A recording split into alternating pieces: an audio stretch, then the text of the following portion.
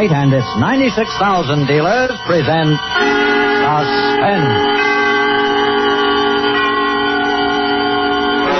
Tonight, Autolite brings you the story of an accidental death and an attempted escape. Death on My Hands, starring Phil Harris and Alice Faye.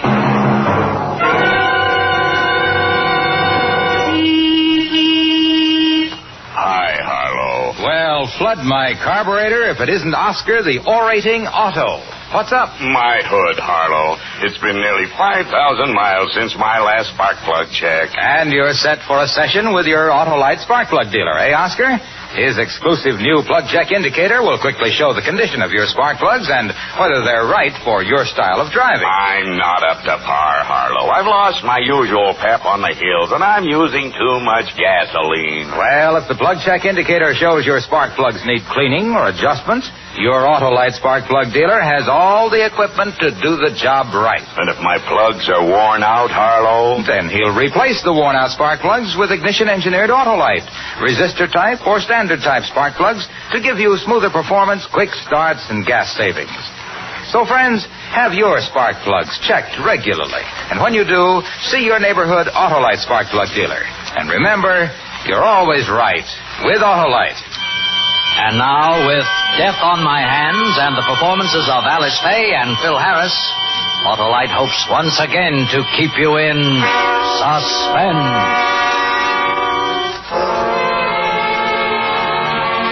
In the name of the town, it won't help any. I don't think I'll even tell you what part of the country it's in. It's just a place in a long valley with 100-year-old elms and hills you can't stop looking at. And the people? Well, maybe they're not much different than anybody else. 2,500 of them. The kids went to schools with big lawns and long walks. And the men walked up Oak Street from the mills right after the 5 o'clock whistle. Some stopped for a beer at Mike's or the Green Rooster or Eddie's Tavern, and some went right on home. Sounds wonderfully ordinary, doesn't it? That's what I thought. Until they tried to hang me.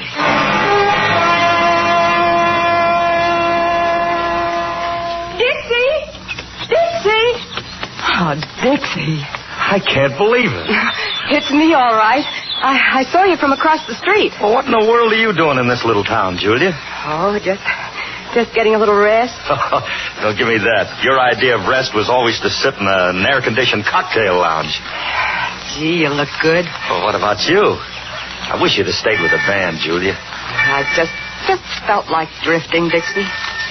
Where did you drift? All over. Ended up with a carnival. A carnival? I saw the posters about you and the band playing for the high school dance tonight. I couldn't believe it. Well, you don't get young doing one-nighters, but you see a lot of country and some swell people. You, for example. Well, how are all the boys? Well, I'm the only one of the original bunch left. No. Yeah. Chigger Thompson went with Kenton. Bill Candoli joined the circus in Cleveland, married a snake charmer. Oh, no. Yeah. And then Squeak Hanley lost himself up with the law in Virginia. You know how it goes. I got all new sidemen now, just kids. Yeah. Things change, don't they? Yeah, they do. Hey, look, Julia, why don't you drop in at the dance? They'd think I was an old science teacher. Nah, you'll knock them dead. No. No, look, Dixie, I want to talk to you. I'm at the embassy, across from the railroad station, the only hotel in town. I'll see you after the dance, outside. And we'll have a sandwich and a drink and a talk, huh? Okay. That's the way you want it. Look, it's the high school auditorium, you know. Uh-huh. Well, I'll see you. Dixie. Yeah? Who's singing in my place now? Me.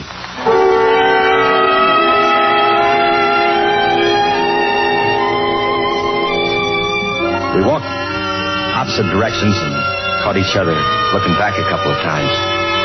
She looked good. And she always had. There'd never been anything wrong with how Julia looked.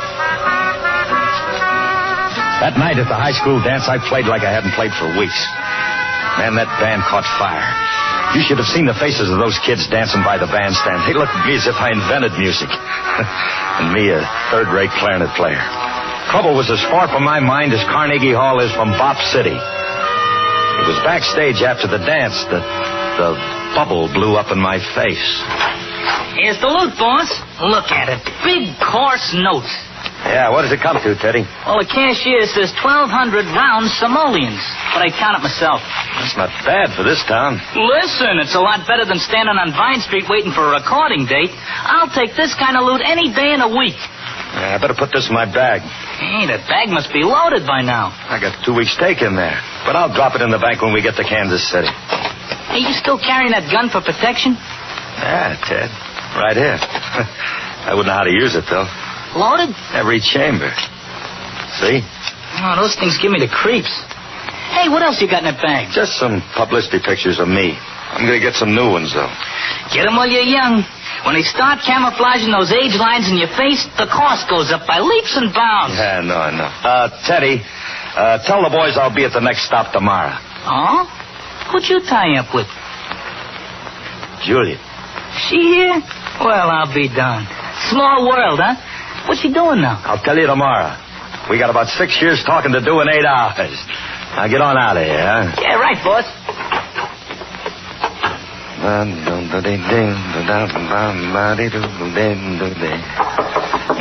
in. I'll be with you in a minute, Julia. I just want... My name isn't Julia. It's Emily. Oh, Emily. Well, what can I do for you? Well, they all dared me to come in and tell you how much we liked your music. Well, bless you. So you liked it, huh? Never had such a good band at our dance before. It was like having Benny Goodman. Well, now, aren't you sweet? I'll tell Benny when I see him. Do you have a picture I could have? Well, I don't have any real good ones, but... Hey, I'll tell you what. You give me your name and address, and I'll send you one autographed. With love to Emily, my prettiest fan. I can see some in that suitcase. No, those aren't any good. They're kind of old. I just gotta get one. They dared me. All right, but don't pull that suitcase, kid. Look out! Oh. Kid! What did you do? She fell to the floor and her head suddenly spotted red. For a moment I was so shocked I didn't know what to do. And I bent over and I picked her up and I ran to find the nearest doctor. I ran almost 4 blocks with people staring at me like I was crazy. I couldn't even feel myself. I was just a thought. Get to a doctor. And I finally did. She died instantly. No doctor in the world could help her. From then on, it was a nightmare. There was only 4 policemen in town, and they were all handling highway traffic 30 miles away because of a big mill fire. I told the doctor and the people who crowded around me that I'd stay in town and face a police inquest the next morning. There was some grumbles and some nasty words, but nobody stopped me from checking in at the Embassy Hotel. But I was there only an hour when I realized I wasn't going to get off that easily. A group of men formed outside the hotel and stood looking up at my window. And then all of a sudden I realized they wanted to lynch me.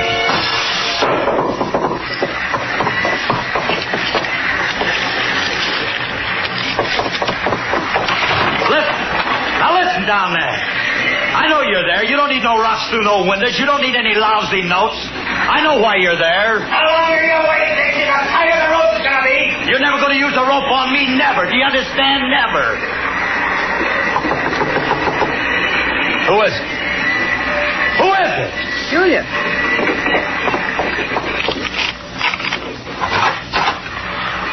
What do you want? Who are you doing all the shouting at? Them. Those people down there. If you can call them people. They threw a note through the window on a rock. They want me for killing that girl. Well, maybe I can help you. What can you do? Don't kick a friendship in the face, Dixie. You never know when it'll come in handy. Yeah, tell me all about it. Look at them down there. Watching the window like hound dogs with a treed possum. Oh, Dixie, why don't you think of something to do instead of just burning off steam? Think. In the past hour, I've thought more than that Greek philosopher did in a lifetime. But it all boils down to me ending up with a tag on my toe. Oh, I wish I could help you. Look, what are you hanging around me for? They might try to do something to you if they find out you've been nice to me. I'll take my chances. I got nothing else to do. Well, thanks. But don't waste your time. I don't think it's going to pay off. You know what? They make me feel like a criminal. They found my car. They did? Yeah, somebody told the manager, what's his name? Abdo. Car's 3 miles north of here in an empty riverbed. Burned to a crisp. The only thing in the world I own. Oh, Dixie, don't let it get you. But how much do they want? Julia, an accident is an accident. That means it wasn't done on purpose. She grabbed the bag, and the gun went off. And she was just a little kid. Oh, Dixie, stop it. You're not doing yourself any good this way. It could happen to anyone. To me, or the people next door, or even to one of them down there. Oh, come on, sweetheart, and sit down here with me. Wait a minute. What is it, Dixie? More of them. And they got guns now. Not just clubs and ropes, guns. Get away from that window. Maybe I don't want to. Maybe I could get them to shoot me from here, and then it'd be over with like that. Get back from that window. Come on. Let go of me. They wouldn't shoot. They want their fun later. Do what I say. You gotta think, Dixie. You gotta think of some way to get out of here. Sorry that girl got killed. Sorry as an honest man can be, but... Well, there's no point in dying to prove it. I think God understands, Dixie. It's just another rock. No, it isn't. Look what the... Oh, never mind, Dixie. It's what you said, a rock. Wait a minute now. It's something else. What is it? Don't hide it from me. Dixie. Give it to me! Oh, shoe. One of her shoes. What are they going to throw up next? Her body? Dixie, let me take it. Let them keep it. You dirty lady! Oh, Dixie. If there was only something we could do. There isn't. When people get like that, there just isn't. Oh, I'm not going to let this happen. I'm not going to... Julia, listen. They're breaking the door down. They're coming in. Oh, we've got to get out of here somehow. Get out? There's no way to get out now. Now go back to your room, Julia. I won't. I said go on. It's too late, Dixie. They're coming down the hall.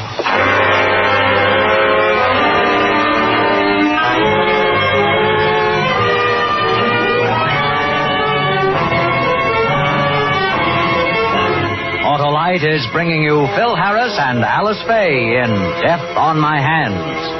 Tonight's production in radio's outstanding theater of thrills, Suspense. Yippee! Why the loud levity, my loquacious limousine? I just visited my neighborhood Autolite spark plug dealer, Harlow. Did he check your spark plugs with the nimble nemesis of nefarious spark plugs, the Autolite plug check indicator? Yes, sir, Harlow, and it showed that my plugs were not functioning properly. So he replaced those worn-out spark plugs with the matchless magic manifested by the multiple magnificence of ignition-engineered Autolite spark plugs. Eh, Oscar? Right, and now I'm giving smoother performance, quick starts, and gas savings. Well, it pays to see your neighborhood Autolite spark plug dealer. He carries ignition-engineered Autolite spark plugs, the world-famous spark plugs that are designed by the same engineers who design complete ignition systems for many leading makes of our finest cars. And I'm off for a spring fling. So long. So, friends, see your neighborhood Autolite spark plug dealer soon. And have him replace worn-out spark plugs with ignition-engineered Autolite, resistor-type or standard-type spark plugs. And remember, you're always right with Autolite. And now, Autolite brings back to our Hollywood soundstage Alice Faye and Phil Harris in Elliot Lewis's production of Death on My Hands. A tale well calculated to keep you in suspense.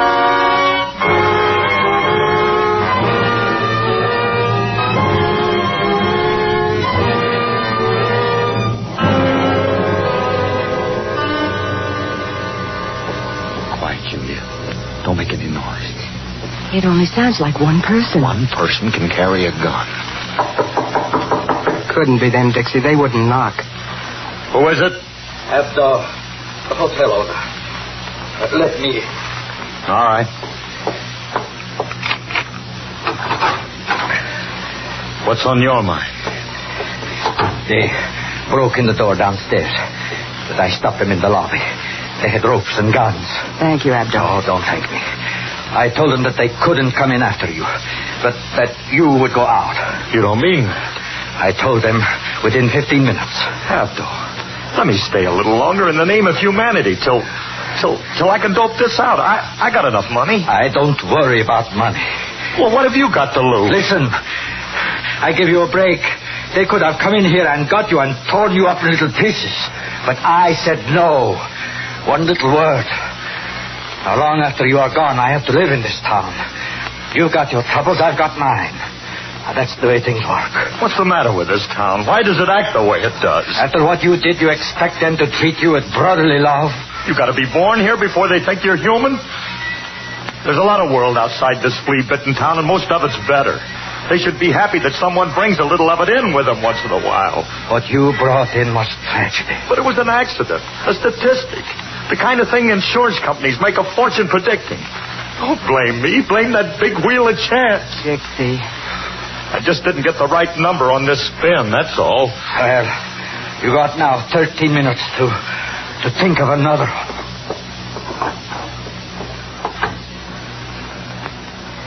What can I do for you, Dixie? Tell me something. Just let me alone.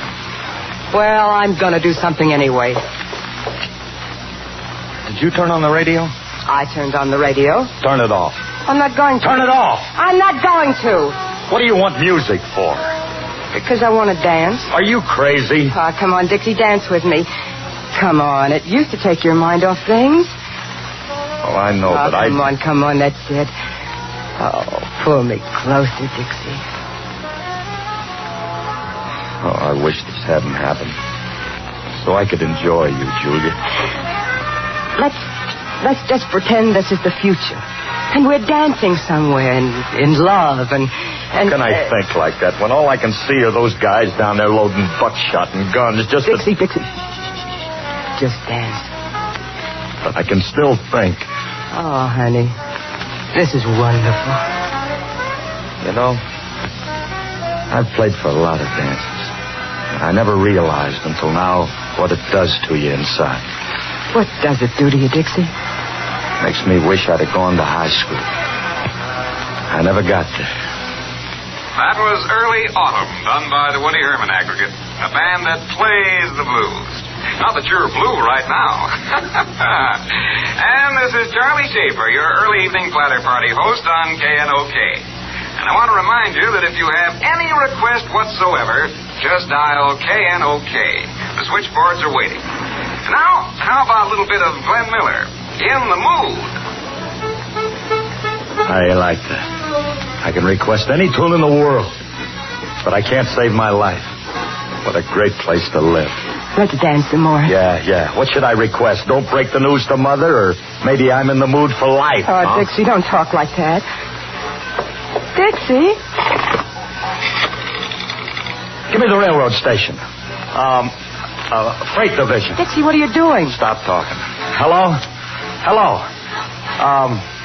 What time does the next freight train leave? Yeah. I have some valuable freight I want to put on board. Oh. An hour, huh? Are you sure of the time? Exactly 1 hour? Well, I guess there wouldn't be time tonight. Thanks anyway. Oh, Dixie, you just couldn't get to that train. It's my only chance, but I need an hour. An hour of safety to get to it. I'll be right back, Dixie. Where are you going? To find a policeman or to talk to those men or to do something. The police are all over in another town. They couldn't get here in time. You just wait here. I'll be right back.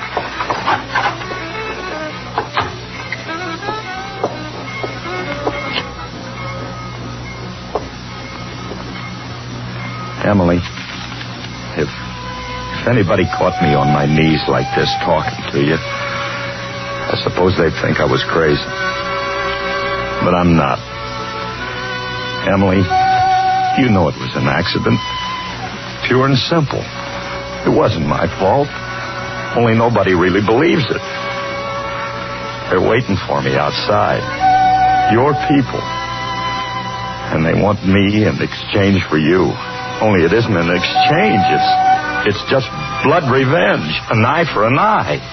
And it doesn't make sense. I know that saying all this will never do you any good.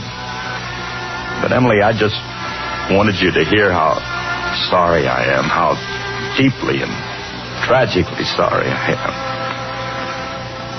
Emily, have a good long rest. Maybe someday I'll meet you in person again and we'll talk about it. And that someday might be today.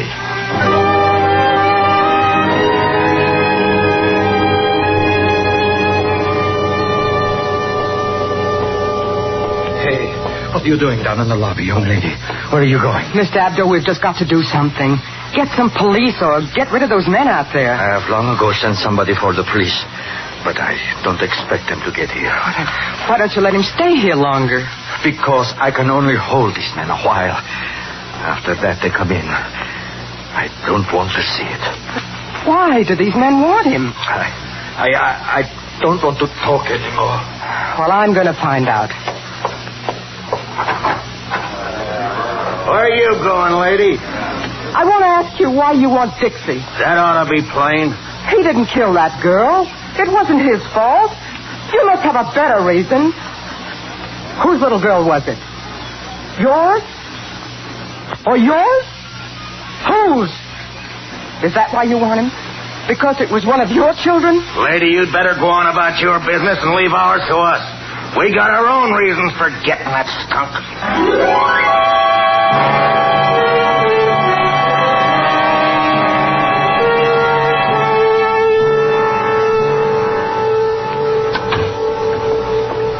What'd you find out, Julia? What happened? Abdo's been trying to get the police. They won't come. Don't worry. How many of their neighbors do you think they'll shoot down to save me? I don't know, Dixie. I don't know. Look, I got 5 minutes, that's all. 5 minutes to walk out of here. And I need an hour. I'm sure the ringleader of that gang was... I talked with him. I'm sure he's the father. Oh, what's the use? I give up. But you can't, Dixie. You can't. What do you expect me to do? Get that door. Let me in.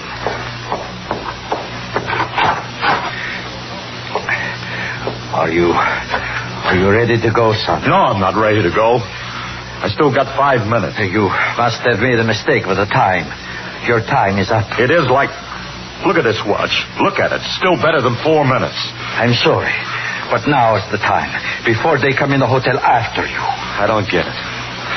I don't get this whole setup. Why did you bother to stop them once if you send me out to them now? I did what I felt I must do. For me, that was enough. Well, I'm not going. Do you understand? I'm not going. They'll have to work to get me. Haven't you done enough to me already? To you? The little girl who was killed was my little girl. Oh. Mr. Abdo, I'm really sorry. I'll go. You won't have any more trouble from me. I'm going with you, Dixie. Here, I'll turn off the lights in the lobby. That's my turn. Shall we take the elevator? No, honey, the stairs. I want to make it last as long as I can. Dixie. Gee, I want to cry. So do I. But it wouldn't help. I'm having trouble enough seeing now. I'll go out with you and fight. Let me, Dixie. You're going to stay right here in this lobby. You said you'd do anything for me, and that's what I want you to do. How are you going to do it? I'm going out. Turn right alongside the building, and then I'm going to run. Run, you hear me? Then maybe somewhere, somehow, I can find help. So long, Julia. Dixie, I love you. Good. Take it easy.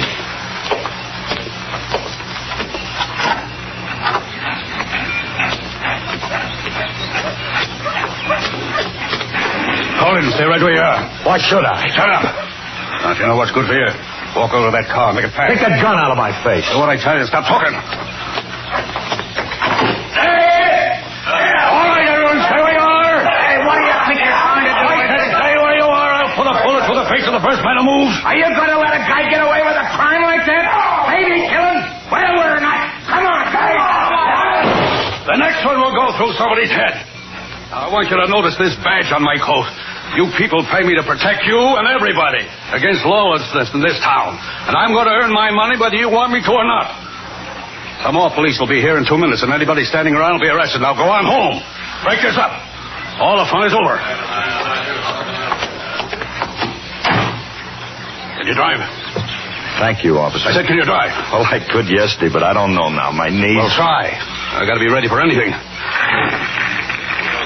Where do I go? The jail. Well, that's all right, mister. You'll be safe there.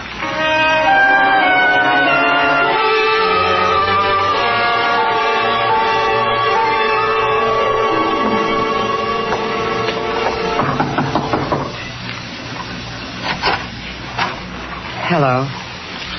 Hello, Julia. Would you care to go and get that sandwich we talked about 1,000 years ago? Oh, I'd love to, Dixie. What did they say? The coroner acquitted me 10 minutes ago. Accidental homicide. Oh, that's wonderful. Well, what are you going to do now, Dixie? Oh, just catch up with the band and drift, I guess. Dixie, I don't suppose I could... Go back with the band? Well, just singing, that's all. You could do a bigger job than that if you want to. You mean it? Sure. Look, here's your wedding ring. You know, I never threw it away.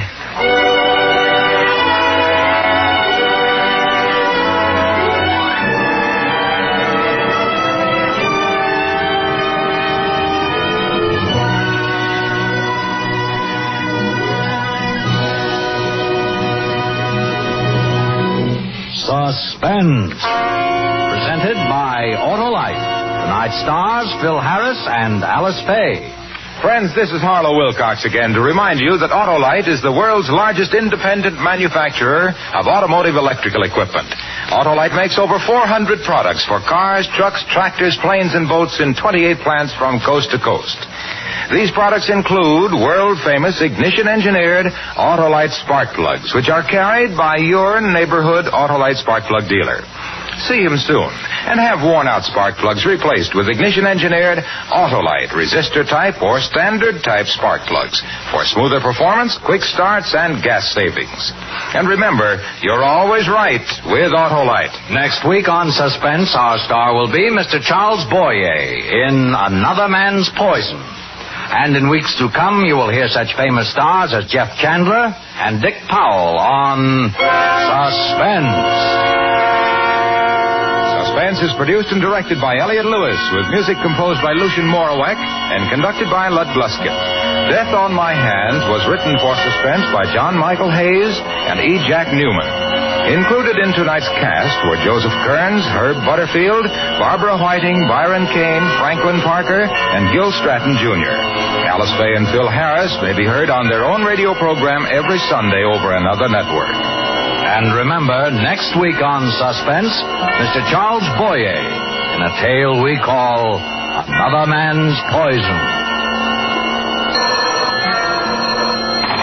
You can buy world-famous Autolite resistor or standard-type spark plugs, Autolite Day-Full batteries, Autolite electrical parts at your neighborhood Autolite dealers.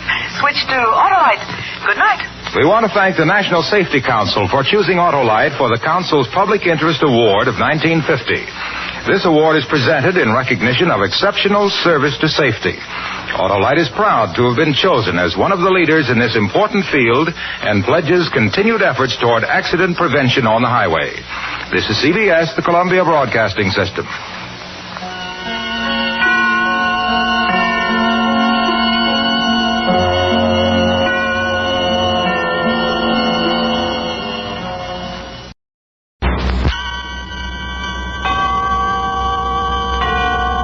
Autolite and its 96,000 dealers present Suspense.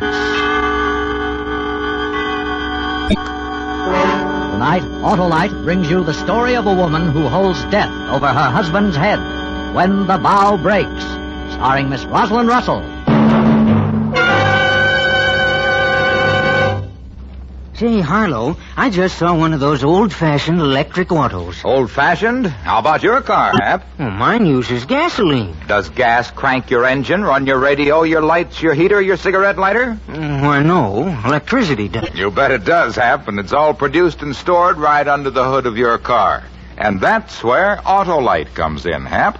because Autolite designs and builds complete electrical systems used as original factory equipment on many leading makes of our finest cars. You mean Autolite makes generators, coils, and distributors, eh, Harlow? They sure do, Hap, with all the units and their thousands of component parts related by Autolite engineering design and Autolite manufacturing skill to give the smoothest performance money can buy. Sounds like a winning combination to me, Harlow. It is, Hap, believe me.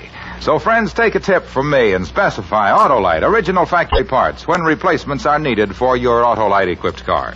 You'll find it pays, because you're always right with Autolite. And now, with When the Bow Breaks and the performance of Miss Rosalind Russell, Autolite hopes once again to keep you in suspense.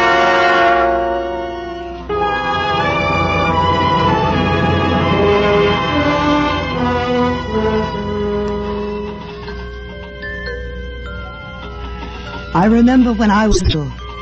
I remember you used to swing me in the garden, and the big maple tree and the rusty squeak as I went up and down, up and down.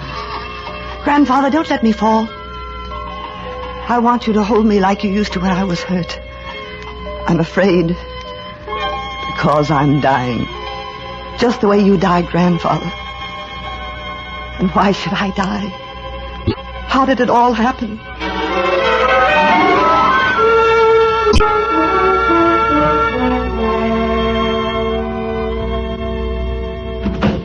This is it, baby. It looks very nice. Oh, Harry, please be careful of my coat. You're dragging it there on the ground. Sorry, Ev. Here, you hold it while I get the key out. I'll get the suitcases later.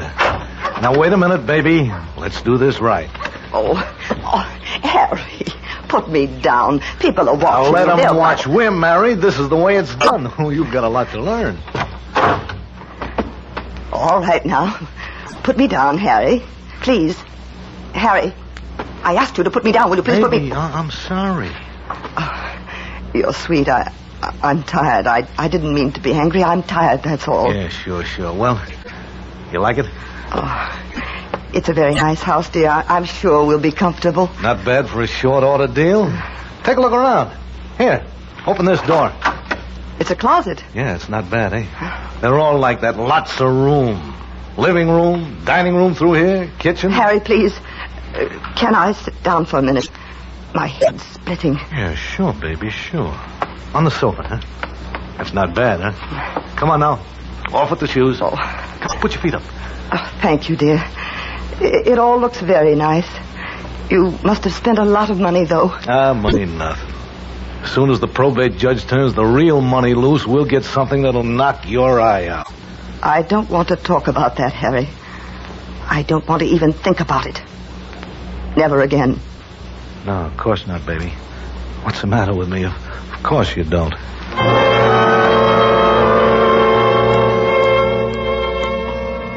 I don't want to think about it, Grandfather.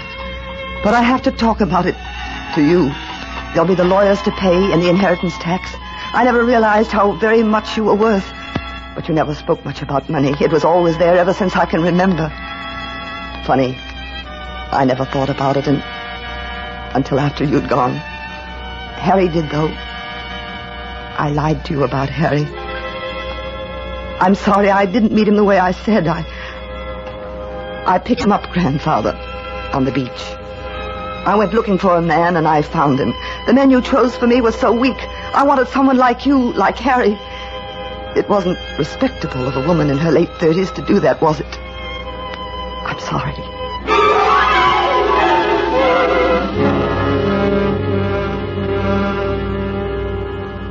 Well, honey, I guess you didn't know that I had a feel for interior decorating, did you? No, I didn't. Maybe when we get the dough, I can... Oh, yeah. I'm sorry, baby. I was figuring maybe I'd go in the business. Harry, how did you know they'd let me go? How did you know all this wouldn't be wasted, or maybe you'd be here with another girl? You're the girl, Mousy. Only you. Besides, they could have pinned it on you. Why, I watched that jury. You're high class. They believed you. Yesterday. I didn't think I'd be married now and in a new house. I thought Oh, forget it. You've been acquitted, and that's it. From here on in... Harry! Baby, you're jumpy. Yes, I'm jumpy. Harry... Relax. Married couples have callers. Probably the next door neighbors. You stay right here. I'll get rid of them. Harry Stryker. Fancy meeting you here. What do you want, Corcoran? He doesn't say glad to see you. He doesn't say come in and have a drink. All he says is, what do you want, Corcoran? We're busy. No statements. No statements? You just got married, did you? You moved into a new house? Your wife beat a murder rap yesterday. No statement? You're news. Harry, make him go away. Harry, please. Mrs. Stryker, well, congratulations on all counts. Marriage, murder, and money. All right, Corcoran, out. Are you kidding? You and Evie are good for 5 or 6 more front pages. You're my babies. My story of the year. I'm going to bounce you. You can beat me to it by walking out, but fast. Why don't you leave us alone? The trial is over. The state is finished with us.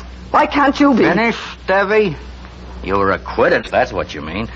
You can never be tried again for the same murder. And please... Not even if you said to me, it might amuse your readers to know, Mr. Corcoran, that I really did murder my grandfather.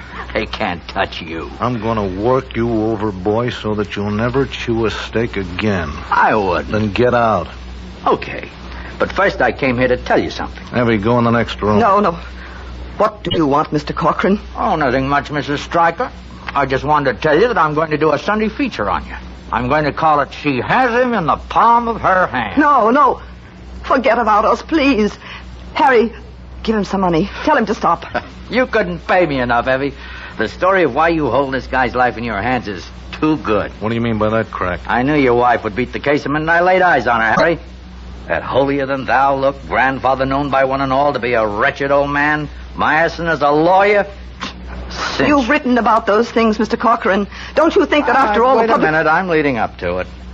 The autopsy showed your grandfather had a disease that would have killed him anyway in a few more months. So, verdict, suicide. Why can't you understand that, suicide? He knew he was going to die. I don't buy it. But I buy this. Harry, you were never brought to trial because they couldn't tie you into it. You had an alibi for the night the old man drank that poison. Yeah, I wasn't there. The DA knew that you're a photographer, among other things, and had access to cyanide, but he couldn't hang anything on you. So you weren't tried for murder. She was. She can't be again. Not for that one. Harry, I'm tired of this. Mr. Corcoran is trying to frighten us, that's all. Will you ask him to leave? Now, hold it, baby. Go on, Corcoran, get to the point. Sure. Well, like I say, you weren't indicted. But you could be, if your wife talked. Talked? But there's nothing for me to talk about.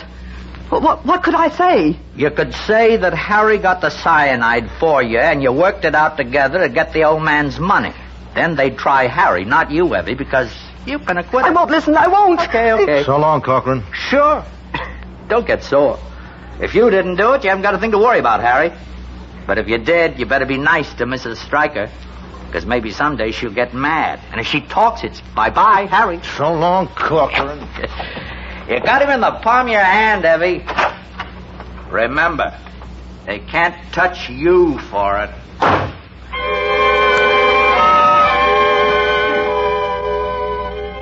When Harry came back from the door, I knew what he was thinking. What that horrible newspaper reporter had said. He wouldn't look at me. He just went to a table and poured a drink. I was afraid of him. I wanted him to hold me and tell me it was all right, like you used to. But he didn't. And then I wanted to run away. Anywhere. Get on a boat, fly, never see Harry Stryker again. Run! Where you going, baby? Well, I need some air. I thought I'd go out. Don't be silly. You don't want to go out there. Corcoran's probably still hanging around. Harry. What is it, Mousie? Harry, it's all right, isn't it? I mean, you don't believe what he said. No, of course not. He's a snooper, that's all. It wasn't the money, was it, Harry? You didn't want me just because of the money. Now, baby. I'm not pretty. I'm not clever. You don't love me, do you? Why should I attract a man like you? It was the money, wasn't it? You're upset, baby. Look, go lie down, will you? It's okay. Everything's okay. Say it. Say you love me. You never have, please. Harry, look at me. Tell me you think I'm pretty.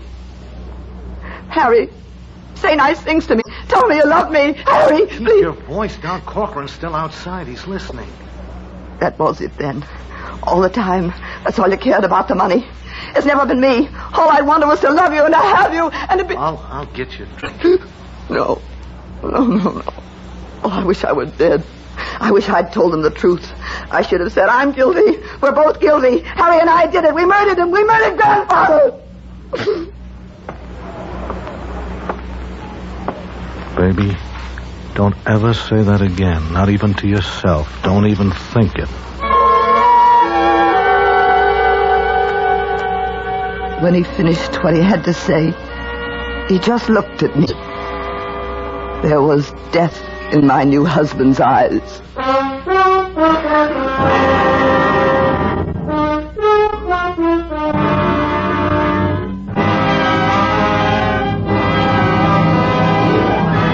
Autolite is bringing you Miss Rosalind Russell with Sheldon Leonard in When the Bow Breaks.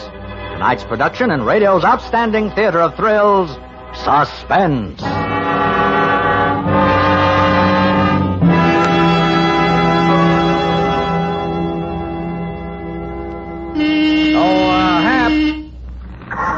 Hey, Hap. Hey, Hap, what are you doing? Oh, why, Harlow. I was just proving to myself how important the Autolite electrical system is to my Autolite-equipped car. Well, it's the lifeline of your car, Hap. And Autolite designs and builds complete electrical systems, including the coil, distributor, generator, and starting motor for many leading makes of our finest cars. Autolite electrical systems are built to give you the smoothest performance money can buy. I'm sure glad my car's Autolite-equipped. Right, Hap. So, friends, because the electrical system of your car is so important to the smooth, efficient, and economical operation of your car, it will pay you to treat your car occasionally to a checkup at your nearest authorized Autolite service station, whose name is listed in the classified section of your telephone book, or at the dealer who sells your make of car.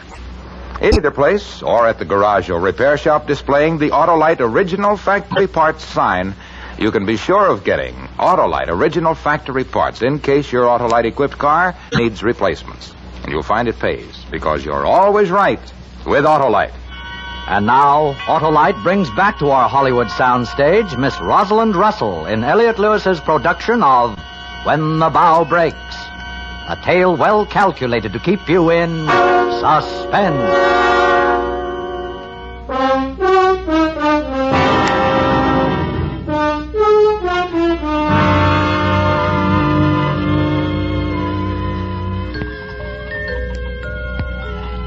I remember the scent of our garden.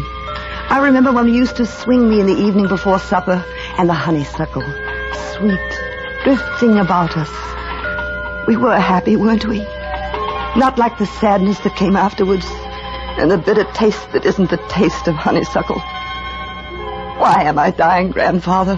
Where are you? Hold my hand, then I shan't be afraid of the dark. Afraid of Harry standing there so close.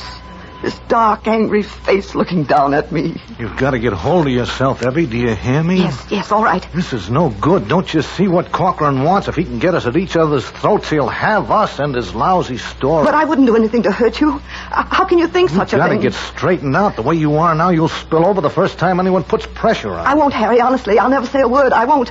I just want to be happy with you. I want you to love me. Sure, baby, sure. But you've got to understand, like Corcoran says, it's my neck now, not yours. We've got to be careful. Harry, maybe if I went away somewhere, alone, maybe I could rest and forget the trial and go somewhere and rest. I'll come back. You wouldn't have to worry about me saying anything. Everything will be all right when I come back. You'll let me go, won't you, Harry? You wouldn't do anything to stop me. Harry! Shut up, Harry! Oh. Cut it out. Oh, honey, I didn't want to do that. You got to believe me, I didn't. When you see what you like, I've got to watch you, take care of you. You hit me. Nobody ever hit me. Ever. It's all right, Mouse. Don't touch me, don't. There, you see, all of a sudden you're afraid of me, and it's just because of that Corcoran guy. Look, you mustn't be afraid of me. We're in the clear, don't you see? It's all downhill now. Your grandfather was already dying, only we didn't know it. So when we did what we did, then luck was with us. So we're in the clear. They couldn't prove anything against you then. They can't now. I've always been afraid of you. I've always done what you wanted me to do. Part of it was because I loved you, but most of it because I'm afraid. You never let anything get in your way. Grandfather was in your way.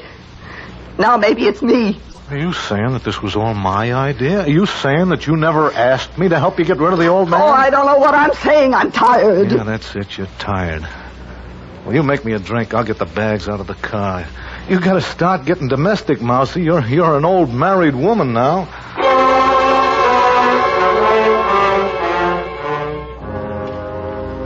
He went out to get the suitcases, but left the front door open. It was too cold to leave the door open. He wanted it that way so that he could see me or hear me if I picked up the telephone. You mustn't laugh when I tell you that in the middle of the living room, standing there, I felt the same way I did when you punished me. When you used to put me in the hall closet and make me stand in the dark with the door closed. I must have been a very naughty little girl sometimes. Is that why I killed you, Grandfather?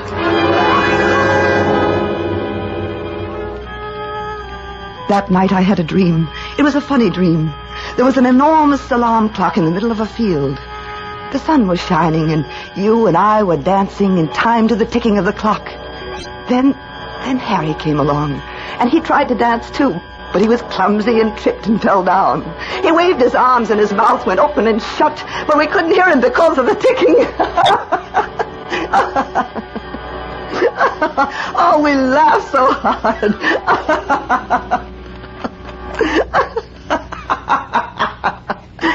What's so funny? Harry. Oh, nothing. No, nothing. It was just a dream. Yeah, well, tell me about it. Well, I can't. I don't remember. It was just funny. You didn't sound like you were asleep. Well, I was. Really, I was. Maybe you figured out a way to tip off Corcoran about me, eh? Maybe that's what was funny. No, Harry, it was a dream. You haven't been kidding me. Why do you think I've watched you every minute? I know what's on your mind. You're wrong. I thought we were happy. With what you're holding over my head? With what you can do to me? Are you kidding? Now, listen. I haven't slept since the trial, and you know why? It's because I'm afraid of you. Every time we go to the store, every time we go out anywhere, I'm waiting for you to run, call the cops. I wouldn't, I wouldn't. I never even thought of it, not since... Not since yesterday? Well, you thought of it plenty then, didn't you? Didn't you? Yes, no. Oh, Harry. Now you're laughing because you figure you can get rid of me. No. No, you're right. Don't kid yourself. I figured out the whole thing. I got us in the clear, and now you want to mess it up. What are you going to do to me? You're going to... I don't know. It depends, baby. Depends on whether you can keep your mouth shut. Why did we do it? Why did we kill him? You wanted the money. No, you don't understand. I wanted to get away from him, and I wanted you. But I'm not away. All right, Mousy, all right. But we did it, and now we've got to follow it through. You didn't want me without the money. You didn't want me at all. Just the money. You don't love me. It happens I do. That's something you can't understand, huh? I've tried to make you believe me, and something like this comes up, and I'm afraid of you. I keep remembering that if you want to, you can send me to the chair. Harry, I wouldn't. I could never hurt you. Don't worry. You won't. I'm going to watch and see that you don't. Now you better get back to sleep.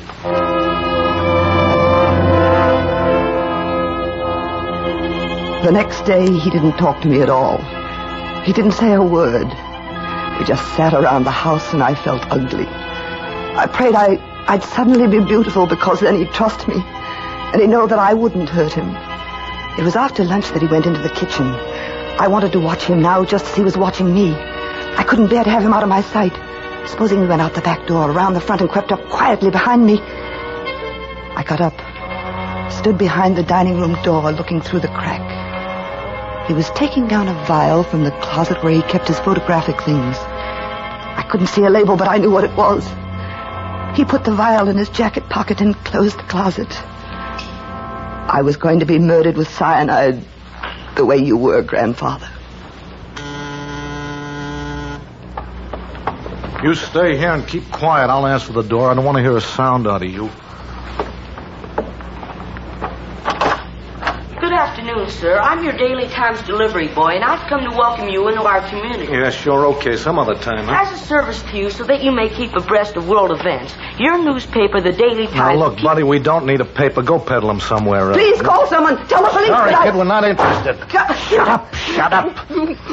I'll get back in the living room. I should have known that... Oh, you crazy... I ought to kill you for trying that. I ought to kill you.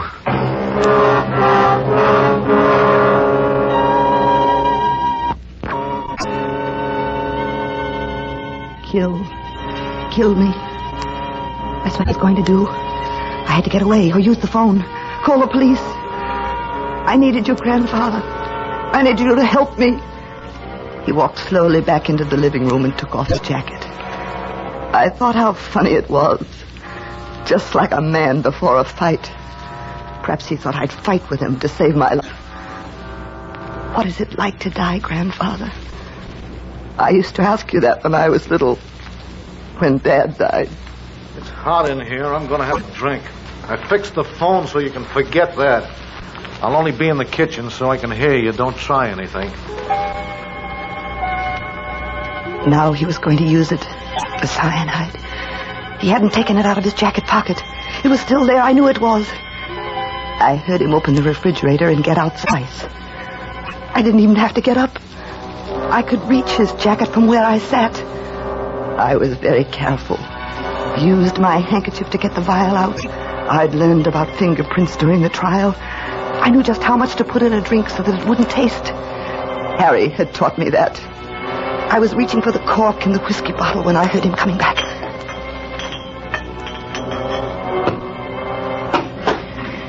We got the ice. He hadn't seen me. He hadn't. I took the cork out of the whiskey bottle and emptied the vial of cyanide into it. That was all. It was done.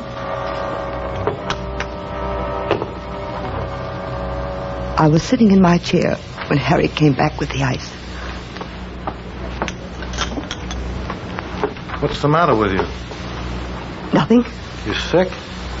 No, I'm all right. Well, you don't look all right. You better have a drink. I don't want any. No, you better. We got to talk.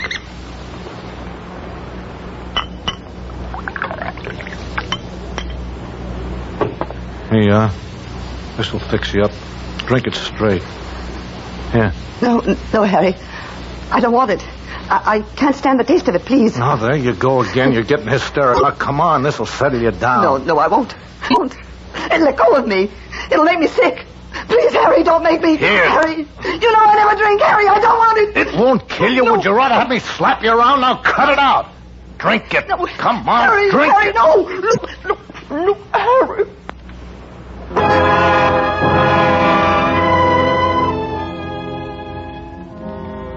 There was a terrible burning, Grandfather. I tried to fight, but I couldn't. And I saw Harry fade away further and further until he was miles above me, leaning down and calling to me. I could see his face, so frightened. Then there was nothing.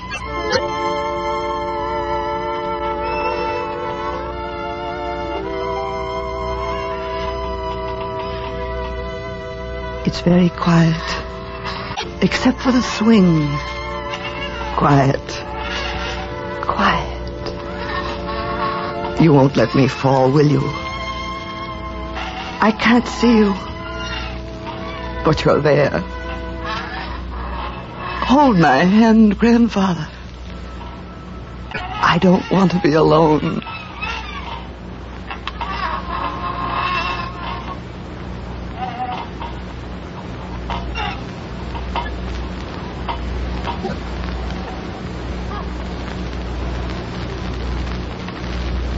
She's gone.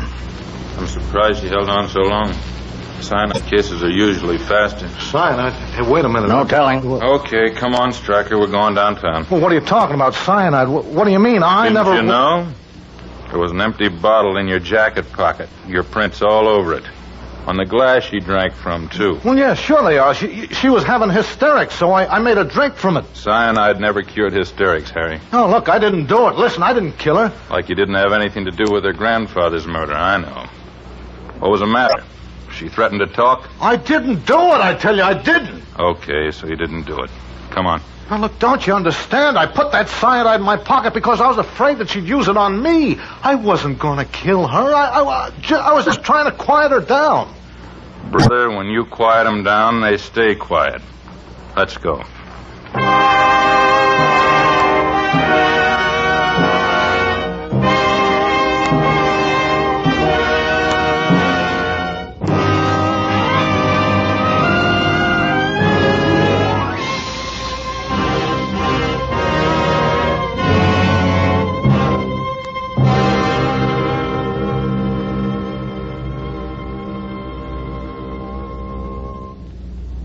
Suspense. Presented by Autolite. Tonight's star, Miss Rosalind Russell. Friends, this is Harlow Wilcox again to remind you that Autolite is the world's largest independent manufacturer of automotive electrical equipment. In 28 plants from coast to coast, Autolite makes over 400 products for cars, trucks, planes, boats, and tractors, including Autolite original factory parts, sold by authorized Autolite service stations, car dealers, garages, or repair shops. Only Autolite original factory parts can assure you of the balance and perfect timing that were originally built into your car's Autolite electrical system right on the assembly line. So, when repair needed, be sure to specify Autolite original factory parts, because you're always right with Autolite.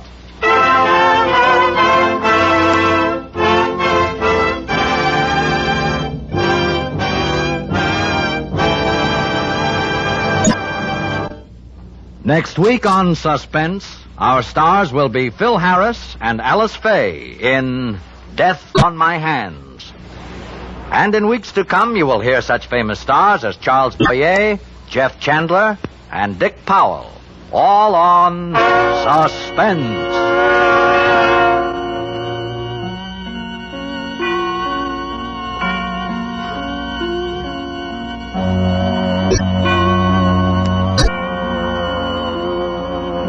Suspense is produced and directed by Elliott Lewis, with music composed by Lucien Morawek and conducted by Lud Gluskin. When the Bow Breaks was written for Suspense by Anthony Ellis, from a story by Sheldon Leonard, who was heard as Harry. Others in tonight's cast were Joseph Kearns, Barney Phillips, and Jeffrey Silver.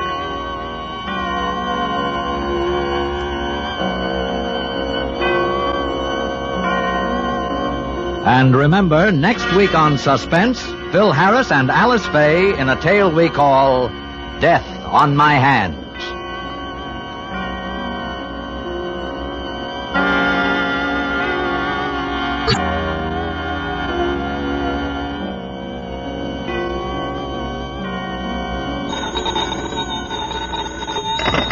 You can buy Autolite electrical parts, Autolite stay-full batteries, Autolite standard or resistor type spark plugs at your neighborhood Autolite dealers. Switch to Autolite. Good night. Children afflicted with cerebral palsy have been given new hope through the study and solution of their problems. United Cerebral Palsy is now making its appeal for funds to fight this crippler. Mail your contribution to Palsy, 50 West 57th Street, New York 19, New York. This is CBS, the Columbia Broadcasting System.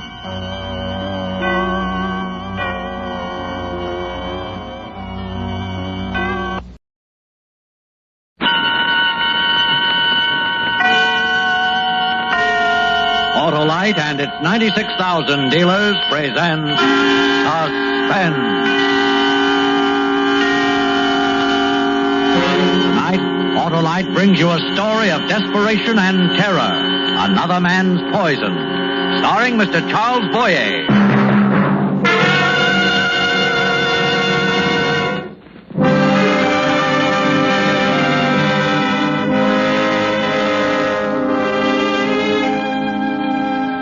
I am Claude Bourget. Regardless of what you've read about me in the papers, money means nothing more and nothing less to me than it does to any other man of moderate income. You must realize that. You must know that I only wanted to give my family every comfort and advantage I could. At least I think that's the reason I hesitated several months ago. At least I hope it's the reason. Because there it was. Wouldn't you have looked at it? Wouldn't you have opened it up? A package, wrapped in brown paper and tied with a heavy cord. Wouldn't you have opened it? And then, all I knew was that I had to get home with it. Quickly.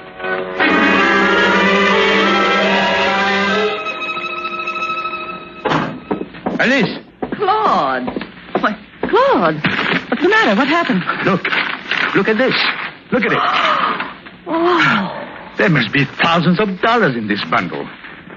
75, perhaps 100,000. But where? How? Oh, I stopped, the way I stop. I stopped for wild flowers for the office. The way I do sometimes. It was there, Must have been there for months. Call the police. You can tell it was there for months by the faded bills and... Police? Why the police? Because it isn't ours. Someone lost it. I don't know. What if I do? Isn't there money? Let anyone with a good enough story come along, anyone, and they would turn it over to him. They wouldn't be out anything. Claude, you have to turn it over to the police. Well, how could we explain it? Well, we'll move away, go to the Pacific coast or something, and... This is our home. The children have their friends here. Our friends. Yes, you're right. It's fine. Just allow me one thing. Let me protect our interest. Isn't that reasonable? To protect our rights? How do you mean? Well, I'll go and see Tom Haskell. All right. But how can a lawyer help? What for? You said all right. You said you would let me look after our interest in this. And then you'll give it to the police. I'll do the right thing. You know that, Alice. Now, give me a satchel. A small one.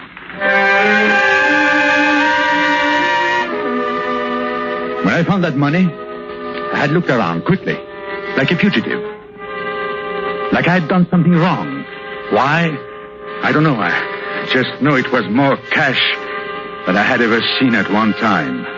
$98,000 is a lot of money, especially to a man who is 46 years old and hasn't made more than $7,000 a year. A man who's screamed and saved like any other man who loves his family. That's why I had to know my rights and responsibilities for my family. Tom Haskell told me it would take 12 months to get the money. 12 months. Well, Claude, either you keep the money in your possession or turn it over to the police. Either one, but with either one, you have to give an affidavit to the police within 3 days. And at the end of a year? The law says it's yours if no one presents valid proof to the contrary. Hey, mister, who is to say it's valid? Who is to say that the proof is strong enough? The police, if you turn the whole thing over to them. Well, don't I have a voice in this? Don't I have any rights? Oh, it's your choice, Claude. Now, look, possession is 9/10 of the law. That's what the book says. I don't have to give the police the money as long as I tell them. Is that it? Is that what you want me to do? You're asking me to tell you exactly what you should do. Well, Claude, I can't. Now, both ways are legal. Both ways are right. What would you do? If I'd found the money? Yes, if you had to decide. I'm asking you as a friend. If you had to decide between keeping it or turning it over to the police. Well, I don't know. No one could know if it's worth the risk. No one but the man who actually had to make such a decision. It is worth the risk. What did he mean? What risk? I had a feeling he meant something evil. I didn't want to hear it. He had given me legal advice. That was all I wanted. I didn't want to hear about risks. Men have taken risks for much less. Much less. But I am a believer in law. Doing everything by the law. You learn that in real estate business. That it is best to do everything by the law. Anything else, Mr. Bourget? Well, I think that's all, Lieutenant. Get all of it, Joe? That one part Mr. Bourget mentioned, the money, I didn't quite get where he was keeping it. Clarify that, Mr. Bourget? Just keeping it. You know what you're letting yourself in for? Now, look, I came here voluntarily, Lieutenant. I came to the police of my own free will. No one said you didn't. But you imply things I do not like. It's not me. I'm sure you're straight because I know you a little. But there are strangers who won't believe you actually found $98,000. There aren't many who do that. But it doesn't take many. Never has. You attempt to frighten me.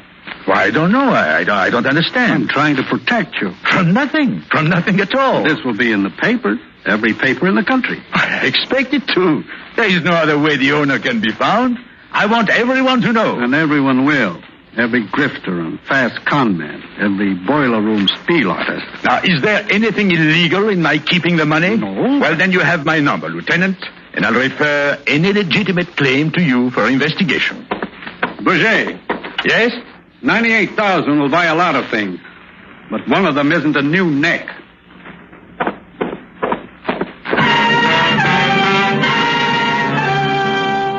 I hated Lieutenant Gaston. He hadn't done anything to me, but I hated him. He had made me afraid. No, he had made me realize I was afraid.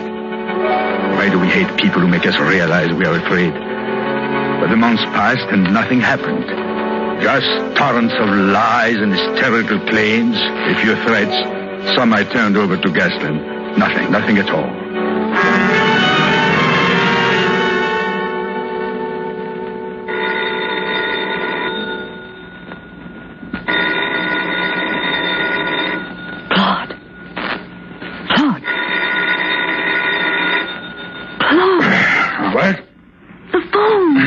What time is it?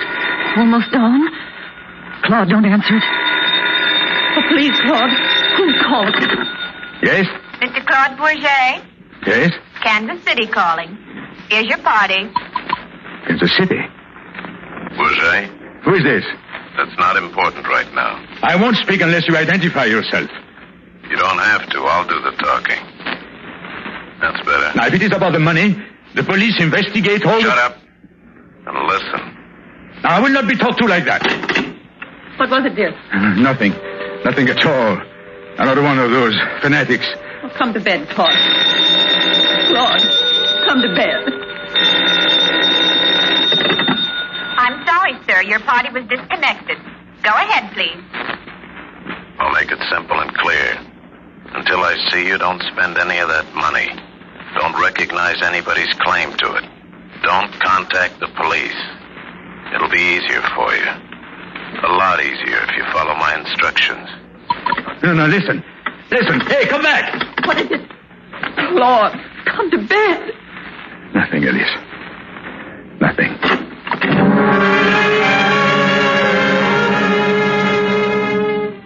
Now, what would you do if you had found something valuable and a crook wanted it? What would you do if a threatening call came in the middle of the night? That's when it's worst. In the middle of the night. If the sun were shining, the voice would not have been so frightening. And then do you know what you do? What I did. I watched each shrub, listened for each car, waited for each sigh of the wind. And as time passed, yes, a month, a whole month, I knew the man was watching and waiting for the safe time to come to me. I became so tense, I even jumped when the mailman walked into my office abruptly. It's you. And they keep coming. There must be about 20 letters in this bag. Any more? No. Funny, you'd think after all these months there'd be somebody to claim it. Really? Well, look at these letters. All of them. All the same. Lying, cheating, blackmail. Not one legitimate claim. Not one. Not even one? What? Claude, you've lived here how long? 15 years? 18 years in this community. That's right. And most people like you.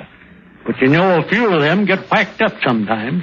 Sometimes they'll let a guy who talks like they do take their silverware.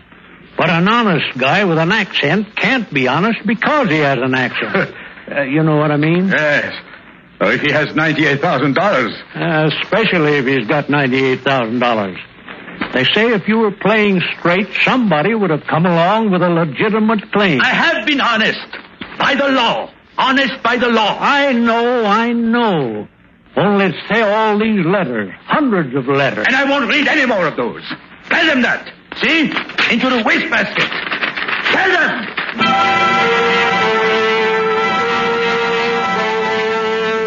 I knew I shouldn't have shouted at him. I knew it. He was a friend.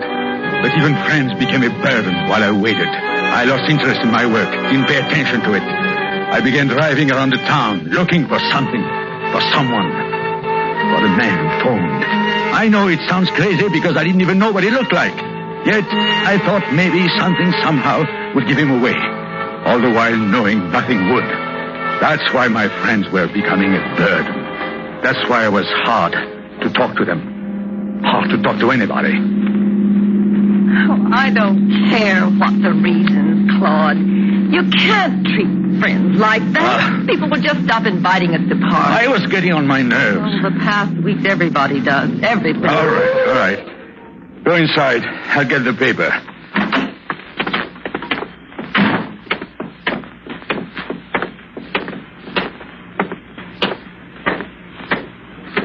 Bourget. Who is it? My name is Chronic. I hope you followed my instructions. Now, if you have a legitimate claim, why are you sneaking around? Keep your voice down. You're frightened, Bourget. That's good. Of you? Now, just tell me what you want. The money. You'll never get it. It's in a bank. Then you'll take it out. You'll never make me. I think you'll want to. Now listen fast, Bourget. A year and a half ago, there was a big upstate payroll job. The money is mine. 400,000. Half of it's been found. Only half. 3 men pulled that job off. One's in South America. No, it belongs to me. And one's in jail. The third one, nobody saw him. So he could be anybody. No. Me, you, anybody. Leave me alone. And that one guy in jail. They wanted him to talk for a long time. He's ready to now. He's ready to say Claude Bourget was number 3. No. That Claude Bourget killed the payroll guard. That Claude Bourget is responsible. I don't believe a word you say. He sent a letter to the police in this town. I'm known here. I'm respected. I'm known. What judge would believe a man just happened to find $98,000 in a field? Come now, Mr. Bourget. What judge would believe that? For years, I'm known here. The man in jail can't say he made a mistake. When I tell him to. Good night, Bourget. I'm known. I'm known.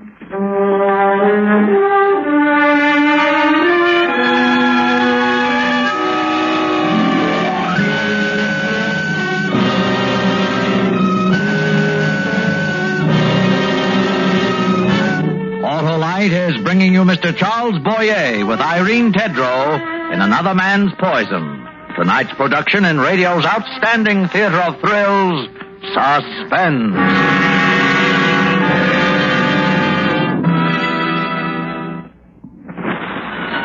And now, Autolite brings back to our Hollywood soundstage Mr. Charles Boyer in Elliot Lewis's production of Another Man's Poison, a tale well calculated to keep you in suspense.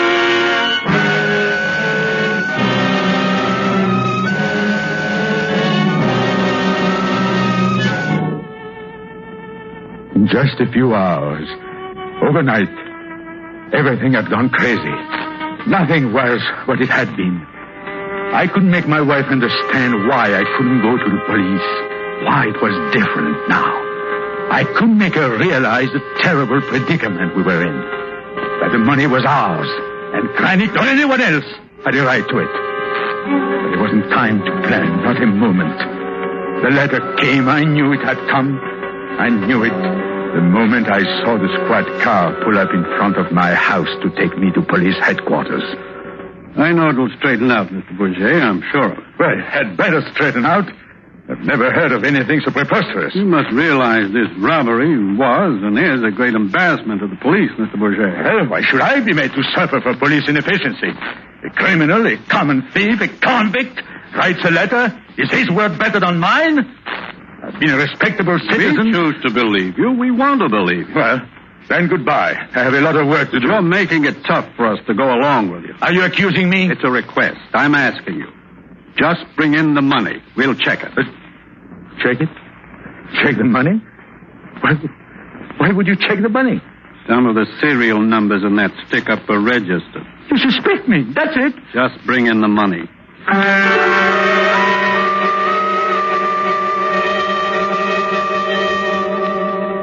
There, Lieutenant. I hope this satisfies you. 5 bills, Bourget. I asked you for all of them. Oh, 5 or 500, what difference does it make? If they are registered, a few can tell you what you want to know. These are the old bills. You're not being very cooperative. Wait for some new bills? Well, just check the serial numbers. I've had enough of this inquisition. Okay. Well, what is it? They're not listed. Now let me alone. Sit down. What? I said sit down. You don't seem to realize your position, Bourget. Don't try to intimidate. Where's the paper the money was wrapped in? The paper? Where is it? Well, I don't know. Burned? Maybe. How should I know? Why? Why should I know? Why should I have kept it? When you first found the money, you saw your attorney before you came to me. No, wait a minute. Why'd you do that? I don't have to tell you. You don't have to, true.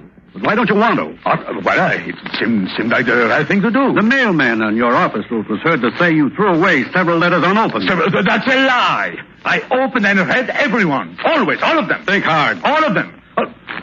Well, yes, except one day. It was nothing. It was this kind of idiotic talk which made me do it. Why should a man in jail named you as one of the hold-up men he pulled up a job with?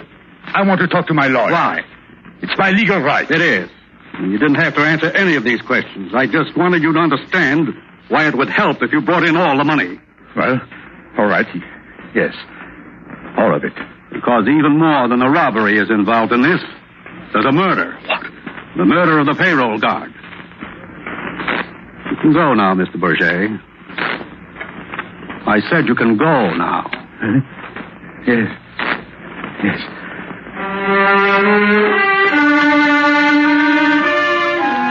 A paper bag no one would keep, I also threw away. As any man would see a lawyer first, I too saw one. As any human being would have become angered, I tore up the letters. But these all meant something else when Gaston put them together. They meant I too must add them up and find the perfect answer. It had to be perfect.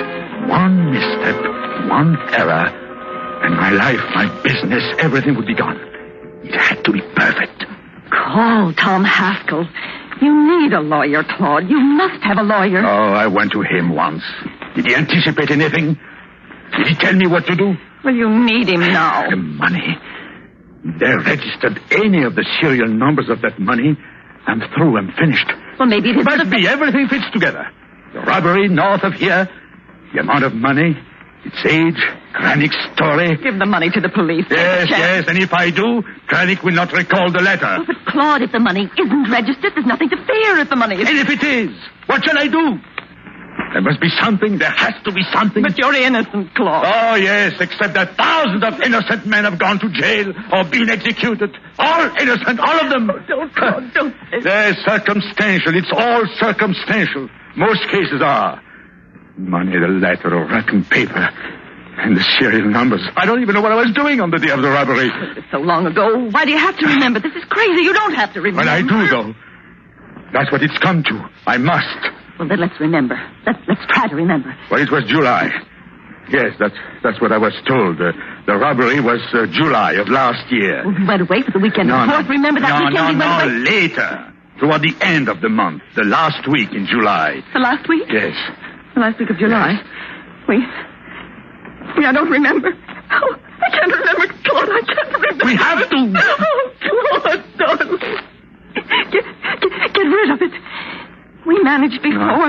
We had what we wanted. No. Get rid of the money. It's too late. Don't you understand? It's too late. The newspapers. What? The newspapers. The newspapers from that date. The exact date. Everything would be in them. If I saw them. Yes. You'd remember when you saw them. You would. I'll be back in an hour. Now, don't answer the phone or the door until I get back.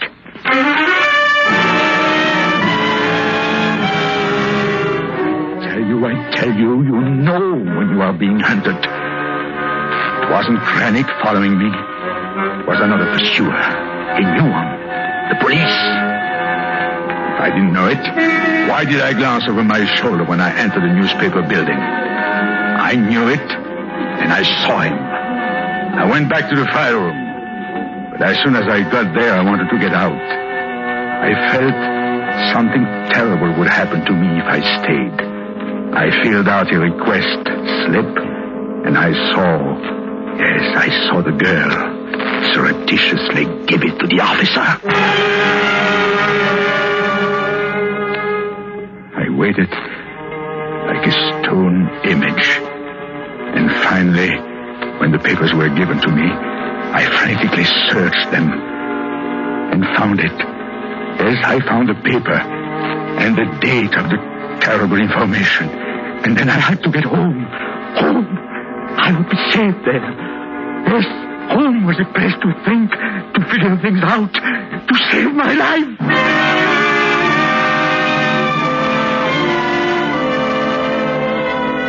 Are you sure, Claude? Yes. Are you sure someone was following you? No, I've seen him before. I know it was a detective. Oh, you're too upset. You think he was. You imagine. I tell you, the police are after me, too. No, Claude, they can't. A year and a half. They've waited a year and a half to get anyone for that holdup. Didn't seeing the papers help? Certainly, lots. You remember? Do you remember? What? That week, the Laval farmland I went to see about. Well, I don't understand. Upstate. I had to go upstate that weekend. Oh, no. Yes, of all weekends, that one. I had to go upstate that one. What can we do? The money, it's the only proof. The only real proof. They'll find it. No, they won't. They'll search. They'll never find it. Give it to Kranich. Give him the money. Kranich? But he's the only one of the 3 murderers who is alive and free. Do you think he would let me live for 24 hours once he had the money? Then burn it.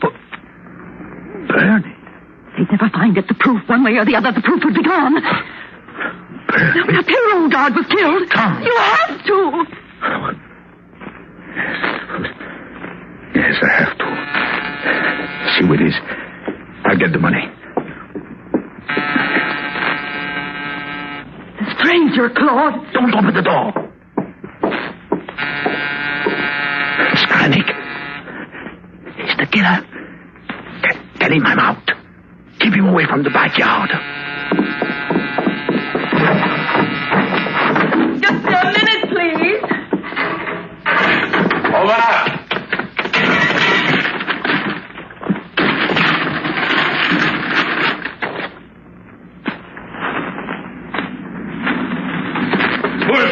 He has a gun, Claude, a gun! Don't burn it! Put it out, you idiot! It's gone, Kranich, it's gone! Out of my way! Let go!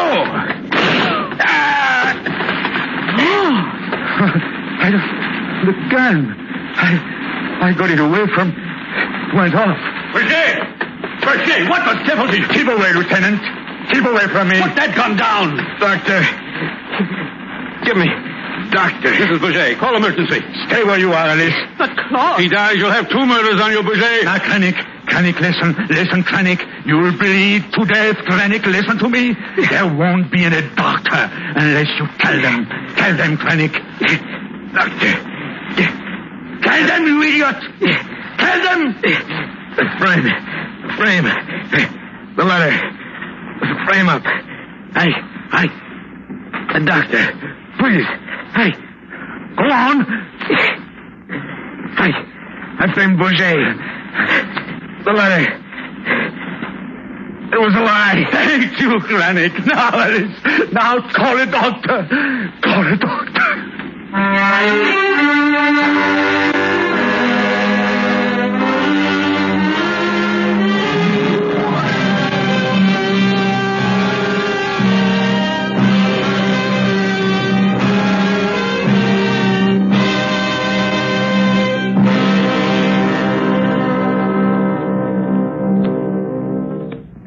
Suspense.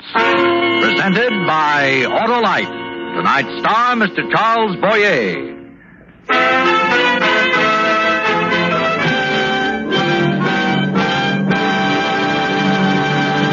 Next week on Suspense, our star will be Mr. Jeff Chandler in Fresh Air, Sunshine, and Murder. To be followed by Mr. Dick Powell in Overdrawn on Suspense. Suspense is produced and directed by Elliott Lewis, with music composed by Lucien Moraweck and conducted by Lud Bluskin. Another Man's Poison was written for Suspense by Arthur Ross. In tonight's story, Irene Tedrow was heard as Alice and Paul Frees as Kranich. Featured in the cast were Herb Butterfield, Joseph Kearns, Truder Marson, and Russell Simpson. Portions of this program were transcribed. Charles Boyer may soon be seen starring in the Paramount picture Rage of the Vulture. And remember, next week on Suspense, Mr. Jeff Chandler in a tale we call Fresh Air, Sunshine, and Murder. You can buy Autolite Stay-Full batteries, Autolite standard or resistor type spark plugs, Autolite electrical parts at your neighborhood Autolite dealers. Switch to Autolite. Good night. This Saturday is Armed Forces Day, the day on which America pays special tribute to the active members of her 5 services. The men and women of our armed forces deserve our deepest gratitude. We salute them as America's finest citizens. This is CBS, the Columbia Broadcasting System. KNX Los Angeles.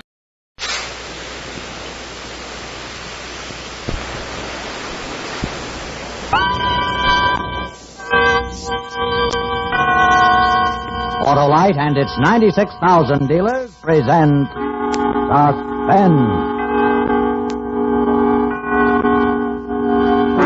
Tonight, Autolite brings you the story of a man who would live as long as he kept talking.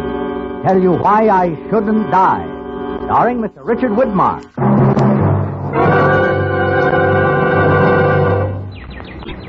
Hi, Hap. Spring fever? Yeah, Harlow. I just can't get going. Well, too bad you aren't Autolite Stay Full battery, Hap. The battery that needs water only 3 times a year in normal car use. Some starter, eh, Harlow? You bet, Hap. Thanks to its rare, right, and rugged pep and power. And what's more, it gives longer life, as proved by tests conducted according to accepted life cycle standards. You mean that, Harlow? I sure do, Hap, because the Autolite Stay Full has fiberglass retaining mats, protecting every positive plate to prevent shedding and flaking, and preserve the power that's packed into that paramount provider of perfect propulsions. You sure pep me up, Harlow. So, friends, see your neighborhood Autolite battery dealer and ask him for an Autolite Stay Full battery, the battery that needs water only 3 times a year in normal car use. And remember, you're always right with Autolite. And now with Tell You Why I Shouldn't Die and the performance of Mr. Richard Widmark, Autolite hopes once again to keep you in suspense. All right, Nat. Make you a pitch. I got time. Charlie, it's good to see you, Charlie. How about a drink? Is that the best you can do? You with a big mouth offer me a drink? Haven't you got a pitch to hand out? How you're pure as the driven snow and everybody else is wrong? Oh, come on, sell me a big order, Nat. Because I got time. Plenty of time. I gotta wait till the cops get here, don't I, to make everything perfect for you. We got lots of time, Nat. Now, listen, Charlie. Oh, that's no routine. Please, Nat, give me the routine. Make me mad, real mad. Charlie, you're a friend of mine. For friends, I haven't got a routine. You always got a routine, Nat. You're a pitch man. Pitch. All right, Charlie. You've come in here to kill me. You got a gun, you stand there, the gun's pointing at my head. Everything's just dandy. You're going to kill me. And why? Because you claim I broke up you and your girl. I ruined your life. And before you die, you're going to kill me. But you're not sure. You're not sure you got all the facts. You're not sure you didn't get everything twisted up. The fact that you're not shooting ought to be proof that you're willing to listen to a little logic and a little reason, and that's exactly what I'm going to give you. Now, Charlie, I want you to go back a few weeks. Back to that night when you and Eileen were in her dressing room.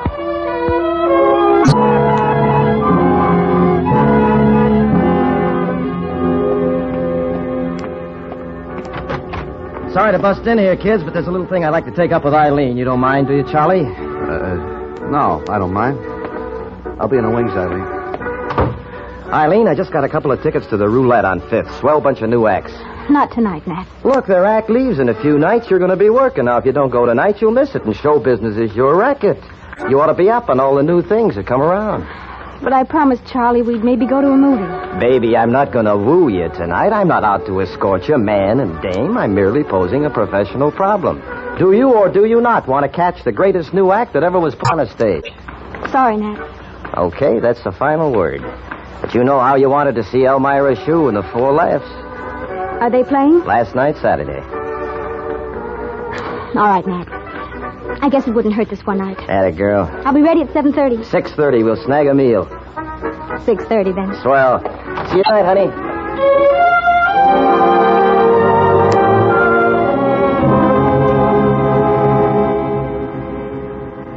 Now, it's true, I took her out. Just a second now, Charlie. Put that gun down for a second. Let me finish. That's it. You see, it was a purely professional evening as far as intention is concerned.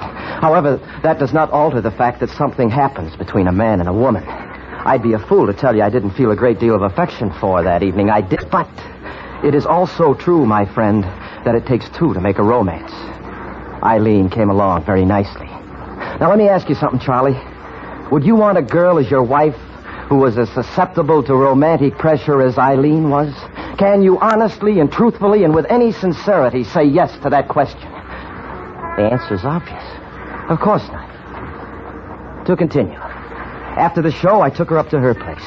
We had a drink. She turned on the lights. She turned on the radio. She did, mind you. I just sat there. And she came over, sat down next to me.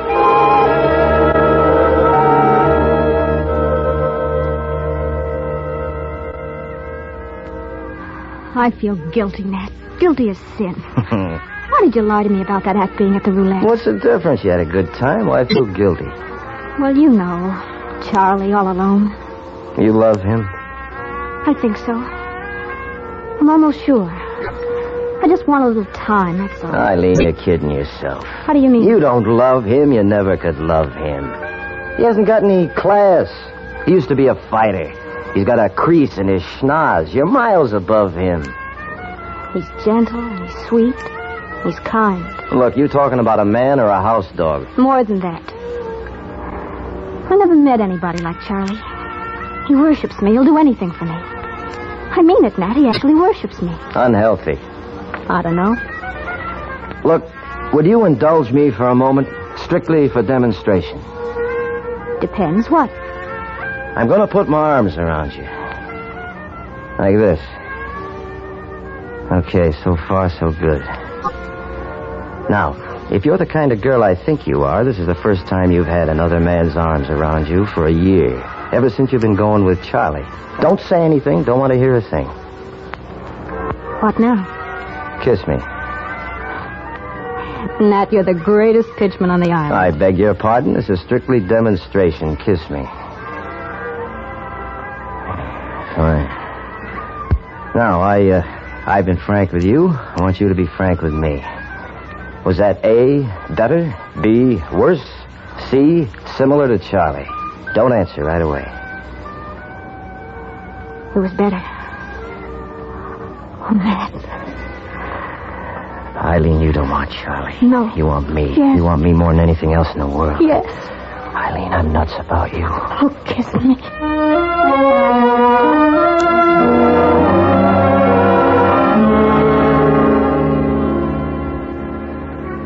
Now, Charlie, would you consider me a well-adjusted individual if I went into that apartment and failed to make love to Eileen? Would you believe me if I told you I tipped my hat, said goodnight at the door? Certainly not. Now, I could lie to you, Charlie. I could hand you every story in the book. And what would it get me? A bullet through my head, right? Right. Therefore, you're going to get the truth.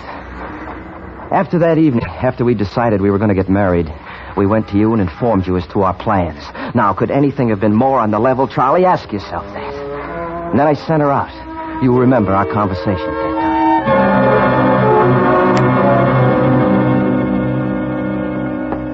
I'm going to break your neck. Hold it, Charlie. Now, you listen to me. Eileen and I are in love. We've been in love for a long time. We're going to get married. You work your spiel on you and your fast talk. I'm going to shove that fast talk right down your throat. Charlie, sit down. Have a drink. Calm down. Now, you want to suffer? Living your life with somebody who could never love you? She told me she loved me. She told me, she told you. She didn't know herself. She was trying to let you down easy, Charlie. Now, it's tough. It's very difficult to accept the news. I know. I've had it myself time after time. But, Charlie, a little pain now is 1,000 times better than a lot of pain later. Agreed? What are you trying to do? I'm trying to tell you, Charlie, that you almost made a big mistake. That girl is not for you. She never was for you. Eileen is a showgirl. Why, if I told you... Listen to me, Charlie. I happen to be the same kind of no-good type that she is. I am. That's why we go well together. I'm nothing but a Coney Island pitchman. That's all I am, a nothing, a nobody. But you've got something, Charlie. Something called heart. No, Charlie, you're way too good for our kind. I can't understand it. I can't understand it. I had it all figured out. You mixed me all up. Matt, is it true, all those things you said about her? Every single word. Charlie, we're too old to lie to each other. We've been friends too long. I never knew. I never knew. Now, don't worry, Charlie. The right one will come along. I'll be there to give my blessings. All the luck in the world, Charlie. You're a great guy. Much better than we'll ever be. Thanks, Nat. You're all right.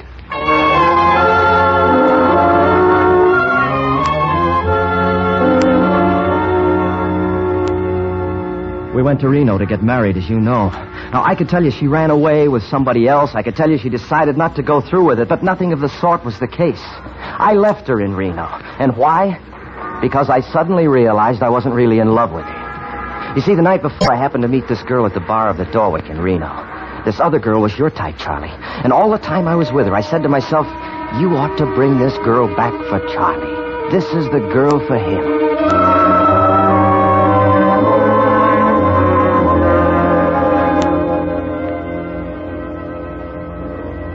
9:30. Thanks.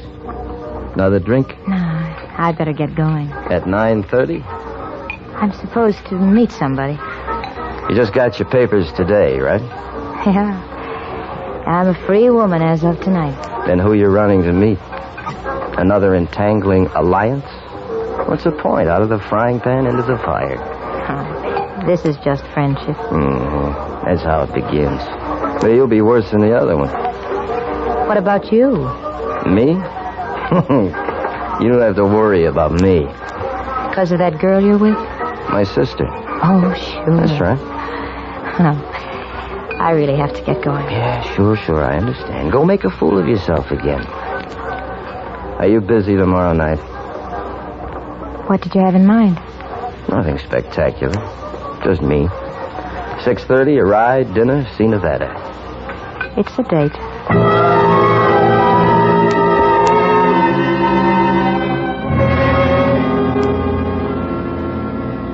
So we traveled around. Sure, I knew she had money. I'm no fool, Charlie, but you can't buy affection for money. That's one thing you learn in life.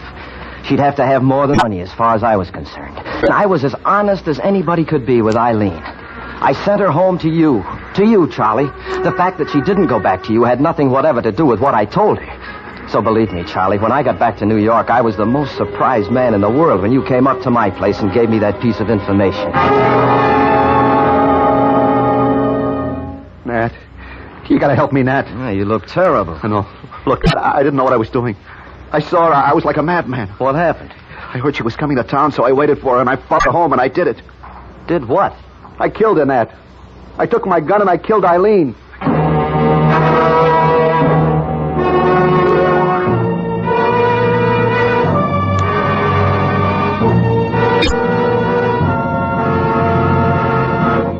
Autolite is bringing you Mr. Richard Whitmark in Tell You Why I Shouldn't Die.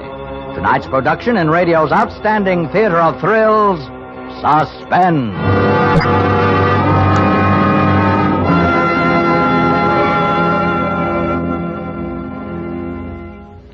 Say, Harlow, what rhymes with June besides moon?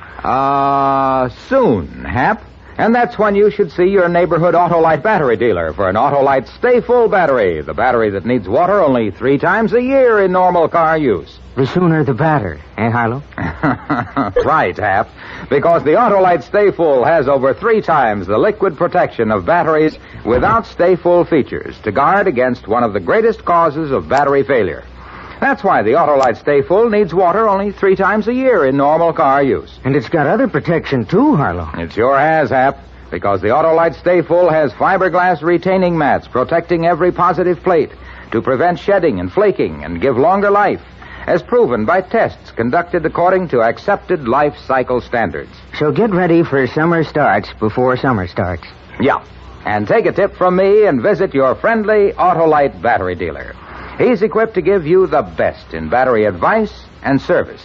And he's got your Autolite Stay Full battery, the battery that needs water only 3 times a year in normal car use. Remember, you're always right with Autolite. And now, Autolite brings back to our Hollywood soundstage Mr. Richard Whitmark in Elliot Lewis's production of Tell You Why I Shouldn't Die. A tale well calculated to keep you in suspense.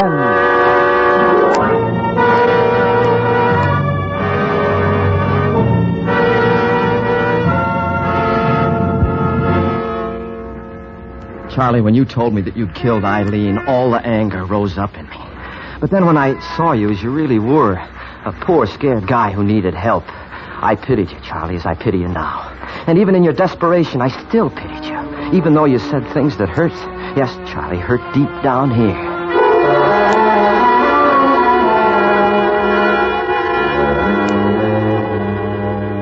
You made me do it, Nat. I'd never have done it if you hadn't made me do it. Now, that's no way to talk, Charlie. Nat, you've always been my friend. You were the one who told me about her in the first place. You've always been the best friend I had, Nat. You gotta help me. Charlie, you're not going to like what I'm going to tell you to do. I can't give myself up. They'd kill me. They'd try me for murder. Charlie, there's no other choice. There is. A friend of mine owns a boat. Now, the same friend of mine, he told me that you were going with a girl in Reno who had some money. You got some money, Nat. Give me $500. Look, I don't know where you're getting your information, Charlie, but I went out with this girl strictly because I liked her. Money had nothing to do with it. She never gave me one single solitary cent. And besides, do you think I'd allow you to become a fugitive?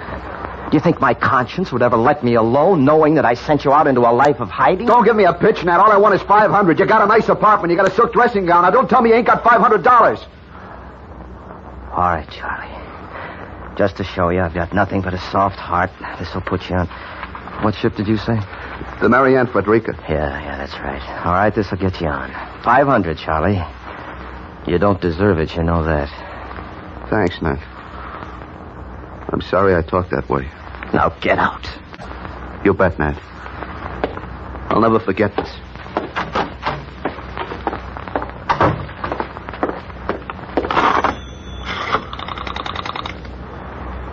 Hello, operator.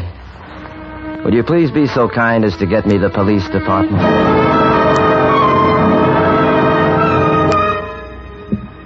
Wait, Charlie. Please give a guy the right of explanation.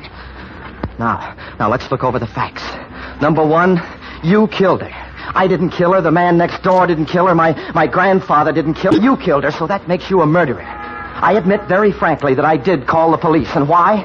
Because I knew that if you ran away, they'd get you, Charlie. You'd be already convicted. You wouldn't have a chance. So you see what I did, Charlie? I took my life in my hands just to give you a chance at your trial, taking the chance you'd think I was a double-crosser.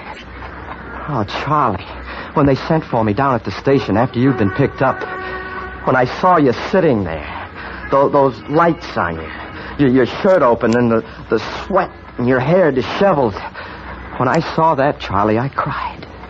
You didn't see that, did you? Well, I did, Charlie. Tears were running down my face. And ordinarily, I'm not known as a sentimental man.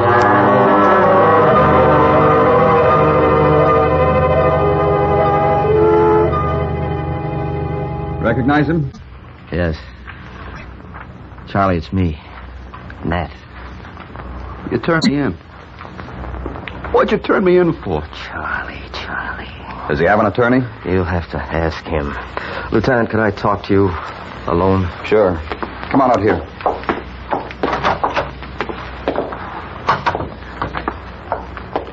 Lieutenant, I've got a young lady waiting for me, so I've got to rush. That is, if you don't need me anymore. Well, just a few questions. Sure thing. But before you begin, could I make a small statement? It may be repeated in court. That's just what I want.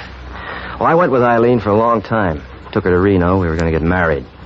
And she came back here when we decided not to go through with it. I was going with this other girl, Barbara. We're in love. I had nothing whatever to do with the crime. All right.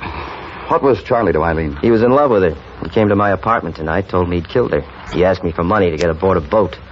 I gave it to him to save my own life. I saw he was desperate. Then I called you. That be all? That'll be all for Charlie.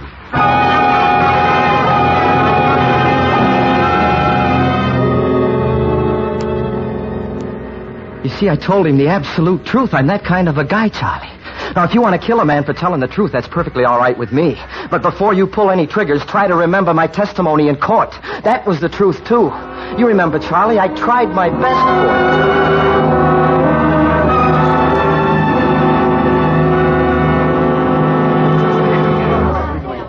And now, Mr. Driscoll, will you tell the court what your relationship was with Miss Eileen Bishop? I certainly will. Be more than happy to. It was love. I loved her, she loved me. It was that simple. But things like that break up. You made love to her when she was engaged to the defendant? She made love to me. But you acceded to her advances. Mr. Bjornson, Eileen was a very lovely girl. But if for one moment I had even one inkling that she loved Charlie, the defendant, never for a moment would I have considered forcing myself into such a relationship. Mr. Driscoll, you're a salesman, aren't you? A pitchman. I sell gadgets at Coney Island. You're a pretty fast talker, aren't you? I plied my profession since I was a boy. My father was a pitchman. Did you ever sell the defendant anything? No, sir. I don't sell merchandise to friends. On the contrary, Mr. Driscoll, you sold the defendant the biggest bill of goods of your life. That will be all.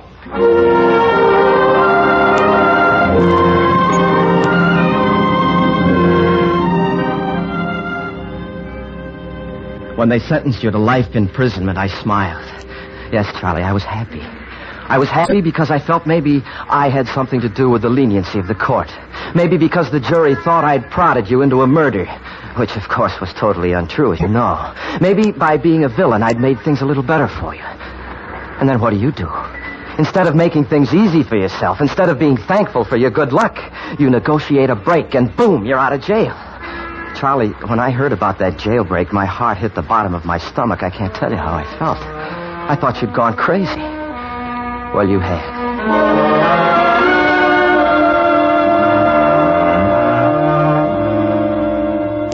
What are you going to do, Nat? I gotta get out of town, Barbara. He'll be after me first thing. He knows he'll never get away with it. He wants only one thing, to get me. I can call for reservations. We can leave on the next plane. Yeah, that's the best thing to do. Get out of here till I get him again. I don't know what I'd do if anything happened to you, Nat. Ah, you're wonderful, honey. You get packed. I'll phone for the tickets. No, I got a better idea. Car. We'll be free to go places. Whatever you say, Nat. But please, let's hurry.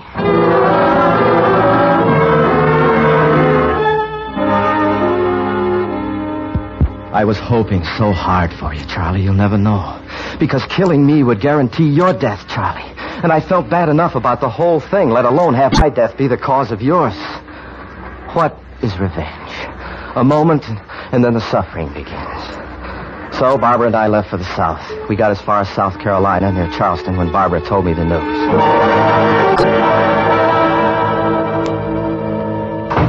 I just heard it on the radio, Nat. They got him. They did? In New York City. Just picked him up. Oh. Darling, we're safe. Yeah. Boy, that's a big relief. I was really scared there for a while. It's all over now, honey. Yeah. We can go back home. That's right. It's all over. Come on, let's get out of this hole.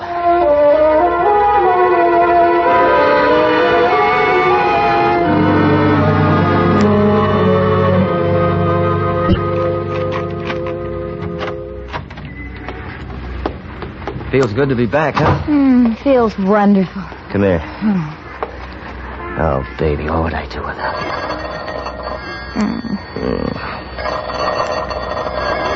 Let it ring. Might be important. Don't move. Yeah? Oh, yes, Lieutenant. Well, I got a promotion. The last time it was sergeant. Is the same one that was there last time there this time?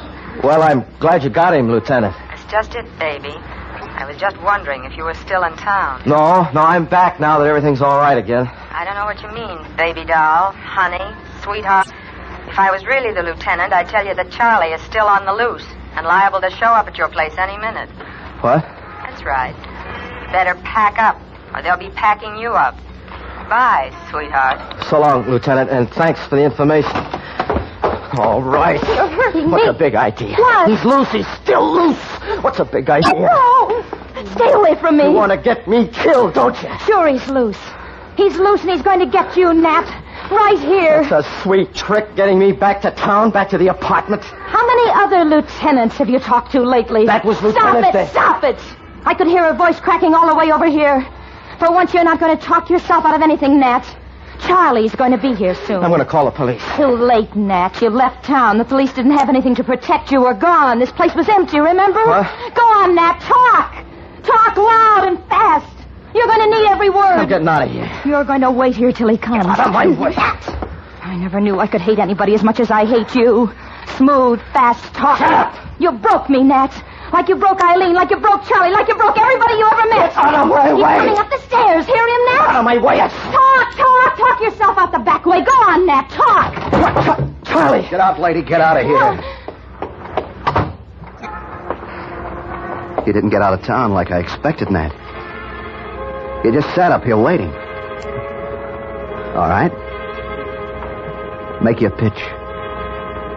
I got time.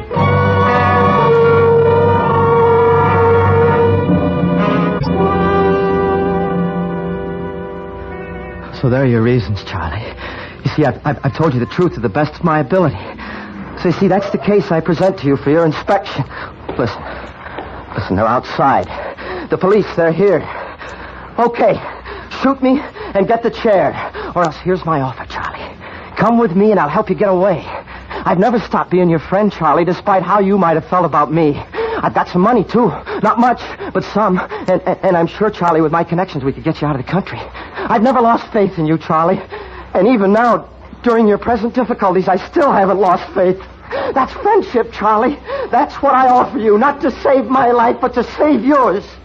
Because, Charlie, you can shoot me down dead. Right now, blow my head off. But I'll die loving you, Charlie. Loving you with my dying breath. You through, Pitchman? Yes, Charlie. I'm through. No dice.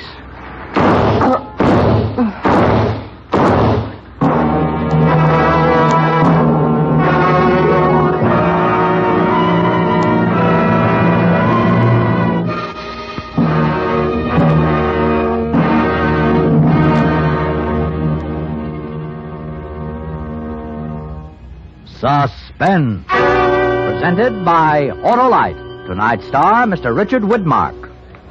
Friends, this is Harlow Wilcox again to remind you that Autolite is the world's largest independent manufacturer of automotive electrical equipment. In 28 plants from coast to coast, Autolite makes over 400 products for cars, trucks, planes, and boats, including famous Autolite Stay Full batteries carried by your neighborhood Autolite battery dealer.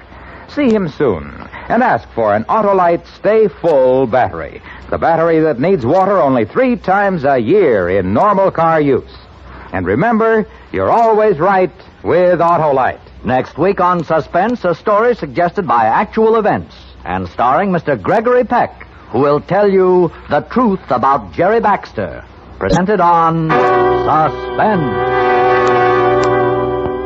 Suspense is produced and directed by Elliott Lewis, with music composed by Lucien Morawek and conducted by Lud Gluskin. Tell You Why I Shouldn't Die was written for Suspense by David Ellis. In tonight's play, High Everback was heard as Charlie, Kathy Lewis as Barbara, and Joy Terry as Eileen.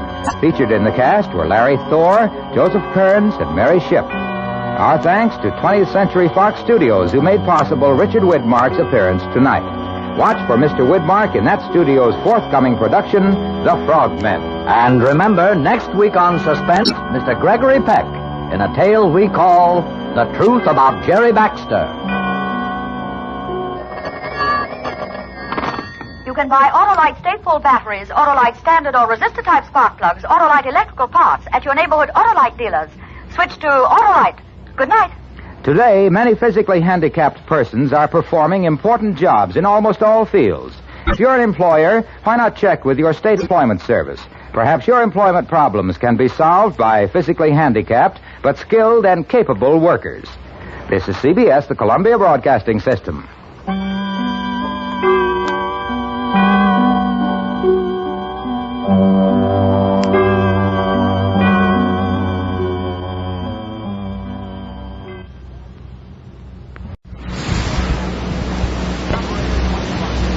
You are about to hear a story suggested by actual events, so that no innocent person shall suffer.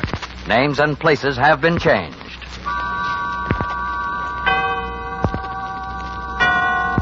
Autolite and its 96,000 dealers bring you a story transcribed from the front pages of our great metropolitan newspapers. A story taken from life. Tonight's presentation of Suspense.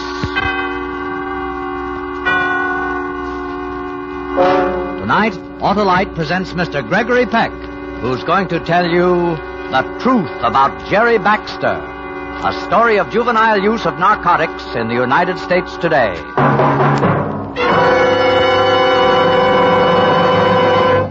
Hey, Hap, do you remember starting your car engine by a hand crank? I sure do, Harlow. I worked like a horse. Well, you'd work like 3 horses to start today's modern engines, Hap.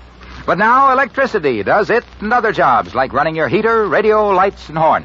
Electricity's pretty important to a car, eh? It's vital, Hap. And that's where Autolite comes in.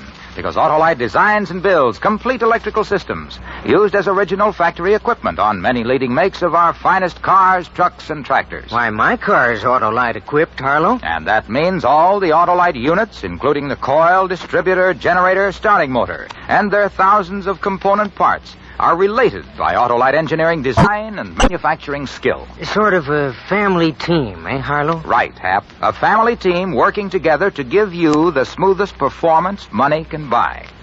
So, friends, take a tip from me and insist on Autolite, original factory parts, when your Autolite-equipped car needs replacements.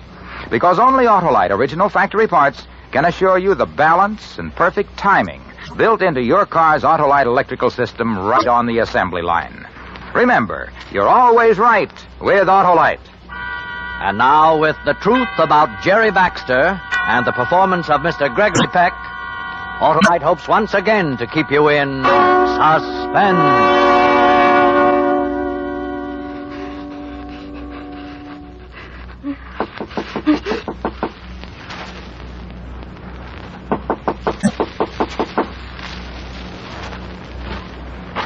Police, ma'am. We'd like to search your room, please. Shut up! Shut up! Oh, it's not your fault. Go on, call them. Let them know. Shut up! I've got the gun. If they come in this room, I'll kill you. You make a sound, I'll kill you. We're just down the hall now. You know they'll come in here. Come on, kid. Do as I say. Too hot. I can't breathe. Open the door. Oh, no, they'll get me. They'll get me. Give me the gun. Get your head. Let go. Oh, I warned you. I warned you. I gotta kill them all. I will. I will. I gotta get out. I gotta get out.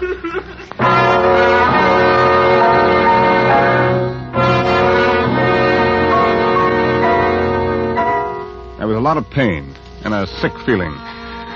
I could hear him crying, and I knew that I had to try and do something before he started shooting. That would be the end.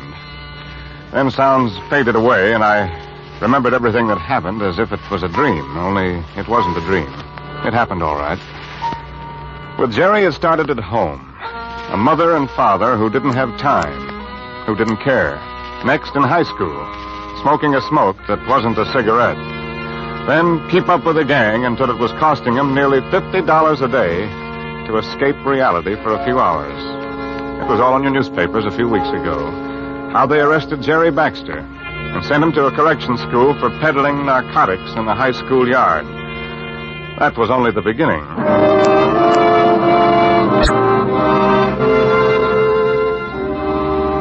I'm a juvenile investigator, state of California, but this could have happened in any state. My name, McIntyre. I know Jerry better than his parents, which is bad. I got talking to him in correction school and asked him to tell me what happened after he'd been arrested. I will talk about it. Why not, Jerry? Because it's like remembering what happens when you die. That's what it's like when all of a sudden they don't let you have this stuff. Well, I want to know, Jerry. What do you want to know? You go nuts? They tie you down because you want to kill anybody? Yourself. You want to try it for 6 months, then see what happens when you can't get any more? You were 16 when you started using narcotics, weren't you? Yeah. When did you start peddling? When I didn't have enough money to buy anymore. A fellow in high school put me on to someone. I got all I wanted by selling marijuana to the kids. Well, that's when they arrested you. Yeah. You got into a fight here a few months ago. Yeah. Do you want to tell me? Don't kid me that, you know. Well, I'd like to hear your side. Why did you fight? The other kid was getting out. He kept talking about it. Sent me crazy, I guess. So you beat him up? No. He had a knife and I got cut. They sent me to the infirmary. They treat you all right there? Guess so. I don't know. Why don't they let me alone? Let you alone? Who? Everybody. Just let me alone. I haven't been able to locate your family, Jerry. Neither have I. They threw me out of the house 2 years ago, and I haven't seen them since. Have you tried? Did you look? Who needs it? He told me a lot more, and I got to know him well. That's when I was sure that this was a sick kid, not an habitual criminal. But he'd learned to hate. It was in his face, his manner. It was a furious hate, the stuff killing's made of. That's what I wanted to stop. So I took him before the parole board. I've been telling these people about you, Jerry. Yeah. Mr. McIntyre feels that yours is a special case, Jerry. The fact that you gave evidence against the man who supplied you with narcotics, even though we couldn't prove anything against him, still it's in your favor. So? However, we feel you should know that we don't altogether agree with Mr. McIntyre. Your record here hasn't been very promising. So let's get it over with. The recommendation has been made that you be released from correction school. Now, if we grant a parole, Mr. McIntyre has arranged for you to work in a department store in Oakland. I didn't ask a favor. In view of the boy's attitude, Mr. McIntyre... Yeah, I know. He's got a chip. But isn't that enough for you to see what I meant in my report? We have a responsibility to the citizens of the community. I don't say the boy's incorrigible. Then give him a chance. You know the background. He's lived with punishments all his life. More of it won't cure anything. Let's try a little understanding and kindness. Very well, Mr. McIntyre. The board will make its decision this afternoon. Jerry Baxter was released the following week, and after being warned about association with former friends, was given $50 to get to Oakland and rent a room. I arranged a weekly report date with him and gave him $20 more for luck. He left the correction school at 10:30, and 5 minutes later was in the worst trouble he'd ever found in his life. Get in. Thanks. Going as far as Oakland? Sure. Swell. Saves me bus fare. You, live in Oakland? I got a job there. I used to live in San Francisco. Big hop. Across the bay. Yeah. You mind driving fast? No, I don't mind. I'm in a hurry. Okay with me. Jerry sat in the car and tried to watch the countryside flashing by. He didn't want to look at the woman. He said that. She was pretty, well-dressed, wearing a reddish fur coat. He knew she had plenty of money. It would have been easy to make her stop the car, put her out, and take whatever she had. Would have been easy. But he didn't do it. Just sat. That's what he said he did. Well, we'll be in Oakland in a couple of more miles. I'm going to stop at the drugstore on the next corner. Make a phone call, okay? All right with me. Gee, parking's getting awful. Look at that. Hey, there's a place right outside the store. Oh, no, that's no good. It's a fire plug. Oh, that's all right. I won't be a minute. You slide over behind the wheel. You can drive, can't you? Sure, but I... It's okay. If you get a ticket, it's on me. I'll be right back.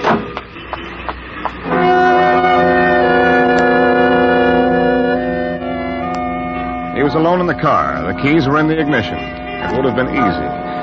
If he ever thought of doing it, that was the time. But he didn't think of it. He said he didn't. He was just sitting there, waiting for her to come out when the squad car came around the corner and stopped. 2 patrolmen got out. Know where you're parked, son? Yeah. How about moving it? Look, I don't see no fires. There's no place else in the block. It's just for a minute. Better move it anyway. Hold it. This your car? Some dame in the store making a call. How come you're driving? I'm not. She asked me to sit behind the wheel. Stolen? Yeah. Better get out, kid. What for? I haven't done anything. Come on. I tell you, it's not mine. Ask her. She's right in the drugstore. Red fur coat, yellow hair. Ask her. What's your name? Jerry Baxter. Where do you live? I'm in Oakland. Address? Yeah, I haven't got one yet. I got a job. Listen. What do you got? Glove compartment. Loaded 38 in this package. That ain't mine. I never even seen it. Sure. Hey. This is for the narcotics squad. What is this? That stuff belongs to her. Why don't you go in the store and get her? I was only hitching a ride. I don't know anything about... Take a look. Okay. Look, give me a break, will you? She picked me up. I don't know about a gun or that stuff. Uh-huh. Okay, let's go. Find her? Manager didn't see any woman in a fur coat come in. She went in there, I tell you, she did. You come with me.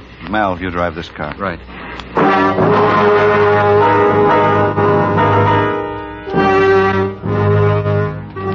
They brought Jerry into Oakland and locked him up. They kept him there all night.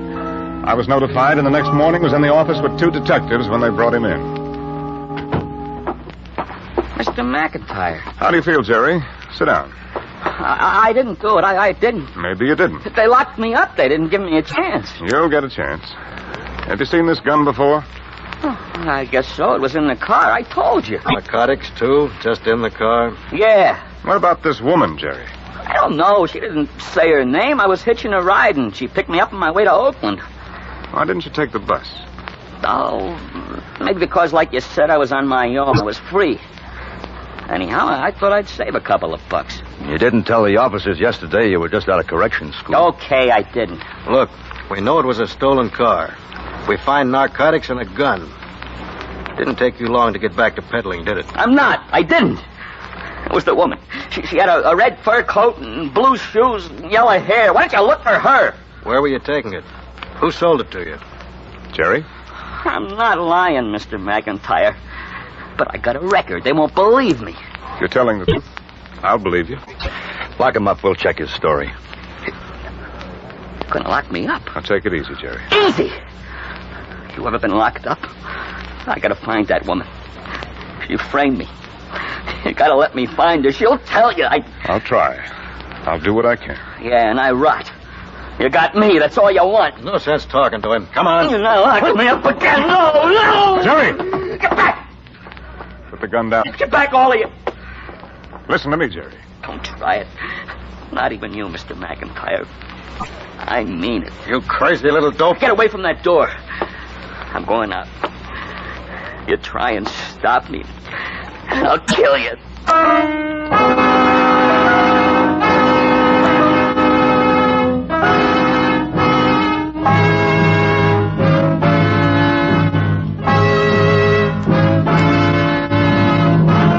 Autolite is bringing you Mr. Gregory Peck in The Truth About Jerry Baxter. Tonight's production in radio's outstanding theater of thrills, Suspense.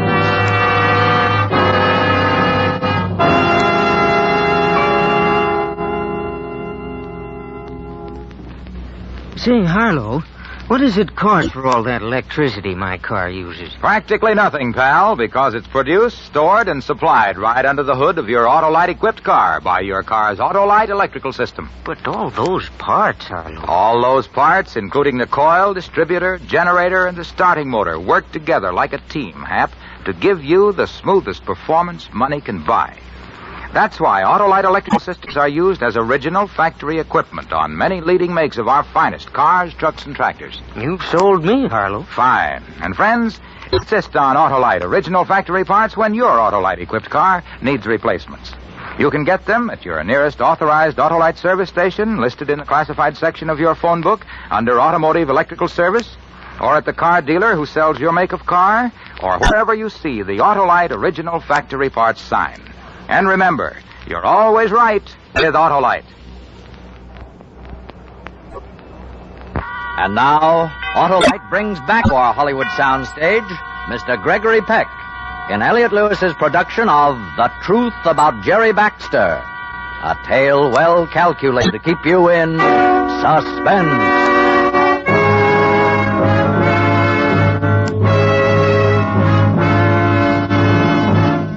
He got away. And it was all headlined in the afternoon editions. Teenage addict breaks out. For details, see page 2. Details. A frightened boy ran away. He didn't want to be locked up for something he said he hadn't done. He had a loaded gun, and that was bad. But there was something else that was worse. Any news, Sergeant? No. That kid knows the city is going to be tough. He knows it. San Francisco, too. He was born there. He's got a gun. He's going to try and get narcotics. Maybe not. Are you kidding? You want a crazy kid running around loose shooting up the town? No. Well, Sergeant Holly. Where? Wait a minute. Bannister, get this? Yeah. Yeah, okay, give it to me again. Right. Be right over. Bannister, got across the bay. We're going over. You coming, Mac? All right. Oh, Holly. They won't shoot, will they? I don't know. We got to get them. We crossed the bridge to San Francisco. A druggist on Market Street had reported that a boy answering Jerry's description had held him up, forced him to hand over a supply of drugs. I stayed with Sergeant Holly because I wanted to be there if they found him. I wanted to find him myself. Night came and we kept on looking. The search always led us to the South City. It was narrowing down as we got calls, and we knew that he must be nearby.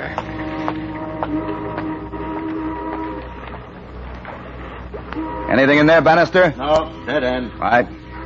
We'll try the warehouse across the street. Check in the car. See if anything's come in. Okay. He's got friends down here, Holly. There's a million places to hide. Yeah, I know it. I'm just wondering if he told the truth. What do you mean? About that woman. I got him a parole because I believed in him. So? We all make mistakes. Oh, you don't understand. Suppose he wasn't lying. Suppose he did hitch your ride and it was the truth. It's a lot of coincidence, Mac. He's got a record of peddling. He's picked up in a stolen car, dope in the glove compartment. What does that sound like? Yeah, sure. Well, there's another alley around the side. I'll take a look. All right, be careful. Just yell and run if you see him. All right.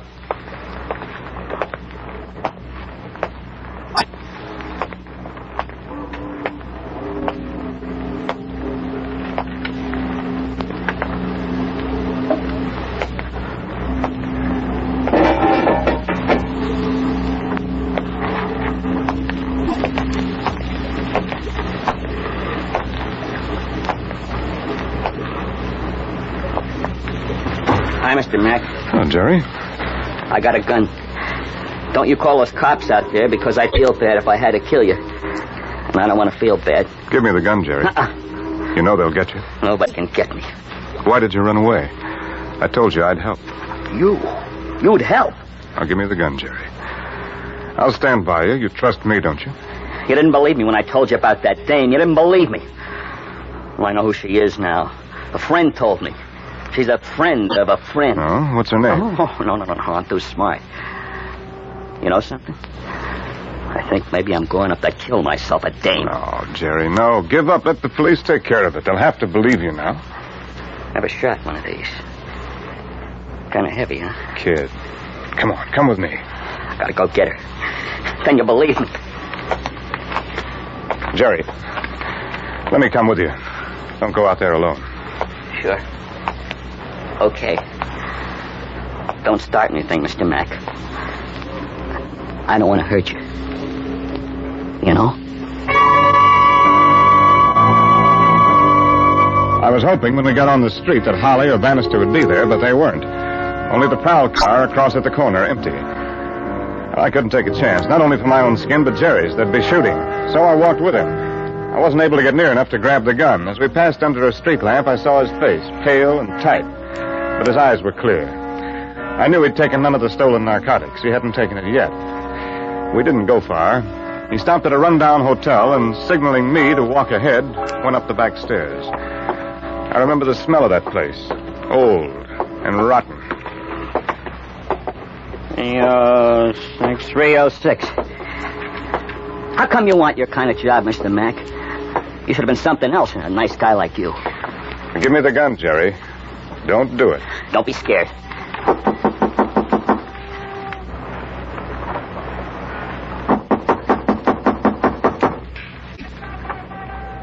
Yeah? Telegram, miss.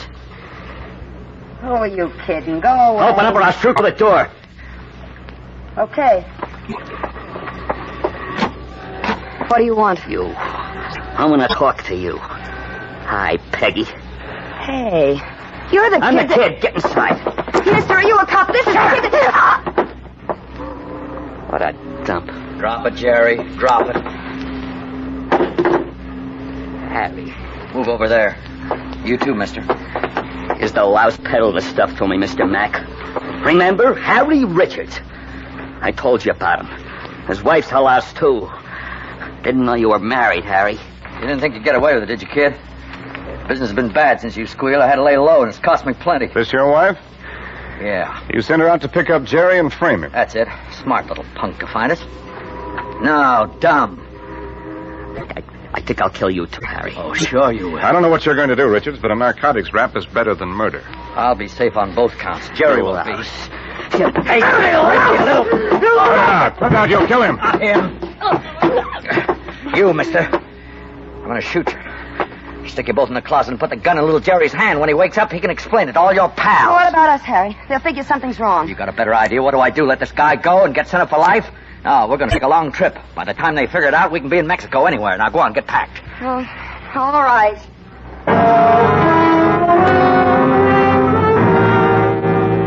The woman woman threw things into a suitcase, and Harry Richards leaned against the wall. Didn't take his eyes off me.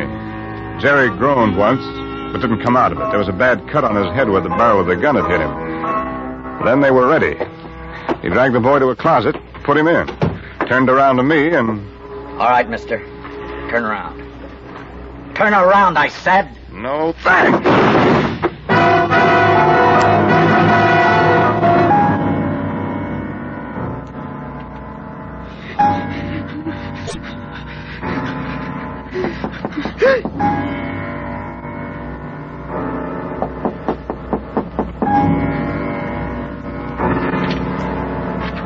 I'd like to search your room, please. Oh, my shoulder hurt. And my head. I heard Bannister and Holly down the hall. I tried to talk to the boy. But he was almost out of his mind with fear. Then when I tried to get the gun, he hit me.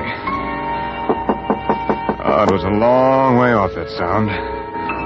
It faded, then came back. I had to get my head clear before they came in. Jerry had tried to shoot it out with him. Open up. Police. It's not locked. Hey. Smell something? Cordite. It's been fired. Closet. Must be.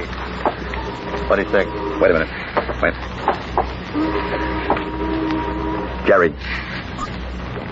Come out with your hands up. Come out.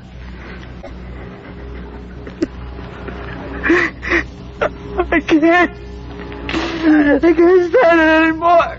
It's killing me. I gotta get out. I got to. Get me out. Get me out. Hey, drop the gun. Quick. Mac, you okay? Yeah, he didn't do it. Hold it, grab him. Get away from that window. I'll jump. Don't come near me. I'll jump. Jerry, no. You're not gonna put me away. I'll jump. I want to. They'll shut me up and I'll die. No, kid, no. You lie. He's not, Jerry. It's the truth. You believe me? They know you didn't do anything. Richards did. Don't, Mr. McIntyre. Please don't. I'll jump. I'll say I shot you. Jerry, listen to me. Don't you see? You're cleared now. I can tell them about Richards. You're all right. No, stay away, please. Please. Listen, Jerry, listen to me. We're going to take care of you. Not in a cell, no more cells. I give you my word. A hospital where it's clean and quiet. They won't tie you down. You can rest. Listen to me, Jerry. They'll take care of you. When you feel better, you can try again. From scratch. That'll be it, won't it, Holly? Won't it? Oh, sure. Sure, kid. We're not lying. That'll be it. Help me, Mr. Mac. It's got to help me. Sure, Jerry. Sure. I got you. You're okay now.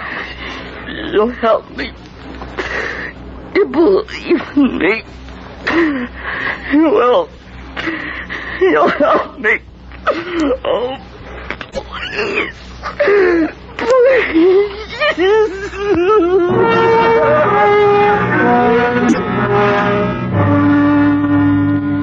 We took him with us, not to a cell, but to a hospital room where he could get rest and quiet. We caught the Richards that same night at the airport. We caught the Richards, but 2 days later, I had another youngster to talk to. This time, a 16-year-old girl. Her mother was with her and wouldn't believe it when I showed her the marijuana we'd taken from her daughter. She'd bought it from a friend in school. She told me all about it. And as I listened, I thought of Jerry. And I wondered where it would end.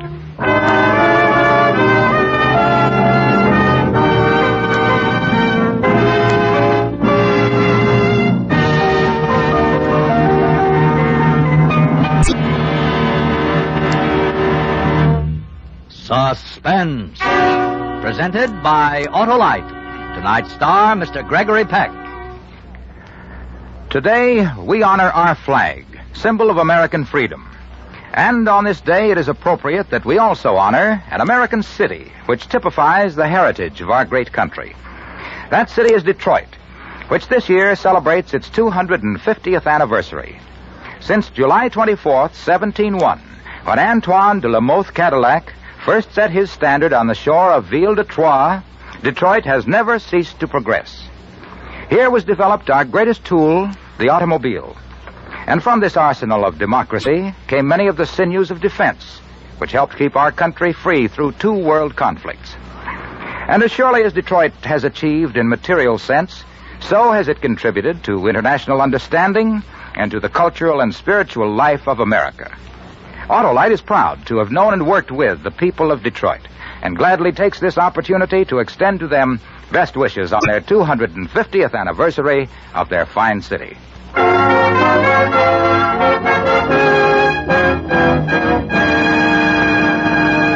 Next week on Suspense, Mr. James Mason, in another story suggested by actual events.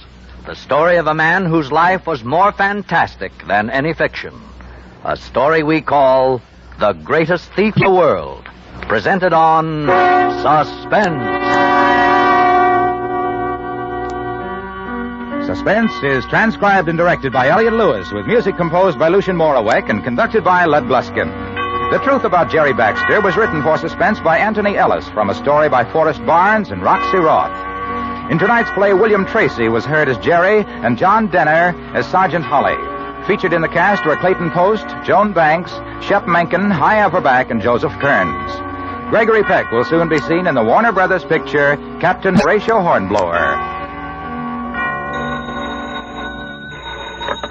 You can buy world-famous Autolite standard-type or resistor-type spark plugs, Autolite stay-full batteries, Autolite electrical parts at your neighborhood Autolite dealers. Switch to Autolite. Good night.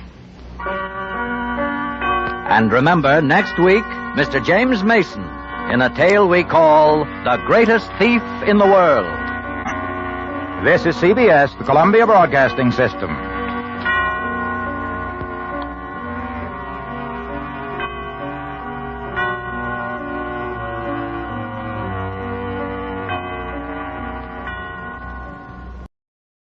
And now, with the case for Dr. Singer, Autolite hopes once again to keep you in suspense.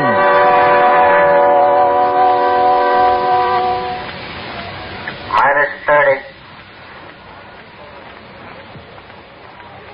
Minus 25. Wednesday, May 15th, 1951. Minus 20. Early morning. 6 men watch and wait. Minus 15.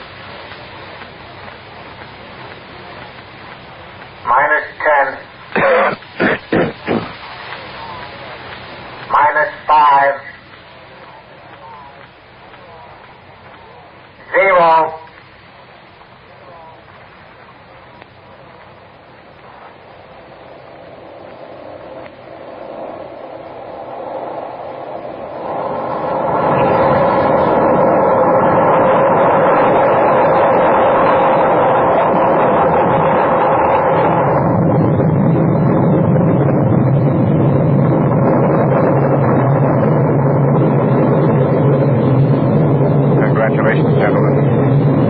Suggest we have some coffee.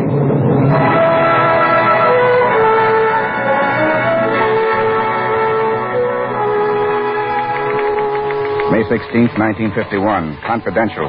To Major General Carl Busher, Atomic Energy Commission.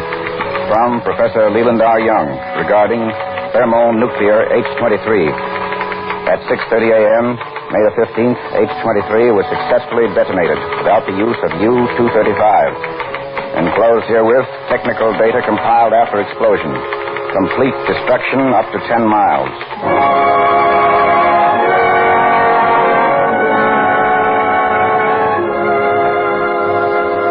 The most powerful weapon yet discovered. Complete destruction up to 10 miles and set off without the use of the A-bomb. Thermonuclear H-23 is top secret. This is the story, not certainly of the development of H-23, but of the fact that it still remains top secret.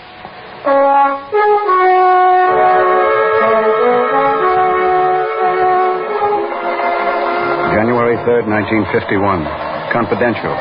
To Headquarters Military Intelligence, Washington, D.C. From American Embassy, Switzerland. This morning, a man was shot as he entered the building. Before he lost consciousness, he identified himself as Dr. Rudolph Ellman. He was taken to the hospital, where his condition has been reported critical. Nurse, Yes? I am Colonel Mishikov. I wish to see Mr. Farnsworth, the American consul. Oh, just one moment. Doctor? Yes? This is... I am Colonel Mishikov. I wish to see Mr. Farnsworth. Well, he's... You have a man here who has identified himself as Dr. Rudolph Ellman. Yes, we have. His real name is Voroshin. He's an escaped convict, and I have orders from my government to take him into custody. Dr. Ellman? No, he's not a doctor. His name is Voroshin. He is an escaped... Well, whoever he is, he's dying. Now, doctor, I am here representing my country. I have authority in... Colonel Mishikov, you have no authority in this hospital. If you wish to see the patient, I would suggest you obtain permission from the Chief of Staff. I see. Now, if you will excuse me. Doctor? Yes? I presume Mr. Farnsworth obtained permission. He did. Good day, Colonel. Nurse. Yes, Doctor. Thermonuclear weapons. I discovered the plan a week ago. Mr. Farnsworth. Yes? Colonel Mishikov. Oh, no. He's here? I just spoke to him in the hall. I sent him to the staff chief for permission. Did he know I was here? Yes. Doctor! Colonel. Doctor? He's dead.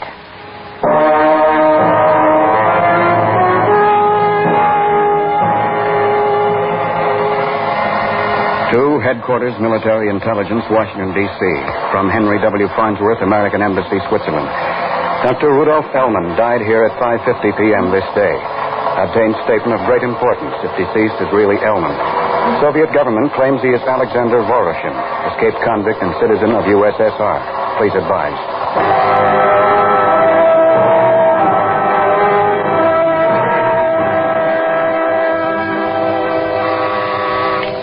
Yes? Dr. Singer? Yes? This is Professor Young. Would you please come up to security? Certainly.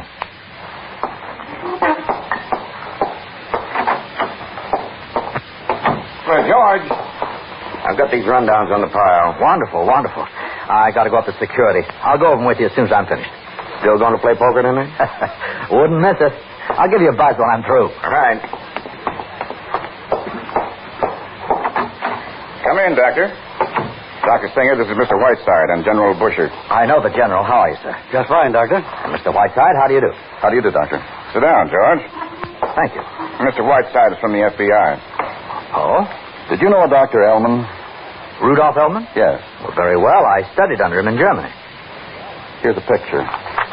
Is this the man you knew? Well, yes. Much thinner, but this is Dr. Ellman. We taught at the same university. He's dead. When did he die? During the war. This man died 4 days ago. Then this is not Dr. Ellman. He was killed by the Nazis trying to escape from Germany. This man was shot in front of the American Embassy in Switzerland. We've known for some time that Dr. Ellman was a prisoner in Siberia working on thermonuclear weapons. How are your experiments coming, Doctor? I'm afraid that's confidential, General, even to you. Ellman knew just about how far you'd progressed. That's impossible. This is a portion of his testimony recorded just before he died. It was sent to us by Farnsworth of the American Embassy in Switzerland. You're sure this man was Ellman? Ellman was a brilliant physicist, was he not, Doctor? Extremely brilliant. If information concerning your work here was smuggled out, he would be capable of understanding it. Ellman would not only be capable, but extremely useful. General, are you suggesting that someone on my staff... I suggest you read Ellman's statement concerning your work here on thermonuclear weapons. Good grief. Professor Young. I've read it, George. But this shows knowledge of our progress as late as a month ago. Is it accurate? Extremely. It's lacking in a few details. Ellman was dying. Extremely accurate. What does this mean, sir? It means that someone working on H-23 is acting as a spy. But who? Myself, Professor Young, and 4 others are the only ones who could possibly have access to this kind of information. Ellman knew that you were close to what he calls in his statement the most powerful weapon of our times. His exact quote, the one weapon that might mean the difference between peace or total destruction. He escaped to let us know that someone is passing on this information. Do you know who it is? No. Professor Young said the same thing you did. It has to be one of 6 men. Professor Young, yourself, Doctor, Dr. Mitchell, Dr. Evans, And your assistants, Mr. Bromwell or Mr. Collings. Can't believe it. Why, these men are all trusted. So was Klaus Fuchs. Completely trusted. Seems impossible. We have to find him. Well, if you don't know who he is, don't you think it's a little dangerous to confide in me? After all, I might be the one. You might be. But that's all been discussed. If we're going to find this man, one of the 5 men working on your experiment has to help. We can't send in an outsider. Our man would get suspicious. Professor Young has to be notified. He's in charge of this plant. But we still need one of the men actually working on the project. Professor Young's only been supervised. We picked you. Why? Past record. My colleagues have records equally as trustworthy. We know all the records, Doctor. And I know these men I work with, Mr. Whiteside. Then perhaps you'll be able to find out which one is a traitor. Oh, I don't know. I repeat, what if I'm the traitor? Then I don't think you'd be foolish enough to continue sending information. And if the information doesn't continue to leave the country, we've accomplished 2 things. We've kept the project a secret, and we've found out that our man is onto us. Yes. Yes, I suppose that's right. If they steal 823 from us, well. Is there anything else? I think we've covered everything. Come on, George. I'll buy us a drink. Nothing else for me at the moment, is there, General? No. Nice to see you again, Dr. Singer. Thank you, General. I imagine I'll see you again, Mr. Whiteside. I imagine so, Doctor. Yes, of course. What do you think, Whiteside? About Singer? Yeah. I'm interested in him, General. It might help if we get to know a bit more about him. He's the man? I don't know. That's what we've got to find out.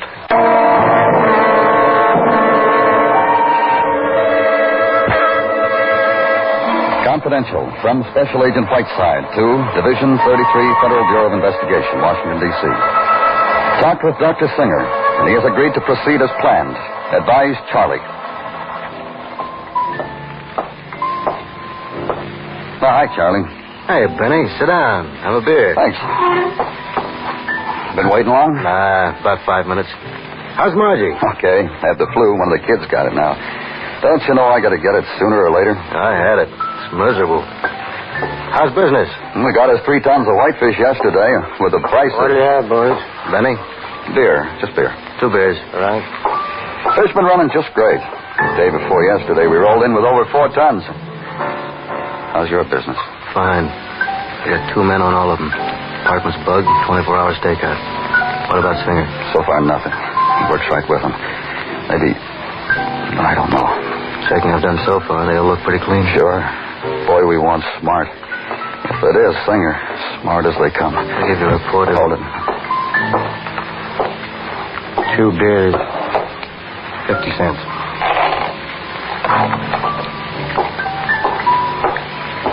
Well, cheers. Yeah. And good luck. I hope your next catch is the biggest yet.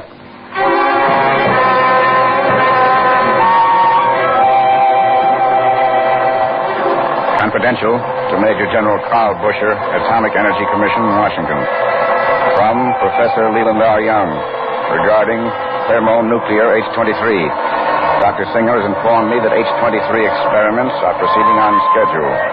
With luck, completion should be possible within the month. Singer has nothing else to report in regard to our previous discussion. Evans? Just a minute. Here. Here's a chart on the fishing yield. Certainly checks. 21 trillion calories. Oh, we're close. Now eliminate the carbon. How's Bromwell doing? Well, he's tired. You look tired, Singer. A little. Something wrong? No. I want to see how Bromwell's doing. Don't forget poker tonight. No, I won't. Bromwell? Yes. Oh, hello, Singer. I'm still too low. How low? 3,600,000. I've got to go back. I had HO4 as high as 19 million. What was the reaction time? Well, it's pretty close. 2 100,000. Very close. I think we should talk it over. Evans just finished his fission yield. 21 trillion. Guess I'm holding things up, huh? You've got the hardest job. Mitchell and Collins are down at the reactor pile. Let's get them and talk.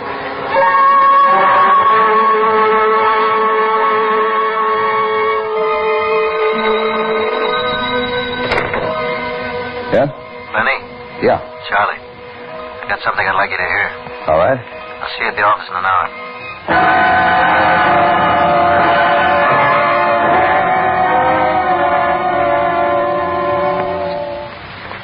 I'll raise. Look out, Singer. No, I don't think he has them. I don't know. He's had them all night. Oh, excuse me, Colin. No, it's all right. All you boys have to do is put up some money to find out. All right. I'll just call. Rather admire your courage, my friend. I didn't want to handle the last 2 hours. I think I'll just let you be the hero. Let's see him. Full house. Aces and trades. What did I tell you? I know he has them. Afraid it's your pot. Hello.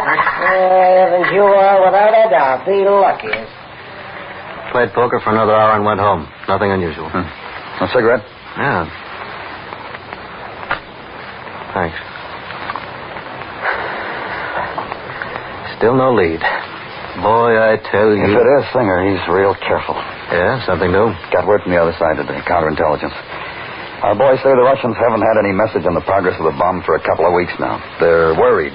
They're worried. If we only had one lead... We will have, the minute they finish their experiment. Someone's going to have to make his contact then. Well, if it's Singer or any of those men, we'll get him. I'm even having their mothers-in-law watched.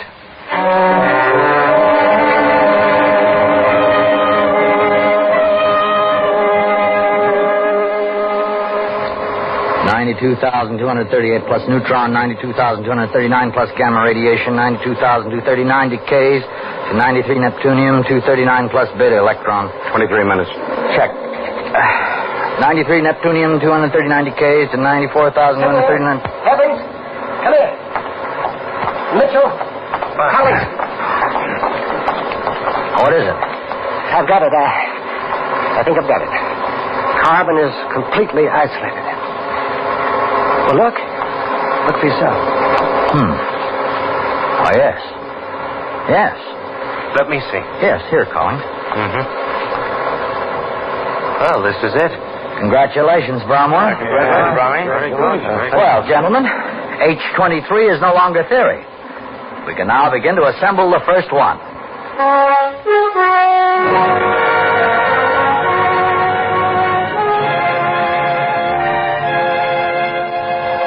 Confidential to Major General Carl Busher, Atomic Energy Commission, Washington. From Special Agent Whiteside, Federal Bureau of Investigation. Regarding conclusion of H-23 experiments, counterintelligence has informed us that the Russians are in possession of the news of the same. They have not yet obtained details.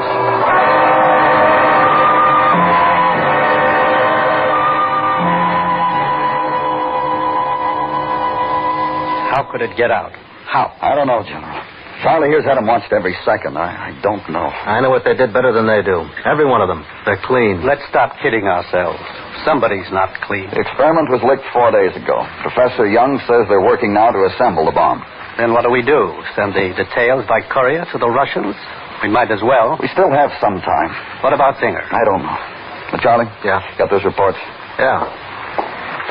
Well, let's go through them again. General, these are a survey of the movements of every man on that experiment. We'll pick up with the report starting 4 days ago. Go ahead, Charlie. Okay. Professor Young, March 15th, 8:30 a.m., escorted to lab. No contacts. 12 noon in company with Singer, Bromwell, and Evans went to lunch. No contacts. Wait a minute. What about the waiter? He's clear. We've already checked that. All right, go on. 1 p.m., returned to lab. No contacts. 5:30 p.m., escorted home. No contacts. 8 p.m., Dr. and Mrs. Singer arrived. Stayed until 11 p.m., returned home, retired. Dr. Evans, March 15th, 8:30 a.m., escorted to lab. No contacts. 12 noon in company with Singer, Bromwell, and Young went to lunch. No contacts. Same waiter, General. 1 p.m., returned to lab. No contacts. 5:30 p.m., escorted home. No contacts. 7:30 p.m., called Dr. Singer. Asked him if he could play poker that night. Dr. Singer declined.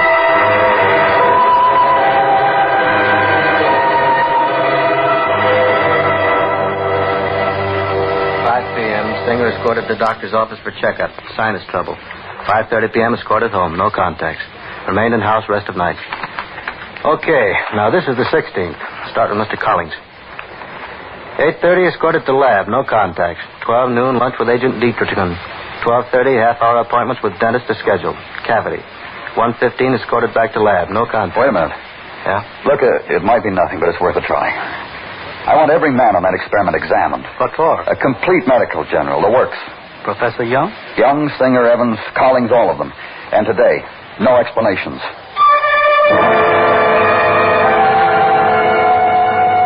Confidential. From Special Agent Whiteside to Major General Carl Busher. Examinations completed and proceeding as planned. We should know in a day or two.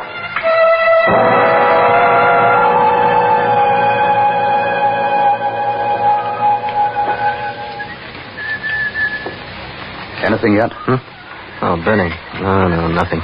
He's alone in his office. When did you plant the mic? Early this morning. Superintendent let me in. It's in the cabinet. Yeah, put the phones on. Yeah.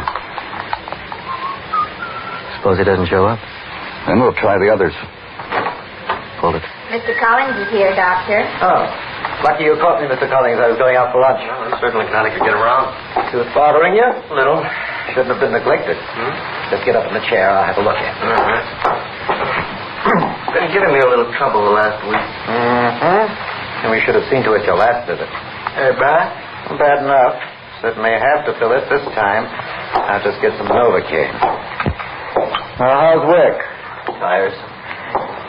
Oh, just open your mouth as far as you can. Yeah. Way open. That's it. There. Well, that'll be all, nurse. You might as well get your lunch. Oh, thank you, Doctor. You should have really taken care of this long before now. I couldn't help it. I haven't had a moment to myself nearly 3 months. Thought I could let it go until work let up. Numb yet?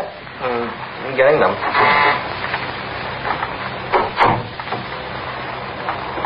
Do you have it? Bromwell isolated the car. We haven't completed the bomb. What do you have for me? Bromwell's formula. Can you get detailed sketches on the weapon when it's finished? No, it's been too dangerous. I can't take a chance on it. I want the plan. No, which is all. Too dangerous. All right. Give me what you have. $3,000. Of course.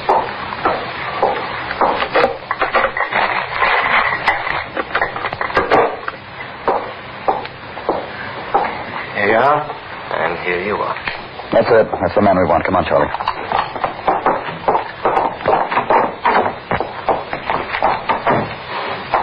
Is that the only door out of the office? Either of those doors. The only way. Oh, thank you, Doctor. Take some aspirin at the closet. Yes. Get the dentist. Right.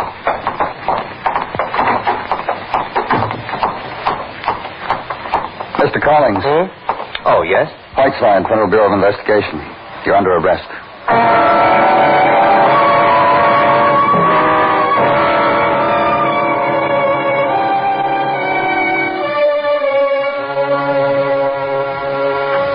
I can't believe it. Neither can I, Professor Young. Collings. For $3,000. You had to work quickly, I guess, after that medical. I hired him, trained him. He was a student of mine 10 years ago. How did it work, Mr. Whiteside? It was a chance, Professor Young. Collings had paid 3 or 4 visits to that dentist complaining of several cavities, just as Dr. Singer complained of sinusitis, and Dr. Evans of recurrent insomnia. However, when we had all of you men examined by medical men attached to this experiment, we discovered Mr. Collings' teeth to be in perfect condition, worked done on a healthy mouth. If it hadn't been for Elman... Elman gave his life to tell us how much Russia knew of our thermonuclear research. You thought it was me, didn't you? Yes, Dr. Singer, for a while. I can't blame you. I really can't. I was wrong. I'm sorry. Oh, that's all right. Do you know, in a way, I'm glad it was Collings. Oh? I don't know. It's cleaner somehow. It keeps the trust and the faith alive in all of us. And that's the biggest thing we have, you know. Trust in each other. And faith. Well, may I go now? Yes, Doctor. I have work to do.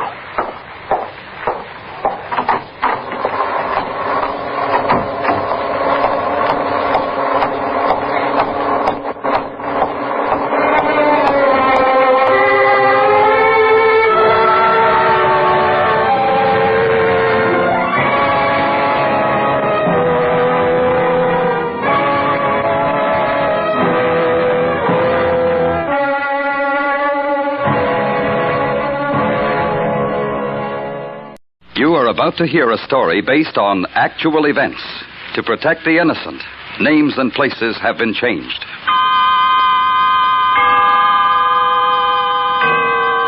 Autolite and its 96,000 dealers bring you Mr. Charles Lawton in a story taken from life.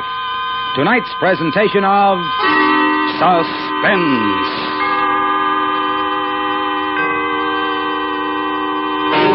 Tonight, Autolite presents Neil Cream, Doctor of Poison. A story concerning a man historically famous as the most notorious poisoner who ever lived. Starring Mr. Charles Lawton.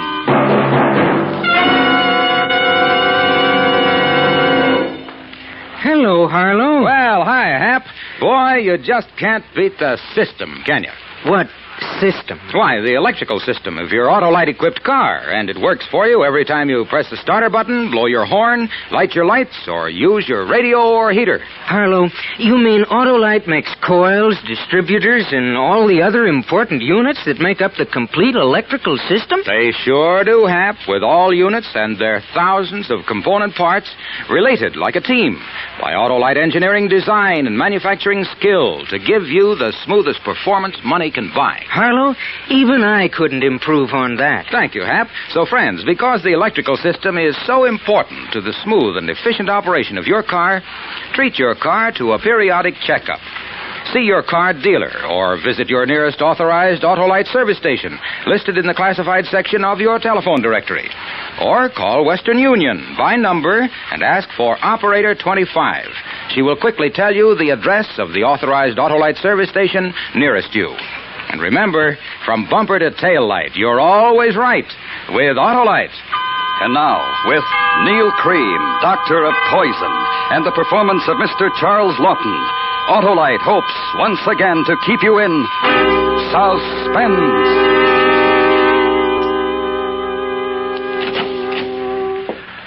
Dr. Cream. May I see her now, Doctor?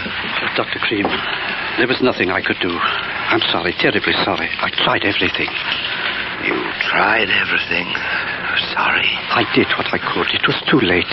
Don't go in now. I must go in. I must see her. I'm sorry. Emily. Emily. Baby girl. Emily. Emily. Doctor. My wife's dead. Come away. I'll attend to things. You don't understand. She's dead. I wasn't with her. I didn't know Emily, my love. My little girl. No. She can't be my life. Oh, Emily.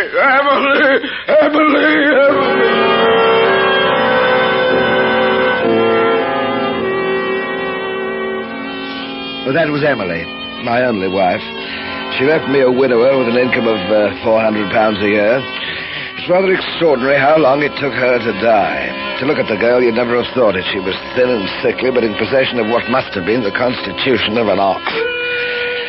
I'd been poisoning her steadily for 6 months and expected her certainly to die within 3. It was a case history for the medical journal. So I wrote them a paper about it, anonymously, of course.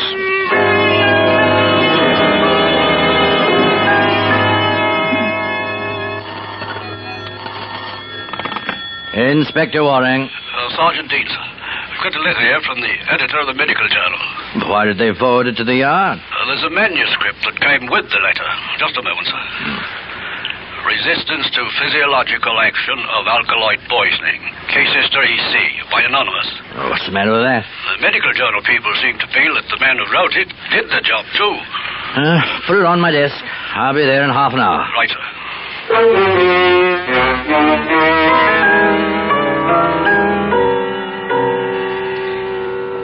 3 weeks after Emily died, I made arrangements to move to London. There was no trouble, but then I hadn't thought there would be.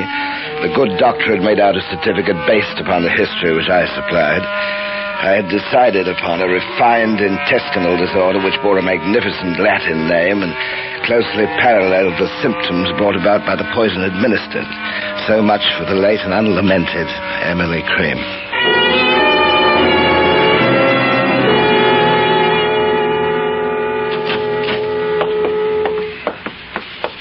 I'm sure as how you'll find this room most suitable, sir. Oh, Dr. Cream, Dr. Neil Cream, ma'am. Oh, how nice. I have another boarder who's a doctor. Well, very nearly. Medical student, don't you know? Mr. Bridgman. Ever such a nice gentleman. Really? You'll find a very refined atmosphere in my house, Doctor. And scrupulously clean. Very scrupulous. I'm sure of that, Mrs. Minns. I think this will do very nicely. May I ask, Doctor, how long you plan to allow us the pleasure of your company? I'm afraid I have no idea of that, Mrs. Minns. You see, I only just arrived from home. My wife died there a month ago. Oh, how sad. How terribly sad. See, I thought that here in London I might forget. You look understanding. You do understand that, don't you? Oh, poor dear man. Of course. Oh, my, I understand. I'm a widow myself. Only my daughter Daisy and me. How I do feel for you. You're so kind. Oh, no, not at all, I'm sure. You will join us for tea, won't you? Oh, I should be delighted. Thank you so much.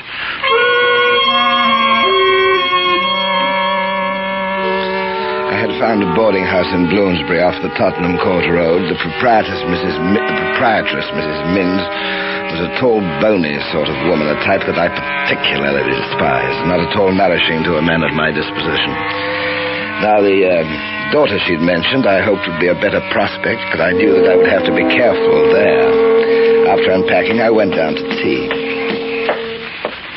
Oh! I'm awfully sorry. I didn't mean to bump you. It's quite all right, I'm sure. You must be the new boarder, Dr. Cream. Yes, I've been asked into tea. Oh, they're waiting for you. You're in for it. Oh, pass muster, as poor old Dad used to say. Dear, oh dear, is that dreadful? You'll see. As bad as that, huh? Worse. Oh, excuse me, I got to put the kettle on. Maid's day off, you know. May I help you? Oh, of course not. Then you could help me pass muster when we come back. Oh, you know, you're not at all what I expected. What did you expect? Well, from the way Mum talked, I don't know. Oh, all right, come along. Daisy Minns was not a beauty by any means, but there was a spark, an honesty, good humor that I found most enjoyable. We got on famously, but it was too soon to think about Daisy. Perhaps later.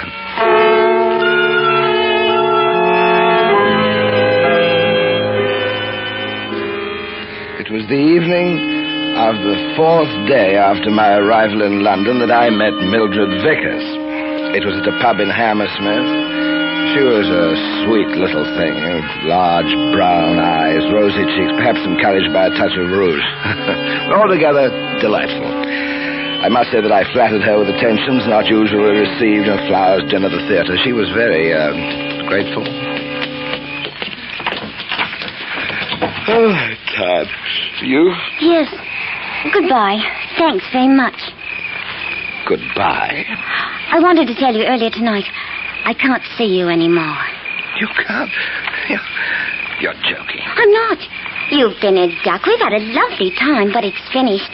My young man's coming home tomorrow. He phoned me this morning from Southampton. His boat's coming in. Your young man? Your young man? You'll wake up the whole house. Millie, you'll do the death of me. Now, come along. Let's get inside. You can't. I'm serious. It's like you said, laughs and all sorts of fun. It's over. Now, you be a good boy and... Now, you get inside. Stop it. Don't you go against me. Millie, I'm sorry. I didn't mean to lose my temper, but the way you told me, it's a shock. I thought you were joking. I'm sorry. Really, I am. I'm very fond of you, Millie. A chap gets fond, and then... well... one last kiss, Millie, just one last kiss. Of course. I knew you'd be a sport about it.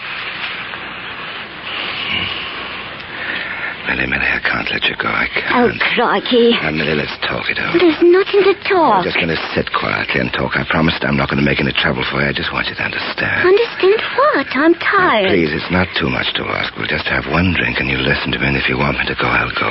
I'll quietly, no bother. Everything's serene. I'm sorry. It all sounds ever so sad, but my young man's coming in tomorrow. Will you stop talking about your young man? Millie, I didn't mean that. I'm not angry, and please, now, will you look here? There's so much that I can give you. I'm not young, anymore, but you found me attractive. You do find me attractive, don't you? Well, don't you? What are you smiling about? What the heck? What are you laughing at? Millie? Millie? Millie! Stop your shouting. You think I want the police on me? No. You want me to go? That's right.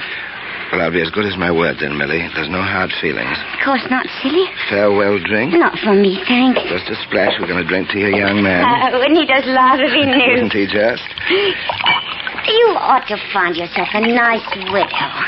Someone like you. And settle down. Yes, I know what I know what you mean, Millie. Here we are. Thanks. Now off it. Like a good boy. Millie, I suppose I really should tell you that I don't care about you at all. That nonsense that I was saying before. I didn't mean it, you know. I don't quite understand why I said anything. You're not worth it. A nasty little... Yeah. That burns, doesn't it? It doesn't burn for long, though. You annoyed me very much by chucking me over. Not that I cared because of you, but me, you see. And it isn't going to be long. I just want you to know. Can you hear me? I just want you to know that every time we went to a public place together, I was ashamed. Ashamed to be seen with someone like you. Good night.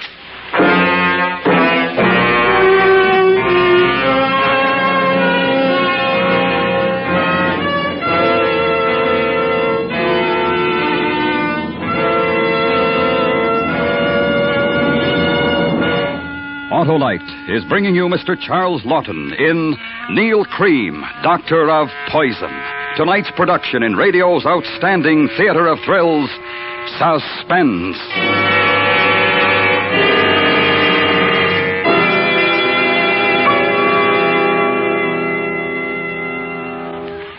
Say, Harlow, if I need a new coil for my car's Autolite electrical system, won't most any coil fit? Sure, Hap. And white shoelaces fit black shoes. But they don't match. Right you are, Hap. But every part in the Autolite electrical system does match perfectly with every other part to give your car the smoothest performance money can buy. You mean the Autolite coil, distributor, generator, they're all related? You bet they are, Hap, because the units that make up the complete Autolite electrical system and their thousands of component parts are all related by Autolite engineering design and manufacturing skill, and are used as original factory equipment on many leading makes of our finest cars, trucks, and tractors. Well, that's good enough for me, Harlow. So, friends, take a tip from me and specify Autolite original factory parts when replacements are needed for your Autolite-equipped car. You'll find it pays because you're always right with Autolite. And now, Autolite brings back to our Hollywood soundstage Mr. Charles Lawton in Elliott Lewis's production of Neil Cream, Doctor of Poison. A dramatic report well calculated to keep you in suspense.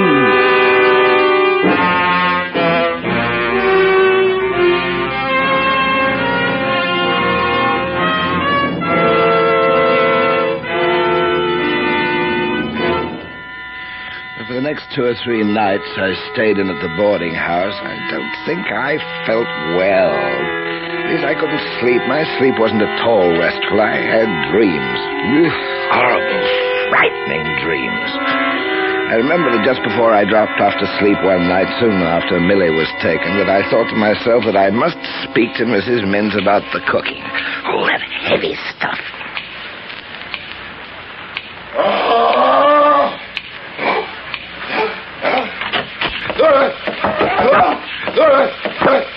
Dr. Cream! Dr. Cream! Dr. Cream! Wake up. Wake up, Doctor. It's all right. It's all right. In the matter? I hope you'll forgive the liberty, sir. I'm afraid you were having a nightmare. It sounded as though you were being murdered. Murdered? You thought I was, did I say anything? You screamed, sir. Oh, is that all? It sounded... Well, I'm awfully sorry. That's quite all right. It's very good of you to be concerned. You're that young medical student Mrs. Vince told me about, aren't you, Mr. Bridgman, sir. Yes, that's Bridgman. We shall have a chat one day soon, lunch perhaps. You specializing? I haven't made up my mind yet, Doctor. Good. Lots of time for that, Yes. Well, I think I'd better go back to bed. I was sorry to have troubled you. Not at all, sir. Good night. Good night. I wonder, is he lying? Did I say something? Did he hear it? I wonder. Blast!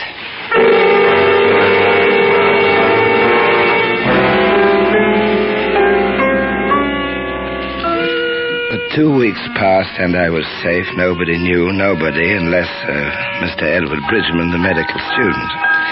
I'd taken him to lunch 2 or 3 times, and we talked medicine for the most part. But he had a way of looking curious and knowing. I decided to write the letter to Scotland Yard.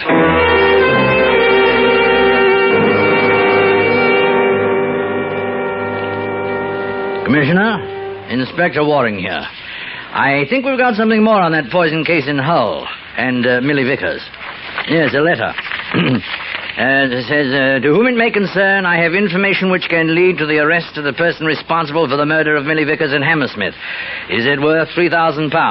If so, leave the money at the pillar box on the corner of Kensington and Earl's Court Road. Plain wrapping paper will do. And it's signed A. O'Brien, Private Detective. Yes, sir. Yes, we'll see to it straight away.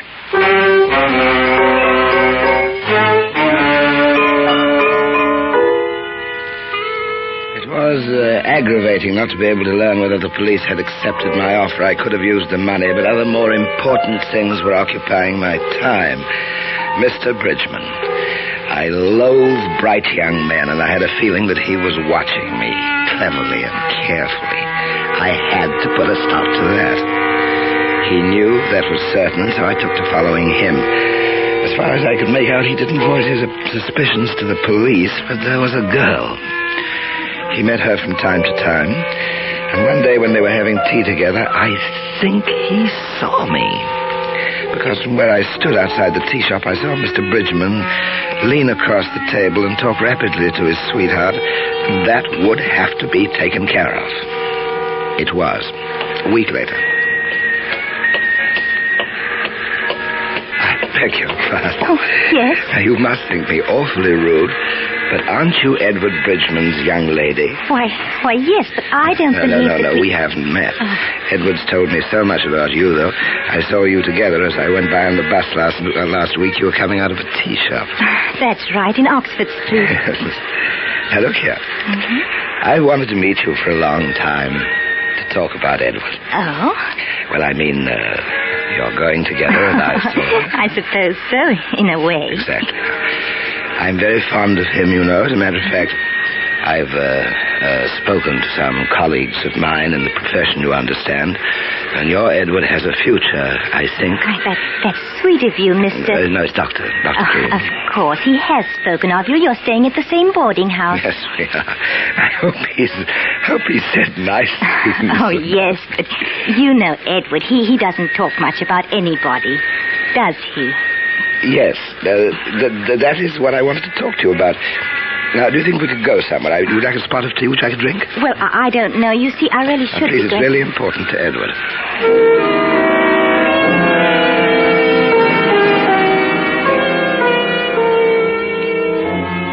Clever little devil, but a rotten actress.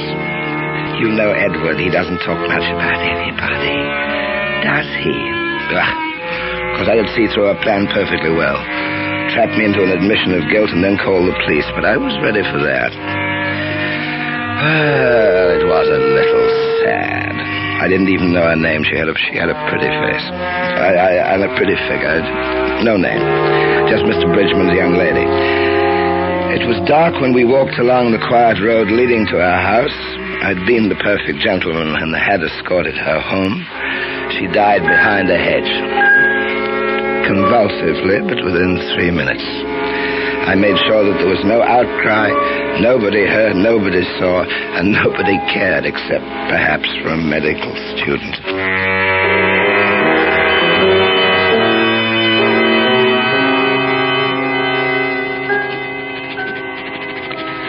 to whom it may concern, ask Mr. Edward Bridgman, who lives in Mrs. Minn's boarding house, what he knows about the murders of Millie Vickers and Joyce Hamilton. He killed them both. I offer this information, Greatest A. O'Brien, private detective. Yes?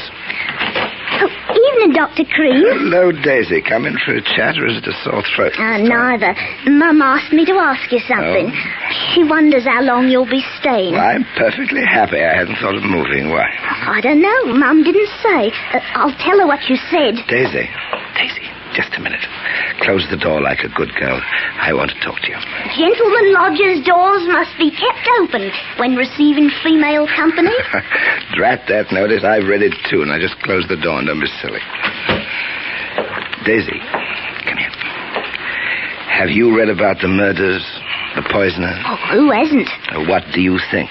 Well, I don't. But Mum says he's one of those, you know. Hey, shall I tell you a secret? What? You won't tell. Of course not. What? I think I know who the murderer is. Really? Have you told the police? Well, yes. I wrote them a letter. I told them who it was. No. Who? Come here. Edward Bridgman. Oh, you're pulling my leg. Very pretty leg, Daisy, but I'm not. Oh, how do you know? I know it's Dottie. I know.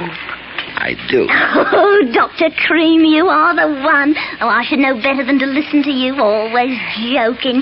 Oh, I've got to go downstairs now. Mum will be wondering. Okay. Daisy, wait. I've got to tell you something.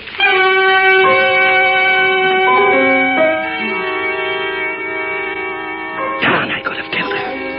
She thought it was a joke. There had been so many things to tell her, clues, proof, everything to help get rid of the medical student. And she wouldn't listen. And after she'd gone, I was afraid that she might remember. Darn, I could have killed her.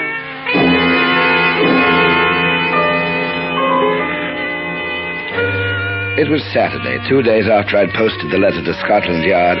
I thought I'd take a walk to Hyde Park and was leaving my room to go downstairs when the front door bell rang. Good afternoon, gentlemen. Mrs. Minn? Yes. We're from Scotland Yard. Police? I should like to have a word with a Mr. Edward Bridgman. Does he live here? Yes. Won't you come in? Is anything wrong? Is he at home? It's in the drawing room, I think. Shall I call him? Yes, if you don't mind. Not at all, I'm sure. Mr. Bridgman. Yes, Mrs. Minn? Mr. Bridgman? Yes? I'd like to speak to you, if you don't mind. Oh, what about? Tell me, is there somewhere we can, Afternoon, everybody. Oh, hello, Doctor. Nice day. I thought I'd take a walk. Mum, all right if I go to the cinema with Agnes? Oh, police. Run along, Daisy. Don't be home late. Mr. Bridgman. Come along, Daisy. I'll walk along with you. You were right all the time, Doctor. Oh, and to think I didn't believe you. What do you say, miss? Oh, just a little joke of ours, Inspector, nothing at all. Come along, Daisy. I can't wait, Daisy. Just a moment, sir. Miss, do you know something about this? Of course I do. But Dr. Cream told me he wrote a letter to you about Mr. Bridgman. He told me. Didn't you, Doctor? Dr. Cream, you wrote us a letter signed A. O'Brien? Bridgman's your man, sir. I wanted to spare him the humiliation. That's your man.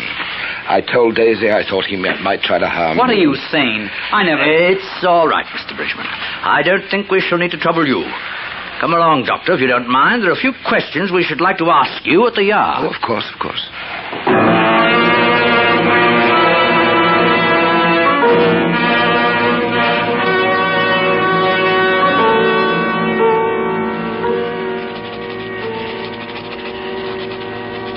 Having set down this case history, my own, let the judge and all responsible for my unfair trial be warned that death will come to them from an unseen agency. What I did in honor and right. No human power has the right to condemn me. Those that died because of their own misdeeds. I have been merely the instrument of justice. For this, I cannot hang. Neil Cream, M.D.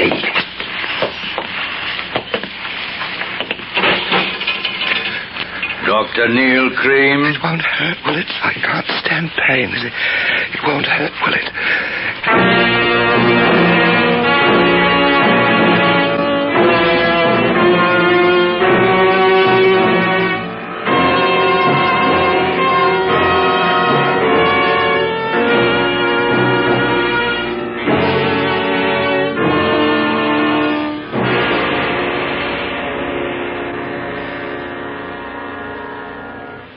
Suspense. Presented by Autolite. Tonight's star, Mr. Charles Lawton. Friends, this is Harlow Wilcox again to remind you that Autolite is the world's largest independent manufacturer of automotive electrical equipment. In 28 plants from coast to coast, Autolite makes over 400 products for cars, trucks, planes, and boats. These include complete electrical systems used as original factory equipment on many leading makes of our finest cars. Ignition-engineered Autolite standard and resistor-type spark plugs. Autolite batteries, including the famous Autolite Stay Full battery. Electric windshield wipers, fuel pumps, speedometers, and many more. All are backed by constant Autolite research and are precision-built to assure long dependability. So remember, from bumper to tail light, you're always right with Autolite.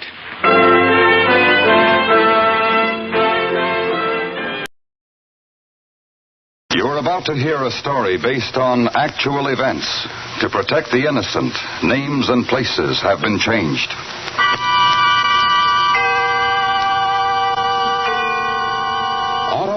And its 96,000 dealers bring you Miss Jean Crane in a story taken from life.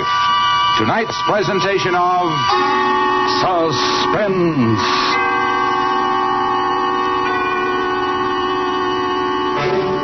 Tonight, Autolite presents The Case Study of a Murderer, a factual document from medical reports.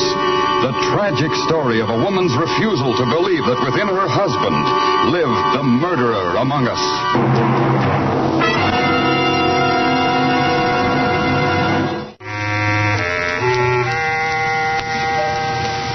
It's funny to be married to a man 3 years and find out he's kept secrets from you. Oh, not secrets like drinking or cards or women. Oh, no, my Hank was never like that. I mean, he was like two different men. Really, two men. He kept it a secret even from himself. That's what I'm beginning to understand. Because the man I knew, the Hank Lathrop I loved, he was a sweet, a wonderful, sweet husband. The doctor says the baby coming on its way. He won't inherit it because nobody can inherit Hank's kind of trouble. His mind sickness. And I'm not asking for sympathy. I'm just telling you. That's all. I never asked for help. Neither did Hank. Oh, no. He did ask. And the only way he could, he tried to ask to let me know. But too late. Too late.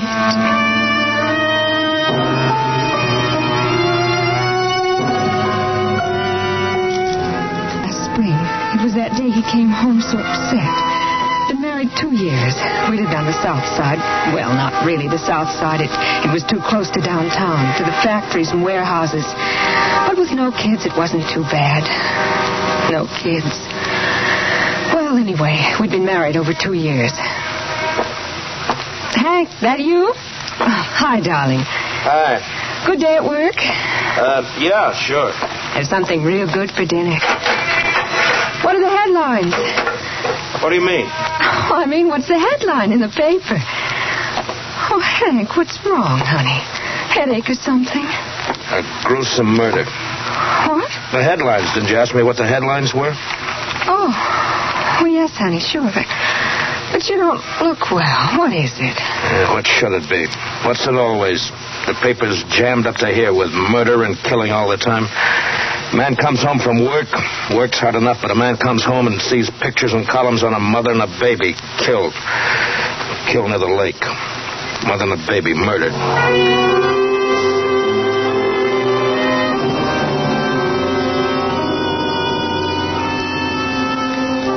But Hank was always like that, one way or another. He gets upset like that when the pressure's too heavy, and when it lets up, he's okay again. Except it didn't let up. Not this time, because a couple of weeks later, it really hit.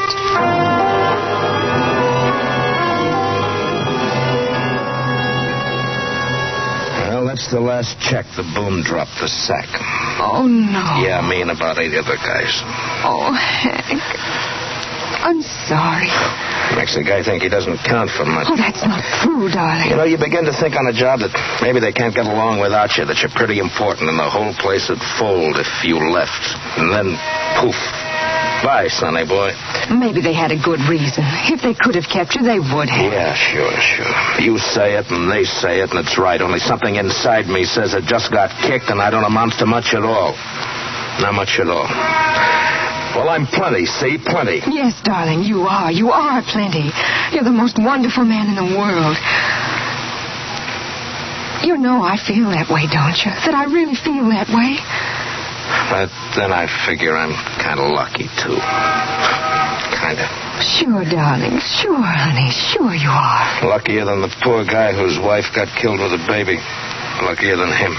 Hank, you can't keep getting upset by that. You can't. Not that one. The new one. The second one. There's been a second killing near Lincoln Park, just like the first. And the papers are full of it. Wouldn't you like your dinner? It's too hot to eat. Too hot to do anything. But how can you keep up your strength to look for a job if you don't eat enough? Whole great big brainy city, and mayor and cops and everybody. Can't find him. Hank, please stop reading about those murders. Huh? Oh, yeah. Hank, you're not listening. Sure I am. Why don't we go to the beach? Wouldn't it be swell? Or the amusement park? Remember last year we went? That was fun. You winning that Cupid doll and all. It was fun, wasn't it, darling? It was... Can't you stop looking at that paper for a minute? I just wanted to find out when's the news broadcast. There must be one on now. No. What? We've had enough of those murders, enough of them. You have to stop thinking about them all the time. Every minute, that's all you think about. Don't tell me what to do. Not like that. Ever. What? Hank, I'm sorry, darling. I said I'm sorry if I... And the chief of police says it's almost impossible to tell where the maniac will strike next. There have been a few clues to indicate the man might be...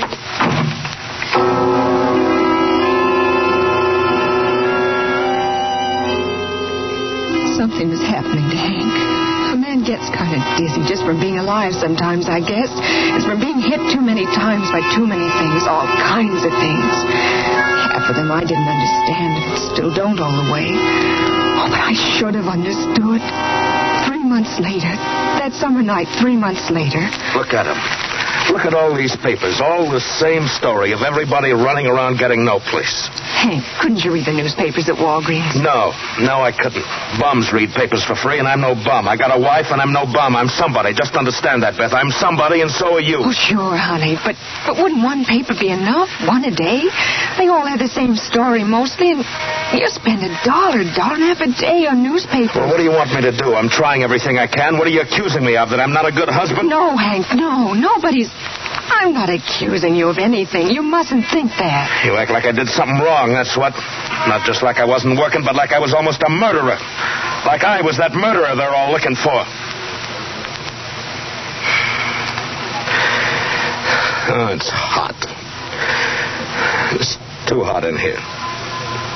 If you'll let me, I'll open the windows. Let you? The temperature's over 90. Sure, I'll let you. Why wouldn't I? You... Why, what? Nothing. Well, don't start to say something and stop. Say it. Well, you told me to shut it. I did? I told you to close it? Why would I tell you to close it? Well, you did, that's all. It isn't important. What's so important about a window being open or closed to make all this argument? Because I didn't. Oh, what time is it? 10. Oh, the news. No, I don't want to listen to the news. Would you like a cold glass of beer? Yeah, beer. A nice, tall glass of beer. Only not here. Not in this house. At Marty's on the corner. That's the place for a beer. But it costs so much more. Yeah, I know, darling, but I just gotta get out of here. I have to get with people. Yes, darling, of course. I have some cash, a few dollars. I've been saving it for your birthday. Well, we can celebrate your birthday whenever we want. Sure, honey. Sure, darling.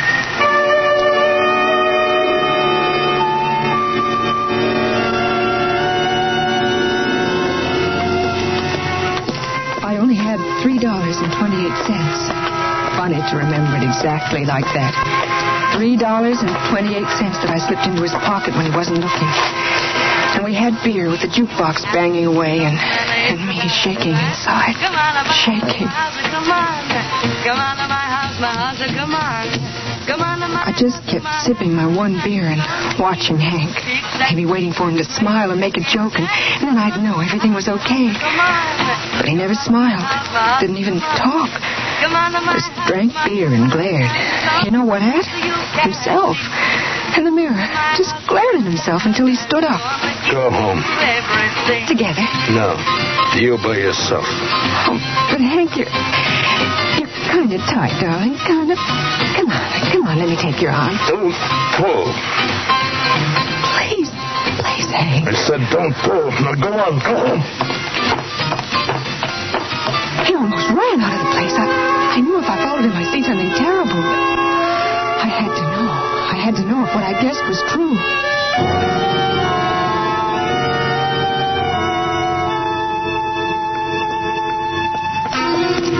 And then I saw him rush up to a cop on Lake Street and scream something at him. I couldn't hear at all, and the crowd was there in no time. I killed him! Please. Please let me through. I can't stand it anymore. I'm telling you. I'm his wife. Please let his wife through. Hank, darling, Hank. Please. Officer, please. He didn't do anything, officer. I did it. I can't stand it anymore. I can't stand the killing and the murder anymore. I did it.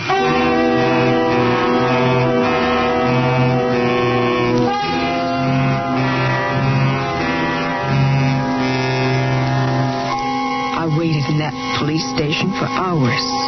I waited and wondered because no one told me anything. Except a kindly man. He gave me a cigarette and talked to me. And then hours and hours later, he called me into his office. Can't I see him? Can't I? In a few minutes. Oh, thank you. Thank you so much. I'll never forget you for letting me see him, Mr. Dr. Broughton. I told you hours ago in the outside office. Did you hear me then? Oh, yes. Yes, I remember. And the rest of what I told you? Please let me see him. He didn't do any harm. He didn't kill anyone. He didn't kill anyone. We know he didn't, Mrs. Lathrop. You know? You're sure you know? Please listen to me. He didn't kill anybody. But he could. He might. How can you say that? Haven't I been through enough? Don't say that to me. He confessed to 2 murders he did not commit. He admitted to 2 murders he had no part of. And he didn't do wrong. Nothing wrong. Will you permit your husband to take treatment? You're saying he should be put away. You're saying he's crazy. I'm saying he has an illness. I'm saying he's sick and he can't be cured now. Maybe not later, but now he can. No, all he needs is love and kindness. Only words. They have no meaning to him right now. They might have once, but not now. Now he only sits, cunning and sharp. Everything is a secret. He should be treated. I should bring him before a board and have him undergo therapy. I'll fight you. I'll work day and night to get the money, but I'll fight you with lawyers to keep you from disgracing him like that. You won't have to. As a doctor, I see he's dangerous, but no court would uphold me. He hasn't committed any overt act. To all appearances, he's normal. He is normal. He isn't. But we can't make him accept help. You're the only one who can do that. No. He can be cured now. No. He confessed to murders he fantasied himself as having committed. He needs love, not psycho doctors like you. He might easily commit murder if he doesn't get help. Take me to my husband. A month, 6 months, a year, I don't know when, but He'll kill, Mrs. Lathrop. He'll kill.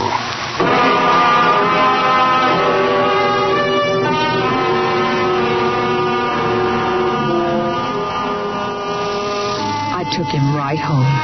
Sleep. He needed sleep. More sleep than he could ever get. I know that much at least now. And I sat by the bed all the time, wiping his face with cold cloths and waiting and kissing him when he'd start that awful moaning. Love was all he needed. That's what I was so sure about then. So awful sure, while he slept like he'd been hit or something. For 16 hours. 16 straight hours, and I knew he'd be fine, just fine. He couldn't kill, not Hank. Oh, no, he'd be fine. And I remembered from a magazine or something, I turned on the radio. I remembered that music helps people who are upset, kind of. So I turned it on real soft. Beth? Yes, darling? What time is it? 8:30 about. Have I been sleeping long? It's 8:30 in the night. Oh. Do you know why I did it? It's not important. Yeah, but it is. Oh, no, darling. No, it isn't. It's past. It doesn't make any difference. Showing off. That's what it was. Showing them up. The cops, I mean. Whatever your reason was, it was yours, and it's all right, honey. You don't believe me. You don't believe I did it to show them up. Whatever your reason. Well, it was the... Lie back, darling. No, lie back and rest, Hank. The papers. What do the papers say? Whatever they'd say, it wouldn't mean anything. I've got to know. I've got to. If they're making fun of you, well, they're not, honey. Nobody is. Nobody would. There's nothing to be ashamed of. A silly thing. We all do silly things. It's nothing to be ashamed of. It's a disgrace. A real disgrace. Nothing. I'm nothing. I even, like a kid, I even feel like I could, like I want to cry. Cry, darling. A man isn't weak if he cries, darling. He just had too much happen to him. Like women have too much happen, like anybody. Cry. You'll feel better, baby. You will. I'm weak. No man likes a man who's weak. No woman likes a man who can't admit he's weak sometimes, honey. You never saw me cry. I never cried before. I never cried when I was a kid. Never. I love you, darling. You have to know that. I love you. You wouldn't leave me, would you? Never. You don't believe what that doctor said? What doctor? It's the police. That doctor. What did he tell you? Nothing, but I got the idea. I smelled it. I figured out what he was driving at. He didn't say much to me. He's a liar. For publicity, all those guys are alike. Anything for publicity. And I can't blame him. I did it for publicity. Really, that's why don't believe me. I don't know why I did it. I don't know why. Because you had too many bad things happen in a row. Because you had too much beer. Too much hit you, baby. Too much all at once. But I don't know why. I felt like somebody should be punished for all those terrible, terrible murders. Like somebody should. Somebody had to. Listen, we'll move from Chicago. Maybe change our name. Run away? Not run away, leave. Put it all in back of us. Run away like I did something wrong? I told you not run away. Don't twist what I'm saying. I only said... That I should run away from here with you. Let them push us away.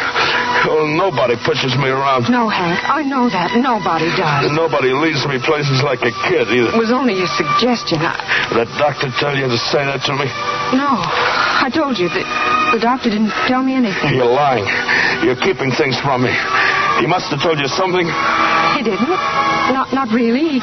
He just said for me to take good care of you, that's all. First nothing and now something. You lied to me.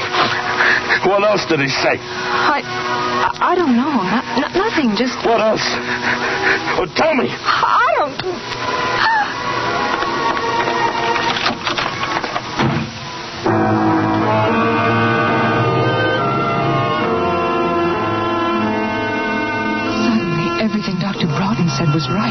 And everything I said was wrong.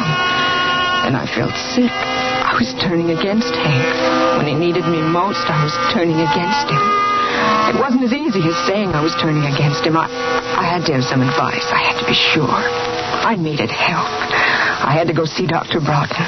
You want to turn him over to me? No, not that. Well, then why did you come to see me? For advice. Well, you've done what you could. Why don't you make him submit to care, Mrs. Lathrop? There's still time. Only if he wants to. Oh, he'll never agree. Not now. Not by himself. He will. He has to. Logic doesn't reach him very well. This is something more than logic. More than doctors or anything else. He'll want to get cured when he knows he's going to be a father. Well, Doctor? Don't you figure it that way, too, Doctor? Don't tell him. Not tell him. Not tell him we're going to have a child. Something we both wanted so much. It might have the wrong effect right now. Oh, no, it'll make him stronger, make him more sure of It himself. makes some men stronger and make others weaker, less sure and less certain. Is that all the advice you can give me? Not to tell him, not to tell my husband he's going to be a father? Tell me honestly, Mrs. Lathrop. In your heart, inside, you feel he's getting better or worse? That's not fair. Will you talk to him about getting treatment? I'm not promising anything. Will you not mention the baby? No promises. I said no promise. He slapped you again. Will you call me? Goodbye. It may be your life and his and your child's, Mrs.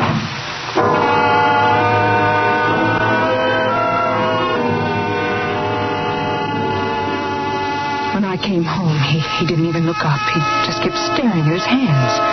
I decided maybe I'd let him talk first, so I sat in a chair near the window. There wasn't much to see with buildings all close in, but the air smelled good, and I waited till I almost wanted to scream. Then, for no reason, he got up and went into the kitchen and washed his hands.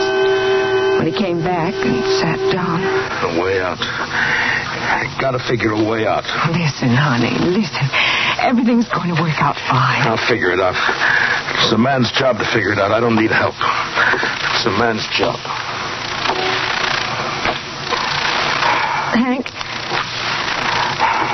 Hank, I was wondering if maybe we don't need some other help. What kind of help? I meant, like... What kind? What kind? What kind? Stop. What? Stop talking like that. Like what? Like I'm addled, huh? Like that? No. Yes. Oh, Hank, there are places that help when it gets too tough to figure. No help. Don't need any help. It wouldn't hurt. It's dirty. Oh, Hank, please try to understand, Hank. A dirty science. It isn't. It isn't. In the magazine. I read it in the magazine. It's a dirty, filthy science. They lied. It's not. What do you know? What do you know about anything? Can't even keep a house. What's wrong with it, Hank? What would you like me to do? Just tell me. It's dirty. Like everything is dirty. Oh, I'll clean it every day and wash. Nothing will get it clean. Never clean again. Oh, Hank, don't talk like that. You scare me, Hank. Please don't talk like that. We're all dirty. We'll never get clean. Listen to me. Listen. You have to come with me. Why? Because you ask? Why? For you? For our baby, Hank. For the baby. Baby. Baby! Come out! Come out here! You lied to me! You lied to me! You cheated and lied to me! Come out! Come out here! Oh, did it get in my hand? That funny little Cupid doll we won at the beach. Oh, when I wept all the time, how did I find the strength to stand behind it? How did I raise my arms that swayed like tons of lead? How could I bring it down 1,000 miles down on him? Again and again, down and up and down and up. Again and again and down.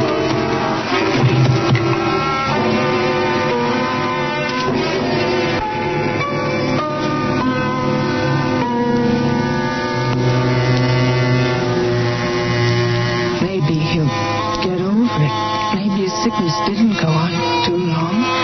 Maybe 1,000 and million maybes and ifs and prayers. Dr. Broughton, he said he could do something. Oh, Dr. Broughton, you will. Dr. Broughton, you must. Dear, good, kind doctor. Doctor.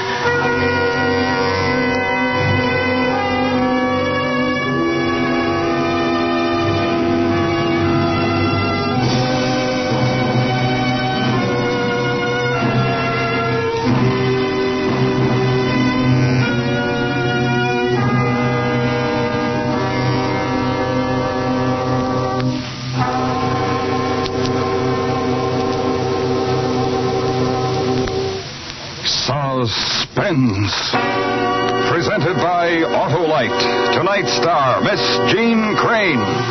Friends, this is Harlow Wilcox again to remind you that Autolite is the world's largest independent manufacturer of automotive electrical equipment.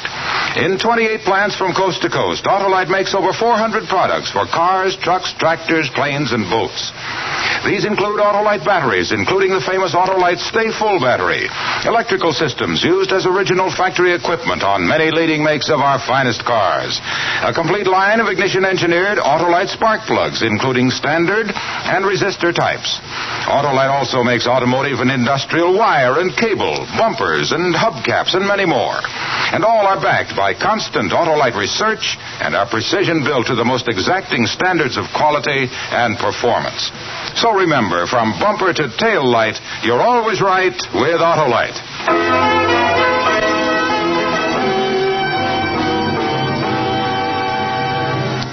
Next week on Suspense, our star will be Mr. Herbert Marshall in the most fantastic spy story ever told, a dramatic report we call Betrayal in Vienna.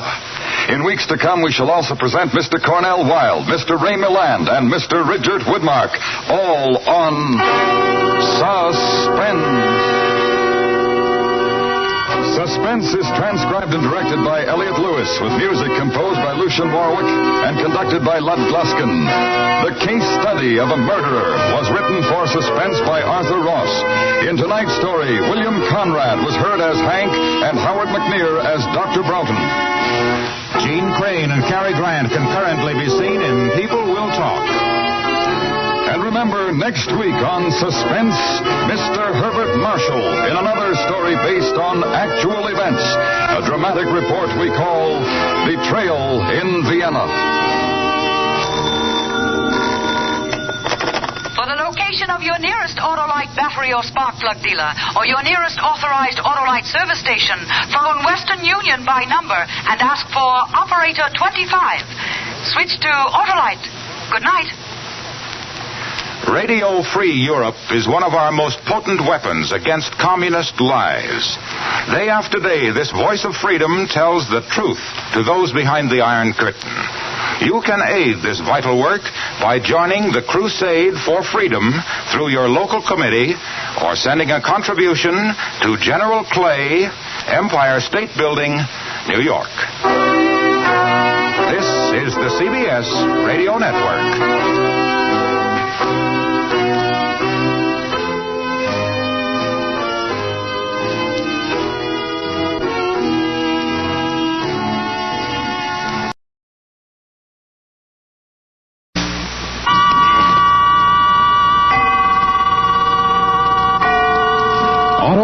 And its 96,000 dealers bring you Mr. Herbert Marshall in a story taken from life.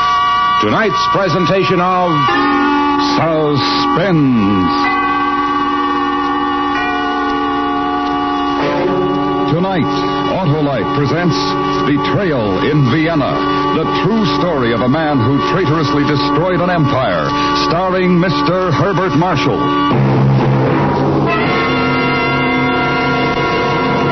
Well, there's Stanley Smart, baseball's genial genius. How do you like the series, Stan? The World Series, Hollow? No. The intricate series of Autolite units that make up the electrical system of your Autolite-equipped car. The system that enables you to start your car, turn on your lights, radio, horn, and heater. That takes major league teamwork, Hollow. And that's the teamwork built into Autolite coils, distributors, and all the other important units that make up the complete electrical systems used as original factory equipment on many leading makes of our finest cars. And all those units and their thousands of component parts are related like a team by Autolite engineering design and manufacturing skill to give you the smoothest performance money can buy. Never break up that winning combination, Harlow. Right you are, Stan. So, friends, if your Autolite-equipped car needs replacement parts, insist on Autolite original factory parts. You'll find it pays. And remember, from bumper to tail light, you're always right with Autolite. And now, with Betrayal in Vienna and the performance of Mr. Herbert Marshall, Autolite hopes once again to keep you in suspense.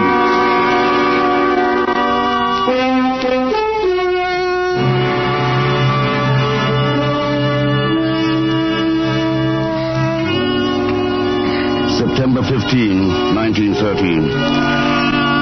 Today started much like any other, but one thing I now understand. It will end differently. And more than the day will end, much more. This afternoon I called, as I often do, on the Countess von Lenau. I asked not to be announced and stood unnoticed in the doorway. Her charming salon was crowded with guests and overflowing with music, and the familiar brilliant scene was suddenly precious to me. Then I heard Lieutenant Haushofer's voice, low but sharp in my ear. Colonel. Yes? We've just received word Helsinger was shot this morning as a spy. Come.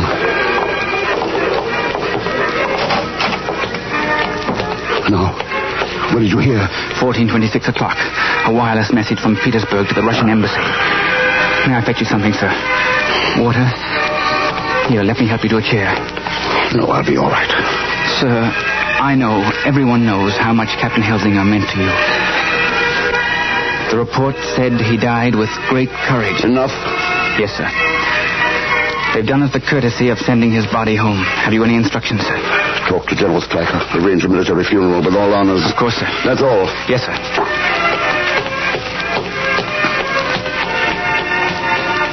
Oscar Helsinger dead. I'd known, of course, but like a stupid child, I'd hoped and believed some miracle would save him. Somehow I found the strength to leave. It was dusk, the blue hour. Up and down the broad avenues, lights were coming on. I hailed a cab to go to the post office, and sitting alone in the back of the carriage, I suddenly knew I had to leave Vienna. Say goodbye for good. Never had I felt so old.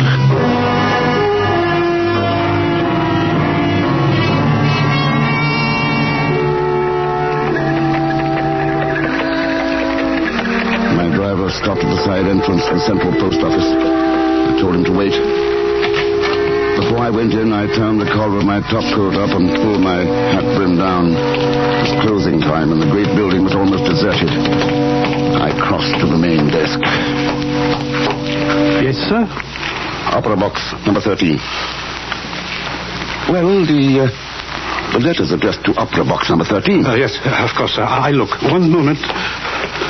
I'm in a hurry. Yes, sir, I'm looking. I don't seem to find... You're sure there are letters, sir? I mean, addressed like you said? Certainly, they've been here weeks. I've been too busy to call for them. Yes, sir, but I don't... You're looking on the wrong side. The box to your right there. Oh, yes, sir, I was confused. I'm sorry. Here you are, sir. Thank you. Sir, just a minute. Yes? Did you notice, does it look like rain tonight? I mean, did you notice the weather? The weather? There's not a cloud or breath of wind. Good night.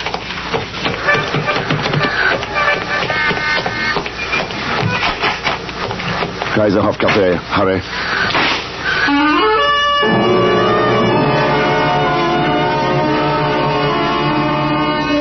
I looked back. A man was running across the street toward the post office. I wondered then, had I almost stepped into that abyss which for 2 long years had yawned at my feet? I opened the letters with my penknife. In one envelope, 6,000 kronen. In the other, 8,000. No note, no writing of any kind. I put the money in my wallet, folded the envelopes, and put them in my pocket. 14,000 kronen in my pocket. 300,000 in a bank of Rome. I was rich. Very rich. And having made my decision to leave, I was free. At the Kaiserhof Cafe, I changed to another cab, a routine precaution, and went to my hotel. There There I put on my dress uniform for the last time. I looked in the mirror and saluted myself. Said goodbye to being Colonel Alfred Radel, commander of the 8th Corps, creator of the Emperor Franz Joseph's Black Cabinet. Colonel Alfred Radel, a name whispered with terror in every capital of the world. I decided to dine at Holbaum's and asked for a table where I could watch the dancing. Good evening, Colonel Radel. Good evening. Oh, I'm sorry, sir. I see you don't remember me. But I do very well. Istanbul, 1909. I sent you there in July, and you remained through November. In your reports, you complained of the heat, but you nevertheless did a good job. Your number was Q41. You're an Austrian citizen. Your mother was Greek.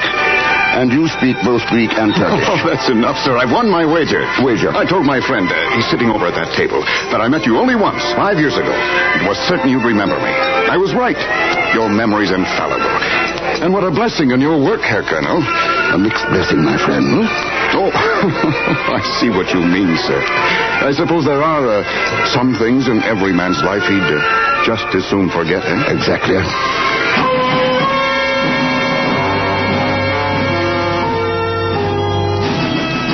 He was thinking of the innocent follies of a man's youth, while I was thinking, remembering again with icy clarity that day 2 years ago when my secret life began.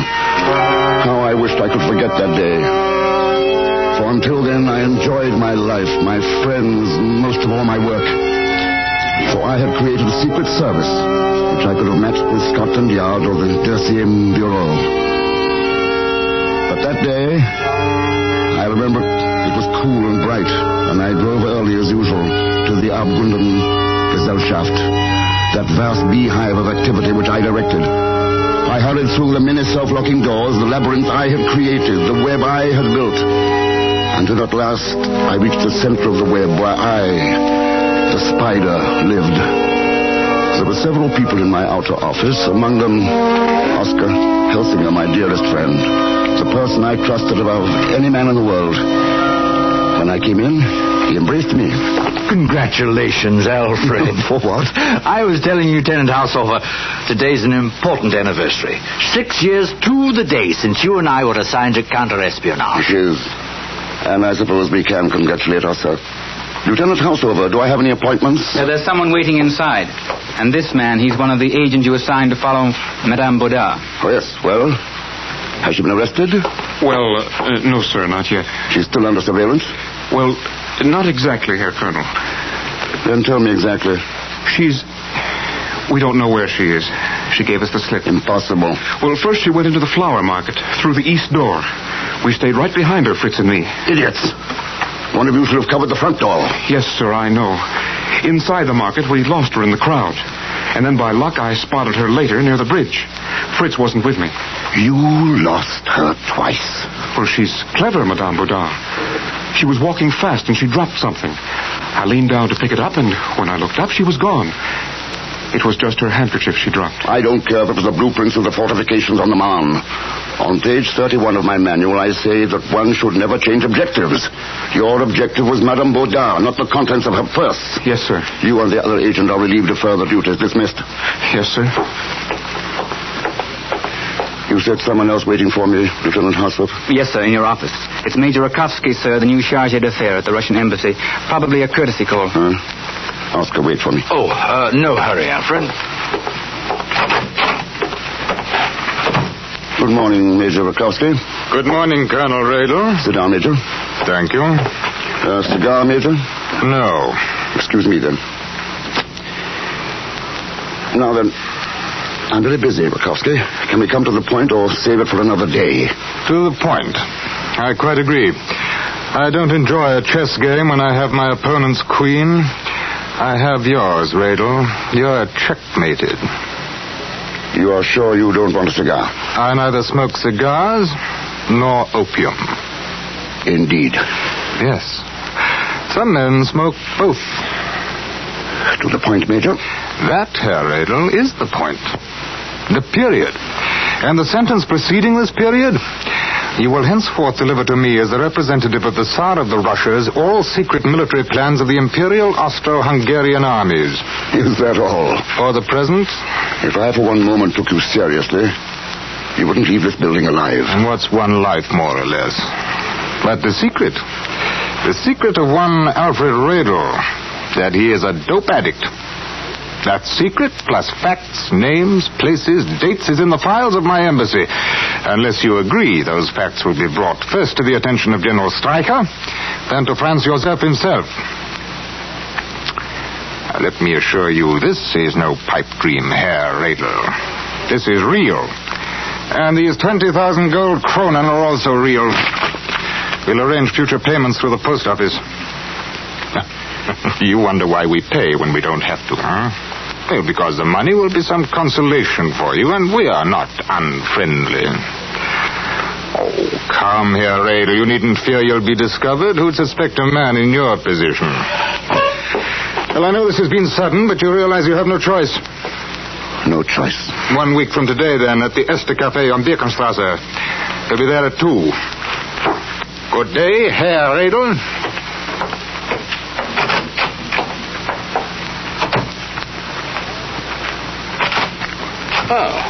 Oh, Alfred, you finished? Uh-huh. Oh, yes, finished. Why, you look pale, Alfred. I didn't notice before. I'm tired. Oh, you work too hard. Oh, I have a gift for you. Special memento for today. For the anniversary I mentioned. Here, it's a penknife. A knife? You're thinking the old saying about a knife between friends. But it doesn't mean friends like you and me. You know, I wanted to have that silk sheath embroidered with your name and insignia, but there wasn't time. I can still have it done. No need. No, I'll have it done. It's a beautiful piece of work. The knife. I thought so. Tell me, what creature devours spiders? Why, I don't know. I'll tell you, Oscar. Another spider. Spiders devour everything, even their own.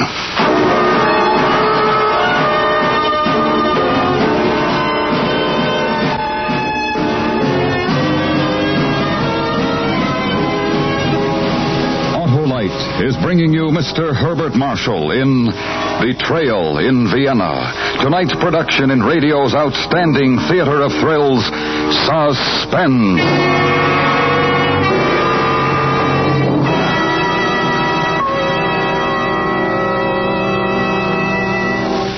Say, Harlow, who's the league standout? Why, that famous Autolite electrical system, Stan. Every part matches perfectly to give your car the smoothest performance money can buy. And all the players on the Autolite team are related. You bet they are, Stan. The Autolite coil, distributor, and all the other important units and their thousands of component parts are related by Autolite engineering design and manufacturing skill, and are used as original factory equipment on many leading makes of our finest cars. That Autolite electrical system is as vital as a tie-breaking homer, Harlow. And, friends, because that electrical system is so important to the smooth and efficient operation of your car, why not treat it to a periodic checkup? See your car dealer or visit your nearest authorized Autolite service station.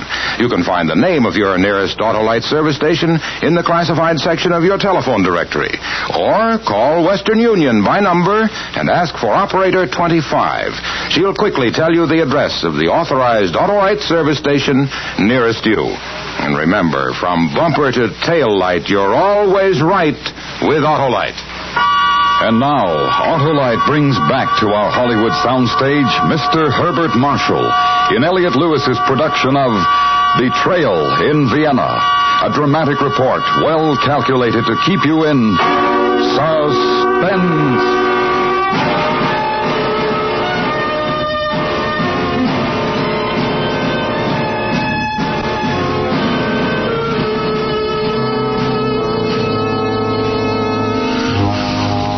The spider, devouring even my own, betraying my own, my country, my friends. But it's not really hard to betray your friends, not at first. The world doesn't change for you overnight. The sun shines in the morning and warms you, and a woman is still beautiful. Everything goes on as it did for a while. For myself, I constructed excuses. That plan for the three-pronged invasion of Serbia, which I handed over, can be changed. Then the Russians' information will be useless. As soon as I conquer the opium habit, and I am conquering it, I'll be free. Yes, I explained to myself, comforted myself. But still at night, I often felt a chill go through me. For in the dark corners of my mind, I knew I was a traitor to my people, my friends, my country.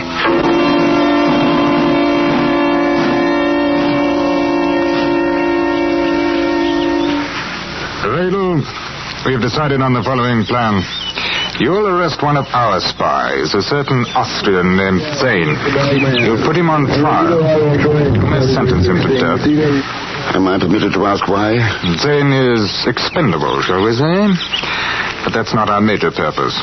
You're a master at intrigue. Suppose you give me your guess. I will catch a Russian spy. I will force him into confession, since I will know everything about him using your files. The public will be amazed, shocked, pleased. I will be an even greater hero, and therefore more valuable to you. Radel, I fully believe you are worth the 100,000 kronen a year we pay you. It's a small price for the destruction of an empire. If I may be so bold, Herr Radel, that's the first stupid statement I've ever heard you make. You're not destroying this empire.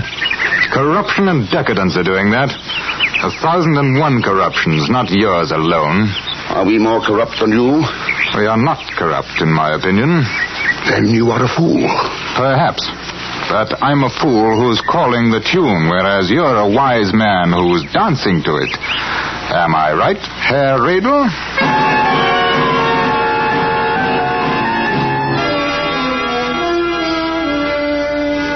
He was right. I danced to his tune. I had to. I ordered the arrest of the Austrian citizen Adolf Zane. He went on trial, charged with treason, with betrayal of his country to the Russians. The trial was an enormous success. I stunned the court and astonished the world with my knowledge of Zane. I knew every step he'd taken for the past 5 years, every penny he'd collected, every secret he'd sold. But how could you know this? How could you possibly know it? Unless... Confine yourself to answering questions, I'd say. Proceed, Colonel Radel. On the 19th of March at 11 p.m., you turned over to a Russian representative all the correspondence. The most secret correspondence between our beloved emperor and the Kaiser of the Germans. Isn't that true? Yes. Yes, it's true. But how could you know? Do you know the penalty for your crime? Yes. Tell me. Death. By hanging. And what else? What else? I don't know. The convicted traitor will be buried in civilian clothes in an unmarked grave. Colonel, for the love... I wasn't the only one. What about Arnold Sonderheim? He's just as guilty as I. You will answer questions. And Hoffman Kish. He's been a spy for 2 years, right in the bureau. Colonel Radel, if this man has accomplices, surely the court wishes to hear. Of course, Your Honor, but... While it cannot save this miserable man's life to tell us their names, it will in some way redeem him in the eyes of his countrymen. Proceed, Adolphe Zane.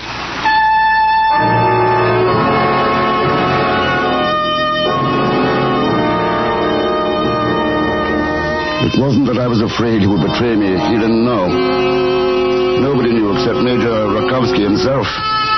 But I had been ordered to arrest one spy, try one spy, have one spy executed. And now he was implicating others. When the trial ended, I was congratulated by the Crown Prince himself. I was the most celebrated man in the Empire. But at 3 that morning, I was summoned to a meeting. You fool. We gave you Zane, not Sonderheim and Kish. I could not control him. If you had the brains you pretend you... No, never mind. The damage is done. Now, we want the name of your top agent in Petersburg. No. I hope that was an involuntary no. I no longer use opium, Major. I'm no longer your man. Ah? And how about the letters addressed to Opera Box 13, Herr Radel? The letters fat with Cronin you've called for so regularly. You're no longer a dope addict, but you're a traitor. Then we can prove it. Now come, the name of your top agent. But why? For what? Your prestige has been built up at great expense to us. Now we must repair our own prestige. I won't do it. Plans are one thing. People are another. No. Don't be naive. When your Austrian armies march, they'll be sliced to ribbons because of you. Thousands of men will die. Men I don't know. Don't trifle with us, Radel. The name? In Helsingfors, there's a man. Hjalmar Kekkonen. Nobody. I want your key man. In Kiev. Your key man, Radel? Who is in Petersburg? In Petersburg? No one in Petersburg. There is, that much we know. His name. His name! There is an importer on the Nevsky Prospect. His name is Mirachinsky. He is our top agent. His real name is Oscar Helsinger. He is my friend.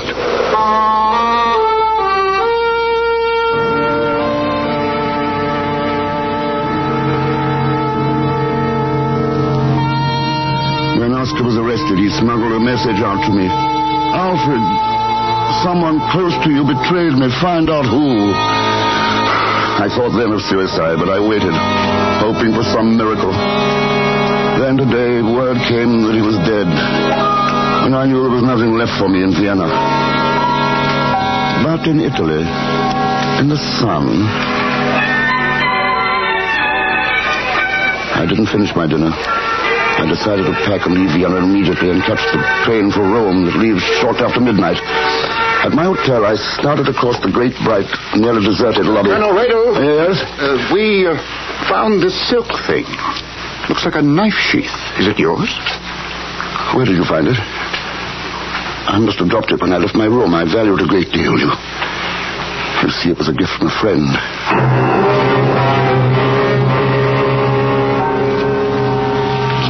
From a dead friend, betrayed by me. His dead hand reaching out to trap me. For at that moment I knew I was lost. Knew with dreadful certainty where I'd dropped the sheath. In the cab, the fiacre I took from the post office. It had been found there by... Slowly I looked around the lobby and saw them. Drably dressed men, too obviously not looking in my direction. The postal clerk had signaled them when I called for the letters. They'd arrived too late, but somehow, by some stroke of impossible luck, they'd found the cab I took. And they'd traced me to my hotel. There's your elevator, sir. I'm not going up. Yes, sir? I have a headache. I think I'll take a walk.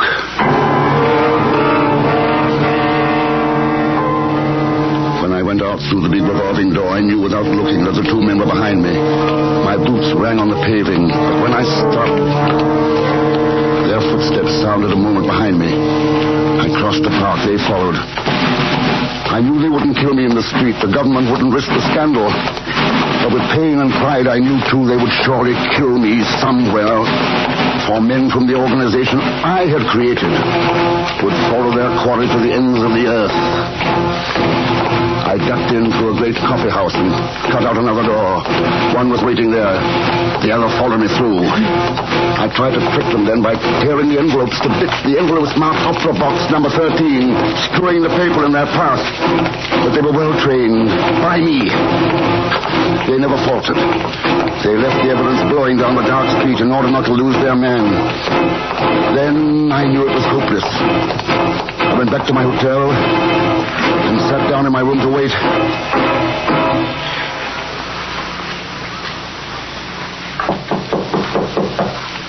The door is unlocked.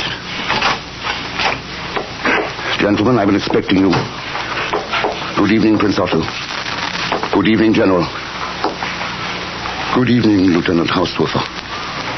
Colonel Radel, we would like a complete account of all your activities.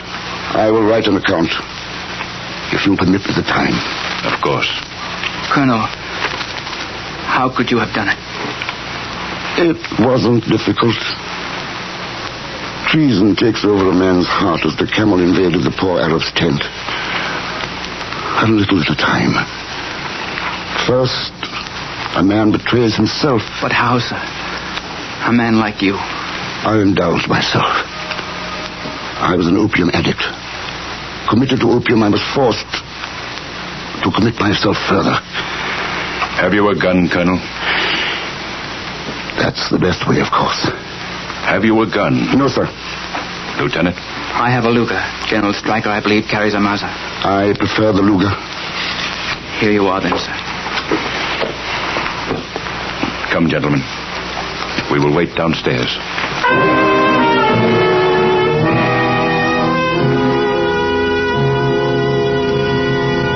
Now it is all written down. Outside, the cathedral is striking midnight. Midnight, September 15, 1913. I look out over the sleeping city, east to where the sky will pale before the rising sun. There in the east, the Russians are ready. To the west, facing our German ally, the French too are ready. I have made them so. In 6 months, in a year, 2 years at the most, those armies will march. Whatever the outcome, I will have made my contribution, but I won't be here to see it. I'll lie in an unmarked grave. I've said goodbye to Vienna, to all I loved. Now it is time to say goodbye to Alfred Redl. When I snap off the safety on this gun, when I pull the trigger, it'll be the end of an empire, of an era.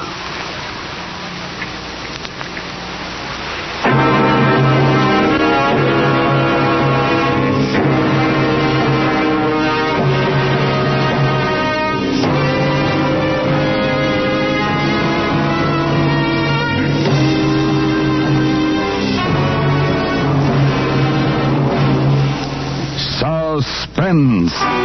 Presented by Autolite. Tonight's star, Mr. Herbert Marshall. Friends, this is World Series Wilcox again to remind you that Autolite is the world's largest independent manufacturer of automotive electrical equipment. In 28 plants from coast to coast, Autolite makes over 400 products for cars, trucks, tractors, planes, and boats. These include complete electrical systems, Autolite batteries, such as the famous Autolite Stay Full, and a complete line of ignition-engineered Autolite spark plugs, both standard and resistor types.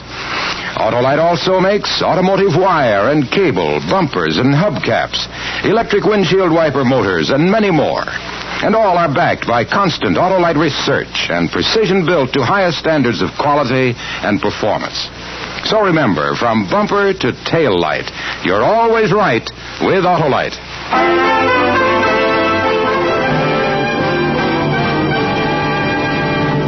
Next week on Suspense, our star will be Mr. Cornell Wilde in another story based on actual events, the terrifying study of a pyromaniac, a dramatic report we call The Flame. In weeks to come, we shall also present Mr. Ray Milland and Mr. Richard Widmark, all on Suspense. Suspense is produced and directed by Elliot Lewis, with music composed by Lucien Moraweck and conducted by Lud Gluskin. Betrayal in Vienna was adapted for Suspense by Sylvia Richards, from research gathered by Dana Lee Thomas. Featured in tonight's cast were Ben Wright, Joseph Kearns, William Johnstone, Herb Butterfield, Charles Davis, John Stevenson, and Byron Kane. Herbert Marshall may be heard each week on his own radio program, The Man Called X. And remember, next week on Suspense, Mr. Cornell Wilde in another story based on actual events, a dramatic report we call The Flame.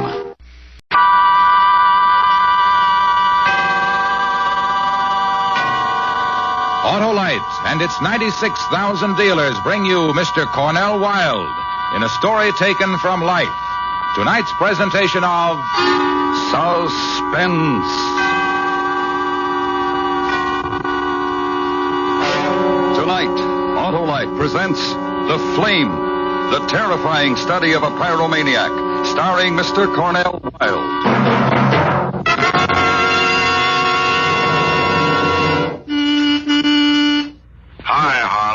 Well, strip my clutch. It's Oscar, the orating auto. Where are you going, Oscar? To see my Autolite spark plug dealer, Harlow. Winter's coming fast, and I want to be ready for it. Then not a bit too soon for a change of oil and grease, antifreeze. And check those spark plugs, too. You said it, Johnny Plug Check. The spark plugs are the heart of your car's ignition system.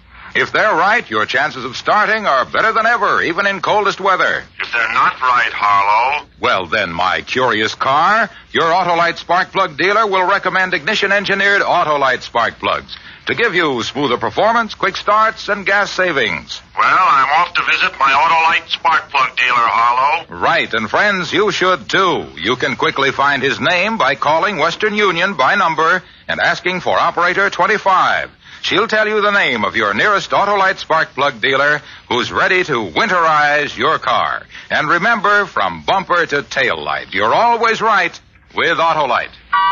And now, with The Flame and the performance of Mr. Cornell Wilde, Autolite hopes once again to keep you in suspense.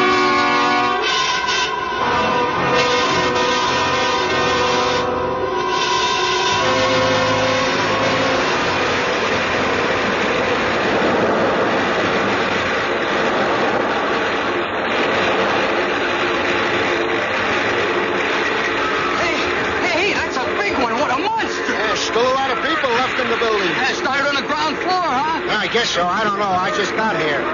You know, mister? The first floor. Oh, what a mess. Wonder how it got started. Oh, some joker in bed with a lit cigarette. I probably fell asleep. No, that wasn't the way it started. Oh, wasn't it? Hey, you mean... to take more than a little cigarette to start a fire like that. But the whole apartment building's just about gone. Maybe the guy who owns the building started it, you know, for the insurance and all. He didn't have anything to do with it. Hey, look at it burn with it.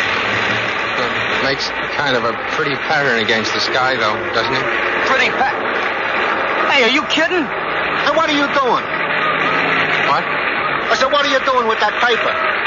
Oh, I'm drawing. I'm drawing a picture of the fire.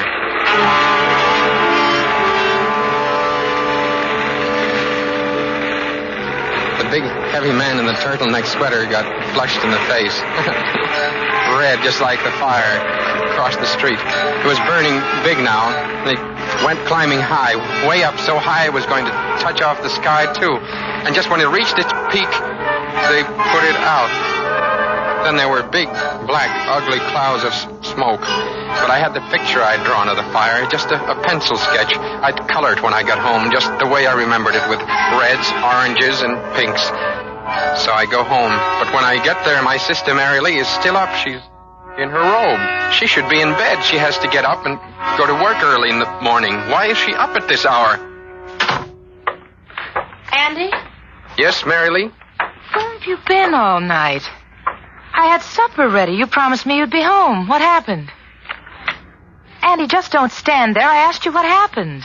Nothing happened. I just went for a walk. What are you so upset about? Nothing. Just leave me alone, Mary Lee. Do you have to nag at me all the time? I'm not nagging you, Andy. I'm just worried, and I get nervous when I worry, that's all. Forget it. I'm home, and I'm all right, so don't worry yourself anymore, okay? Okay, Andy. Wait a minute. I wanted to ask you for a big favor. Well, can't you ask me tomorrow morning, Mary Lee? I'm awful tired. You know Mr. Boyajian, the dry goods store man, Andy? Well, sure, I know. I'm one of my favorite people. What about him? This morning they took his wife to the hospital. Oh, to the hospital? What for? She's sick, very sick, Andy. Tonight on the way home from work, Mr. Boyajian stopped me and asked me if I'd talk to you about helping him. Well, help him out? Sure, I will, but how? Well, he may have to spend some time at the hospital with her.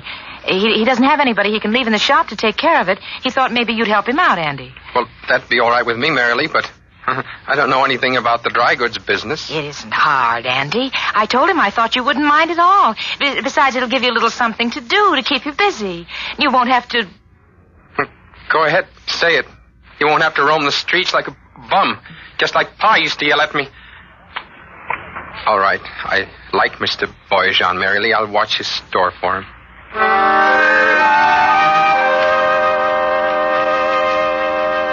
Mr. Boyajian was a man who looked like Santa Claus.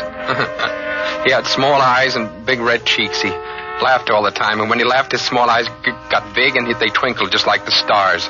Or the flash of a flame when you strike a match and it suddenly flares up with colors and warmth. And you get a funny sensation in your stomach. That was Mr. Boyajian, the man who owned the dry goods store on Union Street. The following morning, Mr. Boyajian wasn't laughing, and there was no twinkle in his eyes. He looked sad sitting behind the counter.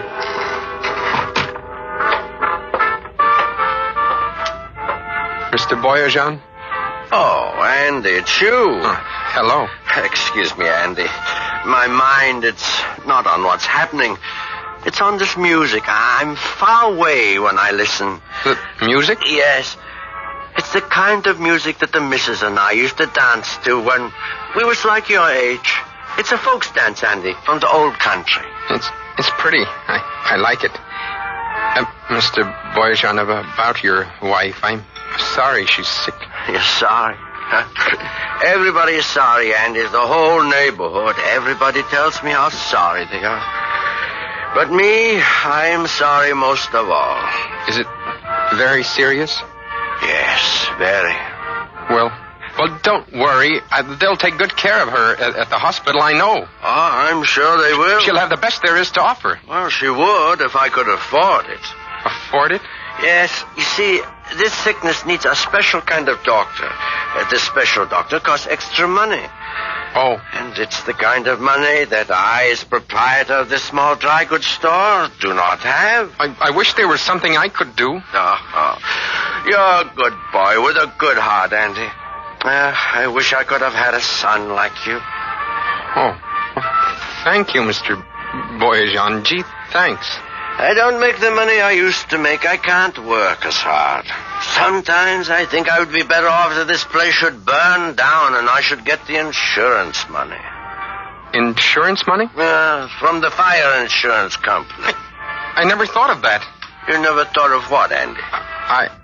What I meant was that I never thought of things like fire insurance. Of course. To do a thing like this, to even wish it is against the law. Fire insurance is for the protection. Of course. Well, Andy, if you have come to stay, I will go to the hospital. Well, go right ahead, Mr. Boyajan. I'll take care of everything. You just leave everything to me.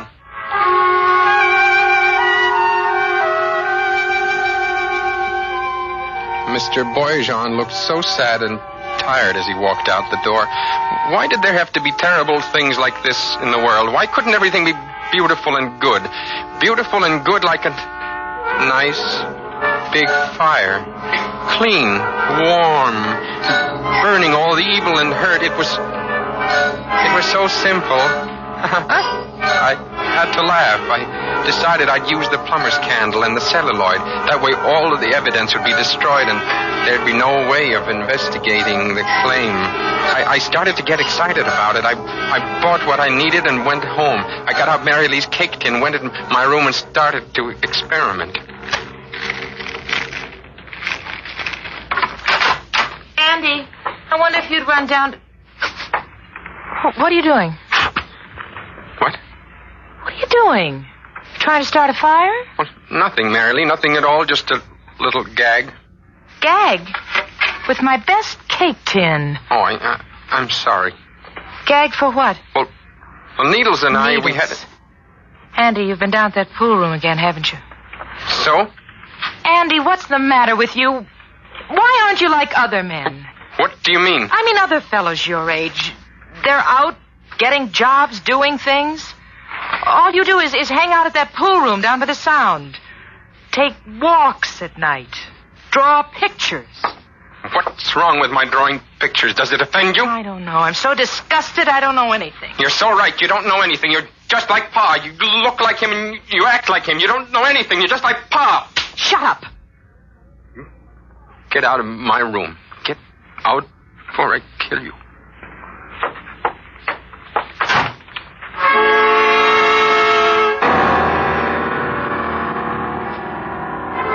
I took a long walk. I thought about leaving Mary Lee, going away, but I remembered that I had no place to go. I found myself down by the shipping piers. I noticed a small barge loaded with crates of some kind, wooden crates.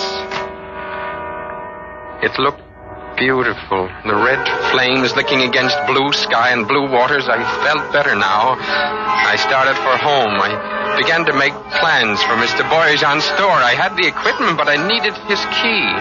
I had to get his key without him expecting a thing. It wouldn't be good for Mr. Boyajan to know what I was going to do. He might try to stop me. I was sure he didn't like fires as much as I did. The next afternoon in the store, just before I was ready to leave, I asked him about the key. Key, Andy? Yes, Mr. Boyajan. But a key what for, Andy?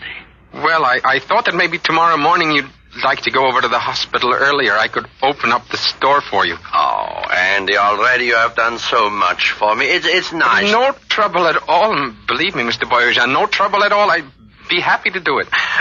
You know, to tell the truth, I would like to get over a little earlier. I certainly would. Well, Andy, like I said before, you are such a good boy. There never was such a good boy with a big heart. You're the only person who's ever said that to me, Mr. Boyajan. This I know is a joke you tell on me. Here. I will give you Mrs. Boyajan's key. Now, how is that? Oh, fine, and don't you worry about a thing. I'll sell out tomorrow. I'll make you lots of money.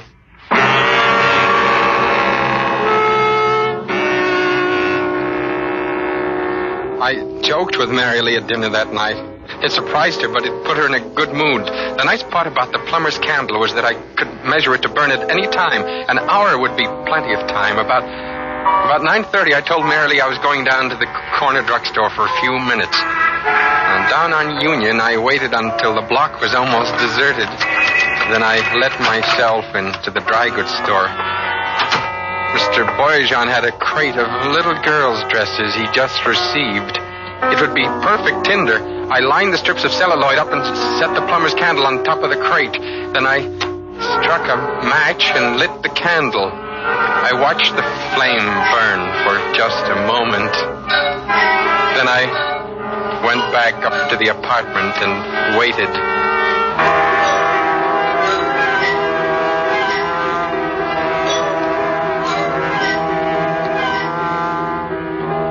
Mary Lee was darning some socks. I sat for almost an hour coloring my pictures, getting nervous. And when it was time, I asked Mary Lee to go get some ice cream with me. When we got down to the street... Mary Lee, look, it's a fire. What? Come on. What? Andy, I hate fires. I hope it's a false alarm. No, it's not false. Look, there's smoke. Plenty of smoke. Hey, there it is, Mary Lee. There it is, right over there. Andy, it's Mr. Boyajan's dry goods store. Well, for heaven's sakes, what do you know, Mr. Boyajan's dry goods store? Oh, isn't that terrible? Poor Mr. Boyajan. He hasn't got enough trouble as it is. Don't feel sorry for him, Mary Lee. He's got insurance. I know, but... How'd you know? Oh, we got to talking the other day. He told me about it. Hey, Andy, what do you say? Hot one, huh? Oh, hello, Needles. Yeah, real hot. Andy, who's that they're carrying out? The old man. Mr. Boyajan? Yeah, somebody said he was passing by on his way home. He saw the fire and rushed inside to try to put it out. Crazy thing to do. Is he... Oh, no. Look at those flames. Look up at the sky, would you? Just like a torch. Just like a torch. It's beautiful.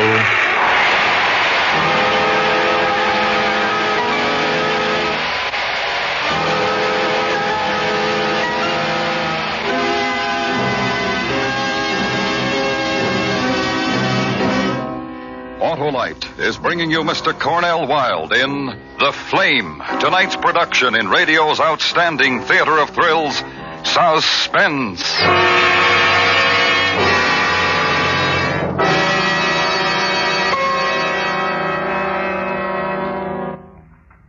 Say, Harlow, I'm really set for cold weather now. Ah, winterized by your Autolite spark plug dealer, eh, Oscar?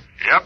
We changed my oil, grease, and put in antifreeze. And check those spark plugs, too. And that's important, Johnny Plug Check. When spark plugs are right, your chances of starting are better than ever in cold weather. And mine are really right, Harlow. My Autolite spark plug dealer replaced my worn-out spark plugs with world-famous Autolite spark plugs. For smoother performance, quick starts, and gas savings.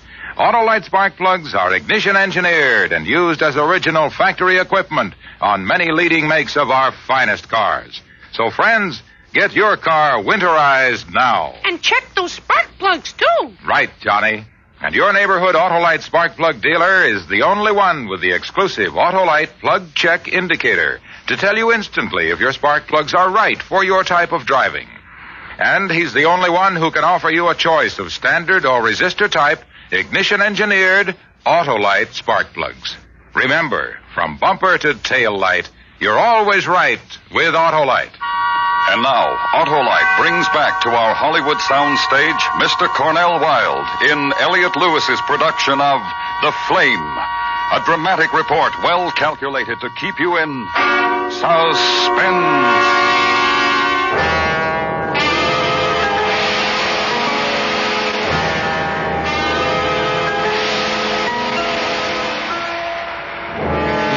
Everybody in our neighborhood felt sorry about poor Mr. Boyajian. I wish he hadn't tried to put out the fire. I didn't go to the hospital with Mary Lee to see his wife, but I did go to Mr. Boyajian's funeral a couple of days later.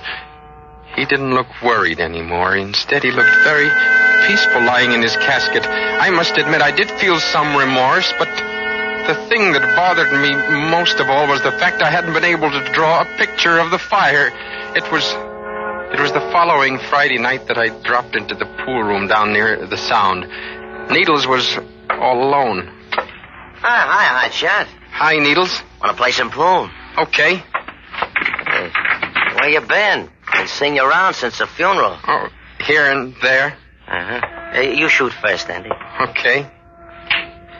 Hey, you know, that was tough about old man Boyajian, huh? Too bad. He shouldn't have tried to put it out. You know, at first I thought the old guy started it himself. You know, to collect the fire insurance dough. But I guess he didn't. Mrs. Boyajian will get the money, though, won't she? Oh, you never could tell. There were some fire insurance coppers around a couple of days ago asking questions.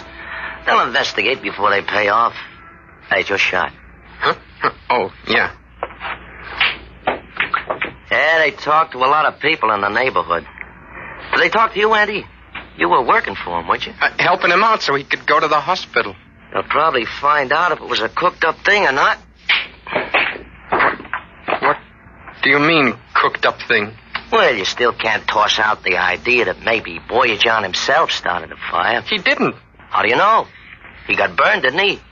Maybe he got caught or trapped, couldn't get out. Hey, your shot, Andy. That's ridiculous. He couldn't have started it. How do you know? He couldn't have. He just couldn't have. Why? Because he...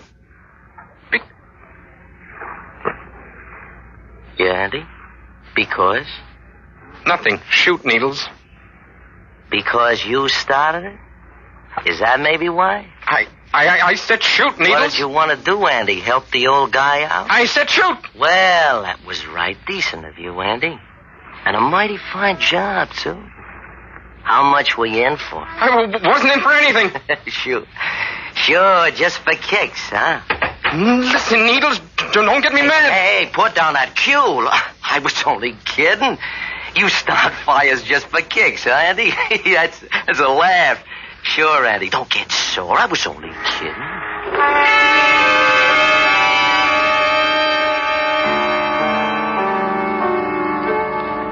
Needles was the type of guy that got into all kinds of trouble. I wish he didn't get on my nerves so much. When I got home later and opened the door to the apartment, I suddenly got a funny feeling. I didn't know what it was, but I was sure it had something to do with the man who was sitting in the living room with my sister. And when she introduced him as Inspector Shapiro of the fire insurance company, I knew why I had the strange feeling in my stomach. He's investigating about the fire in Mr. Boyajian's store, Andy. Oh, Mr. Boyajian was one of my very best friends. I was very sorry about... I understand. I went to the funeral. Before we can pay Mrs. Boyajian the money she has coming, I have to make sure the fire wasn't started purposely. Purposely? He means somebody did it just to collect the money. Oh. So far, we haven't been able to learn how it was started. I see. Andy, the night of the fire, where were you? I can answer that, Inspector. He was right here in this room with me. I see. I remember. I was darning some socks, and Andy was drawing. Oh, and Mary Lee, he doesn't want to hear about that. He loves to draw. You want to be an artist? Well, no, I just like to draw. I see.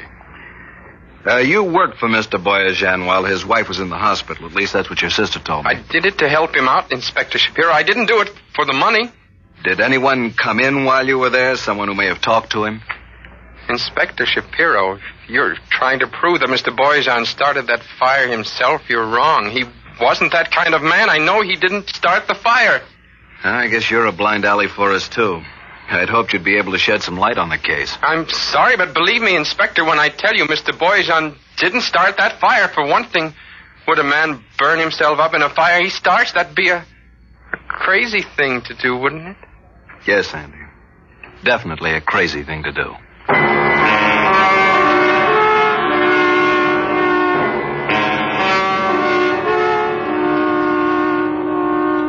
Inspector Shapiro was not a stupid man.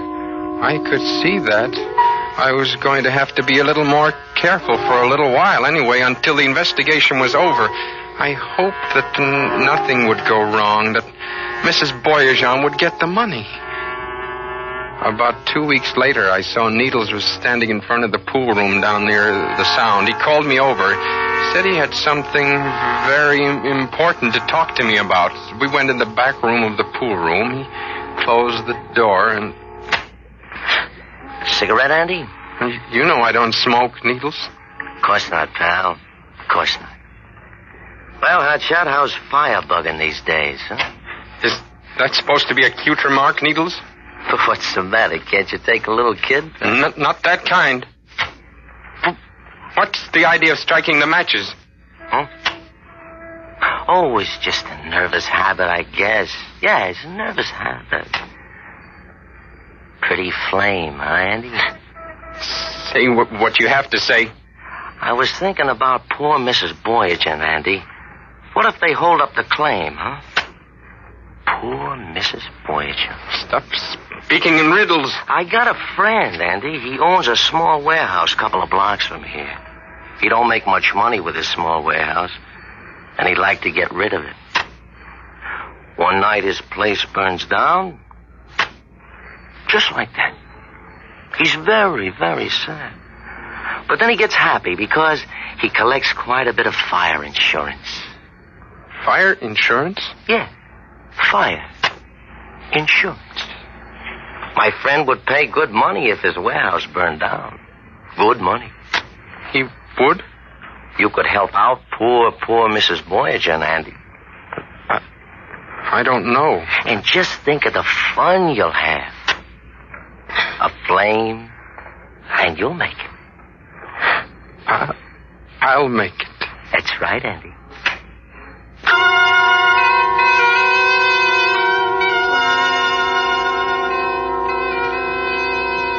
Next Friday night seemed like a very long way off. A couple of times I wanted to go for walks, but then I kept thinking about the big one I was going to make on Friday night, and I decided not to go for any walks. I got some money from Needles and bought all the stuff I needed, the celluloid and the plumber's candles. I met Needles' friend on Thursday. He took me on a tour of the warehouse. It was a 3-story building. When I finished going through it, I decided it would be best to start 2 fires on the 3rd floor and 1 on the 1st. When I got home, I let myself in, but I didn't close the door because I heard voices coming from my room. It was Mary Lee in a voice that gave me a funny feeling. You never bothered to look at this scrapbook? Why? He draws pictures. Your brother's a very dangerous man. I never suspected anything. I never bothered to look at the pictures he's drawn. He'll have to be turned over to the authorities. They'll give him proper medical treatment. He's a dangerous man with a dangerous sickness. I got to call Needles.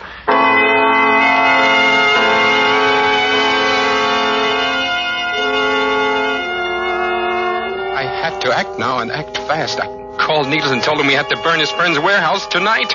Tomorrow night would be no good because I'd have to leave Seattle now. He didn't want to at first because we hadn't planned it that way, but then he finally agreed.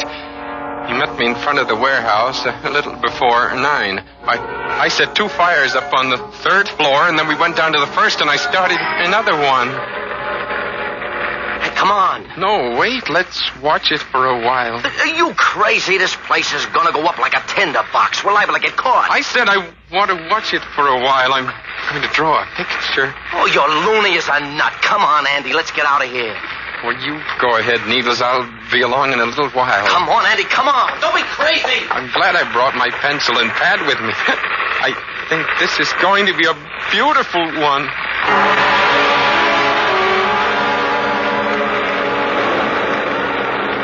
And it was. It had wonderful colors. The flames were all around me now. Not an awful lot of smoke here inside the building. Just flames. Beautiful colors. Just beautiful. Reds. Deep reds and blues, greens, yellows. I had a feeling this was going to be my best picture. The most beautiful flames I'd ever seen. Thrilling. And the picture now just one big flame.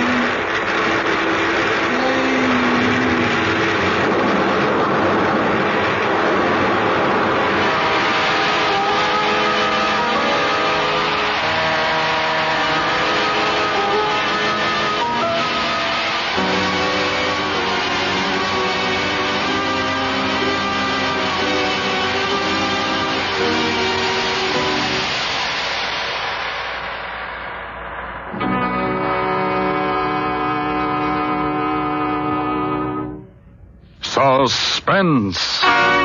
Presented by Autolite. Tonight's star, Mr. Cornell Wilde. And here he is once again, Mr. Wilde.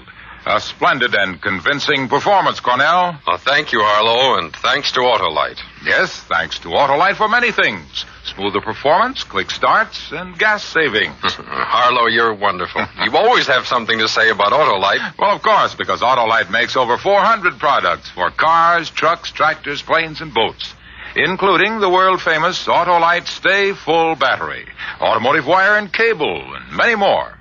Well, no wonder you always have the right thing to say, Harlow. Cornell, from bumper to tail light, you're always right with Autolite.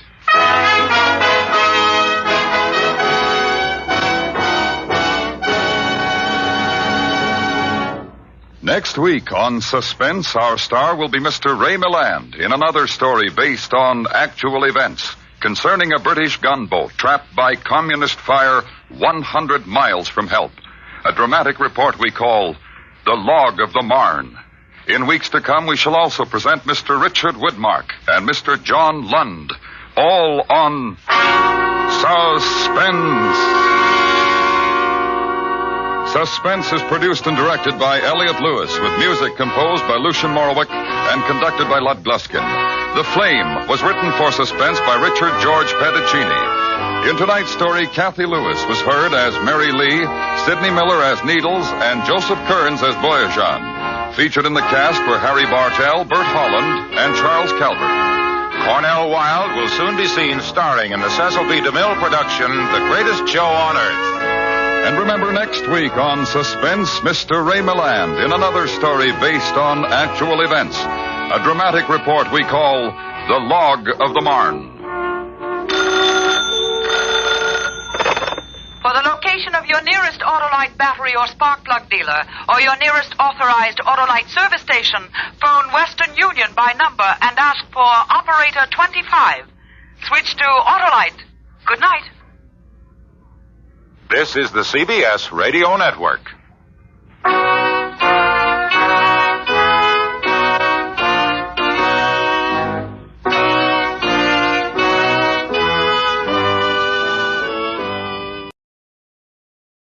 You are about to hear a story based on actual events. To protect the innocent, names and places have been changed.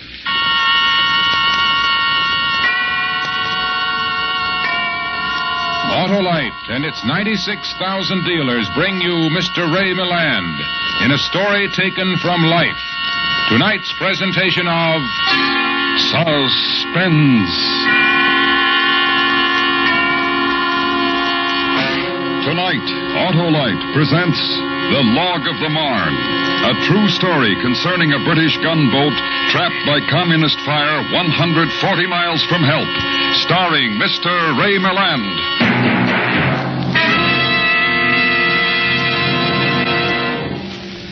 Hi, Harlow.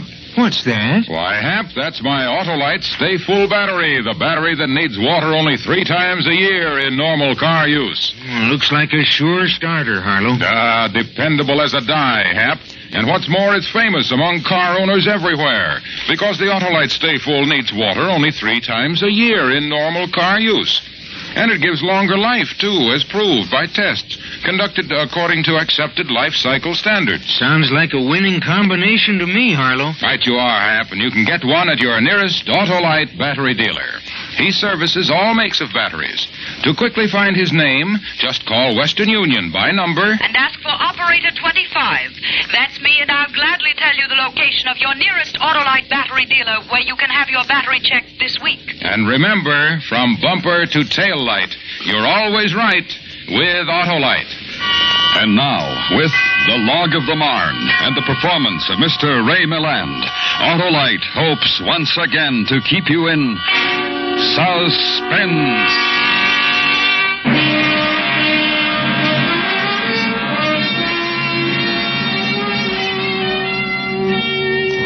Log entry, HMS Marne, entered this day by Lieutenant Commander James G. Harland, officer in command.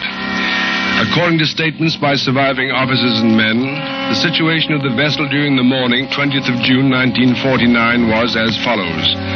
Marne was proceeding west in the Mingqiang River on a routine supply mission from Fuchao to Yenping. According to edicts issued by the Chinese People's Liberation Army, Marne had more than 14 hours of grace in which to reach her destination. But at 20 minutes past 9, the Communist land battery opened fire. The second shell struck the wheelhouse. 3 of the 5 men there were killed. All communication to and from the wheelhouse was destroyed, and the Marne immediately went off course.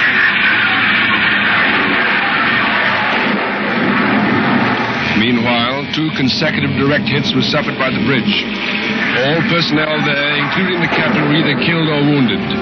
Second in command, Lieutenant Bennett Moore, in spite of shell fragments in his right lung and side, alone on the bridge, had control of his faculties until the arrival of Lieutenant Hugh Fraser. Fraser reporting, sir. Good Lord, Moore. I'm all right. I've assumed command, Fraser. I'm glad you came up. Is the captain dead? Not yet. How about the others? Some of them, yes. We're off course, Fraser. I can't contact the wheelhouse. Signal the engine room, will you? Full speed astern, both. Right. Full speed astern, both. Get a bearing on the battery. We'll return fire. No response from the engine room, Moore. Try again, quickly. We'll run aground. It's no use, Moore. They don't answer. Something's been damaged. Why is this happening? Why did they fire on us? Oh, try the transmitting station. Bridge, TS. Bridge, TS. Bridge, transmitting station. Nothing. No communication at all. Everything's gone. We haven't fired one round back. I'll try to get down to the engine room. Perhaps I can. It's no use, Fraser. No use. We're going aground.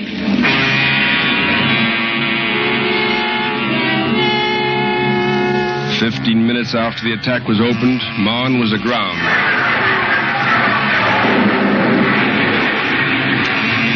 Neither A guns nor B guns were able to bear on target since her stern was toward the battery.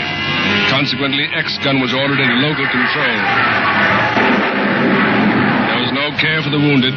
The sick bay had been hit. The medical officer and his assistant killed. X-gun got off 3 rounds, then it was hit, the entire gun crew being killed. Small arms were issued since they were the only remaining weapons. When, sir? You seen the first lieutenant? Yes, sir. I think he's just forward. Thank you. Moore? Oh, yes, Fraser.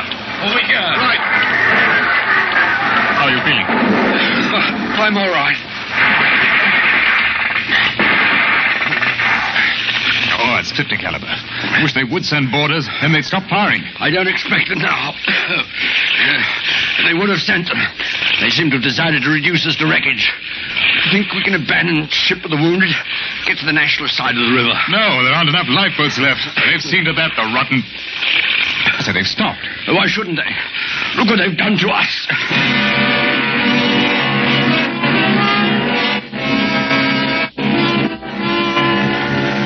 June 21st, the following day, I received orders in Hong Kong to proceed by air to Marne and to take along medical supplies and a medical officer, Lieutenant Robert Lamb. Our Sunderland was fired upon as we landed. Although we sustained enough damage to make it impossible to transfer all of the supplies, we considered ourselves fortunate to have half aboard when the flying boat was forced to leave. It was put to immediate use by the MO when I was taken to the officer in command. In here, sir. Oh, yes. We've had to use the radar room as a command center, sir. Almost everything else has been knocked out. I see. I shall want a complete report on the condition of the ship after I speak to Moore. Yes, sir. Do you think he's fit to carry on, Fraser? Oh, no, sir, no. I'm surprised that he's still alive. He's not able to stand now. Oh, poor devil. Here we are, sir. Who is it? It's Fraser, Bennett. I heard a plane, didn't I? I'm sure I did. Yes. Sunderland brought a doctor and medicine, Bennett. This is Lieutenant Commander Harland, Lieutenant Moore. Oh, don't try Moore. Oh, thank you, sir. The C&C asked me to convey his admiration for what you've done, Moore. Oh, thank you, sir. Do I understand that I'm being relieved of my command? Good Lord, you've done all you can. You're in no condition to go on. I'm all right, sir. I feel much better than I did yesterday. I'm sorry, Moore. My orders are to assume command. I can't do anything else. Yes, sir. Now, Fraser, I should like to meet with the other executive officers. There's only one now, sir. Oh? Phil's died this morning. There's only Alden and myself now, sir. I see. Then I shall want to meet him if you could suggest a place.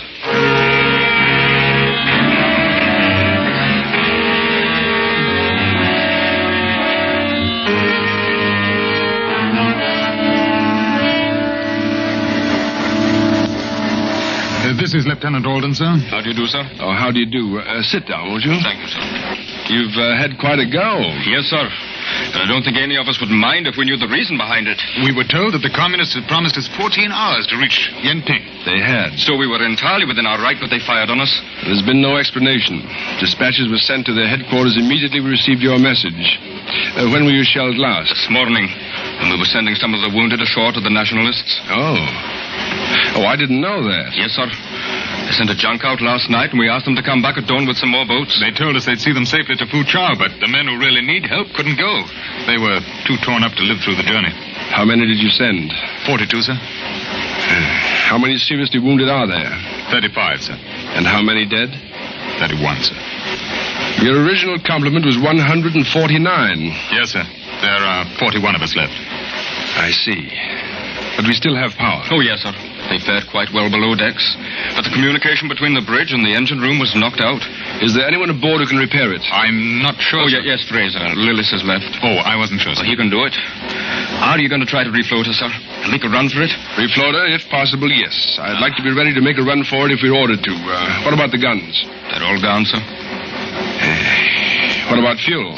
Depends on how long we stay, sir. We were to refuel in Yenping. I'm afraid navigation will be a bit of a problem, sir. The charts were burned. Well, we shall have to do with what we have, won't we? Yes, sir. Then I'd like every available man put to work at once on the foredeck. I'd like everything that is heavy and can be broken loose moved aft. In the meantime, I want any water ballast and all the fuel oil in the forward tanks pumped out. Over the side, sir? Yes. I think the loss of fuel oil at the moment is not as important as getting Marne afloat again.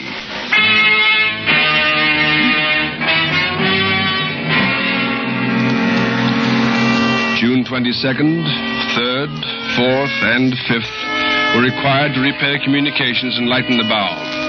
Small arms fire raked the decks occasionally and reminded us that the communists were watching our every move. Hoping to put them off guard, I therefore halted all activity until the 2nd of July, and then shortly after midnight, assisted by a moonless night, we raised steam and backed off to anchor without incident. Morale improved immediately.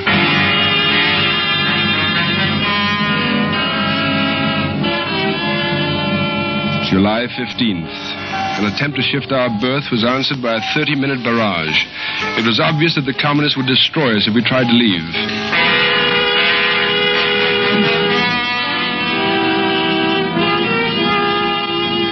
July 18th. Shortly after midday, communist forces were seen crossing the river below us against no nationalist resistance of any kind. Later that same day, they crossed above us as well, and we realized that we were completely cut off. I ordered all ventilation shut off to conserve fuel.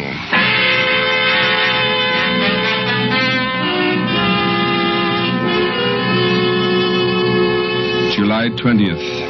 After a month had passed, we had our first direct contact with the communists. A Major Kung requested me to come ashore to talk with him. I accepted his invitation and met him in a hut a short distance from the river.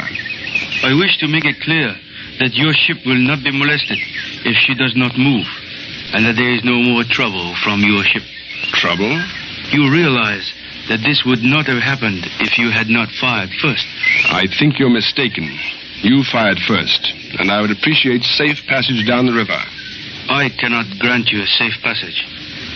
It is up to my superiors. But first, you must admit that you fired first.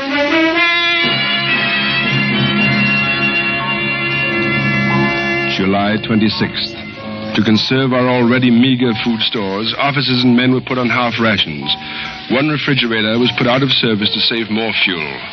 On July 28th, I again met Major Kung. I talked to my superiors. They tell me you'll give you a safe passage down the river. Oh. Well, I'm happy to hear that. You are not too unhappy aboard your ship. No, not at all. But you would like to go down the river. Yes. Especially since you have absolutely no reason to hold us here. I can give you a safe passage if the British side will acknowledge that they invaded Chinese waters without the authority of the Chinese People's Liberation Army. This will be a document. The word invaded cannot be used. It is the most serious word to use. There may be some difference between the Chinese wording and the English wording. I am speaking of the Chinese wording. The word invade means to commit a hostile act, which we did not do. You cannot use the word invade. Do you admit that your ship was guilty of entering the river? Guilty of entering the river? It was not a guilty act, and you cannot use the word invade. It means that we are at war, and we are not. We are a friendly nation and always have been. If you do not wish to cooperate, I suggest that we leave this until a later meeting. I insist that we continue this discussion. Then you are ready to admit the British guilt. I think the subject at hand is your guilt. You are holding a British ship and British subjects under the threat of destruction. You are causing great suffering. Lack of fuel oil has caused me to stop the ventilation system in midsummer. My food is spoiling because I can't run the refrigerators. There's a danger that even drinking water will be unavailable. You are responsible for the condition of that ship and the welfare of the officers and men.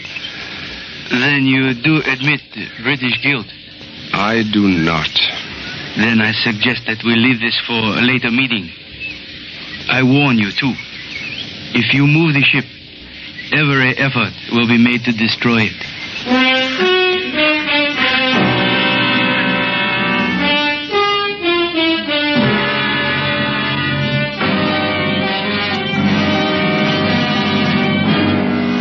Autolite is bringing you Mr. Ray Milland in The Log of the Marne. Tonight's production, radio's outstanding theater of thrills, Suspense.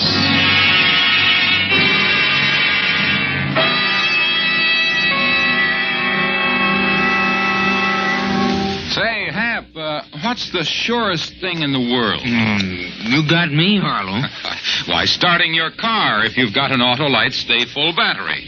Hap, it's tops in dependable starting power. And it needs water only 3 times a year, eh, Harlow? Right. Only 3 times a year in normal car use. That's because the Autolite Stay Full has 3 times the liquid reserve of ordinary batteries. And the Autolite Stay Full gives longer life, as proved by tests conducted according to accepted life cycle standards. There's not a better battery built. And it's carried by your neighborhood Autolite battery dealer. He services all makes of batteries and has special test equipment. If a new battery is needed, he also has an Autolite Stay Full for your car. So take a tip from me. See your Autolite battery dealer this week. To quickly find his name, just telephone Western Union by number. And ask for operator 25. That's me, and I'll gladly tell you the location of your nearest Autolite battery dealer. And remember, from bumper to tail light, you're always right with Autolite. And now, Autolite brings back to our Hollywood soundstage Mr. Ray Milland in Elliot Lewis's production of The Log of the Marne, a dramatic report well calculated to keep you in suspense.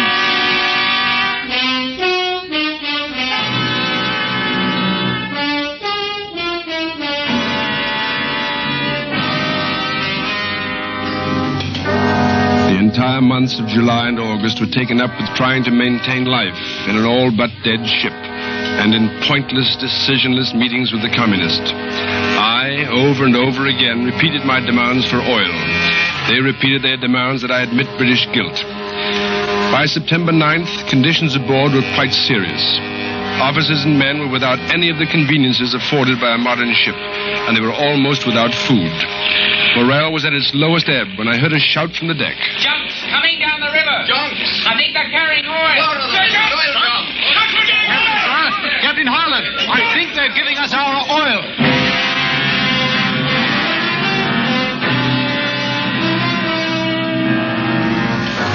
It was Admiralty fuel seized by the communists when they took Yenping. They charged more than 400 pounds for its delivery, but it put life into Marne. The drums were brought aboard by hand pulley and emptied in almost dry tanks. Everyone, officers and men, buckled down to the job. It took 11 hours, and when it was finished, every man on the ship was exhausted, but happier than they'd been for 100 days.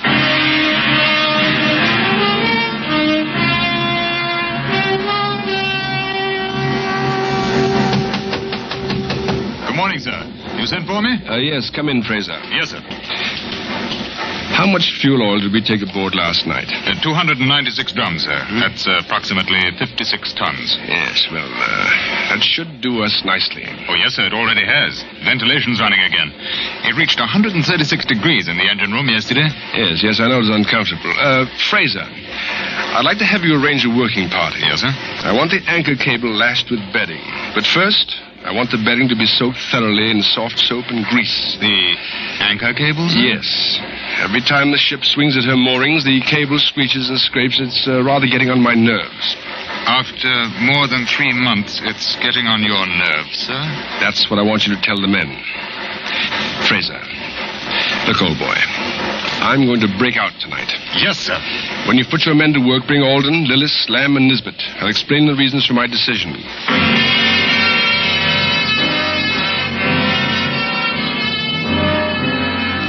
At 3 o'clock in the afternoon of 30th of July, I conferred with the 2 executive officers, the medical officer, engine room artificer Lillis, and the senior telegraphist Nisbet. I want to break out tonight at 10. I've asked you here so I could tell you my reasons why we should. And I want you to give me any reasons why we should not. Oh, I think all of us have had enough of this, sir. Yes. The delivery of fuel last night was important for 2 reasons. One, at least 47 tons of fuel will be needed to drive us to the open sea. They gave us 56 tons, which really leaves little to spare. That's right, sir. Tonight will be the last one for a month, with the phase of the moon right for a breakout. The moon is due to set at 11 o'clock. Now, I've decided to slip away at 10, accepting 1 hour of the waning moon as an unavoidable handicap. Now, we'll need every minute of time if we hope to get past the big guns at Liangtong before dawn. Now, rains farther inland have raised the river, and traveling by night without a river pilot will need all the water there is to get us over the mudflats. Lillis. Yes, sir? If we come under fire, I shall ask for smoke, understand? Yes, sir. I think everything's in tip-top shape below decks. We'll do the best we can, sir. Good. Nisbet. Yes, sir? Wireless silence will be enforced until I'm ready to send a message. Then only flash procedure will be used. Yes, sir. Lamb and Fraser. Yes, sir. I want to make Marne as splinter-proof as possible. Now see to it that the wireless office, the bridge, and the habitable mess decks are sandbagged. If we haven't enough sand, use mattresses or cushion covers or canvas kit bags, anything. Yes, sir. Yes, sir. Now make your preparations as soon as possible, but do no work on deck until after dark. I don't want you to be seen. Alden, grease all the bright work to cut reflection. Now you can do that during daylight. After dark, break out canvas and stretch it from the superstructure fore and aft to change our silhouette. Very good, sir. Now then, if we are hit and sinking, I will beach the ship if it's possible to save lives. The ship's company will get ashore. Then, I will blow up Marne. If disaster does come, your main object is to reach Foochow or escape in junks to the open sea. Any questions? No questions, sir. Just one, sir. I wonder what old Major Kung will say tomorrow when he's dipped to private. Well, don't underestimate our Major Kung, Fraser. It's entirely possible that he arranged the oil delivery so that we would break out, so they'd have a chance to destroy us. Oh, I see, sir. However, pass the word along to the ship's company. And good luck to you all. I hope we make it. At least we'll have a devil of a good shot at it.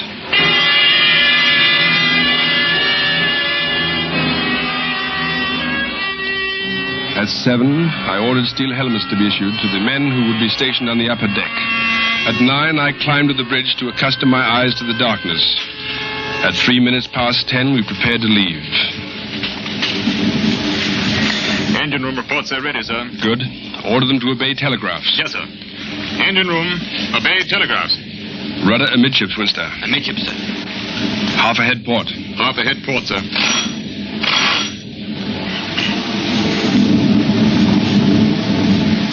Slip anchor cable. Slip cable, sir. Slip cable.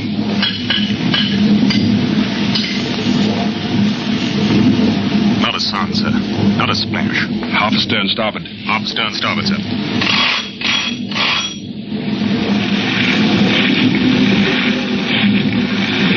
Hard to starboard. Hard to starboard. Hard to starboard it is, sir. Steady as she goes. Steady as she goes. Sir. Yes, Fraser. The funnel, sir. Spewing sparks. Oh, blast it. Well, there's nothing we can do about it now. We've started. They'll see that if they aren't blind, sir. Shall I order alarm? Not yet. Port 15. Port 15, sir. Steady now. Steady, sir. Well, we've got round. Half ahead both, 10 knots. Half ahead both, 10 knots, sir.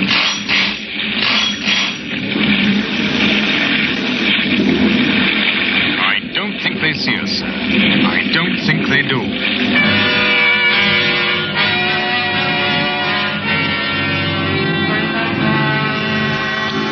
It did seem that our departure had gone unnoticed. We passed downstream quietly and without trouble for 15 minutes. But then a flare illuminated the river. It went up from shore, sir. Yes, Shui Cow. Probably control point.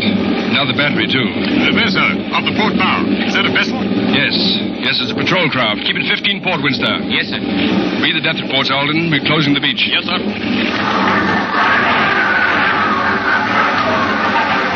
Patrol vessel, Fraser? No, sir. Land battery. There, sir. See the flash? Yes.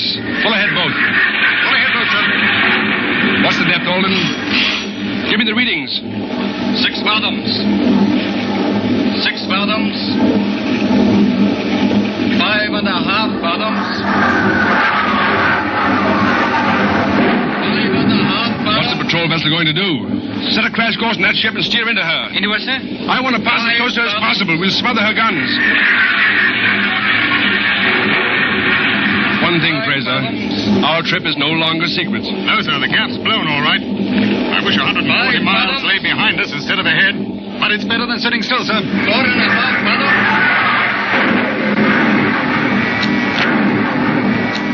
Just a bit of starboard wheel now, Winster. Aye, sir.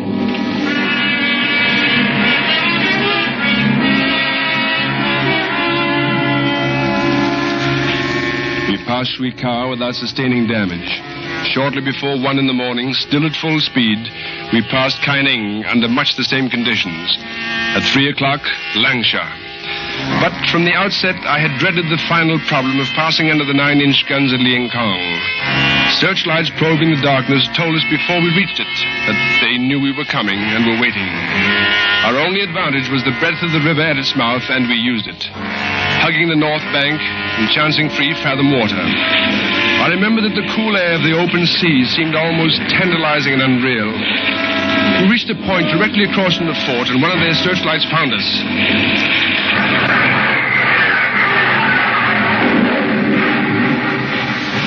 Give me smoke. Make as much black smoke as you can. Right, sir. Make black smoke as much as you can. 20, Winston. Starboard 20. Starboard 20, sir. Zigzag. Keep us from getting a fix on us. 5 seconds to starboard, 5 seconds to port. Count them yourself. Count them aloud if you like. Aye, aye. 1, 2, 3, 4, 5, port. Give me the depth, Alden. Yes, sir. 1, 2, 3, 4, 5, starboard. 8 and a half 1, 2, 3, 4, 5,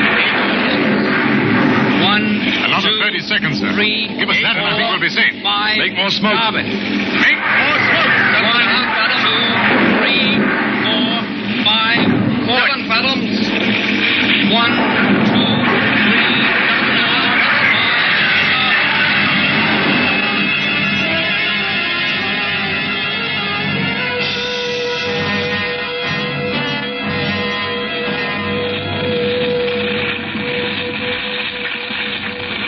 Course for Hong Kong, Fraser. Half speed ahead, both. Yes, sir. Half speed ahead, both. I'm going to the wireless room. Yes, sir.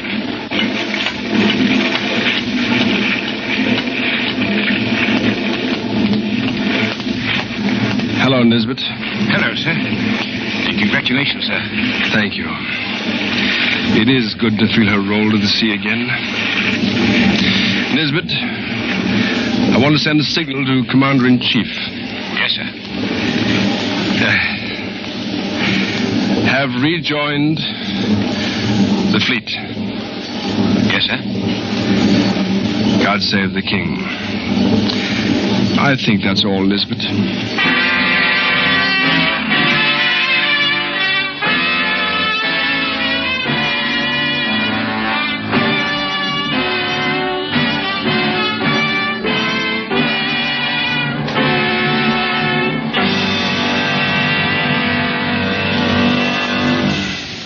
Suspense. Presented by Autolite. Tonight's star, Mr. Ray Milland. Hey, Hap, did you hear about the meeting? What meeting, Harlow? Why, the meeting of our American truckers this week in Chicago. You know, Hap, trucking is one of our most important industries, and it's the lifeline of the more than 25,000 American communities which depend on trucks alone for the delivery of their necessities. And that's not all. Right you are, Hap, for those careful and competent cargo conveyors can claim an unequaled highway safety record. Sure, with millions of accident-free miles every year. And that great record is largely due to the American Trucking Association's never-ending safety campaign, which Autolite is proud to have assisted for over a decade. Autolite salutes the members of the American Trucking Associations and wishes them continued success as the world's finest drivers.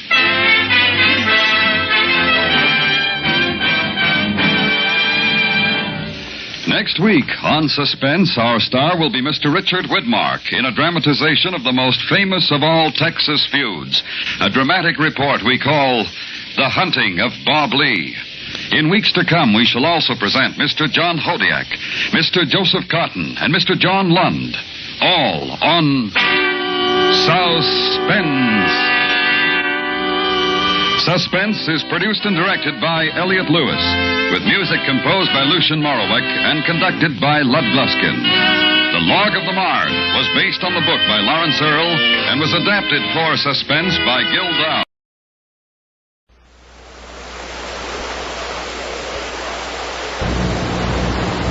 Story based on actual events. To protect the innocent, names and places have been changed. Autolite and its 96,000 dealers bring you Mr. Richard Widmark in a story taken from life. Tonight's presentation of Suspense. Tonight, Autolite presents The Hunting of Bob Lee, the true story about the most famous of all Texas feuds, starring Mr. Richard Widmark.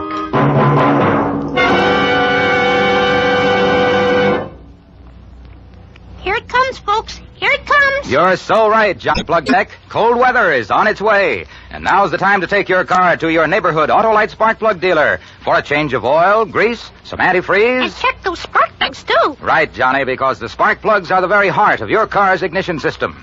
And when they're right, your chances of starting even in coldest weather are better than ever.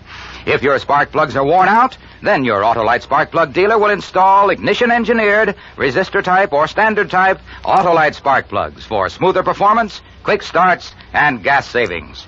So prepare for cold weather driving now. And check those spark plugs, too. Yes, friends, see your neighborhood Autolite spark plug dealer this week. Just call Western Union by number and ask for Operator 25. She'll quickly tell you the name and location of your nearest Autolite spark plug dealer. And remember, from bumper to tail light, you're always right with Autolite. And now, with The Hunting of Bob Lee and the performance of Mr. Richard Widmark, Autolite hopes once again to keep you in suspense.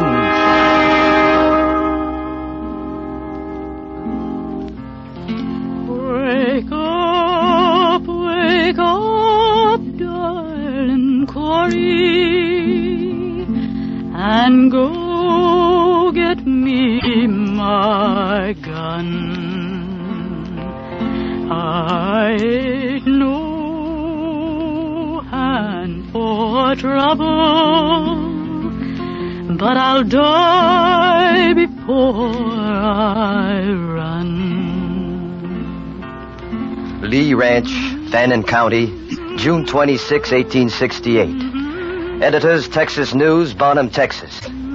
Gentlemen, if you will permit me the use of your valuable columns, I would like to give a true statement on what is known as the Pilot Grove difficulty. Notwithstanding, there has been no killing in the village except Dr. Pierce. But to begin, I was raised in this state. I came home from the war a hated man, merely because my fortunes had not suffered during the war as had those of my neighbors. And that was the basis for the hatred. I was too prosperous. They used my habit of dressing as an excuse for the first real trouble, for when I rode into the village, into Pilot Grove, I wore a black suit and a hat with a plume in it. It was that hat that started the trouble. They were waiting in front of Nelson's saloon. Hold up, Lee. We want to talk with you. Hold there. Hold there. What do you have to say to me? We want to know who you ought to be dressing like that. Are you lording it over us with your fancy suit and a plume in your hat? Why should I lord it over anybody? I dress the way that pleases me. No man would ever wear a hat like that. It's for a woman. I'm wearing it, Evans. We can see that. That makes you worse than a woman. Only one reason you wear it. You think you're better than us. Takes more than a plume to make you better. And I'll see the hat pulled down around your neck. You want to try that, Evans? I'll see it there. You talk mighty brave still up on your horse. Then I'll get down. Oh, stand there. Whoa. Don't take it from him, Evans. Now, Evans, if you or any one of the rest of you think you can tell me how to dress, this is the time to begin. Go ahead, Evans. We're behind you. Don't take it from him, Evan. Shove a hat down his throat. All right, I will.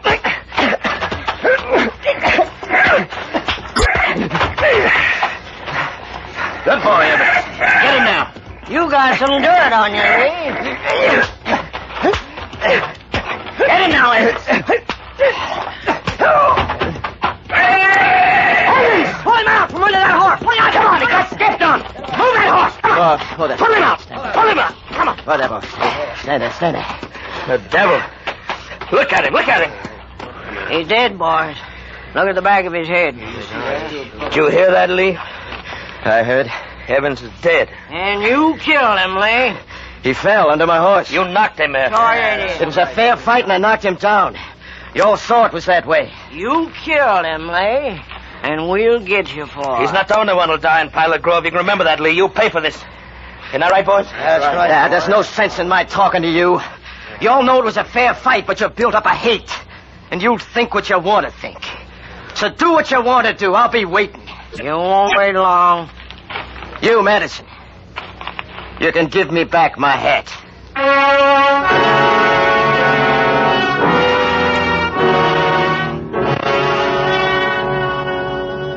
I want to say this strongly, gentlemen. I did not kill Hugh Evans. Those men knew I didn't, or they would have killed me then. They were all armed, but nobody drew a gun. So I left them and I rode back home where my wife and my brother waited for me.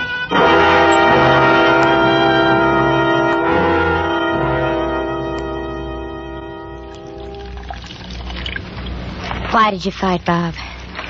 Did you let them make you fight? I had to, Corey. Now hold still. You shouldn't have, Bob. Now they got you, Evans, dead. Couldn't help that, Henry. Hold still. It's what they've been waiting for, something like this. Sometimes a man can't sit back. Sometimes it's smarter to. A man can't be insulted in the street and sit back. No, I'm not a man for trouble. I came home to live in peace. They started this. I've done nothing that I wasn't pushed into. The way they're thinking is you kill one of theirs, now they'll kill you if they can. Then that's what they'll try. There's nothing I can do about the way they're thinking. But I'll wait for it.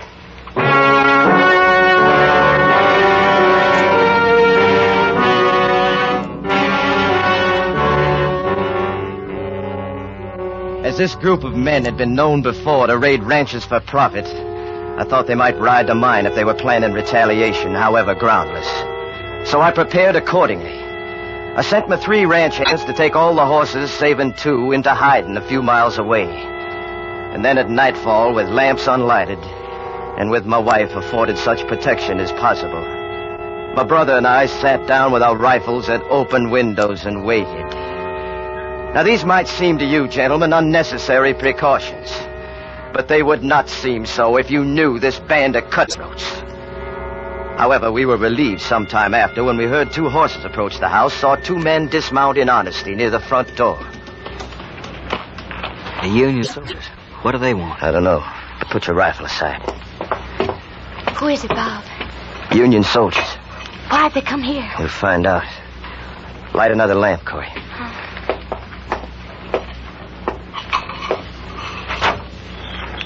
Evening, men. We're looking for Bob Lee. You found him. I'm Bob Lee. What do you want? Stay here.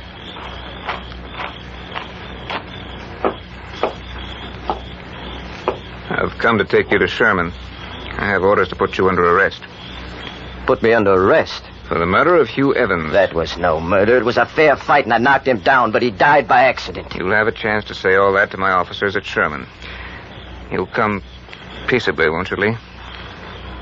Of course I'll come peaceably. Bob. The Union Army is a just army, and I'll be treated fairly, Corey. That's more than I can expect from Boren and Beer and the others.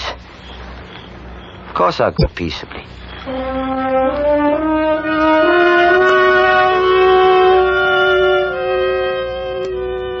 In truth, I was anxious to yield myself to arrest, because I knew that by fair trial, no army court could find me guilty of murder.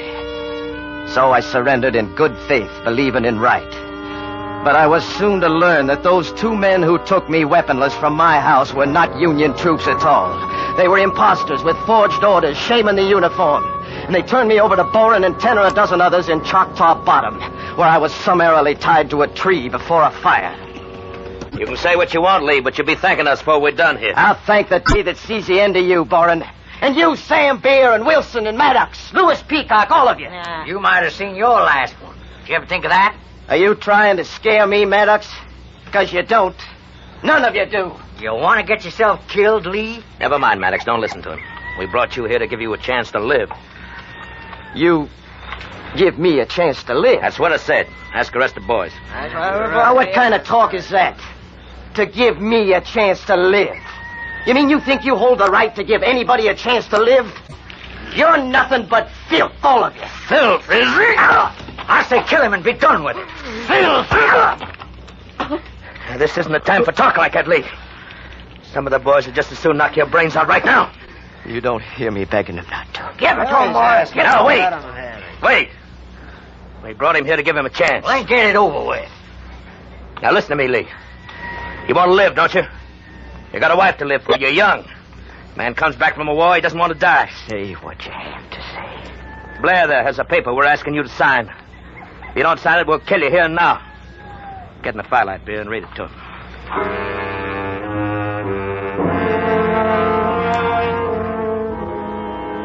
This is what those thieves demanded of me in their note. That I sign over to them a bill of sale upon my ranch. The buildings, the cattle and horses, and all other property. And that I promise payable on demand $2,000 in gold. And that I and my family leave the state forever. They threatened to kill me if I did not sign, and also to kill me if I failed to meet the demands.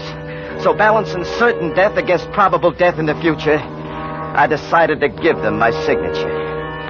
But I forced myself to suffer their beatings and their insults for 3 long hours, so that they'd get no inkling of a plan that was in my mind.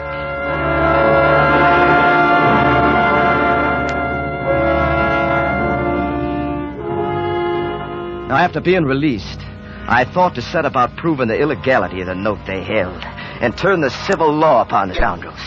So in the company of my brother the next morning, I rode into Pilot Grove to inquire about legal counsel. Although we still sought peace, we went armed. I with 2 pistols and a rifle, my brother with 2 pistols. It so happened that I first stopped for information at Nelson's saloon. And in front of there, I saw one of the men from the night before, Jim Maddox. I didn't notice out there if he was armed, but he was not when he followed us in a few minutes later. There he comes, Bob. I'm unarmed, Lee. I'm not starting to play, Maddox. But if you feel like backing up some of the things you said last night, I'll loan you a gun. I come in to say I was sorry about that. The rest of the boys got me riled up. I sure didn't expect to see you in town this morning. Well, I'm here. I came in to prove that note I signed isn't worth anything. Be quiet, Bob. And you can tell Boren and the others that if you've got enough brains to understand. Well, that note was my idea, Lee. I didn't have nothing to do with it. Then we've got nothing to talk about. Goodbye. You talk too much, Bob. I can't be driven by anybody. This isn't a time for pride. You got to let them know. First chance you get, you came out on top last night. That's wrong, Bob. Maddox will get to Boren before... They wanted me to... Without a chance to draw, Maddox? That's no... Bob. Bob. What'd you do, Bob? What'd you do? Wake up, darling Corey, and go. Autolite is bringing you Mr. Richard Widmark in The Hunting of Bob Lee, tonight's production in radio's outstanding theater of thrills, Suspense.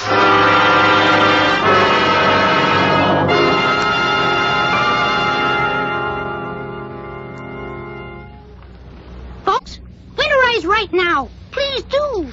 And check those important spark plugs, too. That's potent and pertinent patter, Johnny Plugcheck. Cold weather is coming fast, and it's not a bit too soon to have your oil and grease changed, antifreeze put in. And check those spark plugs, too. Right, Johnny, because when they're right, your chances of starting, even in coldest weather, are better than ever. So visit your Autolite spark plug dealer. His exclusive Autolite plug check indicator will instantly show you if your spark plugs are right for the cold driving days ahead. If cleaning or adjustments are needed, he has the latest equipment to do the job quickly. If replacements are needed, he has resistor type or standard type Autolite spark plugs. They're ignition engineered for smoother performance, quick starts, and gas savings.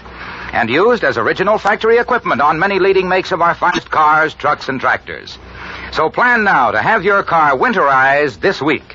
And remember... check those spark plugs, too. Be sure. See your neighborhood Autolite spark plug dealer, because from bumper to tail light, you're always right with Autolite. And now, Autolite brings back to our Hollywood soundstage Mr. Richard Widmark in Elliot Lewis's production of The Hunting of Bob Lee, a dramatic report well calculated to keep you in suspense.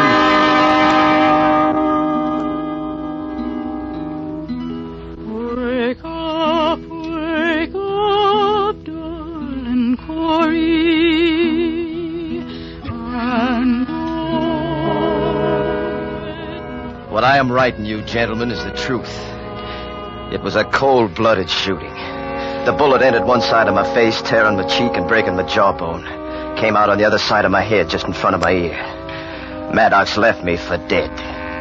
And well, I might be, had it not been for the timely aid and skill of the late Dr. Pierce, who I mentioned at the beginning. I may add here that this excellent person, later who nursed me in his own home, was later killed by this gang. He was murdered in the presence of his family for the reason that he saved my life.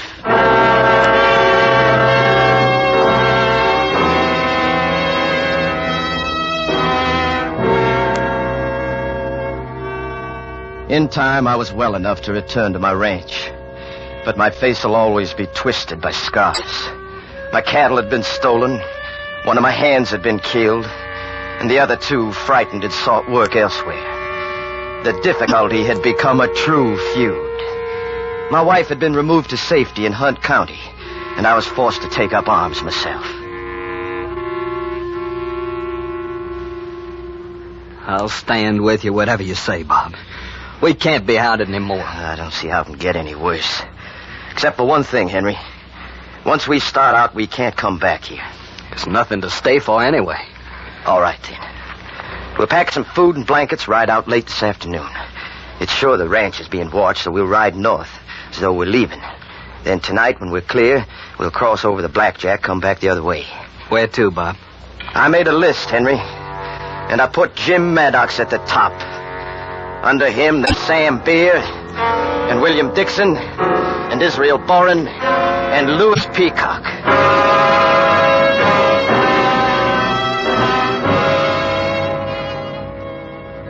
It was at this time that my brother and I were first called outlaws. That is not now, nor never was true. All we wanted was peace, and there was no law and order. We never killed an unarmed man, or never without giving a man a chance. Why, that first night when we got to the Maddox shack, he was alone there with his guns hung up. We could have killed him through the window. This is far enough. I want to go in alone. I can see how you would. Yeah, but he might remember my voice. If you knock on his door, and if he asks, you tell him you're John Baldock, that Boren sent you. All right, Bob. Step to the side when he opens.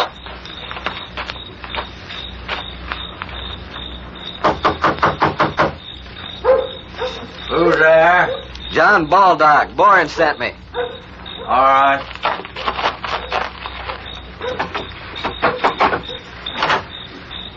Hey, what? I come to clear it up with you and me, Maddox. I'm not armed. You said that before. You'll put your gun on. What if I won't? Then I'll kill you where you stand. Put it on, you'll have a chance to draw. You don't have to watch me. Turn around. Buckle your gun on. Turn around so you can see where it is.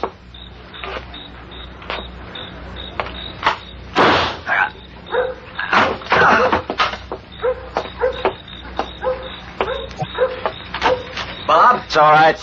He tried to draw from where it was hanging. I think this is a night we'll remember, Henry.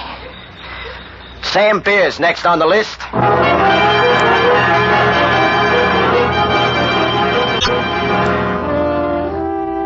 Then we moved into Jernigan Thicket for safety because Boren and Peacock and the others had enlisted aid from Kansas. Some 30 strong, we were told, hired killers. So we were forced to move by night.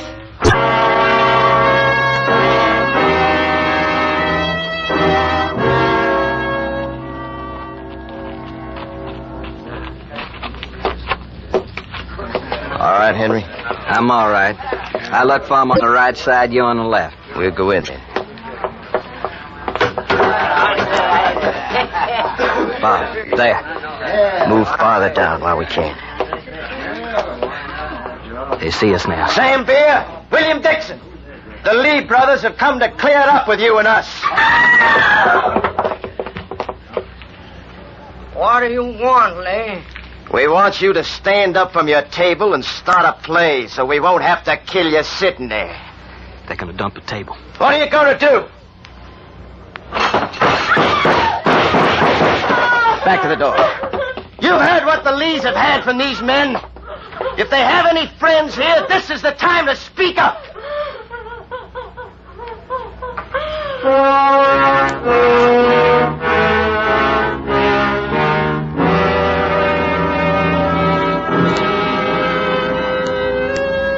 One day about 12 after that, when my brother and I returned from hunting to the shack in Jernigan Thicket, we were surprised to see Israel Boren waiting for us, unarmed and with his hands in the air. What does he want? Hold back, boys. You can see I came in peace. Then leave in peace, Boren. Whoa there. Hold, stand, boy. Leave, Boren, and come back wearing your gun. No. Wait, I came in peace. Whoa there. You've got no right to come in peace. Bob, can't we hear what... Henry!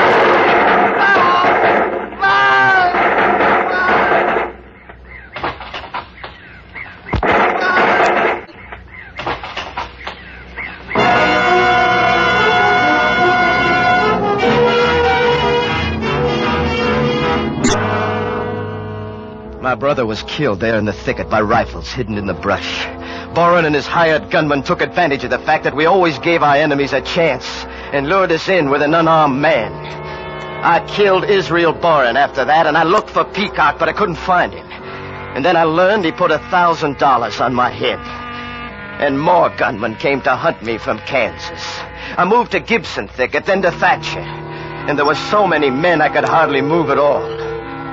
And then finally, after 3 months, although I'd vowed that I'd die before I ran, I left the county and rode to see my wife.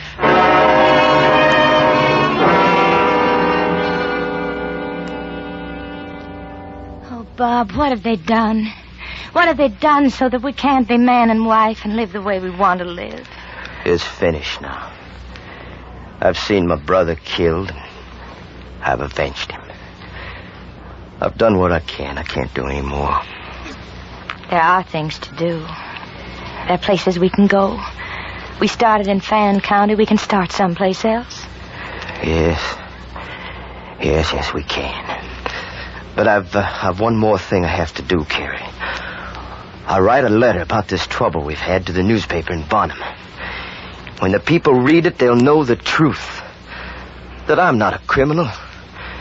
That I wanted peace. And I couldn't have it.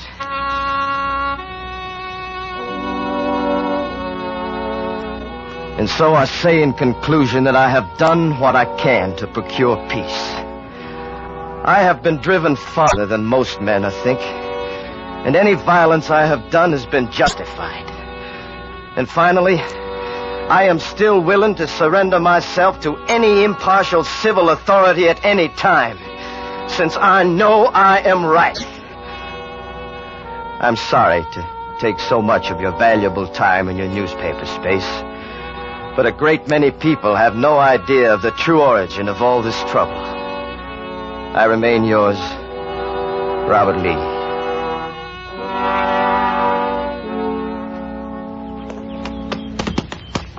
There's no danger here, Bob. Are you sure? If Peacock had followed, I'd have known. I'm sure, Corey. I'll post the letter, be back in 30 minutes. Then we can talk about where we'll go. Well, after 4 months, Corey, I think there should be much to talk about. Oh, Bob. You wait in the house. Please hurry. I will. You go inside. Come on, boy. Come on.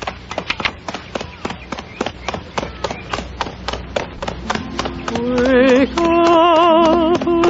up, darling Corey, and go get me my gun. I ain't no hand for trouble, but I'll die before I run.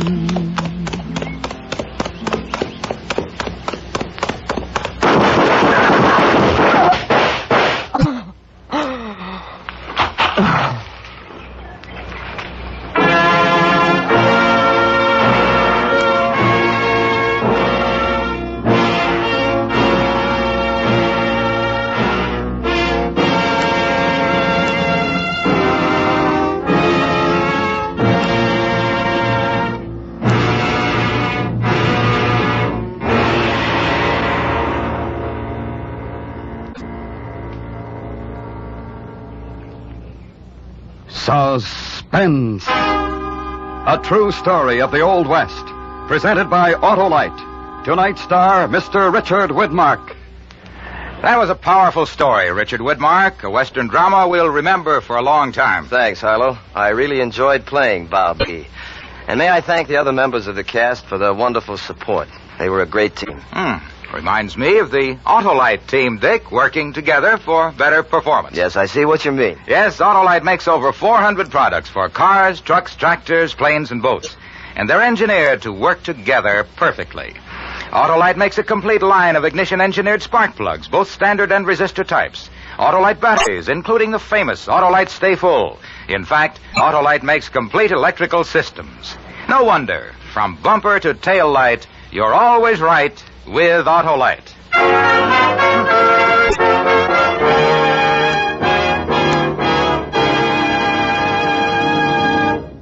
Next week on Suspense, our star will be Mr. Joseph Cotton, as a man who, in a most unusual fashion, tried to clear himself of the suspicion of murder.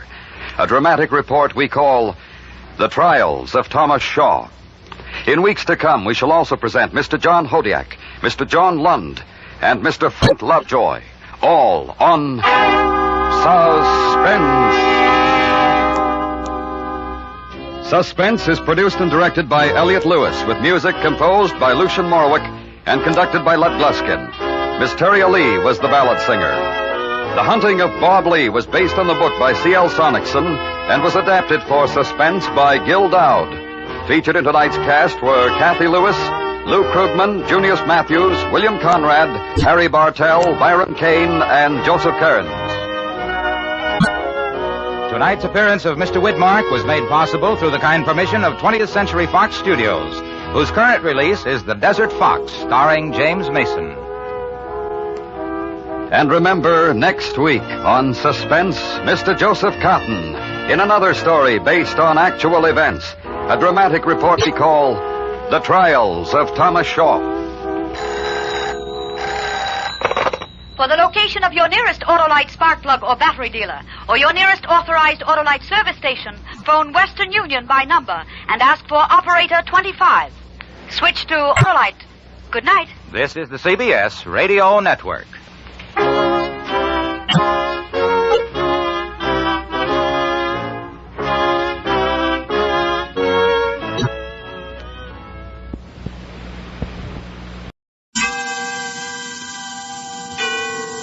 Autolite and its 96,000 dealers present Suspense.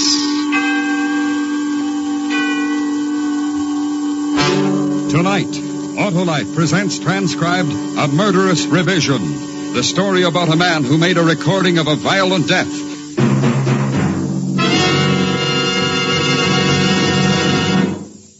Hi, Hap. Meet the team. Where? Why, right under your car's hood, Hap. The Autolite electrical system, the family team of precision-made units, including the coil, distributor, starting motor, and the other parts that make up the complete Autolite electrical system, used as original factory equipment on many leading makes of our finest cars, trucks, and tractors. What does this team do, Harlow? Why, Hap, it goes to work for you every time you press the starting switch, sound your horn, or play your radio. The Autolite electrical system does all that, huh, Harlow? Right, Hap, because all its units are related like a family team by Autolite engineering, design, and manufacturing skill for the smoothest performance money can buy. So, friends, when your Autolite-equipped car needs replacement parts, insist on Autolite original factory parts, because from bumper to tail light, you're always right with Autolite. And now, with A Murderous Revision, Autolite hopes once again to keep you in suspense.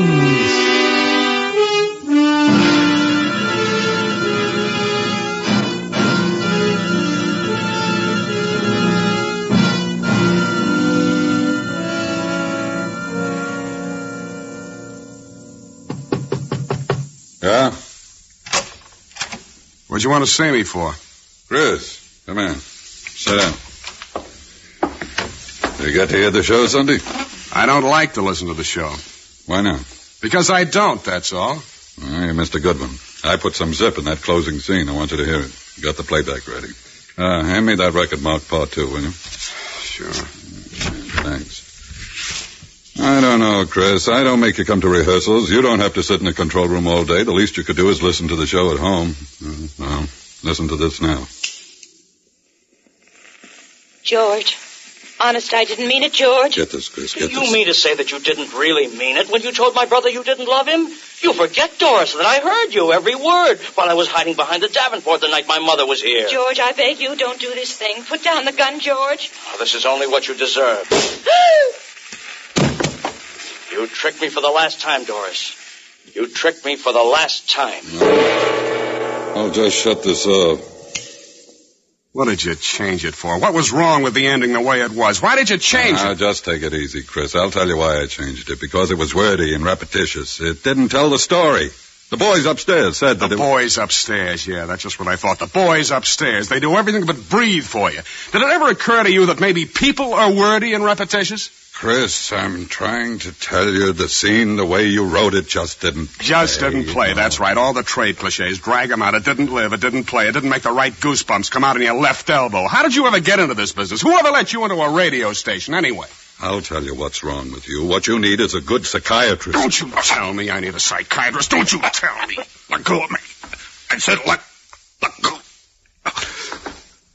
You're nuts. You listen to me, you. For 2 years now, I've turned out a murder a week for you. Week in and week out, a murder a week. I eat murder, talk murder, dream murder, and for what? Every time I turn in a decent script, you chop the heart out of it. Your contract is up next week, Chris. You've got only one more script to do. Write it and get out. You'll get better than a script. You'll get everything you deserve. I'm going to show you what a real murder sounds like. I'm going to show you if I have to kill you to do it.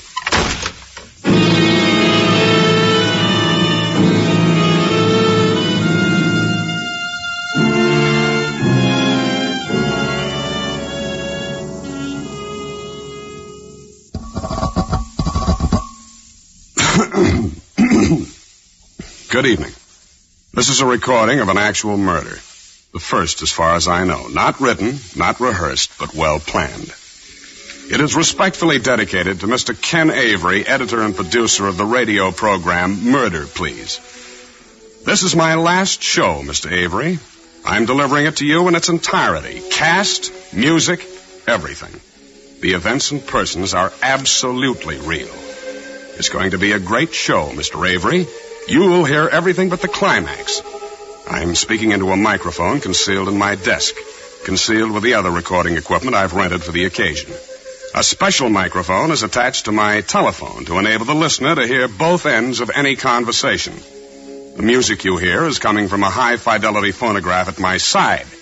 This program is produced, edited, directed, narrated, engineered, and plotted by Christopher Turner, whose only claim to immortality is this single half hour. And now, Mr. Avery, the leading characters in order of appearance. The murderer, Christopher Turner. The catalytic agent, your daughter, Lois. The victim, yourself. And now, please to begin.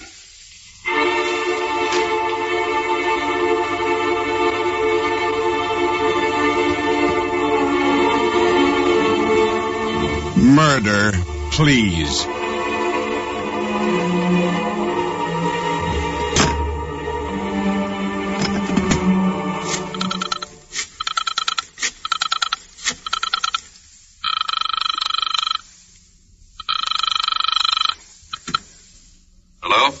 Ken, this is Chris. Now listen, Chris. I hate to bother you at home, but I wanted to apologize for the way I acted.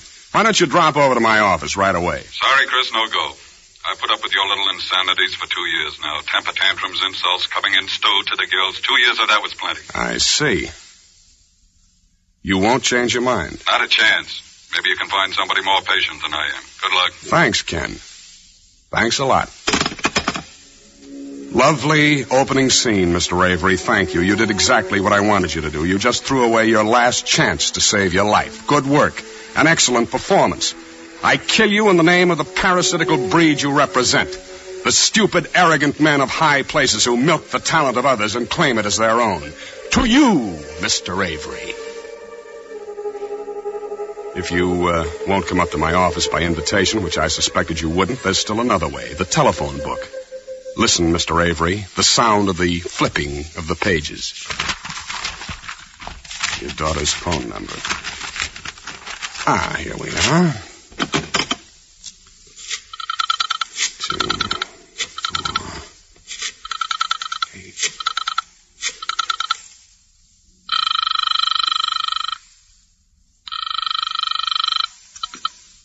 Hello? Hello, Lois. It's been a long time. I bet you don't even know who this is. I don't recognize the voice. This is Christopher Turner. Oh, sure, Mr. Turner. How are you? Fine, just fine. How do you like living alone? It's all right, I guess. Rather be living with the folks? No, it's kind of independent this way. How's the writing coming? Not so good, Mr. Turner. I've written 5 scripts so far. Every one of them has been rejected. I don't know what's the matter. Yeah, well, the reason I called was your dad and I had a talk this afternoon about you. He thought maybe I could pass on a few tips. Oh, I wouldn't want to bother you. Now, this isn't an obligation on my part, Lois. I like to help young people. Besides, it's been a long time. Yes, that's right. Say, what are you doing this evening? I was going to wash my hair. Well, why don't you wash your hair tomorrow evening and come down to my office right away, huh? Well, I told a girlfriend I'd be home tonight. She was going to drop over. Can't you call her and tell her to make it some other night? Here's the point. This is the only free night I'll have this week. Things are sort of piling up, and I'd like to see you get something out of your writing the next week or two. Maybe you're doing some little thing, and I could sort of straighten you out in the evening. Well, all right, Mr. Turner. Fine. You know where my office is? I don't think so. It's right across from the broadcasting studios, the Brown Building, room 208. Yeah, I'll be right over. Fine, and bring your scripts with you. I will. I certainly appreciate this. Not at all. Goodbye. Bye. I'll be over in 45 minutes. And bring your scripts with you. I certainly appreciate this. Not at all. You see, that's how people talk, Mr. Avery. Let's see, what else? Oh, yes, sound drawer opens. Gun taken out. Click of breech. Whirl of chamber. Bullets inserted in chamber. 3, 4, 5, and 6. Gun in drawer and drawer closed. And now we must wait until... You see, Mr. Avery, fate is a better dramatist than either of us. Just when things start getting dull, the phone rings. Hello? Hello, Chris. Hank. Oh, what's up?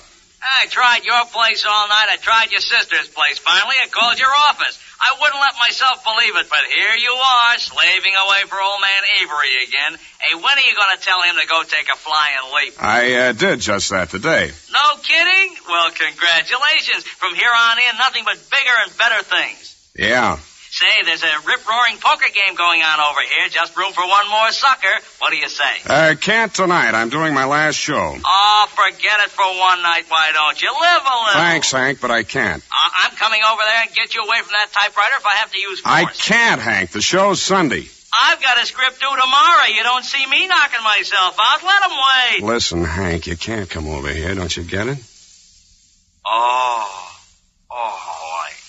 I'm sorry, Chris. Honest, if I'd suspected. Sure thing. My sincerest apologies. Well, next time be sharper, will you? Give her my regards. Hey, anybody I know? A story conference, that's right. Yeah. Well, take it easy. Call me for lunch or something. You bet. Sorry, kid. Goodbye. Bye. Well, that was close. Good scene, though.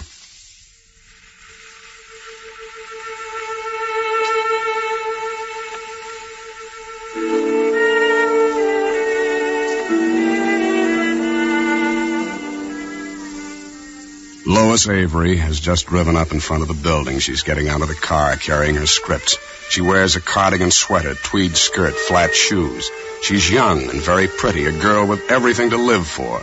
Now she's disappeared into the building. In a moment she'll knock on my door. Then you'll see for yourself how youth resists the threat of death. And this, Mr. Avery, would be the proper, dramatic moment to end Act 1. May I suggest at this point you insert one of your beloved commercials?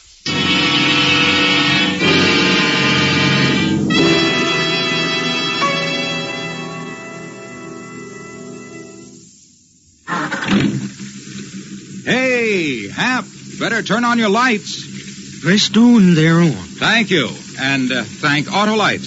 Why, Harlow? Because in your Autolite-equipped car, the lights, as well as the power for your radio and power to crank your motor, are all provided by the Autolite electrical system. It has to be good, huh, Harlow? You bet, Hap. And that's why complete Autolite electrical systems are used as original factory equipment on many leading makes of our finest cars, trucks, and tractors. And that's good enough for me, Harlow. You bet it's good, Hap.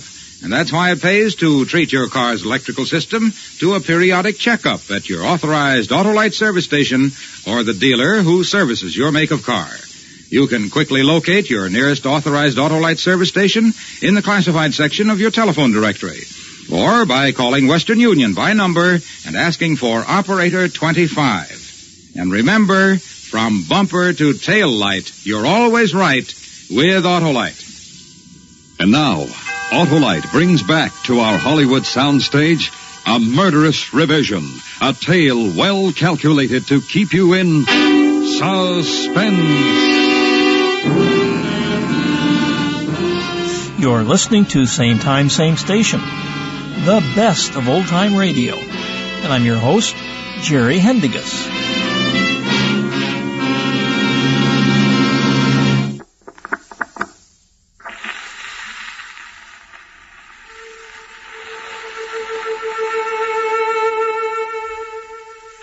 Act 2. This is Christopher Turner once again, Mr. Avery, bringing you by transcription the first recording of an actual murder ever made specifically for broadcast. The setting, my office. The music, recorded. The time, night. The victim, yourself. Your daughter has just entered the building, and in a few seconds I'll ask her in.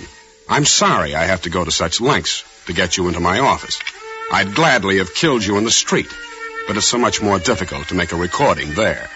So concludes the usual resume with which we begin the second act of every Murder Please program. I hear her footsteps in the hall. Your cue, Lois. I hope I'm not putting you out. I always tell Dad to stop imposing on my behalf, but I guess he'll never learn. You're here because I want you here and for no other reason. Cigarette? No, thanks. This is a nice office. It serves. Just a hole in the wall, but quiet. Nothing fancy. I like it. How long have you been scribbling? 6 months, Mr. Turner. Let's just make it crisp. What sort of things? Murder, mostly. Somebody told me that's what sells best. True. Well, let's just start talking about murder. Maybe something interesting will come out. Question number 1. Why do you think people kill? Lots of reasons, I guess. Money, love, revenge. Not really. Only for survival. They kill for money only when money means life. Their idea of life. They only kill for love when life depends upon that love.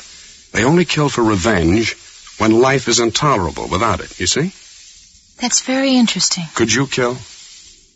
I don't think so. Maybe you could. Here. See? Gun. And loaded. Please put it away. Take it. No, I'd rather not. It's very obedient. It won't fire unless you press the trigger. Take it. That's it. Now, point it at me. Please, Think now. One touch of your finger, and you kill me. One little touch. A very delicate instrument, the trigger. There's a sense of power there. Feel it? I'm afraid. Fear, yes, but exhilaration, too. Like the second drink. I feel it, yes. You can give it back to me now. I never held one before. Ever kill anything before? A few flies around the house. The fly. Yes. Yeah, you see it rubbing its hair-like legs together in the white tablecloth. You pick up the swatter slowly. You stand directly over it. You slap it as hard as you can. You lift the swatter, and there it is, lying on its side, twitching its broken wings. You make it sound like murder. It is. So much for the murderer. What about the victim? Afraid of death? Sometimes, when I think about it. Ever go to a horror picture and have to walk home alone down a dark side street past an alley? You were afraid?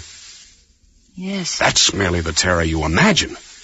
But have you ever met death eye to eye? Once, in the car. Dad was driving. We rounded a curve on the highway. It was raining very hard. We started to skid. We just straightened out in time or we would have gone over the cliff. Go on. I was helpless. I didn't want to die. What is death to you? Death? I don't know. No idea? Emptiness? Blackness? Nothing. Is that so terrible? Yes. Because you really don't know. Like the dark. That's it. Do you know any more about death than you do about me? You? Yes. Oh, I know you work for Dad. But you've never spent even 1 hour with me. Once at lunch, you and your father sat down with me, yet you came up here alone. How do you know you can trust me? I suppose I don't, really. Look at this. Please put it down. It makes me terribly nervous. Do you have any money? A little. How much? $10, maybe. Some change. Give it to me. Here. Why did you give me the money? Because you asked me for it. Because you were hoping I'd put down the gun. And if I'd said a kiss, one kiss, and I'll put down the gun, what would you do? Suppose I'd give you... But a kiss? That would be harder to give, wouldn't it? Yes. Kiss me. There. Thank you. Now put down the gun, please. I know it's a lesson in writing and all that, but it scares me. No. But you said you would. I said nothing of the kind. And if I had said it, you would have been foolish to believe me. You can't trust a man with a gun. You feel helpless, don't you? Yes. While you could give me money, there was hope. While you could give me love, there was hope. But if all I wanted was revenge, there would be nothing you could do to save yourself. Nothing. And if I told you that right now, this moment, I'm going to pull this trigger and blow you to bits, tell me, what would you say? I'd try to talk you out of it. What would you say? I wouldn't know what to say. Then I'd shoot. I'd tell you about the electric chair. Very little threat to a man about to kill. Later, perhaps, when he's running away, then he'll think about consequences, but not now. Now it's only kill. What else? What else would you say? I'd beg him. He wouldn't listen. I'd plead with him. I'd say, please don't kill me. And if he still wouldn't listen? Then I'd die.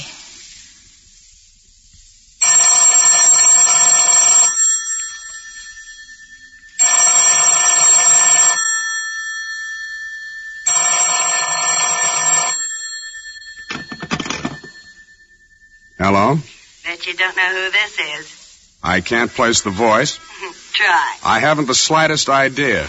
Remember San Francisco and the Italian pizza and the cigarette holder? Vaguely. Who is this? I hate guessing games. Harriet. I know at least 18 Harriets. Harriet who? Crawford. Oh. You don't sound so bubbly about it. I've been working. Bet you have a girl up there. What do you want, Harriet? What do I want? Well, how businesslike can we get? I just came in. I thought maybe you could meet me for a drink. I don't know a single solitary soul in town. How did you happen to call here? I shouldn't tell, I suppose, but Hank said you were working late at the office. Hank, huh? He gave me the number and said to be sure to call. Bless his heart. What was that? I said bless his heart. Well, I'll call you tomorrow. You do that. Well, bye. I guess I'd better get going. We're not even started yet. Well, if you don't put down that gun, I'm going. I don't like it. Sit down. I want to tell you a story. Now, listen, Please sit down. This is just a sample plot. You can have it if you want it.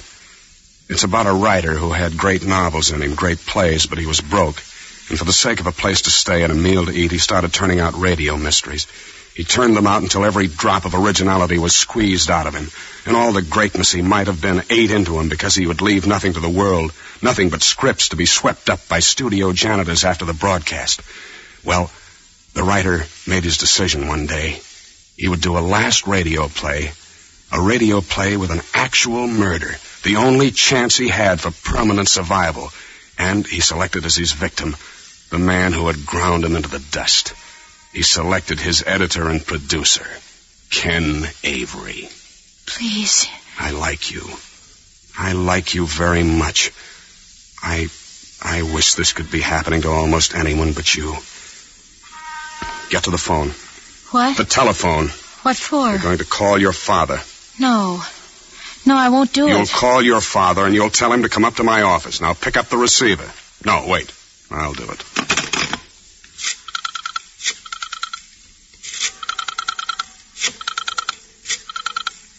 Take the phone. Tell him. It's ringing. Take it.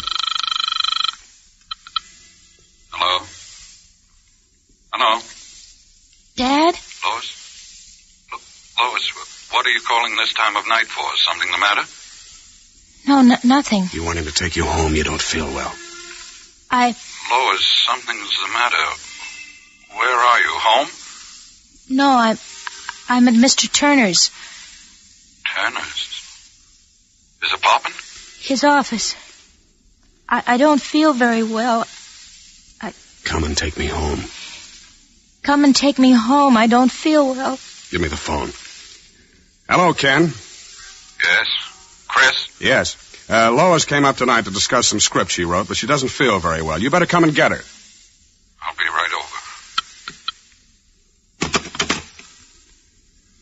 Sit down. We haven't got very long to wait.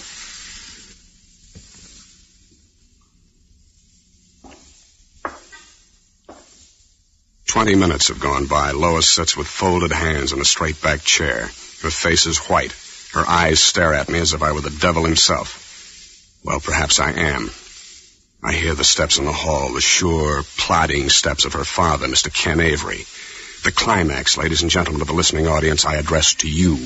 Mr. Avery will never hear this portion of the entertainment. Come in. Lois, are you... What is this? Sit down. There's a chair reserved for you. Lois, what's been going on here? Tell him, Lois. He's going to kill you. He's going to kill both of us. Close the door. Chris, put that thing down. Somebody's liable to get hurt. What's the matter with you? Drinking again? Nothing to drink. Very sober. Sit down. Chris, are you crazy? Good line. Perfectly in character. The inane cliche from the mouth of the great producer. You see, Ken, everything is being recorded. Right now, your voice, Lois's, mine. Sit down. Recorded for what? For posterity. For the show next week. You'll have the honor of appearing on your own program as the murder victim. Let me show you here on the desk. You see? A recording machine. I've stopwatched every second. It's been running exactly 25 minutes. You always made it a rule to plan the climax for 26:30 so you could have room for a final commercial. Well, that's just what I'm doing. According to my timing, you have about 1 minute and 30 seconds to live. All right, Chris, that's enough of the phony dramatics. Give me that thing before somebody gets hurt. Stand back. I wouldn't want to mistime the climax of the show. This won't make a show. You won't have much editorial power, Mr. Avery, after a few seconds. There's the agency. They wouldn't put this thing on the air. Why not? You planned to kill me. From the beginning. There's the trouble right there. There's no twist. Oh, yes, the twist. Right. Yes, the surprise ending. You told the audience to expect the murder to be successful. But our shows have to have some kind of surprise for the audience, Chris. You know that. Where's the twist? Still the editor right to death's door. All right, Ken. Perhaps you can provide the surprise ending that's going to save your life. I don't have to. Oh? You provided the twist yourself, but you didn't know it, and yet the twist was part of the story all the time. Where, Mr. Editor Avery? You, Chris. You're the twist. Me? You're a flop, Chris. You're so used to dreaming on paper you can't live anymore. You wrote about love because you never had it. You wrote about fortunes and you're still 2 bits. You wrote about murder, but you haven't got the guts to pull the trigger. Now give me that gun. You think I won't shoot? I know you won't. Give me that gun, you hack. What did you say? I said you were a hack. Now give me the gun. Stay away. Give me that gun, you hack. No, I am not. Let go. Let go of my hand. Drop it. Drop it. Let go. Drop it. Chris, you always like to change the ending. Dad? It's all right, Lois. Dad, take me home. The records, they'll clear us. Take me home, please, Dad. soon as I see what's on those records. This must be part one. Let's see.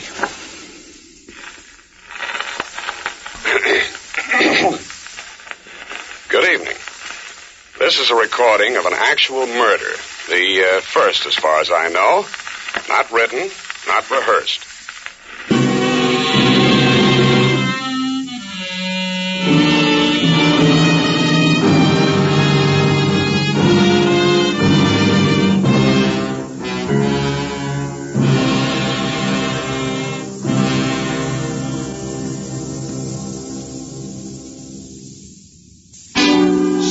Suspense.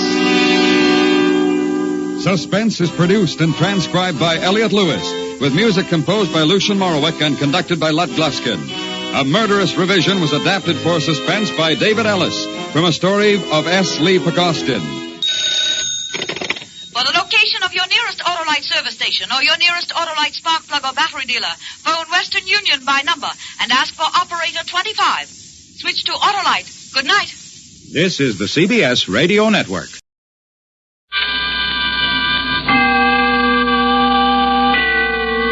Autolite and its 96,000 dealers bring you Mr. John Hodiak in a story taken from life. Tonight's presentation of Suspense. Tonight, Autolite presents a dramatic report from the Roaring Twenties about a man whose way of life destroyed him. A factual document we call The Case History of a Gambler, starring Mr. John Hodiak.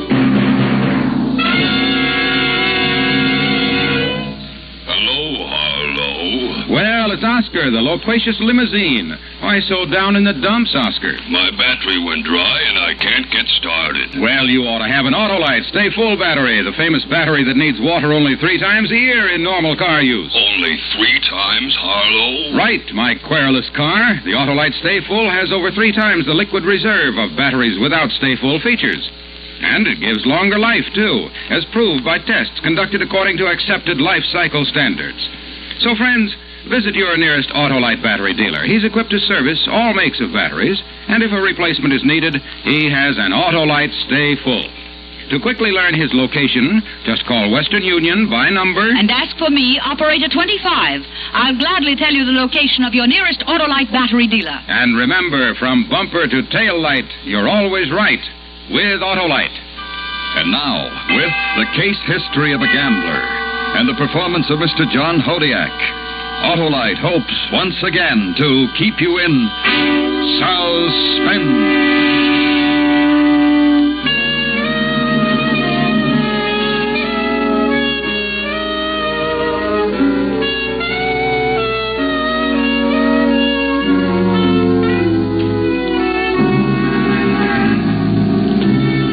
It's not easy to walk when you're weighted down with a bullet in your body. But keep walking, because 6 blocks away, less than half a mile, is a hospital. Think about something, anything to get your mind off the pain. Think about the beginning of this. When was it? 1,000 years ago? 100? No, it's closer than that. 3 years. 3 years ago. In the kids' dressing room at the arena. It began with a fight. A prize fight.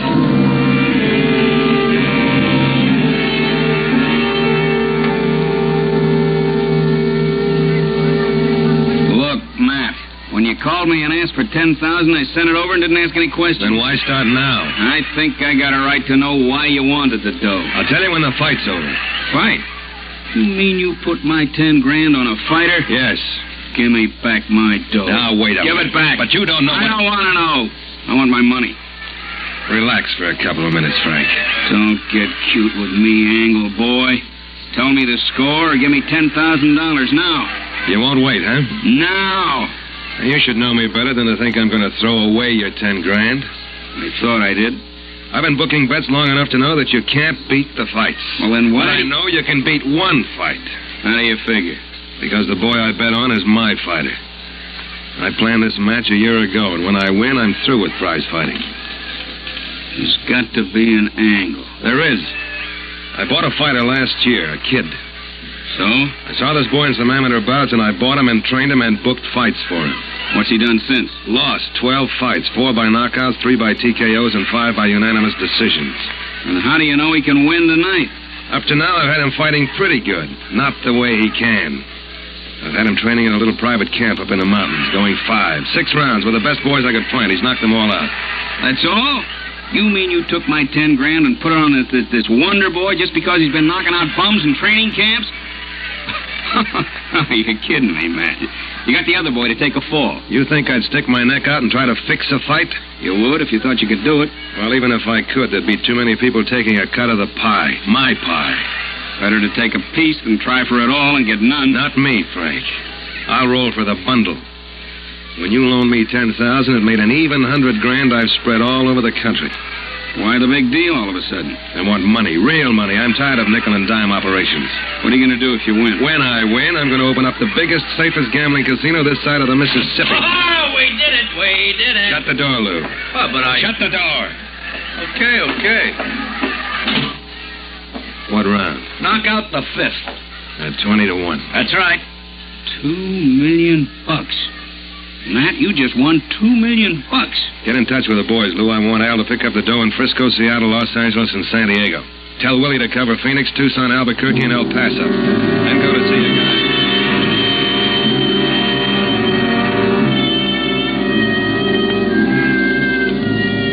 63rd Street. 5 blocks to go. Walk. Keep walking. And think. That was the beginning. What came after the beginning? The casino. The suburban gambling casino. My reward for fixing one fight. Then came the friends. Matthew Miller's giving money away. Get some of it. But be sure you give it back when you're through. And always the gratitude. Always the benediction.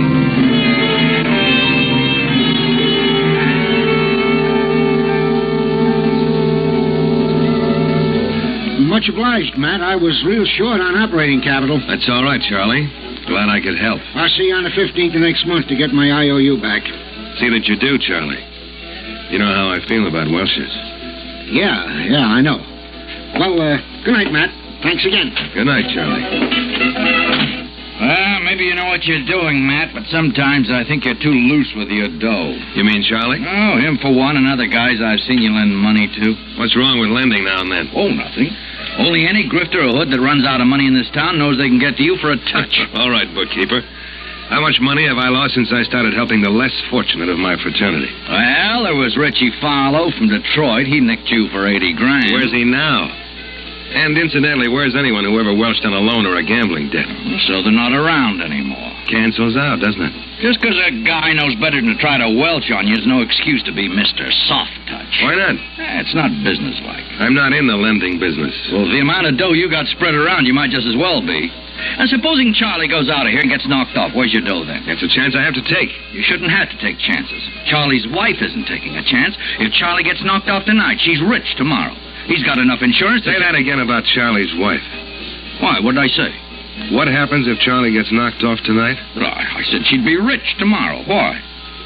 That's what I thought you said. Hey, Matt, well, what are you going to do? Lou, call my lawyer. Yeah, well, what are you going to do? I'm about to become an actuary. A what? An actuary. According to Webster, one who is skilled in life assurance.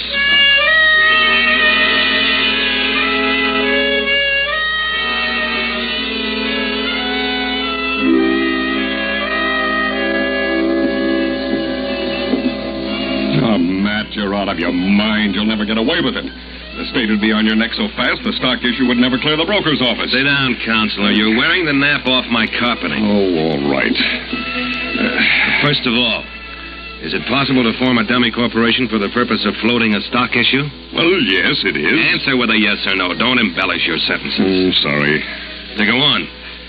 Since the stock issue will be thrown open to the public, there'll be no necessity for me to control more than 25% of the issue, right? Right. And when I sell a policy to a client, the majority of the first premium will go to me as the selling agent. That's right. Now we come to the important point. Is it perfectly legal for me to be named the beneficiary of any policy I may issue? Well, in the event... Is it legal, yes or no? Yes, it's legal. Then why are you fighting me? What can the state possibly do to me? Now, since that question can't be answered by a yes or no, have I your permission to elaborate? Sure, go ahead. All right. Now, what guarantee have you that these men to whom you lend money will continue to pay the premiums after they have repaid the loan? Why, none, of course. I don't care if they keep up the policy or not. All I'm interested in is protection for myself. And with that protection, if I can make an extra dollar by issuing the policy, I don't see how that can be construed as fraud or any other illegal practice. Do you know what happens to the company in the long run? Frankly, I don't care. By that time, I expect to have gotten what I wanted out of it. The stockholders would cause you trouble if they got together. If, Chris. People don't help each other. They're too busy helping themselves. Yeah, like you. Maybe. The difference is most of them don't know what they want. Do you, Matt? Of course I do. That's why I don't need any help. I'm just going to do it all by myself. Any more questions? No, I suppose not. Then how about a drink? I can use one. Lou? Yeah, coming right up. Don't pout, Chris. Losing this decision to me won't hurt your reputation. It's not me I'm thinking about. It's you. Me? You're reaching. One of these days, you'll reach out too far. And it'll be a long, long fall to the bottom. It'll break every bone in your body. Dramatic, but unnecessary. No matter what happens, people will gamble. And the only safe place in the state is right here. This casino is my bumper. And it can cushion any fall I may take. Here they are. Help yourself. Well, Chris, let's drink to our new venture. A toast, if I may. You may. To Matt. May the long fall never come. Amen.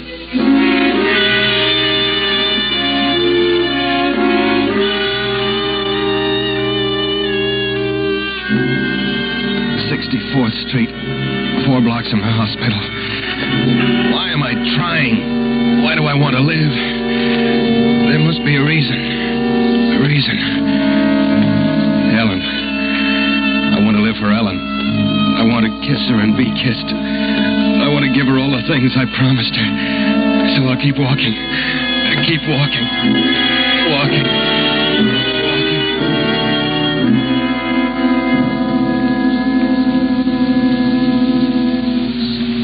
Tired, Matt. Anything wrong? No. I'm just trying to get Chris back in line. Sometimes I wonder if he's really on my side. You don't mean that, do you? He's a fine lawyer, Ellen. I have to admit he's gotten me out of a couple of tight spots, but I wonder sometimes if he's interested in me or the retainer I pay him. Matt, what's wrong? Chris is your friend. You don't think about friends that way. I know, but tonight was different. Tonight I felt that Chris wasn't on my side, that... Forget it. I'm here with you, and that's all I care about right now. Matt. When are you going to quit? Quit? Quit what? All this figuring and scheming and gambling. What do you know? No, I don't know. Tell me. Oh, Matt, you've got enough money to have a safe, wonderful life away from here. Away from all the hoodlums and sharpies and thieves and murderers. Why don't we just pack up and go? Matt, I'm so afraid. I love you too much to worry about you from day to day. You know, you can't live the kind of life you're living without making enemies. One of these days, somebody's going to hate you enough to... Oh, Matt. Don't you understand that it's because of you that I don't quit? Because of me? Yes. I promised myself I'd give you the city for a wedding present, and I'm not going to welch on a promise. But I don't want the city. I want you. I want to forget that there are fighters and cards and dice and roulette and all the other things you can't depend on. But I can depend on them. I can depend on them because I know the weaknesses of people. A masked man is the biggest sucker in the world, and the only way to punish him for it is to take his money, and that's what I'm doing. But for how long? Come with me, and I'll show you.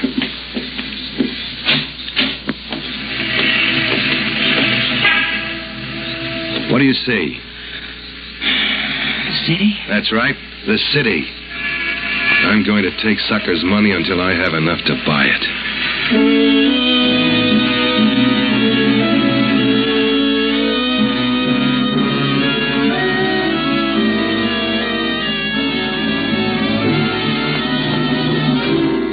Autolite is bringing you Mr. John Hodiak in The Case History of a Gambler. Tonight's production in radio's outstanding theater of thrills, Suspense.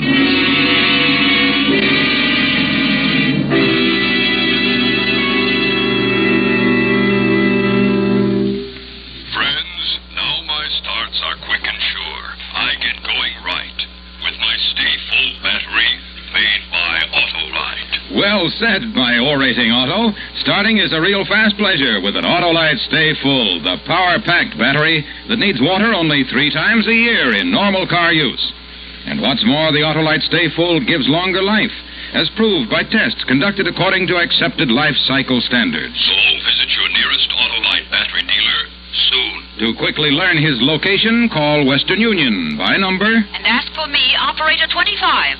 I'll gladly tell you the location of your nearest Autolite battery dealer, who services all makes of batteries. And in case you need a new battery to give your car dependable starts in this cold weather, he has an Autolite Stay Full battery, the battery that needs water only 3 times a year in normal car use.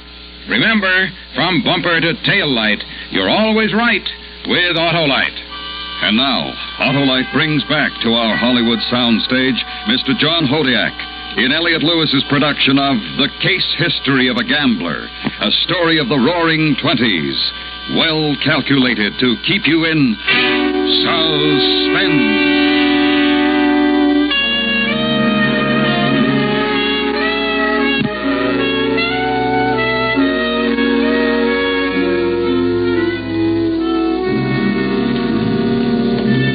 65th Street.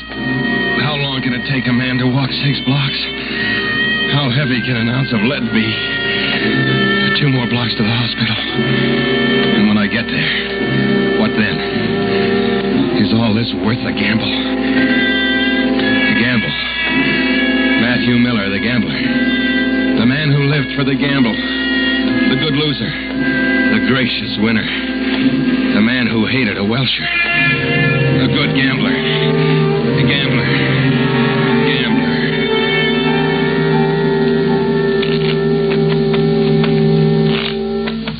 I think I'll stretch my legs for a second. What do you know? It's daylight again. Must be Monday. We'll send out for some more food.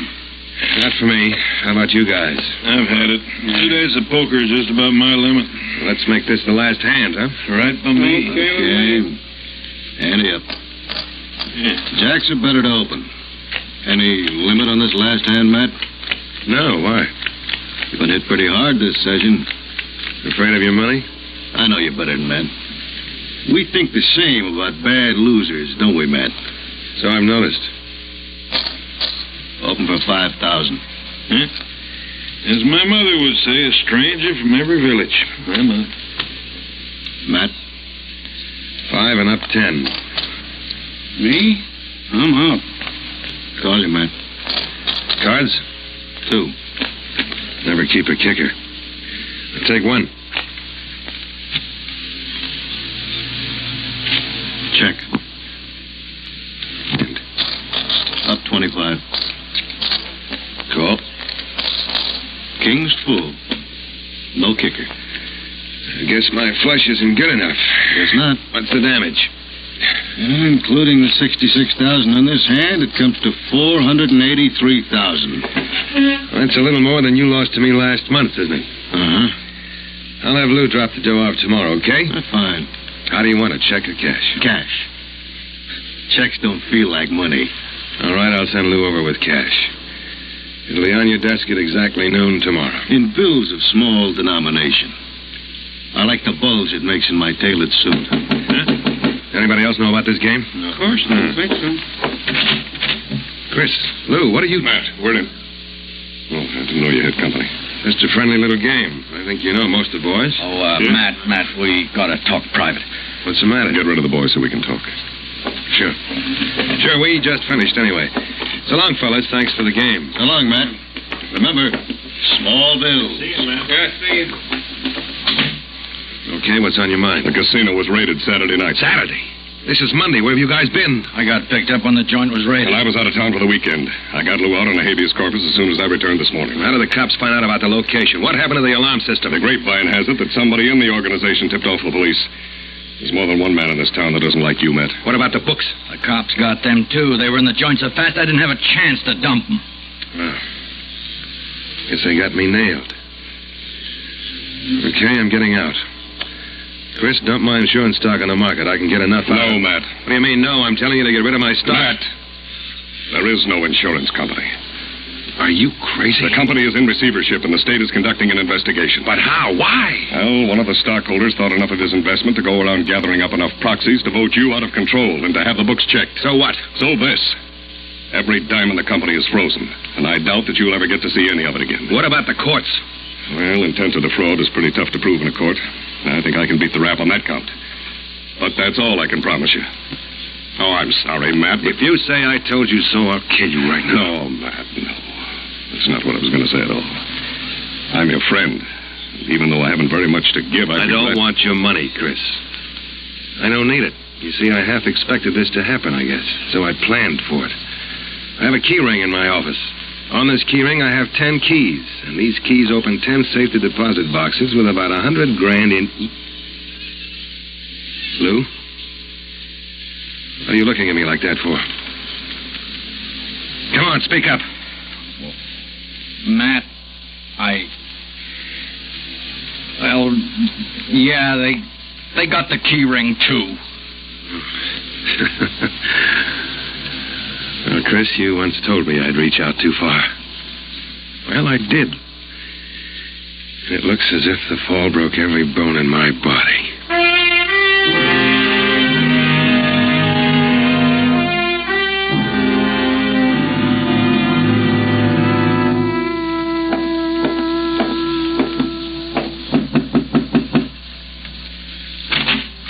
Hiya, Matt.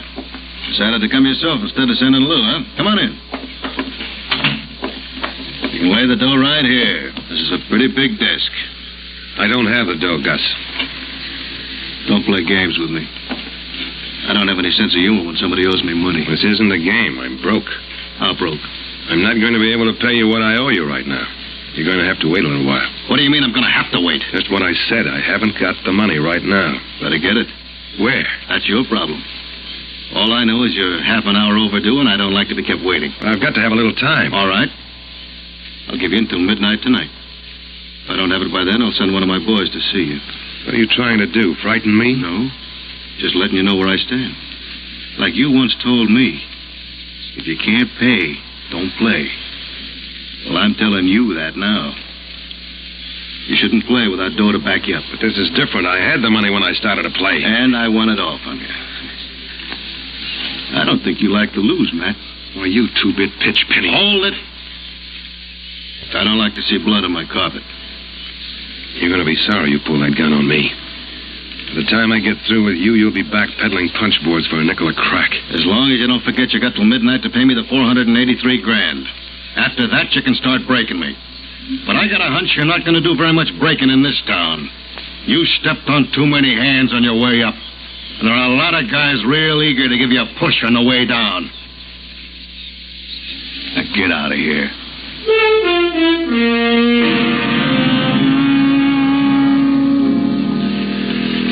I'm tired.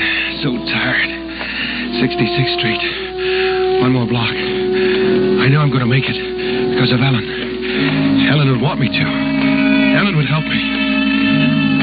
But she isn't here now. And I don't want to be alone. I won't be alone. Ellen will be there. She's always there. And I don't want to keep her waiting. I must hurry. Walk. Walk. Walk. Walk.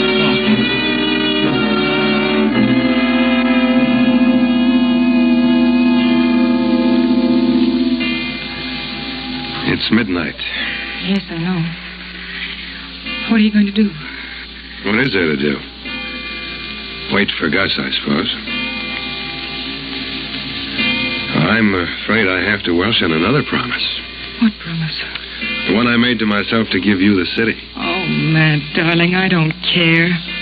I told you once before I didn't want anything but you, and now Oh, Matt.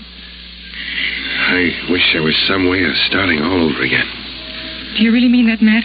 Of course I do. Wait here.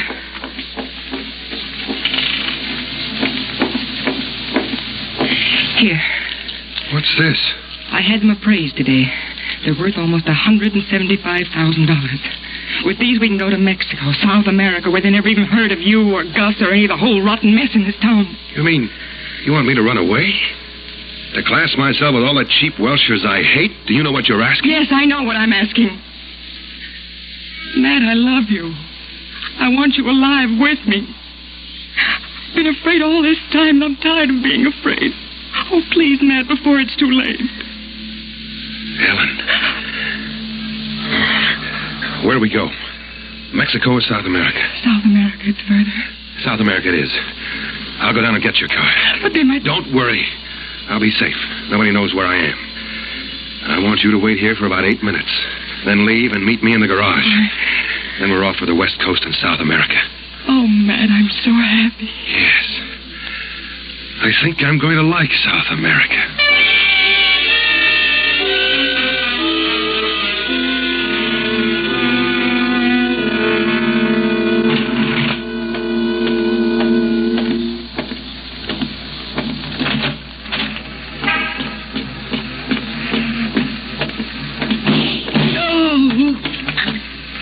That's what happens to Welshers.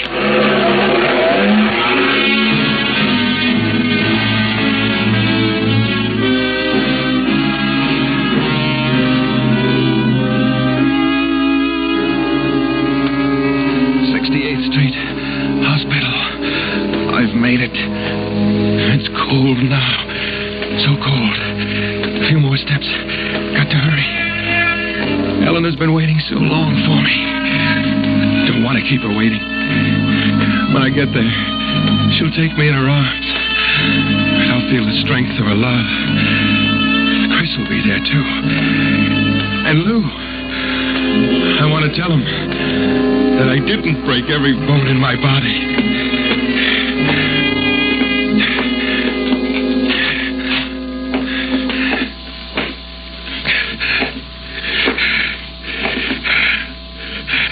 Nurse. Yes? My name is Matthew Miller. And I guess didn't make it after all.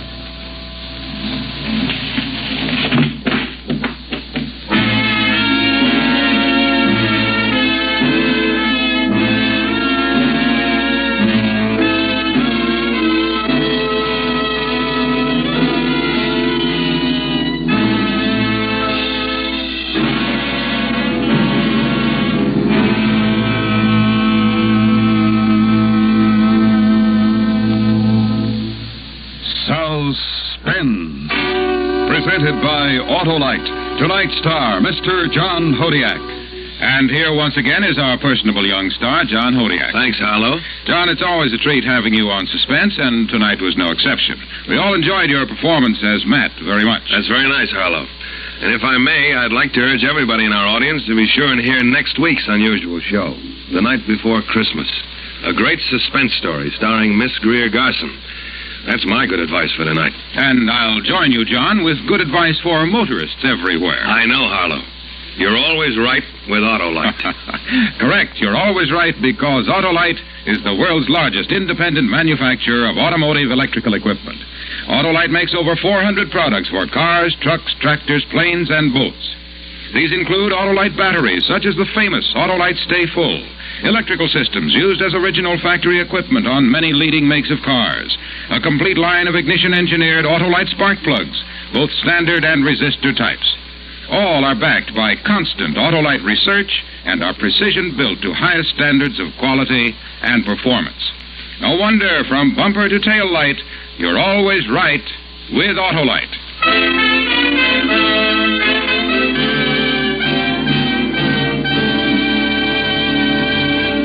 Next week on Suspense, our star will be Miss Greer Garson in a special Christmas program. The unusual dramatization of 'Twas the Night Before Christmas. In weeks to come, we shall also present Mr. Herbert Marshall, Mr. Jeff Chandler, and the First Lady of Suspense, Miss Agnes Moorehead. All on Suspense.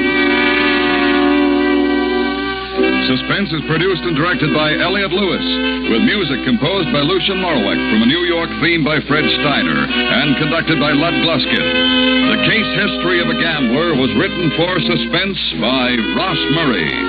Featured in tonight's cast was Lillian Baeff, Bill Boucher, Joseph Kearns, Lou Merrill, Herb Vigran, Martha Wentworth, Charles Calvert, and Clayton Post.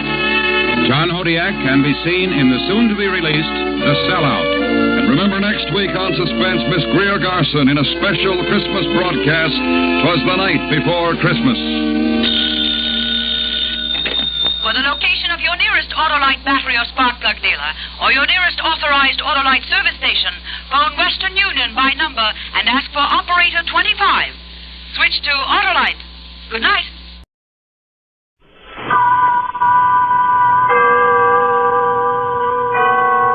Autolite and its 98,000 dealers present Suspense.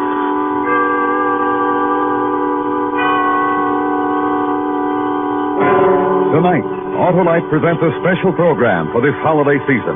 The unusual dramatization of 'Twas the Night Before Christmas, starring Miss Greer Garson, who appears by arrangement with MGM, producers of the new color picture Knights of the Round Table, in CinemaScope, starring Robert Taylor, Ava Gardner, and Mel Ferrer.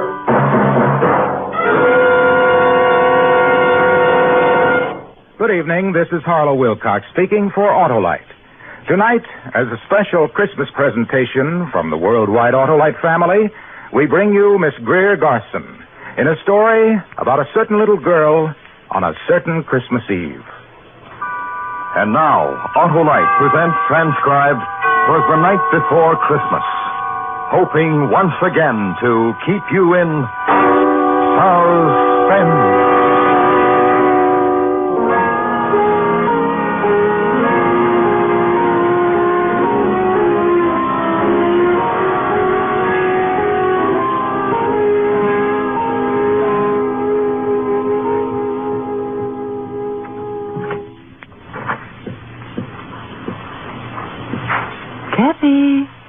Kathy, honey.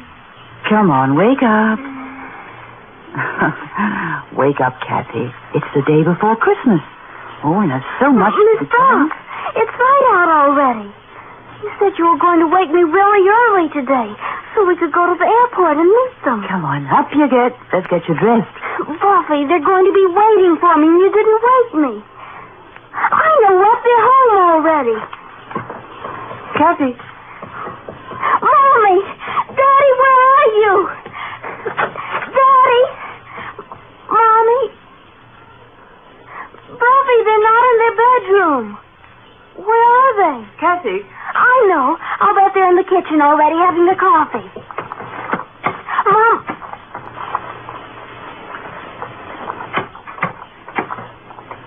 Miss Buff, they're not home. I know, honey. The clock in the kitchen said 8:30. Kathy, here, put this on, dear. You told me you wanted to wear this dress today, so that's why I ironed it for you. Miss Buff. Yes, dear? Why aren't they here? Oh, they'll be here.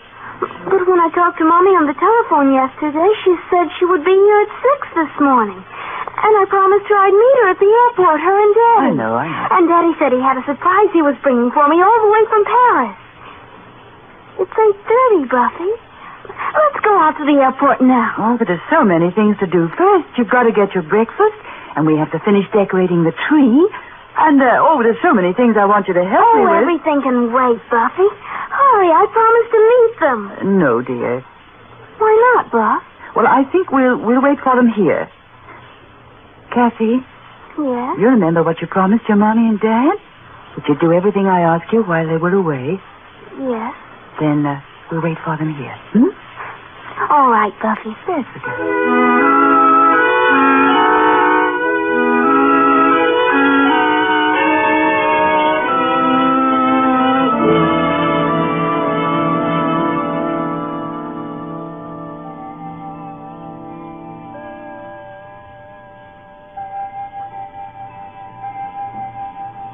It's noon, Buffy. I know. Don't you think they might have called and told us they'd be late? Oh, I'll go and make our lunch. You must be very hungry. No, I'm not. Oh, you didn't eat your breakfast, Cassie. Miss Buff, I'm not hungry. Look. Oh, look, it's snowing, honey. We'll have a nice warm lunch, and then we'll go out for a long walk, You should have called. I tell you what, Cassie. We'll take our walk first. We'll see the shops. We'll visit. We'll go and see Johnny and your aunt and uncle. Maybe if it snows hard enough, we can all build a snowman. Wouldn't you like that? Yes, that would be fun. Well, go get your coat and hat and galoshes, dear. All right. And when we come back, Mommy and Daddy will be home. Well, you go and get your things now. Oh, I'll get it, Buffy. Mommy. Oh, who's this, Daddy? You found... Oh, from a newspaper. I see. It's a man, Buff. He says he wants to talk to an older person. Here. Hello? Yes, this is the Harper residence. I'm the housekeeper. Well, just a moment, please. Kathy. Who is it? Someone wants to talk to me, honey. Will you go get your things? No. Who are you talking to, Buffy? Never mind, dear. Go and get your things. No. No, I won't. Hello? I see. Yes, I saw the papers. Yes, that was the daughter. Yes, the only child. No, she doesn't. No, I wish you wouldn't. Please, don't, here. No. Who was it? Oh, it was just a man, honey. It was from the newspapers. Why? What did he want? Nothing. He asked about me, didn't he? Why? Honestly, honey, it was nothing. It was about Mommy and Daddy. Oh, it wasn't anything important. Well... Yes, dear? I don't know. Look at that snow coming down, Kathy. Get your things, dear. Go on.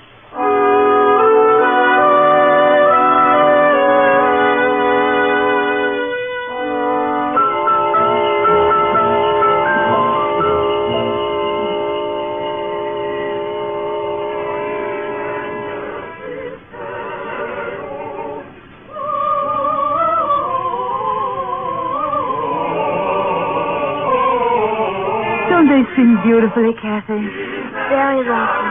The street and all the decorations and the singers. It's very lovely, Miss Buck.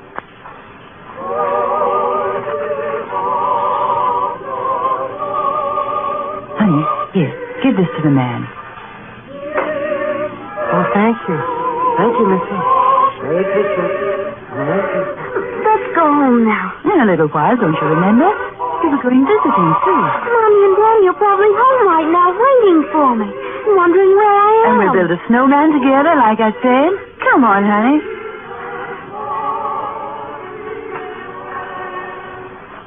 I remember when I was a little girl how excited I'd get.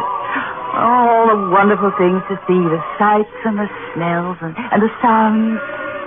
Pretty shop windows and the snow.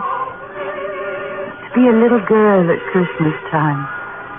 To be young at Christmas time. And happy and... What's the matter, Buffy?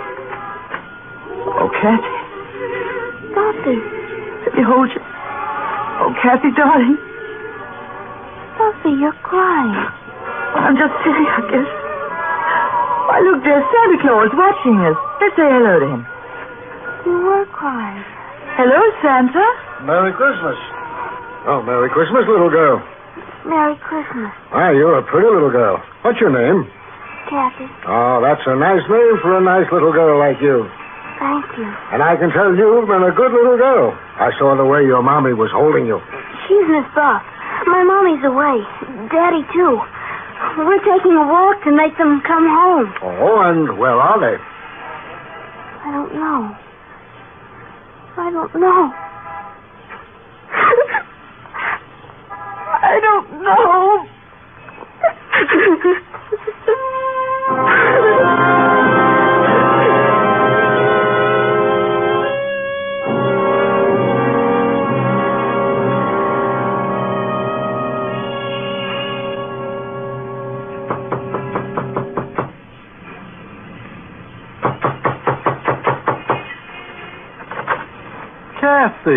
Kathy, come in, darling. And Miss Buff, how are you? Come in. Mother, guess who's here? Why, Kathy and Miss Buff. Hello, Aunt May. Hello, Mrs. Cleveland. Take your things off. We've got a big fire in the living room. And wait till you see our Christmas tree, Kathy. I'm sure it's very beautiful. I'll bet Kathy came to see her cousin Johnny, didn't she? Yes, I did, Uncle Ted. I would like to see him very much. Do you know what that boy of mine did, Miss Buff? No. He found the train. Oh, he did? After I took so much trouble to hide them out in the garage, he found them. So, of course, I had to set them up for him. Well, it's the day before Christmas. He's in his room now. Kathy? Yes, I would like to play with the train. Of course you would. Johnny! I can't come now, Daddy. I'm busy. Kathy's here. Hey, come on out and play with my trains, Kathy. You ought to see. I got them all hitched up now. Go on, Kathy. All right. I've been on the phone since 7 this morning, Miss Buff, and there just isn't any word at all about the plane. Look! A man from the newspaper called the house. I told him to stay away. Does the child know? I think she does. What did you tell her? Nothing. How do you tell a child, Miss Cleveland? Look at it go! What I can't understand is why no word at all. The plane took off from Paris on time, and there was radio contact over island, from what I could find out. But since then, nothing. You'd better tell her, John. Tell me what? Well, there was a storm over the ocean. Pretty bad storm. They said... Miss Buff. Yes, darling. I just figured out something. It's about Mommy and Daddy. Kathy. They're not coming home. They're not ever coming home.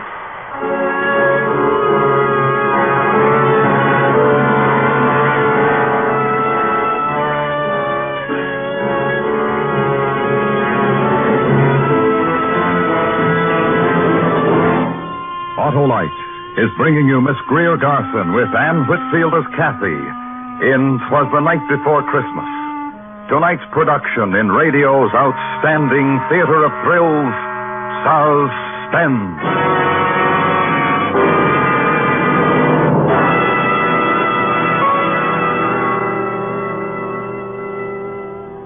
This is Harlow Wilcox again with a message from Mr. Royce G. Martin, President and Chairman of the Electric Autolite Company. It is presented in the name of the Autolite family, which includes some 30,000 Autolite men and women and their families, 18,000 people who have invested a portion of their savings in Autolite, as well as 98,000 dealers and the greatest names in the industry who use Autolite products as original equipment. This is the message from Mr. Martin. In our America, we are especially blessed this Christmas with a free country. We are surrounded with freedom-loving people who appreciate the word Christmas. We are grateful for what this day means to all of us and for what it meant to our great forefathers. We will never forget the one whose holy birthday we are about to celebrate. We thank him for the word freedom and the happiness that he has given us. We of the Autolite family wish you and yours a very Merry Christmas and a new year filled with health and happiness. And now, Autolite brings back to our Hollywood soundstage Miss Greer Garson in Elliot Lewis's production of 'Twas the Night Before Christmas. A tale well calculated to keep you in suspense.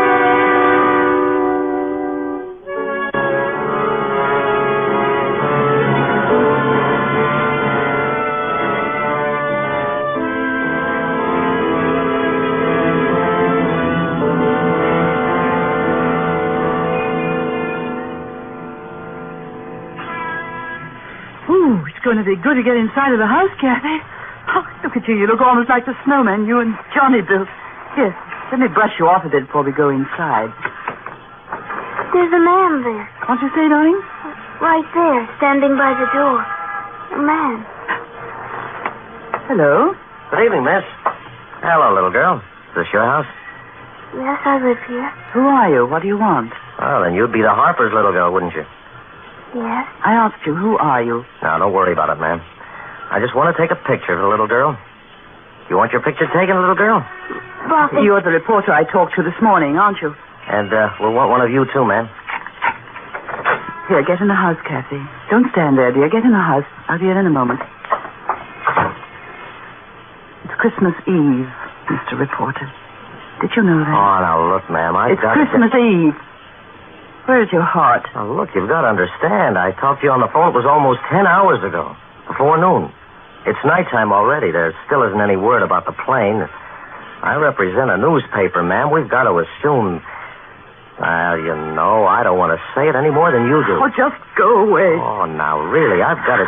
Were you ever lonely on Christmas Eve?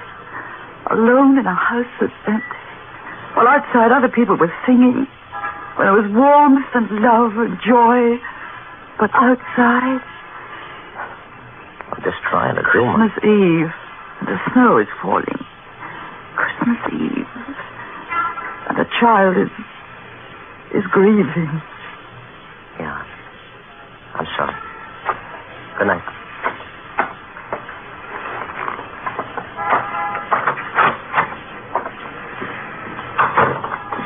Kathy? I'm in the living room, Buffy. I just had a wonderful thought. Yes? Let's have a secret. What, Buffy? Let's not wait till tomorrow. What do you mean? We go to our tree and open some of our presents now. Maybe just one. Huh? We'll choose the one with the most beautiful wrapping. You can open it, and you can play with it now while I go and fix something for you to eat. I'm not hungry, Buff.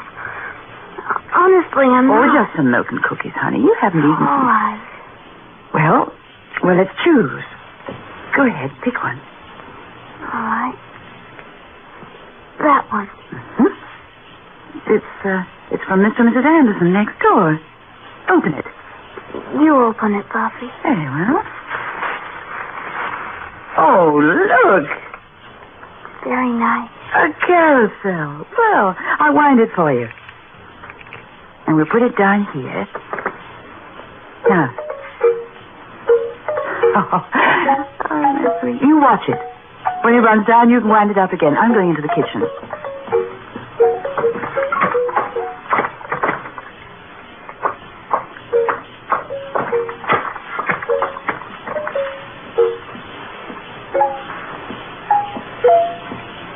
Kathy, here's your...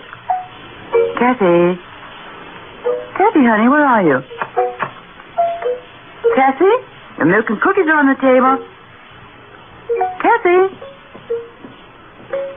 Are you in your room, Kathy? Kathy? Kathy, honey? Kathy? Kathy!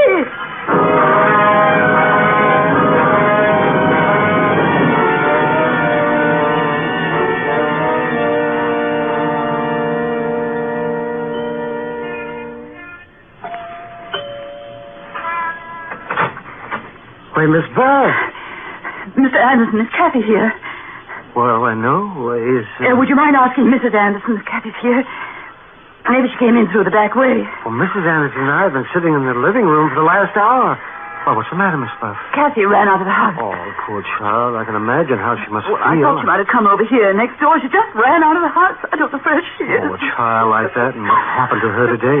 Wait, I'll get my coat, Miss Buff. I'll come with you.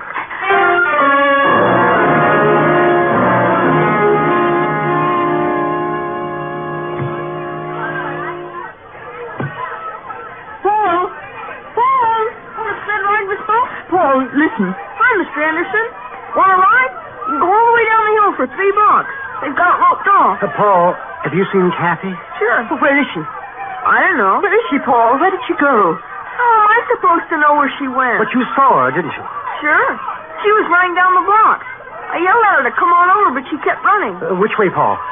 Down there, I guess. Where the stores are. Thank you, Paul. Sure. Merry Christmas, Mr. Anderson. Merry Christmas, Miss Buff. Hey, what?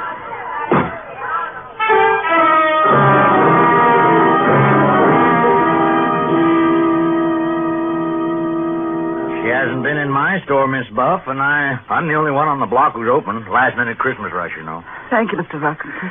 Say, now, that kid and what happened to that plane today, I'd sure let the police know she was missing. I think he's right, Miss Buff. Call them, please. Call them. Oh, use this phone, Mr. Anderson. Thank you.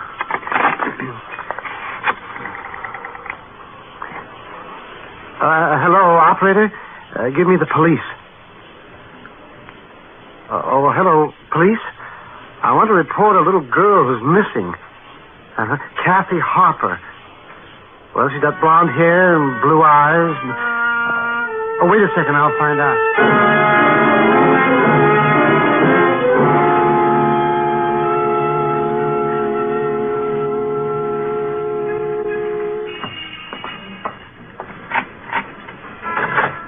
No, you just go in the house, Miss Buff.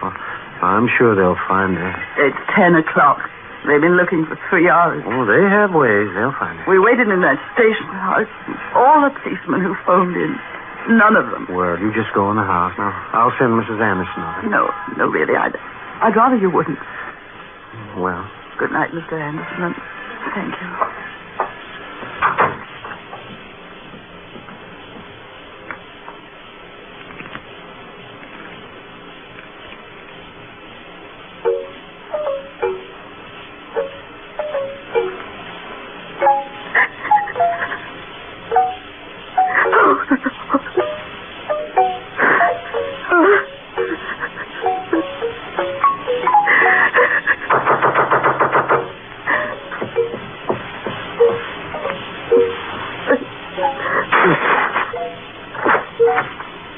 Yes?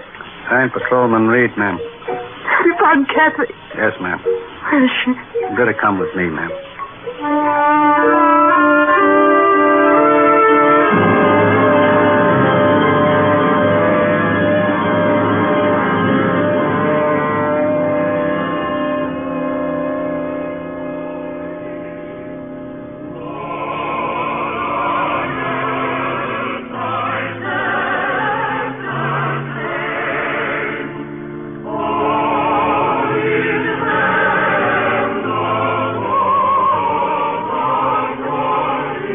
There she is, ma'am, in the second pew.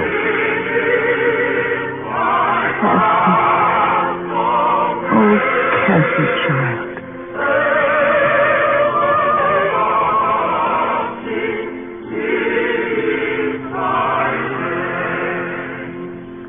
Christmas Eve. Church should have been the first place we should have looked for that kid.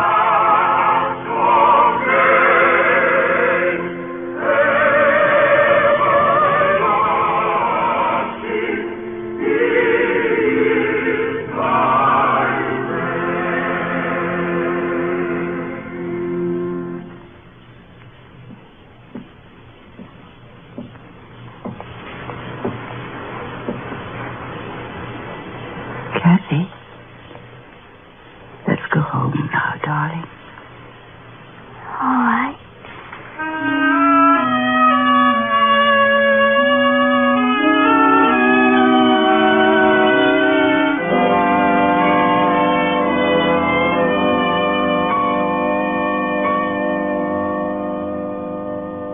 There we are. All tucked in. It's almost Christmas, isn't it? Yes, darling. You going to read to me? Of course. You just lie there. Buffy. Yes, darling? Nothing. Just read to me.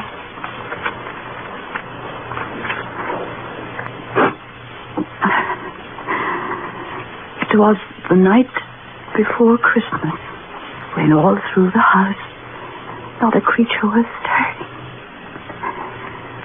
Not even a mouse. The stockings were hung by the chimney with care, in hopes that St. Nicholas soon would be there. The children were nestled all snug in their beds, while visions of sugar plums danced in their heads. And Mamma in her kerchief and I in my cap had just settled down for a long winter's nap. When out on the lawn there arose such a clatter, I sprang from my bed to see what was the matter. Way to the window I flew like a flash, tore open the shutters and threw open the sash. The moon on the breast of the new fallen snow gave a luster of midday to objects below. When what to my wondering eyes should appear but a miniature sleigh and 8 tiny reindeer with a little old driver, so lively and quick, I knew in a moment it must be St. Nick. More rapid than eagles his coursers they came, and he whistled and shouted and called them by name. Now Dasher, now Dancer, now Prancer and Vixen, on Comet, on Cupid, on Donder and Blitzen, to the tops of the porch, to the top of the wall. Now dash away, dash away, dash away all.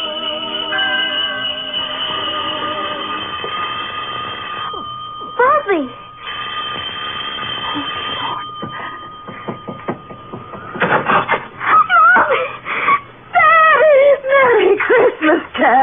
Kathy, baby. Hey, it's Christmas. We don't cry on Christmas. I thought, oh, baby. Hey, how about a big hug from me? Oh, Daddy. That's my girl. Where's Miss Puff? I was in bed. She was reading to me. In bed's the place for you. Come on, I'll carry you. Bob, it's Mommy. It's Daddy. I know, darling, I know. Hello, Buffy. Merry Christmas. Merry Christmas, Bob. We had to make an emergency landing in Newfoundland. Small field communications were shot. That storm... Yes. Let's not talk about it anymore now. Buffy was reading me a wonderful thing about the night before Christmas. Here. I'll put you in bed, Kathy. There you are. Read it to us, Buffy. To all of us. Oh, well, I lost my place. Read it, Buffy. As dry leaves that before the wild hurricanes fly when they meet with an obstacle, mount to the sky, so up to the housetop the coursers they flew with a sleigh full of toys. And St. Nicholas, too. And then in a twinkle, I heard on the roof the prancing and pawing of each little hoof. As I drew in my head and was turning around, down the chimney, St. Nicholas came with a bound. He was dressed all in fur from his head to his foot, and his clothes were all tarnished with ashes and soot. A bundle of toys he had flung on his back and looked like a peddler just opening his pack. His eyes, how they twinkled. His dimples, how merry. His cheeks were like roses, his nose like a cherry. His droll little mouth was drawn up like a bow, and the beard on his chin was as white as the snow. The stump of a pipe he held tight in his teeth, and the smoke, it encircled his head like a wreath. He had a broad face and a little round belly that shook when he laughed like a bowl full of jelly. He was chubby and plump, a right jolly old elf, and I laughed when I saw him in spite of myself. A wink of his eye and a twist of his head soon gave me to know I had nothing to dread. He spoke not a word, but went straight to his work and filled all the stockings. He turned with a jerk and laying his finger aside of his nose and giving a nod up the chimney he rose. He sprang to his sleigh, to his team gave a whistle, and away they all flew like the down on a thistle. But I heard him exclaim as he drove out of sight, "Happy Christmas to all, and to all a good night."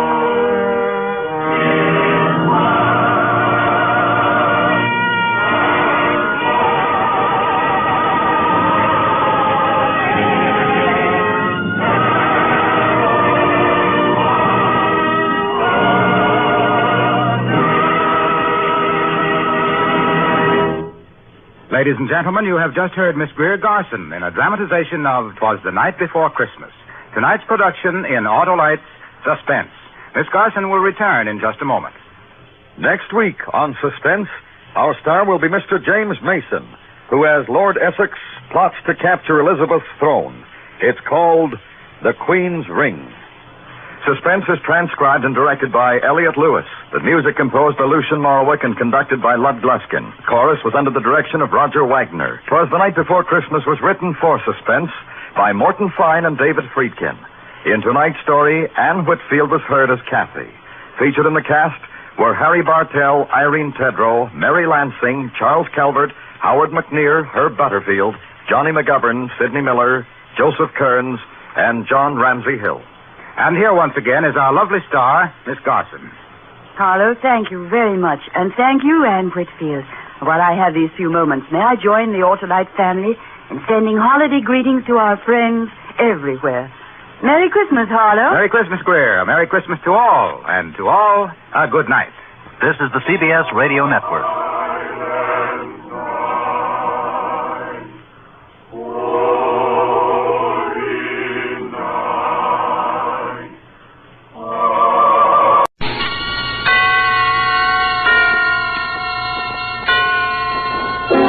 Suspense.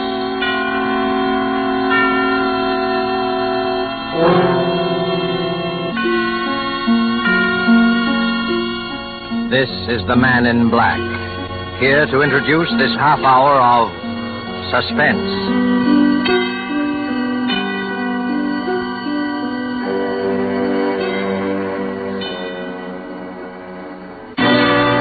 Now, a tale well calculated to keep you in suspense.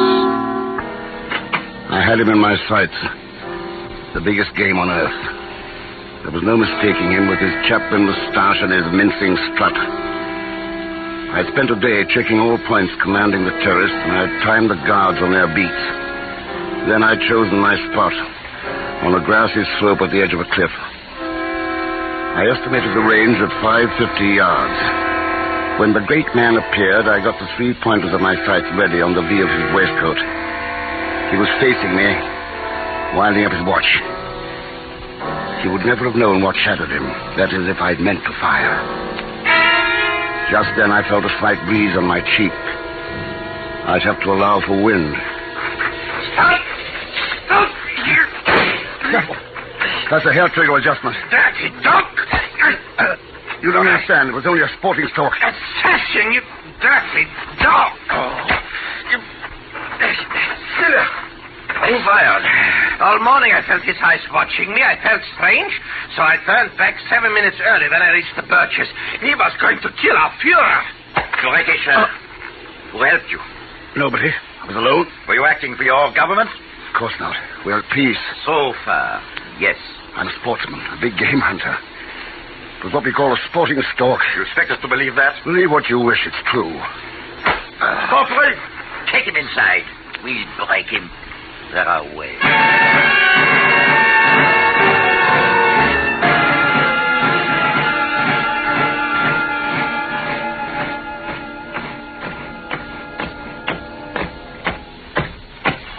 Heil Hitler. Is he conscious? More or less, sir. Prop him up. Put him in that chair. Yeah. Yes, sir. Can you hear me? Yes, quite well. Now, we've checked your story. Seems to be true. Incredible, but very English. Yes, a sporting stalk. You're English? Half. My lesser half. I can pass for English when I need to. Corporal, bring your things. Gun, binoculars, and papers. Yes, sir. I ought to bandage myself a bit before I leave. Oh, but you're not leaving. We can't release you. Your appearance, that left eye, and your hands. Oh, no, you'd certainly want to get even with us. How would you explain the state of your fingernails? I'm willing to call it even now. Yes, I believe you really mean that. It's no wonder we admire you English. No, we can't risk it, old man. Too much criticism abroad of our methods. I tell you, the story will die with me. It will indeed. This very evening. If you're concerned about world opinion, my murder most certainly will... Oh, but it won't be murder. It will be an accident. A sporting accident.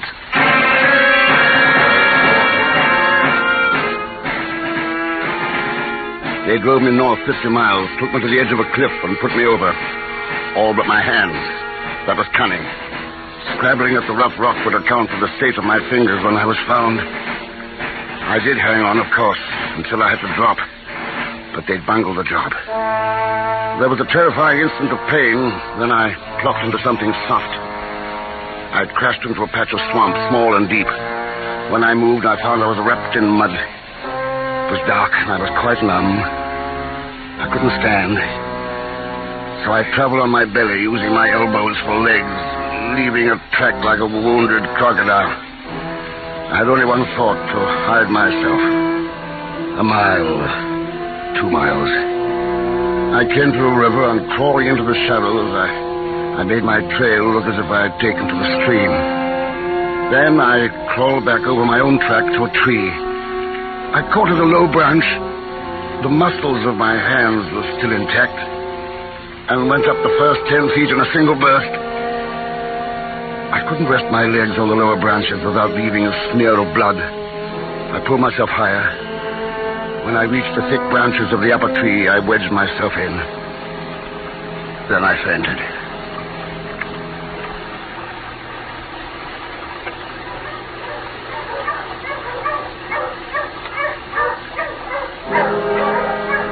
The sound of their search woke me. It was afternoon. I peered down and saw the half-English major, 2 uniformed men and 3 dogs. His trail goes into the river. He couldn't swim. He's legs. We have to be sure. You, go downstream. I'll go up with the dog. We must find his body.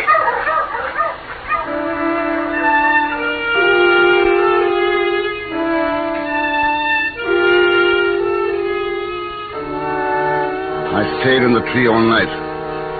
Just before dawn, I came down.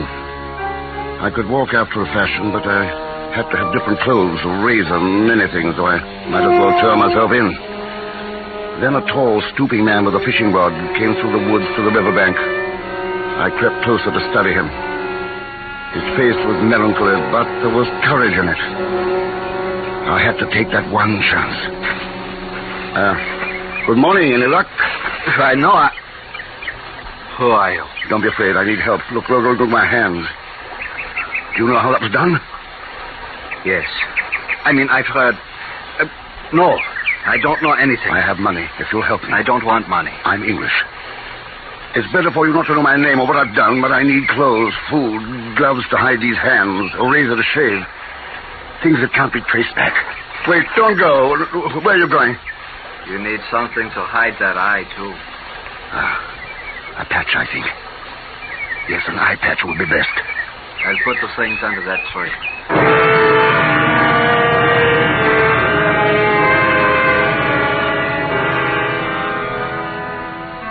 He was back in an hour, but I waited till dark to pick up the bundle. I changed, shaved, adjusted the eye patch, and studied myself in the mirror. It was a fair disguise. That same night, I stole a punt and pushed off downriver.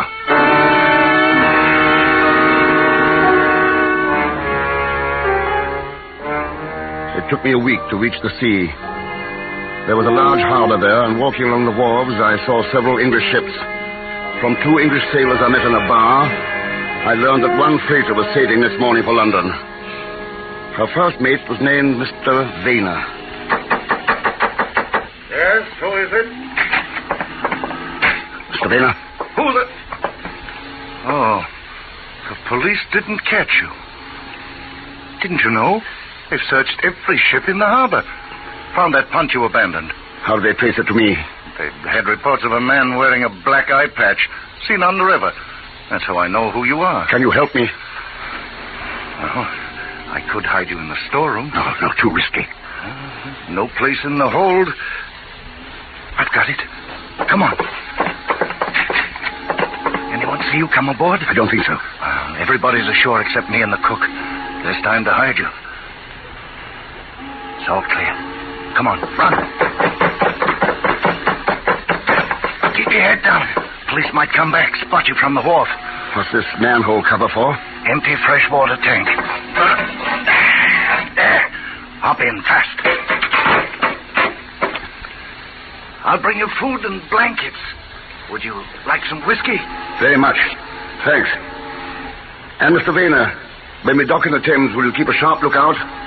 See if the ship's watched? Oh, you'll be safe in England, sir. Maybe, but I'm going to look before I leap.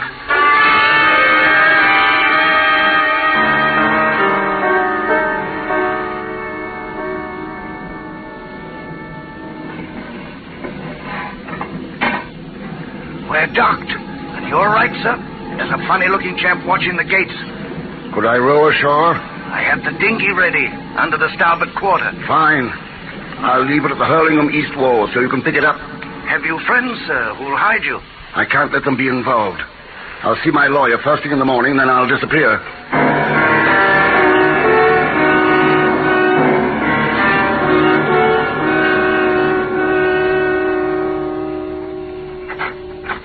Oh, come in quickly. Oh, you're taking a frightful risk coming here. I know, Saul, but I had to. Oh, there's no telling who saw you come into the building. I noticed a man in a black hat feeding the birds in the courtyard. Oh, yes, he's been there all week. And I just glimpsed a certain major. You mean you know him?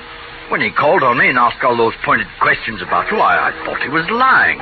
He said he was a friend and a neighbor. Calls himself Major Keeves Smith. He's no friend, Saul. He's a half-English major in the German army. How are you tangled up with the Germans?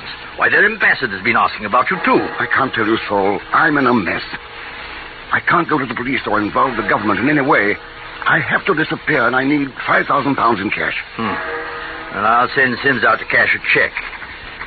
But they'll follow you when you leave. Black Hat and the Major. They'll try. But I'll shake them somehow.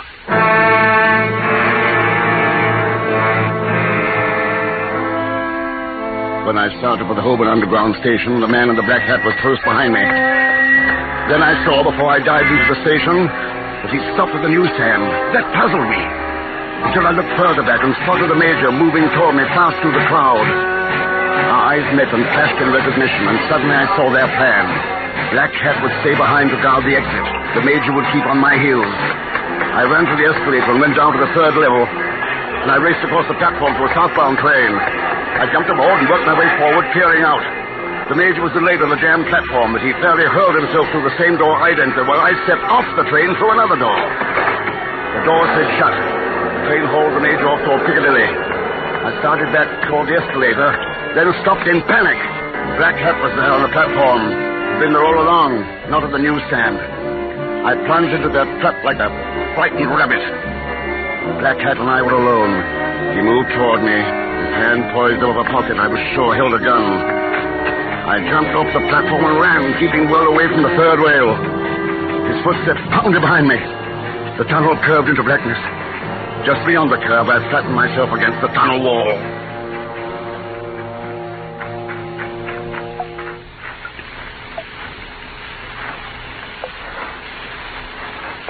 You might as well come out.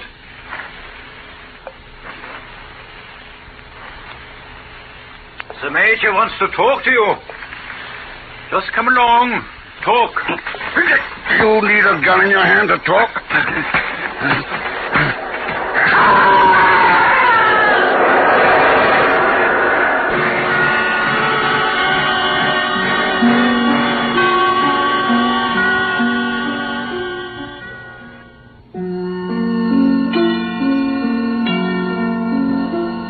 I can still hear his scream when he fell on the third rail.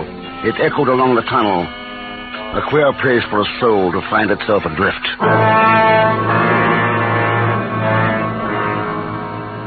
I had to leave London, hide somewhere in the country. At a series of shops, I bought camping equipment, a primus stove, pans, a sleeping bag, a heavy slingshot, and a hunting knife. I couldn't buy a gun without having it registered. Finally, I bought a bicycle, and by evening I was pedaling southwest toward Dorset, looking, I hoped, like a carefree man on a rambling holiday. I picked my hiding place above Marshwood Vale between two lonely farms. It's not on any map. Choked with deadwood, blocked at both ends by tangled thorns, nobody would ever find it except a curious child. Which is why I knew of it. For in love one becomes a child again. That bit of road had been our discovery, hers and mine, during the brief 2 weeks which were to begin our life together.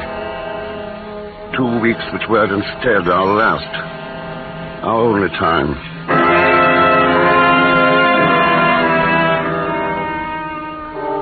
The next days, I slept and watched. Nights, I worked. I tunneled back 10 feet into the soft sandstone of the bank, hollowing out a low room and a hearth. My chimney went straight up into a blackberry bush. Over the entrance, I fitted a heavy door, camouflaged with sandstone dust, and dead twigs and vines. If anyone should blunder into that piece of road, he'd see no sign of my hiding place.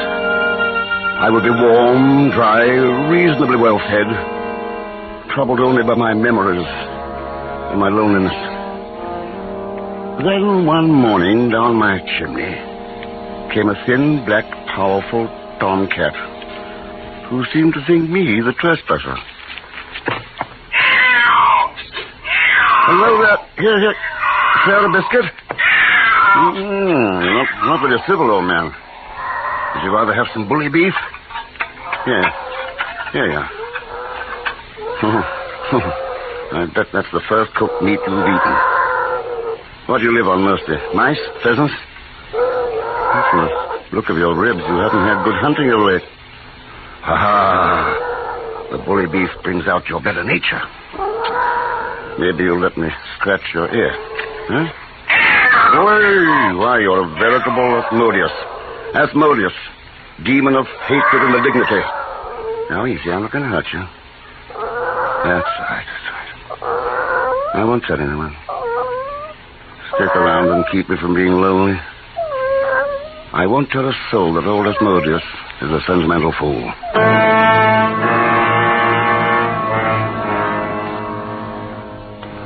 But in the end, my loneliness seemed more acute.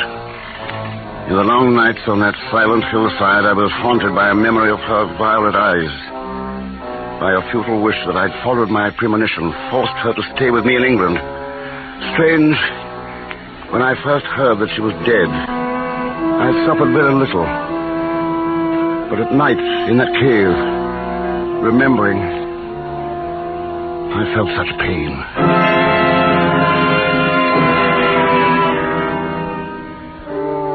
The next afternoon, lying hidden in the top of an oak tree, I saw a car drive into the yard of the farm to the east. A man climbed out, carrying a gun case and bag. The car drove away, and the man went into the farmhouse. I stayed in the tree, and in the evening saw the farmer and his visitor emerge with guns under their arms, probably going out to hunt wood pigeons. After a while, they came out from a thicket to my left. The farmer's visitor was Major Keeve Smith. You don't be having much luck for your first evening shooting, sir. Oh, that's all right. I have 2 weeks' holiday. What's behind that growth of hawthorn over there? Oh, nothing.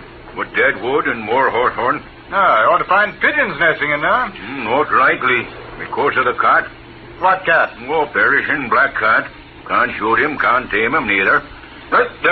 There he goes now, that black devil. Where? Oh, yes, into the hedge. He's very fat for a stray, isn't he?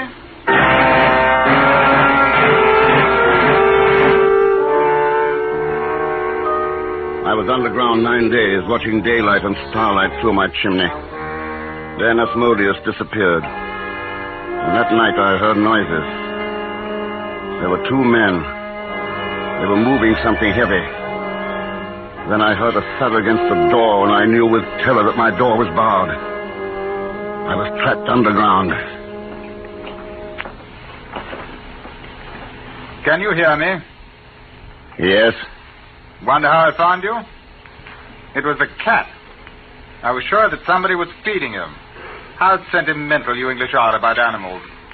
Can't you give me a cleaner death than this? Oh, my dear fellow, I don't want you to die at all. Put your signature on a document I have here, and I'll release you immediately. A document? Which says what? Well, I'll read you the most important sentence. On April the 5th, I attempted to assassinate the leader of the German people, and did so with the knowledge of the British government. See, it's a very simple, straightforward statement. It's a pack of lies. Oh, come now, no heroics. Truth is relative. You think about it overnight, old fellow. I'll be back at 7 in the morning. Oh? Who do you have on night duty? A paid hand. Swiss fella. You must have realized it took 2 of us to lift the log that's barring your door.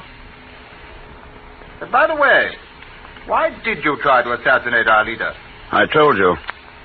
I wanted to see if it was possible. And then I didn't think his death would be any loss. Ah, and you did mean to shoot. I'm glad you finally admit it. Why, yes. I did mean to shoot.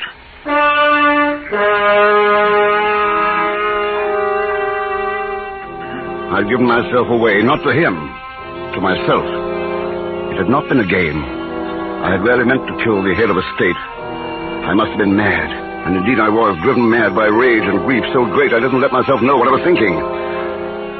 I am a man who was loved only once and didn't know it until she was dead. They killed her. He, that leader, killed her. She was so swift, so sensitive, so generous of spirit. She made the cause of all oppressed, unhappy people her own. And so they caught her and killed her. For reasons of state. And so I had declared war on them. One man at war with a nation. And I would have destroyed their leader if the wind hadn't shifted. I slept and was awakened by the sound of a shot. And then something was stuffed down my chimney, shutting off my only source of fresh air. Hours passed. The air grew foul, and I banged on the door. Keith Smith paid no attention. Finally, I reached up the chimney to see what he'd stuffed it, and pulled poor Asmodeus down into my cave. He'd been shot at close quarters. I was choking with sorrow and rage. It wasn't an easy shot, old man. Very difficult and sporty. That's a lie. He trusted you because he'd learned to trust me. Oh? Well, perhaps you're right. The Anglo-Saxon love of animals is a weakness I'm happy to be without.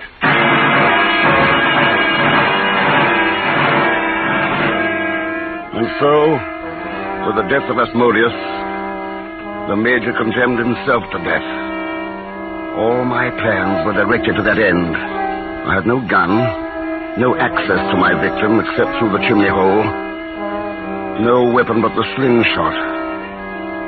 There was only one way to kill him, to shoot a lethal missile through that opening. After some hours, I hit on an iron spit as my weapon, to be fired by the slingshot. Then I set about luring the Major to the hole. You want to talk? Yes, I've been thinking. You'd only use that document in case of a war, is that right? Exactly. So it doesn't matter if I sign it or not, since there isn't going to be a war? You're perfectly right. It's a mere formality. Then hand it down. And give me a pen and a flashlight. Right away. I'm glad you decided to be sensible. You're a cut above the average Englishman. There it is. Got it? Yes. Here's the pen.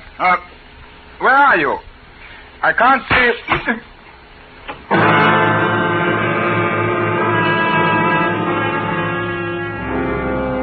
There was a look of surprise in his eyes.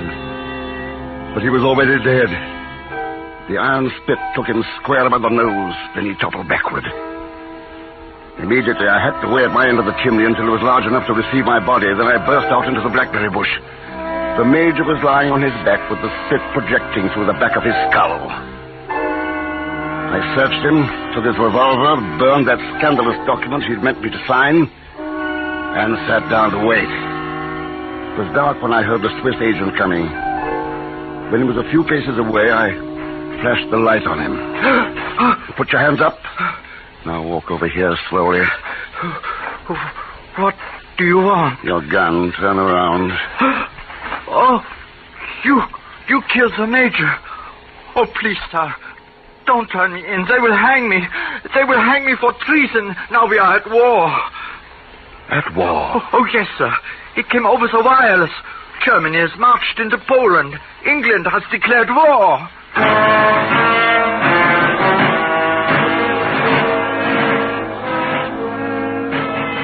And so my private war merged with the greater cause. And I had no need to worry further about the ethics of my revenge. They were the same as the ethics of war.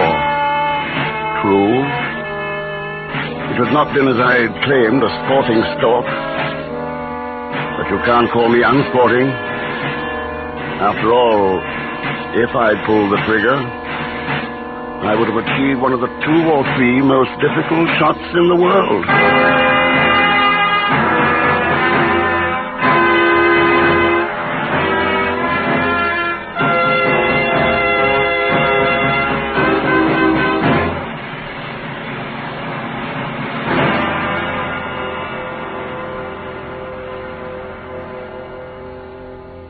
And so closes tonight's tale of Suspense.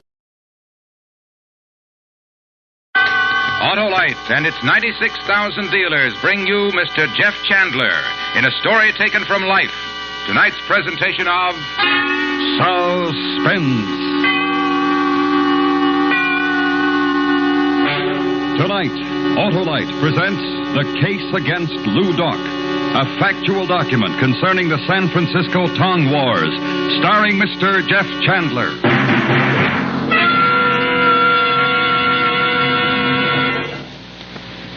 Hello, Harlow. Hi, Hap. How's it going? Oh, horrible, if you mean my car. It wastes gas. It's tough to start.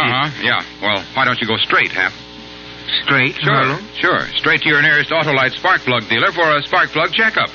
You see, Hap, the spark plugs are the heart of your car's ignition system, and they've got to be right. Now, he's got the exclusive Autolite plug check indicator that tells in an instant whether your spark plugs are right for your style of driving. Well, suppose my plugs only need cleaning. Why, Hap, your Autolite spark plug dealer has the specialized equipment to do the job properly. And if replacements are needed, he'll recommend ignition-engineered Autolite spark plugs, resistor or standard type, to give you smoother performance, quick starts, and gas savings. So, friends, see your neighborhood Autolite spark plug dealer soon. And remember, from bumper to tail light, you're always right with Autolite. And now, with The Case Against Lou Doc and the performance of Mr. Jeff Chandler, Autolite hopes once again to keep you in suspense.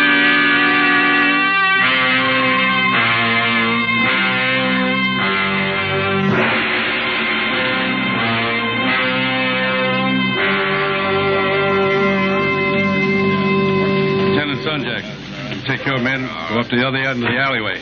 Plant them back in the doorways. It's plenty dark, they won't be seen. I'll do the same down at this end.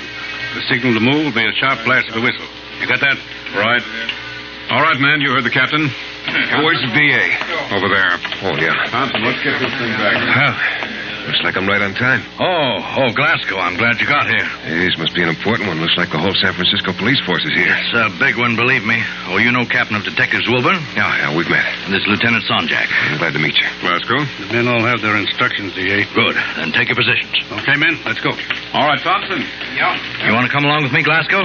Our stakeout's down about midway in the alley. All right, with you. It's a laundry. There's a vacant storeroom upstairs. We can watch it from up there.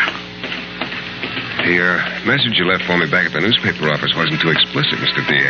Well, tonight's the night we've been waiting for. More murder and mayhem. Perhaps.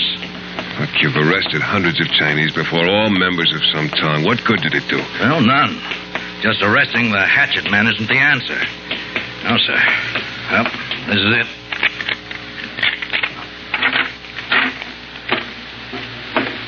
Smells empty. The Chinese laundryman who ran this shop was hacked to death in the last Tong battle they held along here. Come along. It's up those stairs. Who's having it out tonight? The Hop Ying Tong and the On Sings. Well? Kum Ji Ho and Lou Doc. Yeah. The two most popular and powerful Tong leaders. I agree with you as far as Kum Ji Ho is concerned, but as for Lou Doc... I'm more determined than ever to get him. This man lives a double life, Glasgow. By day, a sweet, smiling, and innocent silk merchant. And by night, a ruthless murderer of his countrymen. He won't stop the Tongs by convicting Lou Doc. Well, we'll be able to see everything from this window. Clear night. Yeah. 1,000,000 stars in the sky. We stood next to the open window above the laundry shop, fearless District Attorney Red Muccia and I, and we waited. From the window, we could see down into the dimly lit street called Spofford Alley. A narrow street lined on either side with butcher markets, curio shops, tea parlors, and more laundries. In some of those shops, fronts for hidden gambling dens, sultry, air-oppressed opium dens. Lou Doc, the man the DA accused of being the most notorious Tong leader in San Francisco, was all of that. But he was more. Lou Doc was my friend, He was a man of principles. Born in San Francisco and wanting to adapt himself to the ways of his Western brothers, he'd learned to speak, read, and write a pronounced English. He'd educated himself in the thoughts and ideas of the Western world. I knew Lou Doc. I had my doubts that he was going to show up in Spofford Alley tonight. Cigarette, Glasgow? Yeah, thanks.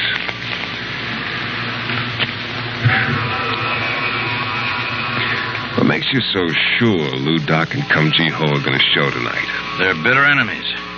When Kum Ji Ho learned that Lou Doc's brother was in love with one of his favorite sing-song girls, he challenged the Hop Yings. What's the girl's name? Ah Toy. She's a dancer at the Golden Lamp. Oh? On surface, the incident is just a spark to ignite the flame, Glasgow. You know that as well as I do. The real battle is being fought for supremacy. Almost 12. Any minute now.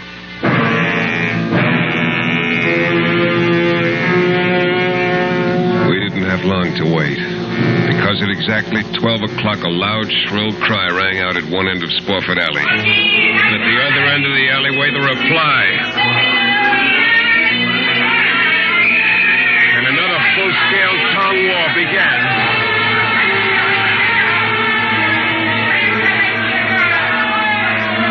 There were at least 50 black-suited Chinese with their plates shoved into dark slouch hats that met head-on in the alley. Their hatches reflected the moonlight as they crashed open enemy heads, and long, gleaming daggers found their marks in soft, easy flesh. And as the police moved in, they scattered in every direction, stumbling over the dead and wounded. But the police were efficient. They'd holed up both ends of the alley, and it looked like they'd rounded up every one of the boo-how doi that was alive. The district attorney paced the floor of the storeroom, his hands nervously twisting behind him as he waited for his captain of detectives to report to him. Then we heard heavy steps coming up the stairs. In a few moments, 3 men appeared at the head of the landing. Captain Wilburn, his Lieutenant Sanjak, and a smiling, dark-haired Chinese with his hands tied behind him. D.A. Oh, where's the other one? He disappeared.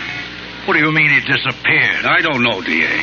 He was in mixing it up with the rest of them. I know, I saw him. But after we had the rest of them rounded up, I couldn't find him. How did you know it was Lou Doc, Captain? The big head. I recognize his big head. You can't accuse a Bring man that other one over here. Okay. You, move. This is the one they call Kum Ji Ho. I know why you started this one, Kum Ji Ho. Oh, yes. How did Lou Doc manage to escape? Oh, yes. Lou Doc. Very fine silk merchant. Yes. Don't stall with me. It'll go a lot easier on you. You know you're not going to get this man to talk. We'll see about that. Now, I want the names of every boo-how doi that fought in the alley tonight. Chang, Talo, Diaying. Who's that? I think he said he wants his lawyer before he speaks another word. Correct. A lawyer? Yes. Thank you. Well, I never heard of Looks any... like tonight wasn't the night you thought it was going to be, D.A. I'm afraid your net results are 0.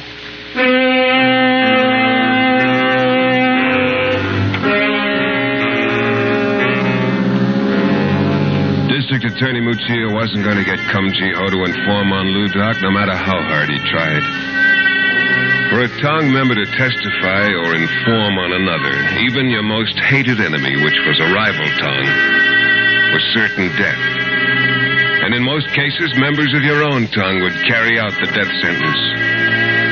In the wild confusion of that battle, it would have been impossible to tell whether Lou Doc had taken part in it. Captain of detectives sworn he'd seen him. I wanted to know for sure, so the following morning I went to his house of business. The little old Chinese sitting behind the counter didn't even glance up at me as I entered. I walked over to the door of Lou's office and knocked. A voice yelled enter in Chinese, and I did. I opened the door. Seated behind a bleached rattan desk sat the man with his big head, rocking back and forth. Lou Doc. Hello, Dan. It is nice to see you again. It's nice to see you. Please to sit.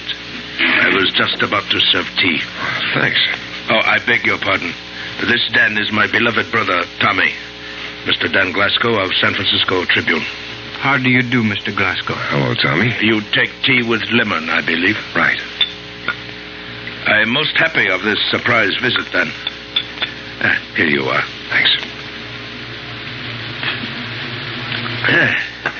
Most delicious. There were 7 men killed in last night's Tong War, Lou Doc. Tell me, Dan, do you prefer the Chinese or Indian tea? I said 7 men were killed in last night's Tong battle. Tell me. Jiao Jingdang. 为了毛，你好，酒。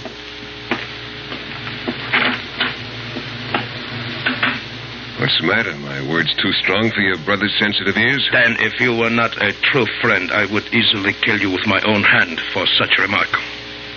I'm sorry, Lou Doc. You, as I, believe in righteous principles. It was upon this discovery that I grow very fond of you. I've honored our friendship. In the ways of your Western world are many things that my people do not understand. Among my people are certain things which the Occidental does not understand. But cold-blooded murder is not a way that either world should have to understand. True. But I have read in the Western world books, I read of organization called California Vigilance Committee. Oh, look, that committee is to protect the innocent from the guilty. Yes, no argument. But for the protection. In Hap Ying Tong is protection for my people. Now comes time when most beloved brother falls in love with sing-song girl named Atoy. He wishes to marry with her. She returns his love. It must be so. And so in order to bring about this marriage, hundreds of men may lose their lives. If it is as the gods design.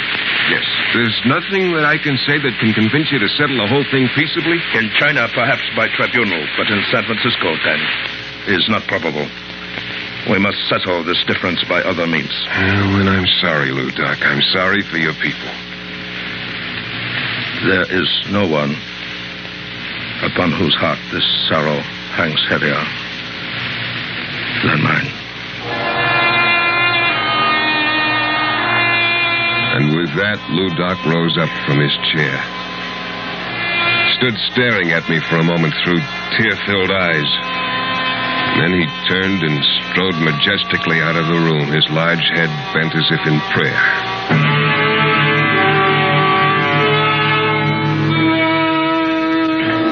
In the weeks that followed, for some unknown reason or other, the Tong Wars slowed down to practically a standstill.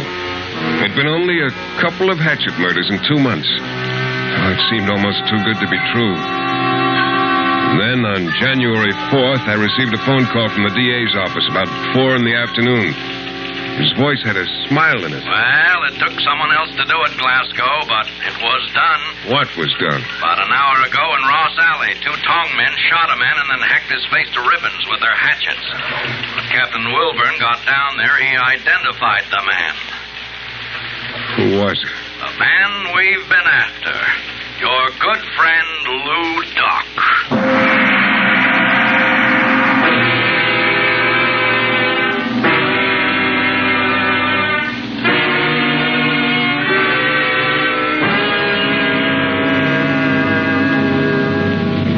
Autolite is bringing you Mr. Jeff Chandler in The Case Against Lou Doc. Tonight's production in radio's outstanding theater of thrills, Suspense.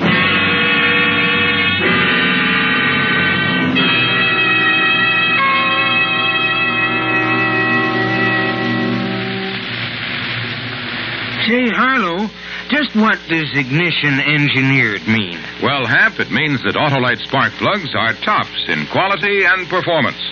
That's because they're designed by the same Autolite engineers who designed the coil, distributor, and all the other important parts that make up complete ignition systems, used as original equipment on many leading makes of our finest cars, trucks, and tractors. Well, that's a pretty good reason to use them, Harlow. It's the best, Hap.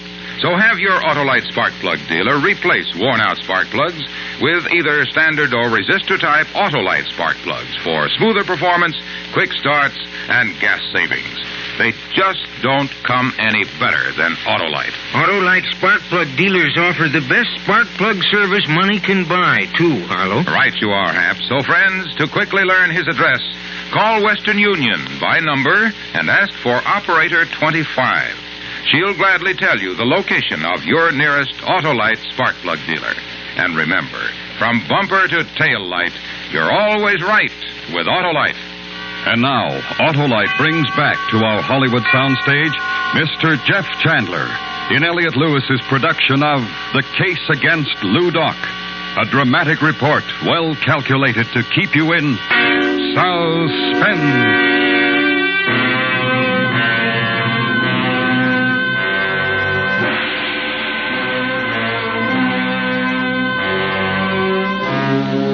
Lou Doc had been my friend, and the realization of what an impact his death would have on his following hit me.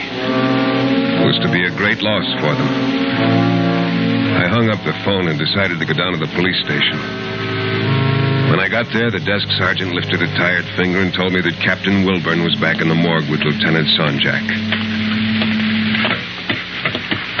Come in, Glasgow. The DA said you might be down. So you finally got Lou Doc. We didn't. It was a couple of rival tongmen that did the job. Did you pick him up? Nope. Got away. Want to take a look at him? The bloody. Yeah. Over here. All right, Sonjak. Turn down the sheet. No. See what I mean when I say bloody? His face. His own mother wouldn't recognize him. How do you know it's Lou Doc? By the head. Take a look at the head, what's left of it. Doc had a big head, almost out of proportion to the rest of his body. That's how I know it's him. But still, Look, Glasgow, the DA's told me how you feel about this guy. I don't want any trouble from it.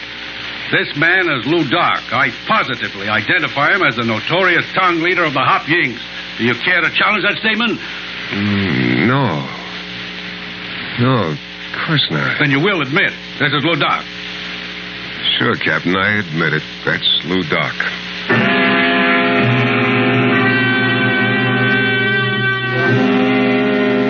I admitted it because the thought suddenly occurred to me that here was the opportunity I'd been waiting for.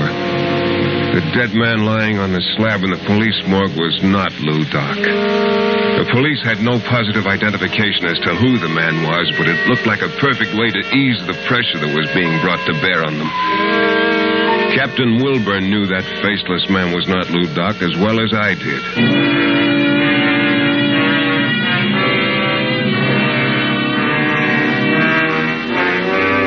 The following morning, I went to the business house of Lou Doc, the silk merchant. And just as I'd expected, the name on the door had been changed. Next door was a gambling parlor. I gave the password at the door and was admitted. I sat down at one of the fantan tables and began playing. I hadn't been playing long when I suddenly felt the presence of someone familiar standing next to me. 3. Sheep. Hello, Lou Doc. Hello, Dan. Happy to meet with you. Is there somewhere we can talk? Come. Owner of this establishment is a good friend of mine. We shall use his office. All right, you lead the way. Come.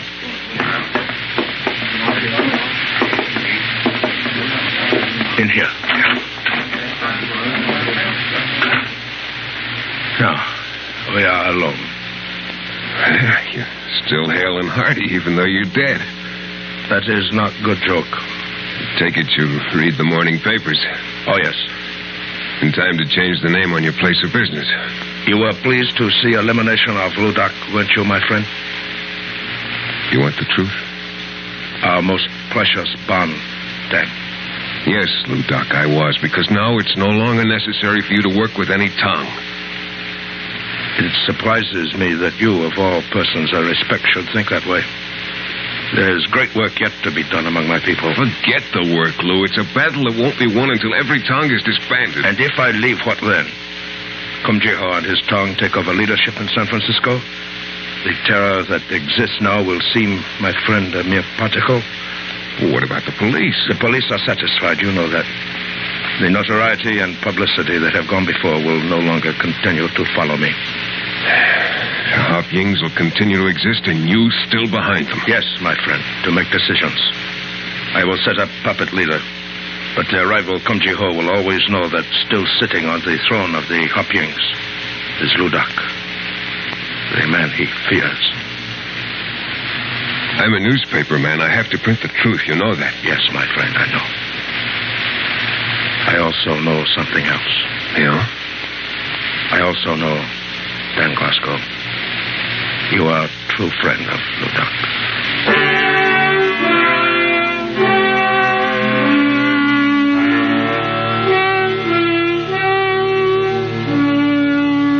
And he was right. I knew the fight within myself had begun. To know that he was still alive, and yet never to print that fact. Because in doing so, I'd have to betray his friendship. A windy night in February, I was working late in the office. It was about 8 o'clock when one of the reporters came in and told me that Tommy Yushu, Ludoc's brother, had been trapped in the cafe of his dancer girlfriend, Artoy. I rushed down to Dagger Alley. There wasn't a soul in sight. I started to walk. It was cold and heavy wind was blowing, but my hands were soaking wet with perspiration as I made my way up the cobblestone walk to the Golden Lamp. I imagined 100 eyes staring at me from dark doorways. Then I was in front of the cafe. I walked up to the door. It was bolted. Tommy Yushu. It's me, the newspaper man, Dan Glasgow. Let me in. Let me in, Tommy. Hurry. Thanks. What are you doing here? Word leaked out the Onsings had you holed up here. They sure do. You took an awful chance coming up that alleyway. Why'd you risk your neck here for coming here? A toy, Mr. Glasgow. Oh, I see. We planned to leave tonight, secretly. Somehow they learned of our plans. It was our toy's father who betrayed us. Her father? Please, Tommy. My father was threatened. There was nothing he could do. I'm willing to die with Tommy. Does Ludoc know you're here? No. Then call him. Tell him to call the police. You have talked with my brother, Mr. Glasgow. You know he would never do that. But you'll never get out of here alive. Then it must be so. Oh, I don't understand it. You'd be willing to commit suicide because of some silly, superstitious, and clannish idea that the only way to deal out justice is through force. Well, you and your brother and everybody who thinks that way, Tommy, are wrong. Maybe the idea of tongues originally were good ideas, but the goodness has gone out of them. I'm going to call the police. One moment, Mr. Glasgow. I'm sorry, but I cannot allow you to do that. All right, Tommy, you can put away the gun. I won't call him. Can I call your brother? Perhaps that is best. Thanks. Tommy gave me a number to call. Ludoc answered the phone himself. His voice remained strangely calm when I told him what the situation was. He told me he was coming right down, warned me to stay in the cafe. Then I hung up. The three of us, Tommy Yushu, the sing-song girl Toy, and myself, sat down and waited. 20 minutes later, I heard a car screech to a halt down at the end of Dagger Alley. I opened one of the small windows, stuck my head out, and looked down the narrow street. A long black car was parked at the curb. Then the car door opened, and Ludoc stepped out, alone. And he began his long walk up the cobblestones to the cafe.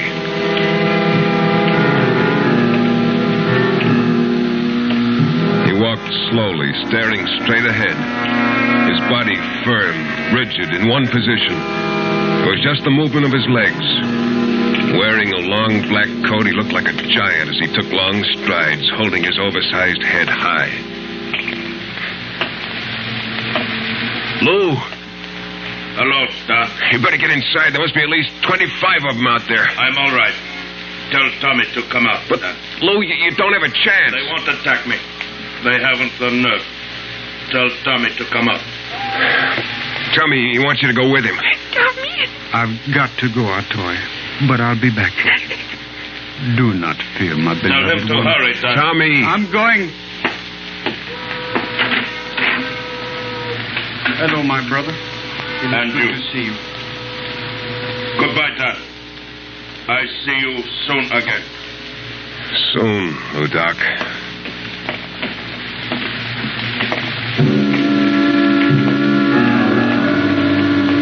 The two of them began their long walk back to the end of Dagger Alley. Lou Doc's hand closed tightly around his brother's arm, walking slowly but steadily toward the black car. They weren't 10 feet from it when from out of one of the dark doorways a figure jumped into view. It was Kum Ji-ho. Kum Ji-ho let go with 4 wild shots. Lou Doc whirled, covering his brother, at the same time whipping out a gun and firing. Tommy opened the door of the car, got in and started it up. Then Lou Doc fell to his knees, still firing. Tommy gunned the car away. Lou Doc pitched forward on his face, emptying his gun. Kum Ji-ho dropped to the pavement, clawing at his bloody face. He twitched for just a moment. And then he lay still.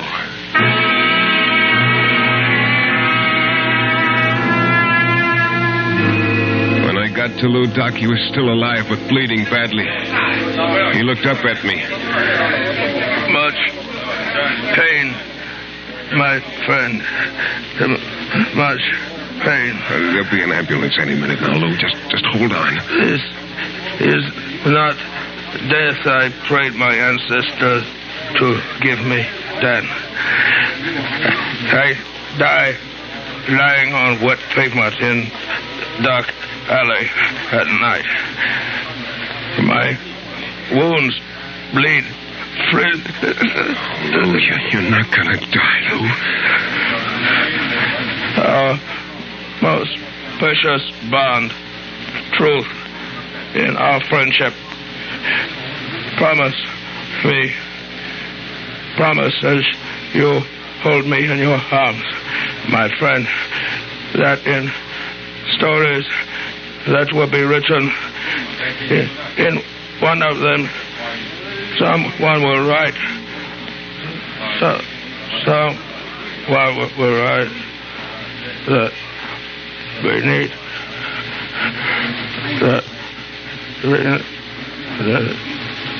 Beneath the cloak of the legend of his notorious reputation, there existed a man who believed in the principles of righteousness for all his fellow men.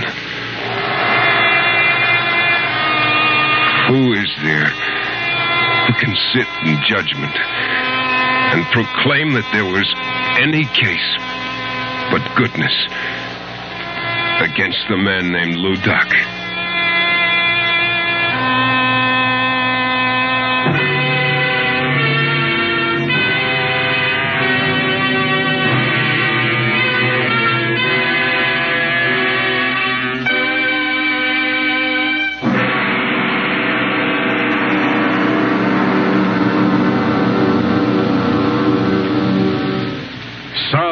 Suspense. Presented by Autolite. Tonight's star, Mr. Jeff Chandler. This is Harlow Wilcox speaking for Autolite, world's largest independent manufacturer of automotive electrical equipment. During the early months of 1952, the Autolite family will join together in saluting the leading car manufacturers who install Autolite products as original equipment right on their assembly lines. Our Autolite family is made up of the nearly 30,000 men and women in 28 great Autolite plants from coast to coast, and in still other Autolite plants in many foreign countries. Our family also includes more than 18,000 people who have invested a portion of their savings in Autolite, as well as 96,000 Autolite distributors and dealers in the United States and thousands more in Canada and throughout the world.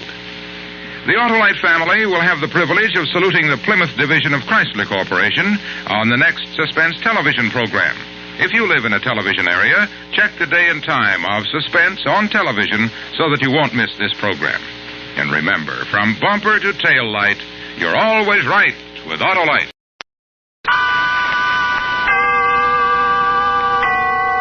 Autolite and its 96,000 dealers bring you the First Lady of Suspense, Miss Agnes Moorehead, in a true story of murder. Tonight's presentation of Suspense. Tonight, Autolite presents a dramatization of the most famous unsolved American murder mystery. Miss Agnes Moorehead as Lizzie Borden in The Fall River Tragedy.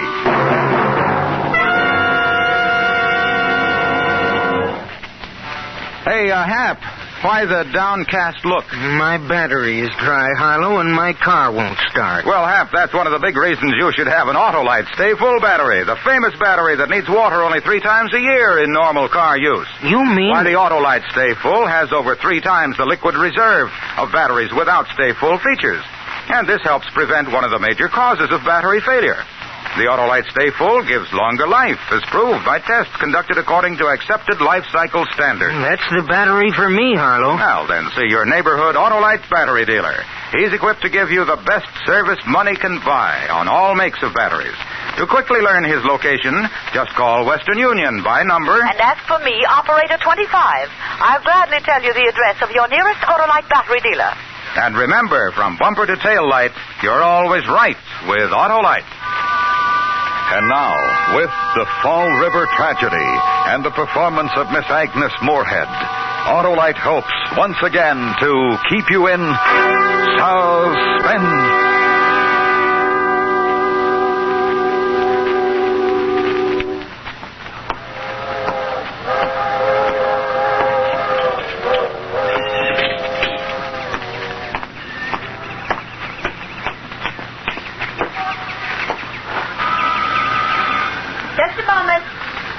I'm coming.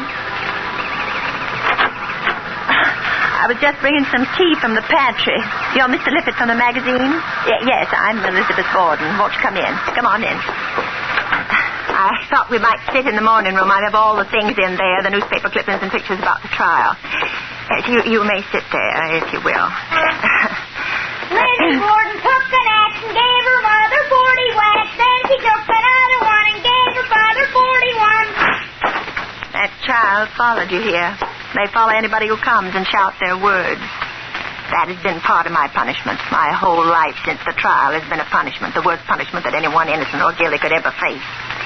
They think I'm guilty.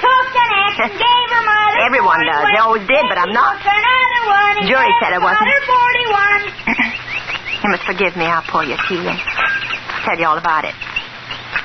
It was my father and my stepmother who were killed, if you'll remember. It was a long time ago. Father, where he lay on a couch in the living room, and my stepmother upstairs, where she'd been attending to the making of the beds. First, Dr. Bowen came over, and then, in a little while, the police were there, too. After some time had passed, I was arrested and brought to trial.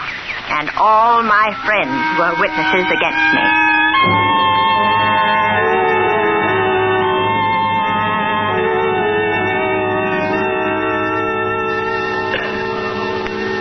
Please, Your Honor, Mr. Foreman, and gentlemen of the jury. Upon the 4th day of August, an old man and an old woman, husband and wife, each without a known enemy in the whole world, in their own home, upon a frequented street in the most popular city of this county, under the light of day and in the midst of its activities, were first one, then another, severally killed by unlawful human agency. Today, Lizzie A. Borden, the own daughter of one of the victims, is at the bar of this court, accused by the grand jury of this county of these crimes. As spokesman for the Commonwealth, it is my purpose to explain to you the grounds and the basis for that accusation. I believe the best way to do that is to call the first witness. Will Dr. S.W. Bowen take stand? Dr. S.W. Bowen? Yes, thank you. Raise your hand on the book. You solemnly swear to tell the truth, the whole truth, nothing but the truth, so help you God? I do. Please be seated. Dr. Bowen, where do you live? At 91 2nd Street. That is in Fall River. Yes, in Fall River. Am I right in believing that address is directly across 2nd Street from where the Borden family lives? Yes, that is correct. Do you know the Borden family? Yes, I had been their physician and friend for 25 years. Did you know Mr. Borden's financial situation? Financial situation? Did you know if he were wealthy or not? Mr. Borden's estate, I do not hesitate to say, is considerably more than $300,000. To be inherited by whom, do you know? According to his will, to be inherited by his wife. And upon the condition of her death? To be inherited by his 2 daughters. His 2 daughters. That is the prisoner, Miss Lizzie Borden, and Miss Emma Borden. Yes. I see. On the morning of the 4th of August, where were you, Doctor? I was working in the front garden. How long had you been working there? Between 9:30, as near as I can remember, and the time I was called to the Borden house. Had you seen anyone enter the house? Only Mr. Borden. The deceased. What time was that? Some minutes before 11, say 10 before. Tell us what you noticed, please. I saw him first coming up street. He turned through his gate, and then I heard him knocking on his door. The door was locked? Yes, I could see that he had tried to unlock it with his key, but the door must have been locked from the inside. Presently, he was let in by the maid, Bridget Sullivan. Had you ever known that to happen before? No. And you saw no one else enter the house the morning of the 4th? No. Now, Dr. Bourne, how did you learn of the trouble? The maid, Bridget Sullivan, told me. She came across and said Lizzie had found her father and had called her to go for help. And you returned to the house with her? Yes. Who was there when you arrived? We went in the side entrance, which led to the kitchen. Miss Lizzie Borden and a neighbor, Mrs. Churchill. Do you remember what was said at that moment? Oh, yes, I do. I saw Lizzie, and I said, Lizzie, what's the matter? She said, Father has been killed or stabbed. I said, well, where is he? And she told me, in the sitting room. Is that all she said in that conversation at that time? Yes, I went into the sitting room. Will you describe what you saw in the sitting room? Mr. Borden was on the couch. He had the appearance of a man who had been killed while he slept. Could you explain that, Dr. Bow? There was no facial constriction such as is found in cases where the victim fought death. Were there signs of a struggle in the room? None.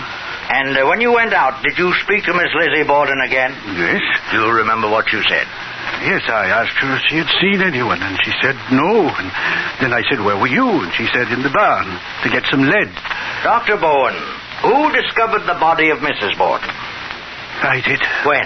And I went upstairs to get a sheet to cover the body of Mr. Borden. I saw her body when I reached the top of the front stairs. You could see her body from the stairway? Yes. Could you see it from the hallway upstairs? Yes. Did you examine the body? Yes, she'd been killed the same way as Mr. Borden. Do you know, sir, which of them died first? I believe it has been proved by Dr. Wood that Mrs. Borden died approximately an hour before her husband did. Thank you, Dr. Bowen. That will be all.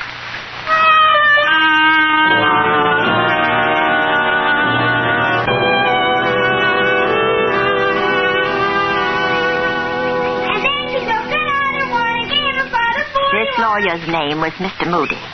Oh, he was just full of hate. And he had a way to fill everybody else with hate, with the questions he asked. He made all my friends witnesses against me. Yes, Miss Russell, who lived next door south, and Miss Churchill, who lived next door north. Mr. Moody made them say things to make the jury believe that no one could have gone into the house without being seen, and that no one had it.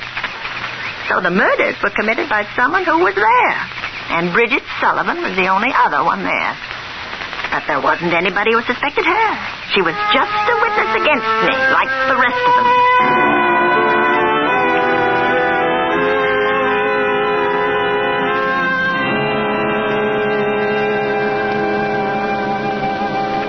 Bridget Sullivan. How long have you known the prisoner? I worked at that house for almost 3 years. Would you say they were a happy family? No, sir. Will you explain what you mean, please? There were feelings between Mrs. Borden and the two girls. Miss Lizzie, Miss Emma? Yes. Mrs. Borden was their stepmother. They didn't like her. Well, did they show their dislike in any definite way? Well, Miss Lizzie never called her mother. She always called her Mrs. Borden. Do you know why she did that? What started the feeling? Yes. There was an argument about some property. Mr. Borden gave some over to Mrs. Borden. Miss Lizzie thought his property should go to his own flesh and blood. How do you know this happened? I heard her arguing with her father. Do you remember the words that were spoken? They argued about the property, and Mr. Borden said, Mother has a right to it. And Miss Lizzie said, don't call her mother. She's a mean old thing, and we hate her. By we, she meant her sister and her? Yes. And from that time, Miss Lizzie never called Mrs. Borden mother? Never that I heard. Miss Sullivan, what were you doing the morning of the murder? I've been washing windows. Who was in the house that morning? Miss Emma was not. She'd been gone since the day before, visiting a friend. Mr. and Mrs. Borden had breakfast, and then he left. Well, what time was that? near 9 o'clock. What about Mrs. Borden? She was dusting. She told me to wash the windows. Then I never saw her again. Will you repeat that, please? I never saw her again. I even asked Miss Lizzie where she was, and she told me she went out. Miss Lizzie told you her stepmother had gone out? Yes. She said a note had come and that Mrs. Borden had gone to see a sick friend. Did you see the note? No, sir. No, never saw it. Did you see Mrs. Borden leave? No, sir. If she had indeed left, which door would she have gone out? The front door, sir. And yet that was the door you unlocked and opened to admit Mr. Borden a few minutes before 11. Yes. How was it locked? It was bolted from the inside. Did you lock it? No, sir. And obviously no one going out that way could lock it from the outside. No, sir. What about the other doors? They were locked. You sure of that? Yes, sir. So, no one could have come into the house that morning? I don't think so. All right, Miss Sullivan. Now, when you heard Mr. Borden knock on the door, you went to it. Yes, sir. Miss Sullivan, where was Lizzie Borden at that moment? Upstairs or on the stairway. How do you know that's where she was? Because when I was walking to the door, I heard her laugh. You heard her laugh? Yes, sir. And she came down the front stairs after I let her father in. What was she laughing at? I don't know, sir. She didn't say. Tell us what happened then after Mr. Borden came in. I heard her ask how he felt. He'd been sick. Then I heard her get the couch ready so he could lie down. By that time, I'd gone through the kitchen to the rear stairway where I went up to my room. Now, how long did you stay there? 20 minutes, I think. Then Miss Lizzie called from downstairs to say that her father had been killed. Did you speak to Miss Lizzie? Yes, sir. When she told me her father was killed, I asked her where she was. And how did she answer? She said, I was up in the barn. Well, thank you, Miss Sullivan. That will be all.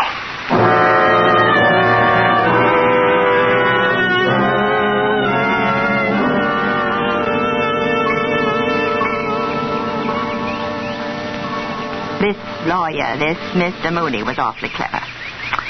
You understand the Commonwealth had no physical evidence, nor any witnesses to the murders. And Mr. Mooney was trying to eliminate the possibility that anyone else could have done it, as they said. And I realized that innocence or guilt didn't make any difference anymore.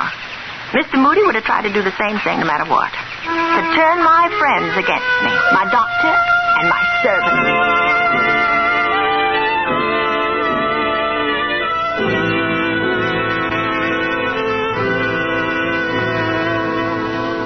Captain Harrington, being in charge of the investigation of the day of the murders, did you question Miss Lizzie Borden?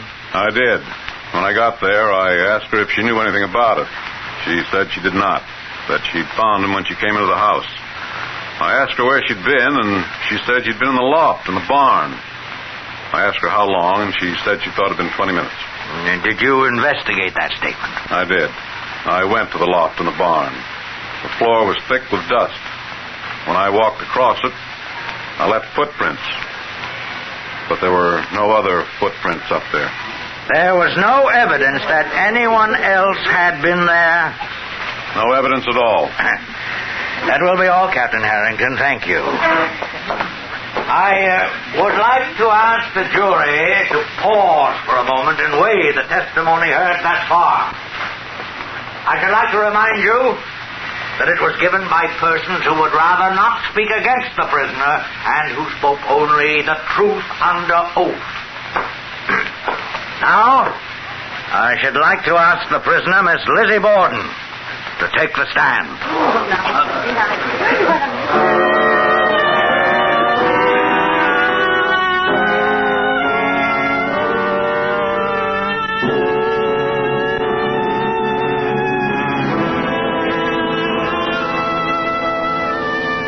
Autolite is bringing you Miss Agnes Moorehead as Lizzie Borden, with Joseph Kearns as Mr. Moody in The Fall River Tragedy.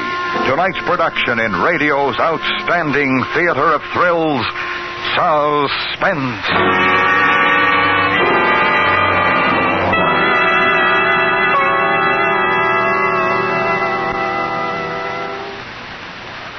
Say, Hap, where were we? Oh, you were telling me about the Autolite Stay Full battery. Oh, yes, the famous battery that needs water only 3 times a year in normal car use. Good starter, Harlow? It's the very best, Hap. Why, every positive plate in the Autolite Stay Full is protected by fiberglass retaining mats to reduce shedding and flaking and give longer life, as proved by tests conducted according to accepted life cycle standards. You've sold me, Harlow. I'm on my way to get a new Autolite Stay Full battery. So, friends, have your battery checked soon by your neighborhood Autolite battery dealer who services all makes of batteries. He'll gladly tell you whether your battery is right for these cold starting days. And if a replacement is needed, your Autolite battery dealer has an Autolite Stay Full battery for your car. To quickly learn his location, just call Western Union by number and ask for me, Operator 25. I'll tell you the name of your nearest Autolite battery dealer. where you can be sure of getting an Autolite Stay Full battery, the battery that needs water only 3 times a year in normal car use. And remember, from bumper to tail light, you're always right with Autolite. And now, Autolite brings back to our Hollywood soundstage Miss Agnes Moorehead as Lizzie Borden in Elliot Lewis's production of The Fall River Tragedy. A true story, well calculated to keep you in suspense.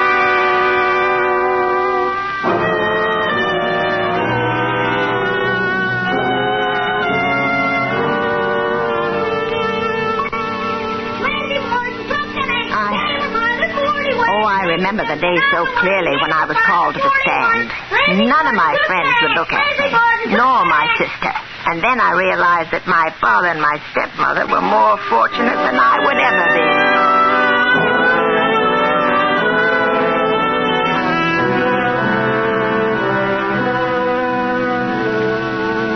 be. You, Lizzie A. Borden, swear to tell the truth, the whole truth, help you God? I do. Please be seated.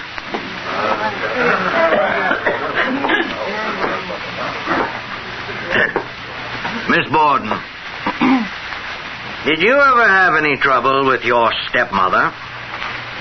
No. Miss Borden, do you mean not within that past year? No, about 2 years ago. Oh, then you did have trouble with her. If you wish to call it that. What was it about? About my stepmother's stepsister, Miss Whitehead. Was it a violent expression of feeling? It was simply a difference of opinion. In regard to what? To property. Her father's house was for sale on 4th Street, and my father bought her stepsister's share and gave it to her. To your mother? My stepmother. We thought what he did for her, he should do for his own flesh and blood. Did you at that time say to your father, don't call her mother, she's a mean old thing and we hate her? I don't know. I may have, but I don't remember. Were you always cordial with your stepmother? That depends upon one's idea of cordiality. Was it cordial according to your ideas of cordiality? Yes. I didn't regard her as my mother. I stopped calling her mother after the affair regarding her stepsister. Why did you leave off calling her mother? Because I wanted to. Have you any other reason to give me? No. Well, then that will have to be sufficient. Now, Miss Borden, we come to the morning of August 4. That morning, did you breakfast with your father and stepmother? No, I came downstairs at about 9. They had finished eating. Did you see your father? Yes, he was in the sitting room reading the Providence Journal. And your stepmother? Saw her in the dining room. She had a dusting cloth. That was about 9. Yes. When did you see your stepmother again? After I'd eaten a pear and come back into the dining room. She told me she had had a note and was going out to see a sick friend. She said she'd get the dinner. Did you see the note? No, sir. Did you see your stepmother leave? No, sir. Or did you hear her leave? No, sir. How long did you stay downstairs? Oh, I'm not sure. I ate a pear and drank a cup of tea and then went back to my room. Your room. That's up the front stairs to the rear. Yes. Is that correct? Yes. That is across the hallway and a few paces to the rear of the room where your stepmother's body was later found. Yes. How long did you stay in your room? I don't know. It must have been an hour. Did you see anyone up there? No, sir. Did you hear anything? No, sir. What were you doing? I was sewing a piece of lace on a garment. Do you know that medical examination has proved that your stepmother was killed approximately an hour before your father? Yes. Do you understand that to mean she was killed at approximately 10 o'clock? Yes. Were you in your room at 10 o'clock? I think I was. But you heard nothing. Nothing like the sound of a person being struck down a few paces away. No. That is extraordinary. Now, Miss Borden, you insist that you did not leave your room for close to an hour. Yes, sir. Now, where was your father? He had left. He went downtown after 9. Do you understand that the front door and all the doors were locked from the inside when he returned a few minutes before 11? Yes. Did you lock it? No, sir. Do you understand that the witness, Miss Bridget Sullivan, testified that she did not lock it? I heard her say that. Well, then who locked it? I don't know. Did you hear your father try to get in? Yes, sir. Were you still in your room? I was coming down. You had passed the spare room and were on the stairs. Yes. Did you see anything? If I had looked in, I should have seen Miss Borden. I didn't look in. I didn't see anything. What did you laugh at? I did not laugh. Did you hear a witness's sworn statement that you did laugh? Yes. Must have been mistaken. I see.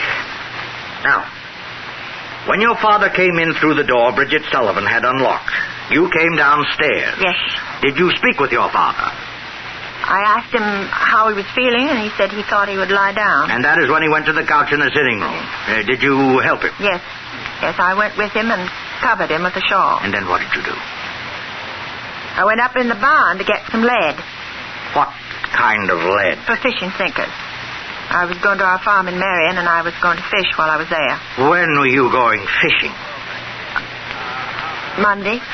The murders occurred on Thursday. You were going fishing on the next Monday? Yes. Miss Borden, why did you pick that particular time on Thursday to go to the loft in the barn to get sinkers? I don't know. It occurred to me, so I went to the barn. Did you pick the loft of the barn as a place to keep sinkers? No. My father had once told me there was some lead up in the barn. Do you know that search for fishing apparatus in your house has shown there was none there? I had none there, but there was some at the farm. Then did not that apparatus include sinkers? No, there were no sinkers on the line. How long had it been since you used the apparatus? 3 years. And you remembered all those years that there were no sinkers? Yes. I see. How long do you think you were occupied in looking for sinkers in the loft? About 15 or 20 minutes. Did you do nothing besides look for sinkers in that 20 minutes? Yes, sir. I ate some pears. Would it take you all that time to eat a few pears? I do not do things in a hurry. Is that all you did? No. I went over to the window and I opened it. Why did you do that? Because it was too hot. I suppose that's the hottest place on the premises. Yes. Don't you think it would have been more comfortable if you waited until late afternoon to look for your sinkers rather than choose the hottest hour of an August morning? Perhaps I would have. I'm sure you would have. From the window, could you see the house? Yes. How many pears did you eat in that 20 minutes? 3. Could you, standing at that window, see anybody enter the kitchen or the side door? No, sir. I thought you said you could see the house. Not after you pass the jog in the barn. It obstructs the view of that side of the house. Miss Borden, have you heard a witness, Captain Harrington, a policeman trained to make accurate observation, testify that there was no evidence whatsoever that anyone had disturbed the dust on the floor of the barn loft? That no one had been there? I heard him. And you still insist that you were there for 20 minutes during which your father was killed? Yes, sir. Then how do you account for Captain Harrington's statement? I don't know. I'm afraid that Captain Harrington must have been mistaken. I was up in the barn.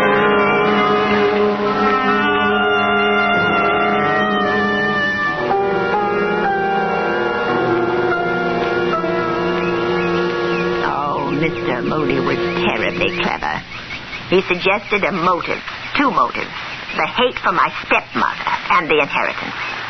He suggested the story of being in the barn was false. He suggested that the story of the note and my stepmother leaving was false.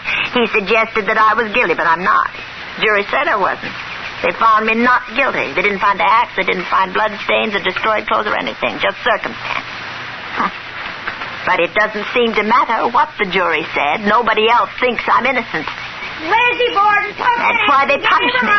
But I am innocent, no matter what people think. I stood trial, and I am innocent. I swear I am. I swear I am. Lizzie Borden took an axe and gave her Will you stop that? Stop it. She was not my mother. Oh, you're leaving. Don't go. I haven't finished. I haven't shown you the pictures or the newspaper clippings. I saved them all to show somebody. Why are you leaving like this, Mr. Lippert? You haven't even finished your tea. I didn't finish telling you my...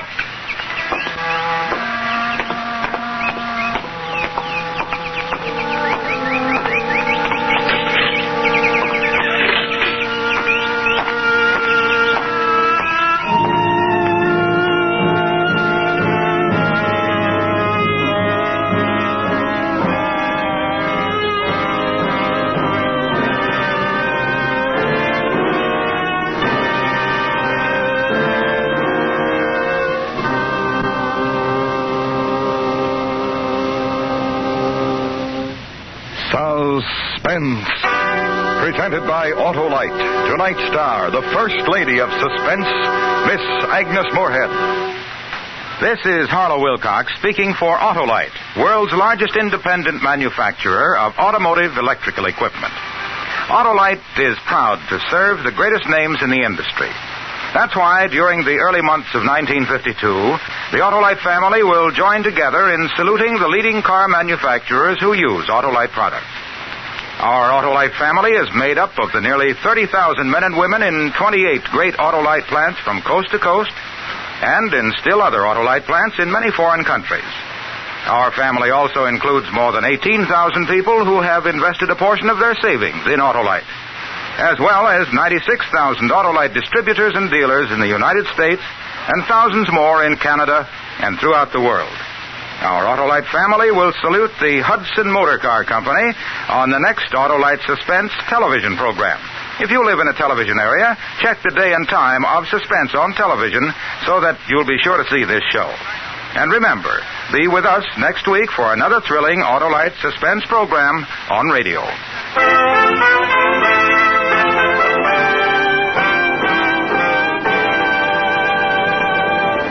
Next week on Suspense, our star will be Mr. Richard Basehart, who will portray a man who found it necessary to commit the perfect crime, a tale we call The Perfectionist.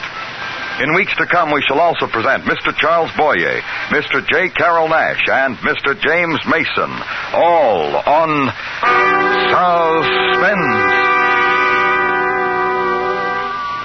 Suspense is produced and directed by Elliot Lewis, with music composed by Lucian Morowick and conducted by Lud Gluskin. The Fall River Tragedy was written for Suspense by Gil Dowd. In tonight's story, Joseph Kearns was heard as Mr. Moody.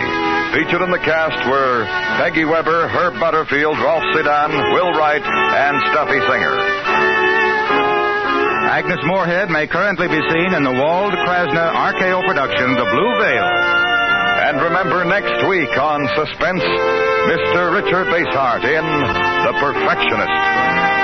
This is the CBS Radio Network.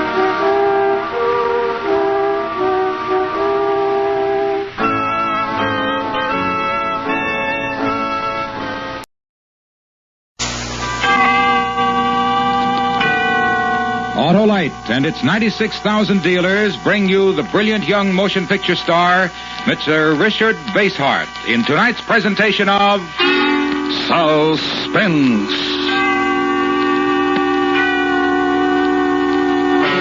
Tonight, Autolite presents the story of a man who found it necessary to commit the perfect crime. A tale we call The Perfectionist, starring Mr. Richard Basehart.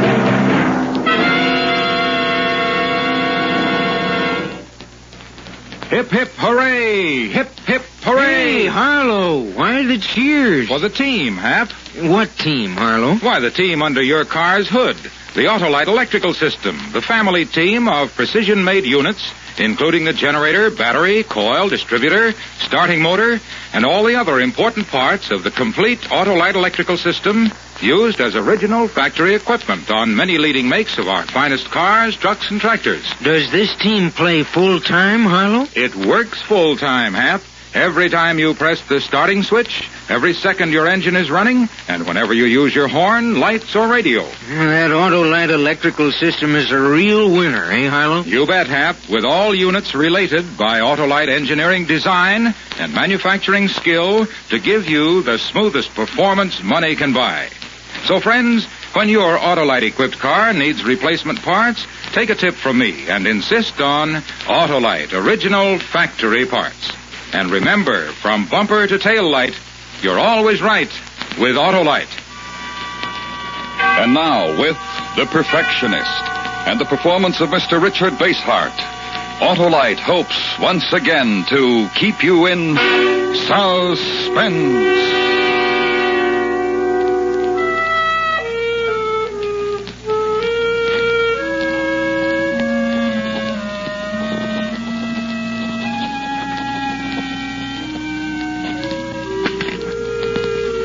There. It's all written. I couldn't confess it verbally to these police. They're stupid men. Men who discovered nothing about the murder through their own efforts. It was a mishap, a blunder which revealed me. I know. I killed him. When it comes to murder, few know it as I do. Few could have planned as I planned. Few could have put the body in such a trunk as I designed. A perfect trunk for transporting the body. Perfect. I'm a perfectionist, and that is my failing. I have been, in my perfection, destroyed by imperfect men.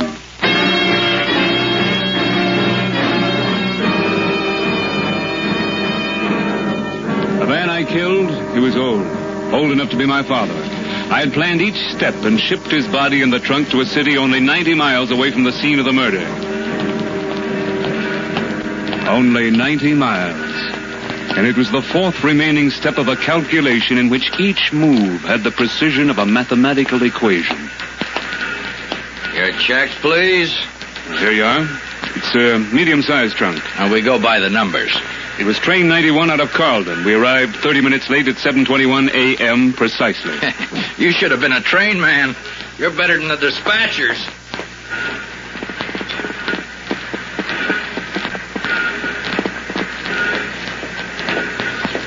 Gee, I'm sorry, mister, but I think we sent your trunk out by mistake. You... what? Oh, we'll get it back. It happens sometimes. You idiot. You stupid idiot. Oh, wait a second. I don't have to... Yes.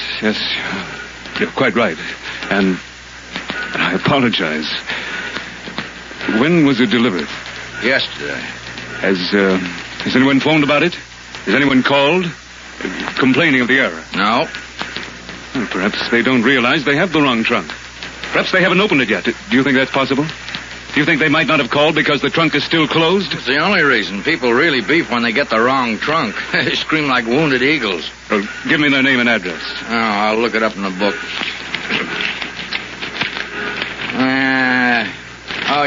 Yeah, here it is. Name's Granick. Yes, thank you. Well, ain't you going to write it down? I don't have to write it down. Oh, well, see you.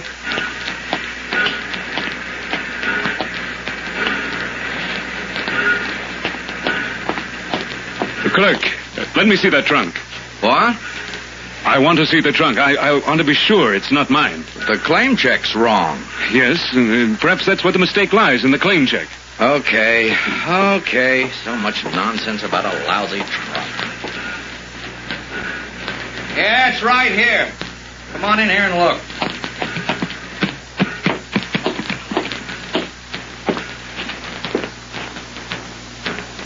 Yes. This is my trunk. You sure? You have skeleton keys. Open it. If it's your trunk, you got a key. I lost my key. Here's $10. Open it. Okay.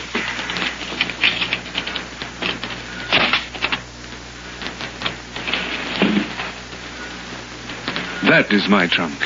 The drafting equipment, surveying instruments, they're mine. The tags must have been mixed up. If you want proof, why haven't they phoned? This is my trunk. This one. Not the other one.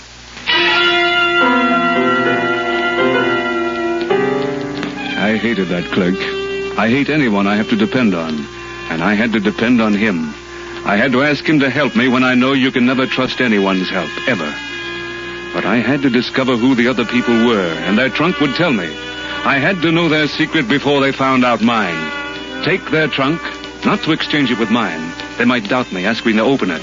No, I had to get my trunk my own way and dispose of the body before anyone missed the man I had killed.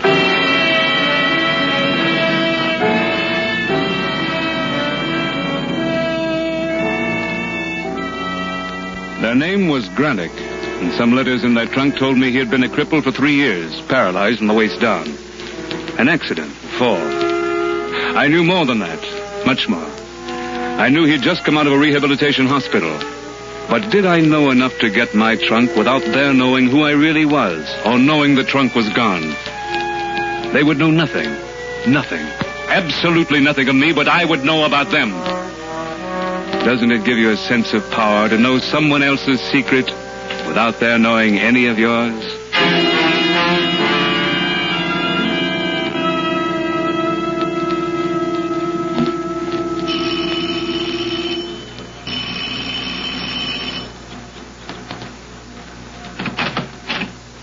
Yes? How do you do, Mrs. Granick? Yes. My name is Christensen. Is your husband around? My husband is in the living room. I know. You're going to say he can't come to the door. I know of his accident. What did you say your name was? Christensen. Chris. I know your husband has a great problem. He must. Anyone handicapped like that must have. You have no right to say anything like that. No, didn't they call you from the office? Didn't they tell you I was coming here? Who is it, Betty? It's just If they didn't call you, then you must listen to me. It's to your benefit to listen before I see him. Betty! In a minute, dear. See, we're a non-profit organization devoted solely to evaluating the attitudes of the crippled, how they're functioning, how much help they need, how dependent they are on others, on their loved ones. You know what I mean, Mrs. Granick? Surely you must know how terribly dependent such victims become with an inability to help themselves, a refusal. Or rather, a refusal to see what they're doing to the lives of their loved ones. Isn't that so, Mrs. Granick? Do you want me to tell him who you are? You can tell him I'm from the hospital. Routine interview checkup. Follow-through checkup. Come in, Mr. Christensen.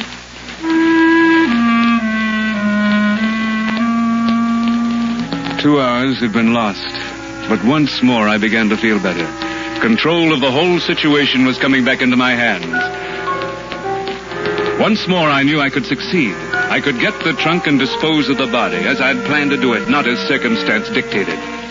And because I had control again, I was able to listen to this wasting hulk of a man, this William Granick, as he regaled me with his memories. But the trunk... Where was the trunk? I suppose everyone goes through this. Maybe I've taken longer to recuperate. Why is that? That's because of your active life, Mr. Granick. Your previous activity was outdoors. Always.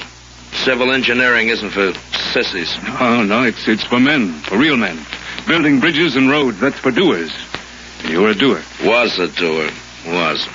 Past tense. And will be again. Never again. You had a hobby? Yeah, when I worked at the hospital. Dull and stupid. He still has his drafting equipment. We kept that. Yes, that would be good. Work hypothetical engineering problems. I used to do that. I was going to be an engineer. For amusement, I used to pose hypothetical problems for myself and work them out. Really? Where'd you study? Oh, back east, a long time ago. It couldn't be too long. It was very long. But you're a young man. About your civil engineering. The drafting equipment, surveying instrument. I lost interest. Can't do anything with it. I can't sit indoors and pretend it's outdoors. Well, where is the equipment? Around. You know very well where it is, Bill. We put it in storage back home where we used to live. We took it out of storage, Mr. Christensen, and had it shipped here. Is it in a packing crate? No. Well, then what? What is it in? Well, what difference does it make? In case I could help. To get it for you. A woman alone can't do it. Such equipment is heavy. She isn't alone. I'm here. Yes, darling. Yes, you are. You are here, and you do help me. It's in a trunk, an old trunk. And, where is this old trunk? In the closet, but I don't want to see it. I had a man who delivered it, put it there in the closet. I'm through with it. And you haven't opened the trunk? You haven't opened it for a long time. In a way, that's better. It's raining. What? It started to rain. You, maybe it's presumptuous, but not many people come over these days, but, are you busy for supper? Why, no. No, I'm not. I'd be delighted.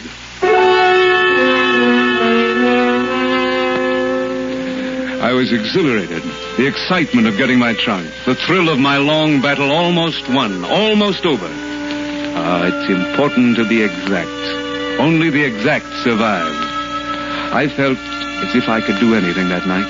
Anything I wanted to. All the skills I developed over the years. Waiting for them to go to bed. Waiting to get to the trunk. I used one of those skills. I made a pencil drawing of the man.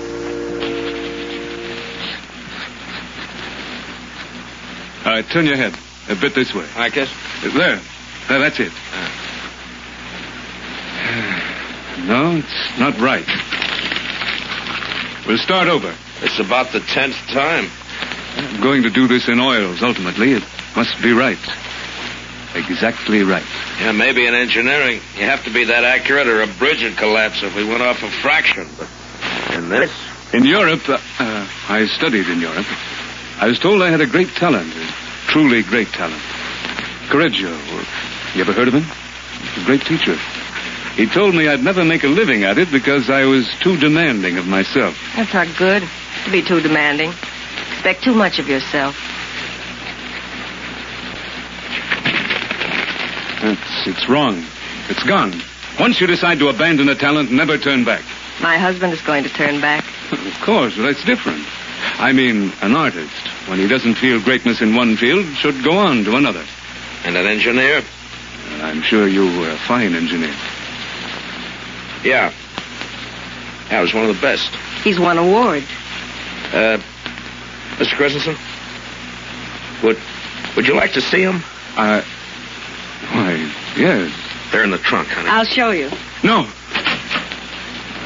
Please, don't bother yourself now. We'll have lots of time to talk. Lots of other conversations. Many. I guess it would be kind of boasting. Oh, it wouldn't be. There's nothing wrong with being proud of what you've done. No. Never mind, Betty.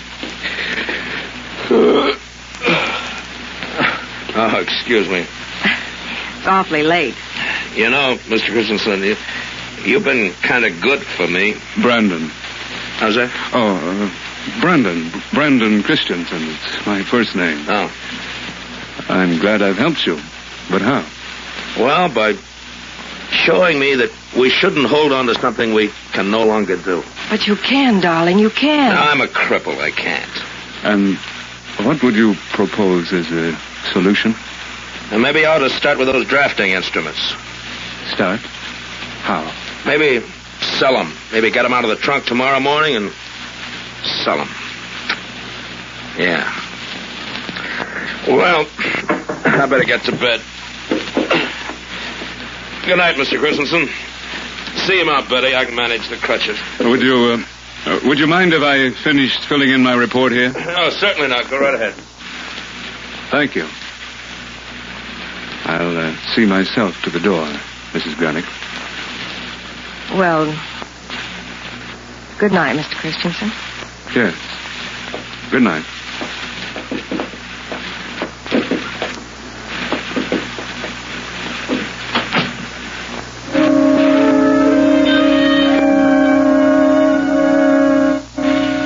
Now, wait. Wait for them to sleep.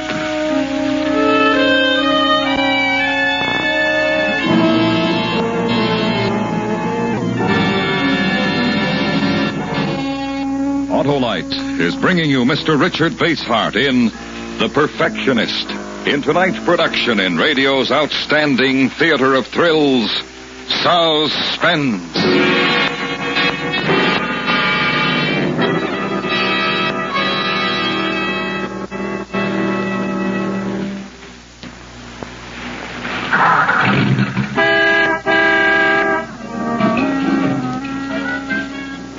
Hey, Harlow, what are you doing? I'm showing you how the Autolite electrical system in your Autolite-equipped car provides the power for starting the engine, sounding the horn, and playing the radio. And the lights and heater, too, eh, Harlow? Right, Hap, as well as the power that's so important every second your engine is running. They're all powered by the Autolite electrical system, in which every unit and component part are related by Autolite engineering design and manufacturing skill to give you the finest performance money can buy. The electrical system is mighty important to us car owners, Harlow. And that's why you should treat your car's electrical system to a periodic checkup at your authorized Autolite service station or the dealer who services your make of car. You can quickly locate your nearest authorized Autolite service station in the classified section of the phone directory. Or call Western Union by number and ask for Operator 25. She'll quickly tell you the name of your nearest authorized Autolite service station.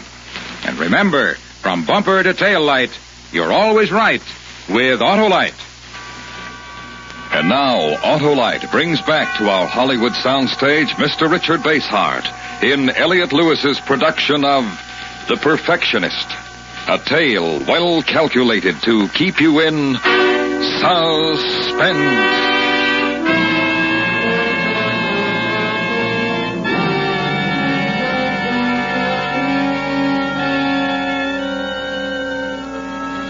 I waited until the house was silent, motionless, staring, listening. There, in the open closet, in the trunk, was the body. My heart started to pound. I advanced toward it in the dark. I felt wonderful. Here, so near completion. Here, in the dark. In a moment, I would have it open.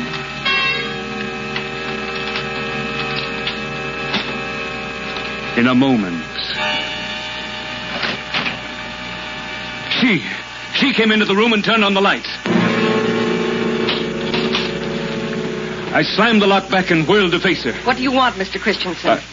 I only wanted to... You had the key to that trunk, didn't you?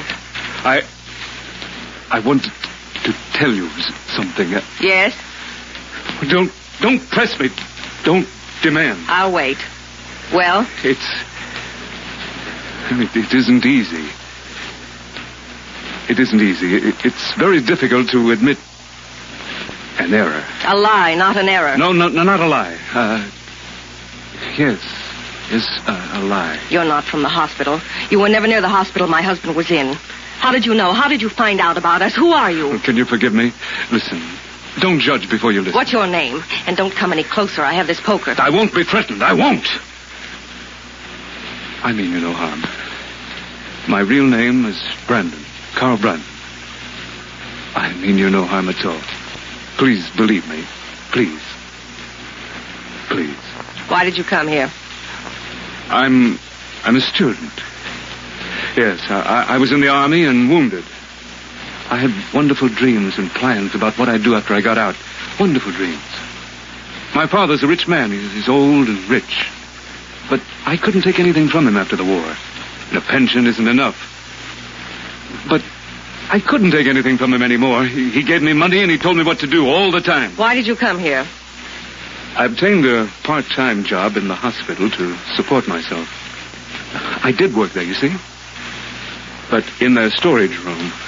And I heard about the trunk your husband had. With his drafting equipment in it? Yes. The valuable equipment. I knew I could steal it and sell the things. I knew they were valuable. I know about things like that. I can tell you the cost of each instrument. Didn't the fact that my husband and I couldn't afford to buy new ones affect you any? Yes, that's what I'm trying to say. Yes, I admitted everything. Why do you keep accusing me? I admitted everything and I ask your forgiveness. Yes, I was wrong. What more can I do? What more do you want me to do? To leave. I turned to my father and say that I was wrong. I made a mistake. That he was right. Give me money. Tell me what to do. Order my life. Live my life. Show me my failings. Show me where I'm not as strong as he, as bright as he, as strong as strong. No, wait. Don't leave. What? Stay a while. Just a minute.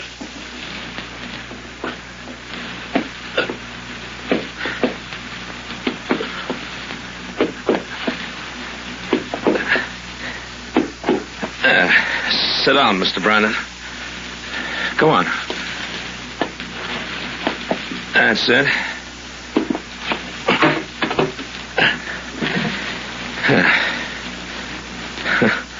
The Mr. Brandon sounds wrong.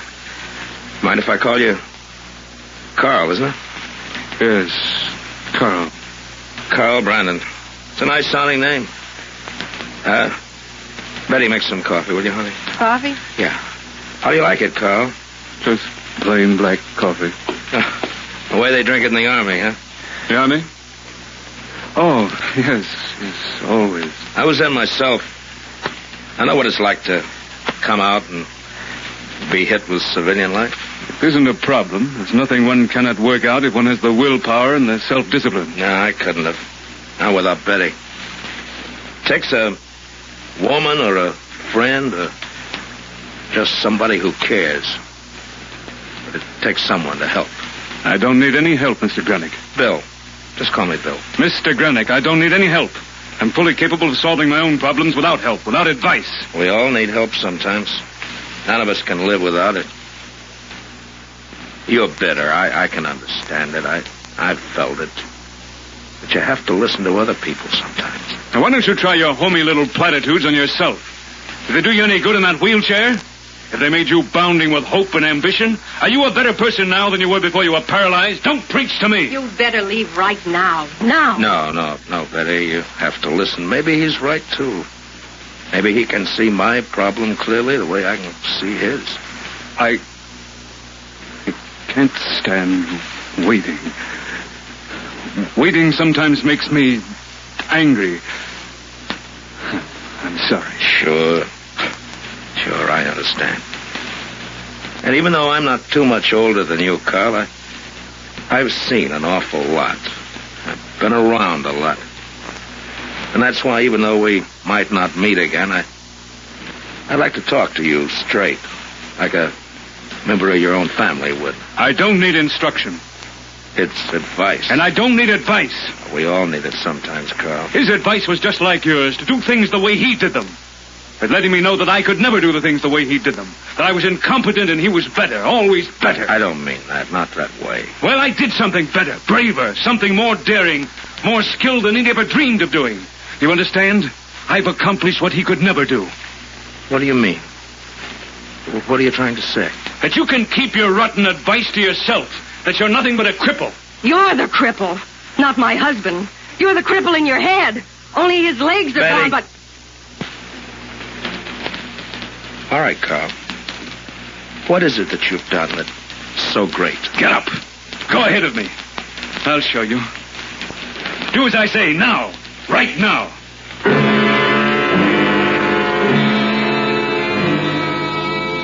I knew then. I knew I'd have to kill them. And perhaps they knew. A woman with a cripple for a husband. Perhaps they knew they had to be killed because... I don't know why. I knew then, but I can't remember now. I knew more and more as they went fearfully toward the closet. Afraid to make a move to attack me. Afraid because he was a cripple and she was powerless. And I opened the closet door. My excitement was so great, I hardly remember each step. I'm not lying. I barely remember. I turned the key in the lock. Each move was precise, not a motion wasted, not one action misplaced. For this was my victory against everything that stood in my way. Not to argue, not to discuss, but to kill. To kill perfectly, quickly. Kill what stands in my way. Kill the Granicks. Kill the man in the trunk, the man who looked like my father. And I swung it wide.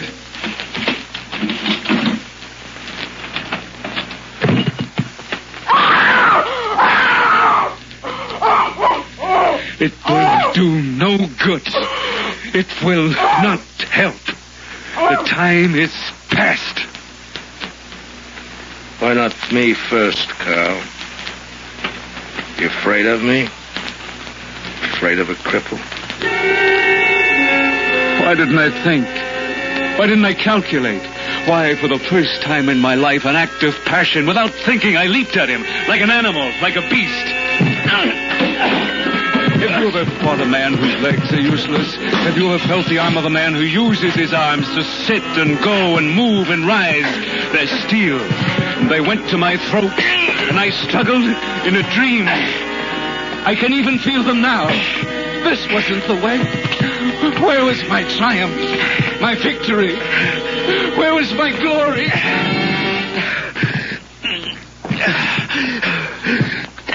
You afraid of me?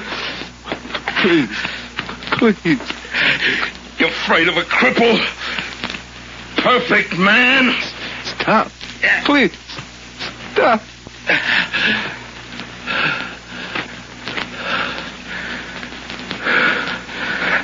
I didn't mean it. I'm sorry. I didn't mean it. Bill? Call the police first, Betty. Then come back and help me up.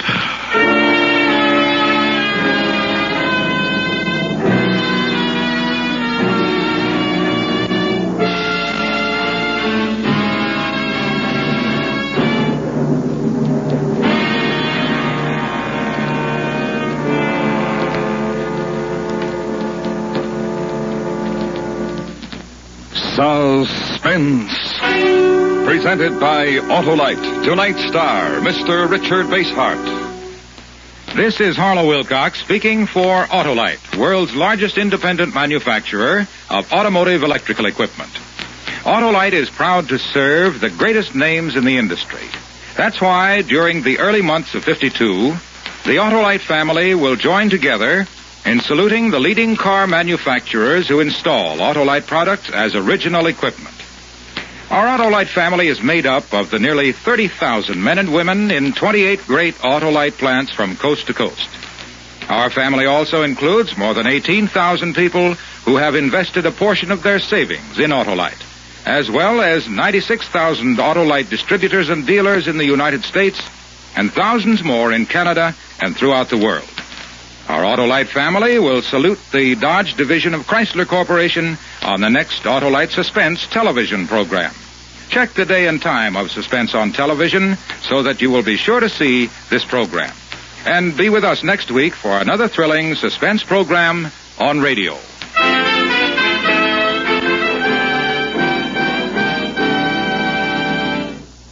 Next week on Suspense, our star will be Mr. Joseph Cotton, who will portray a man without emotion, the mechanical man in a tale we call Carnival. In weeks to come, we shall also present Mr. J. Carroll Nash, Mr. James Mason, and Miss Barbara Stanwyck, all on Suspense.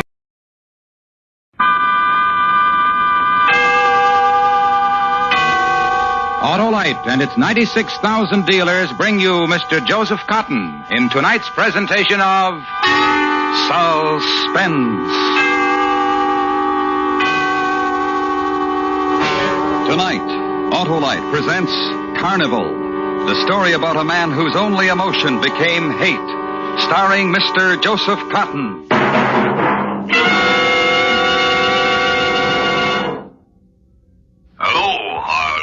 Well, hoist my hubcaps. It's Oscar Otto. See my new ignition-engineered Autolite spark plug? Why, sure, Oscar. And spark plugs are the very heart of a car's ignition system. And they've got to be right for quick starts, gas economy, and smooth performance. Well, mine are now, thanks to my Autolite spark plug dealer's exclusive plug check indicator. Yes, the Autolite plug check indicator tells whether your spark plugs are right for your style of driving. And if they need cleaning, your Autolite spark plug dealer has modern equipment to do the job. And if replacements are needed, he will install world-famous ignition-engineered Autolite spark plugs for smoother performance, quick starts, and gas saving. Right, Harlow. So, friends, see your nearest Autolite spark plug dealer soon. He services all makes of spark plugs, And you can quickly learn his location by calling Western Union by number and asking for Operator 25. And remember, from bumper to tail light, you're always right with Autolite. And now, with Carnival and the performance of Mr. Joseph Cotton, Autolite hopes once again to keep you in suspense.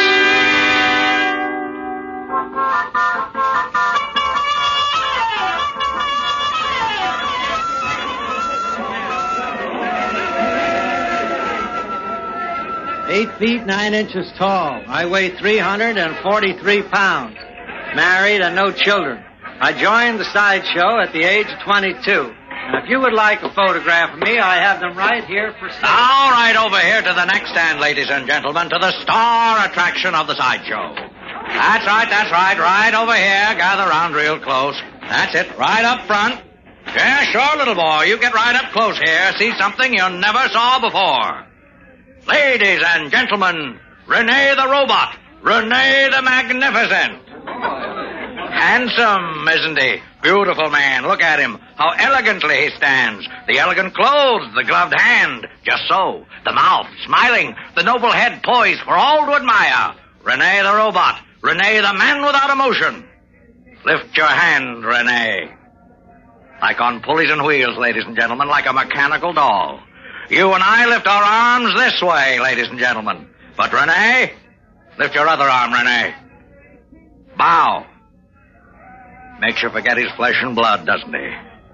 Walk, Rene. Like a mechanical doll, ladies and gentlemen.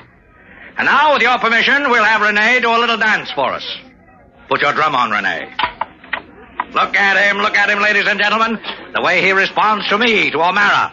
As if I were pressing a button. No question, no argument, no emotion.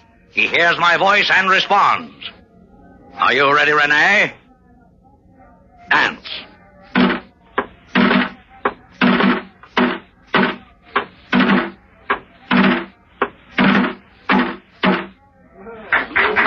Wouldn't you like to have a beautiful mechanical doll like Rene to take home, girls? Of course you would. And he even talks. Listen. Tell us about yourself, Rene. I am Rene Orlando. I was born in Louisiana, a small town near the Gulf. My father was a fisherman. I do not remember my mother. I was 15 years old when we moved to Baton Rouge. There I discovered my talent. My talent is to control all emotion. My talent is to live as a machine, as well ordered and without emotion as a machine.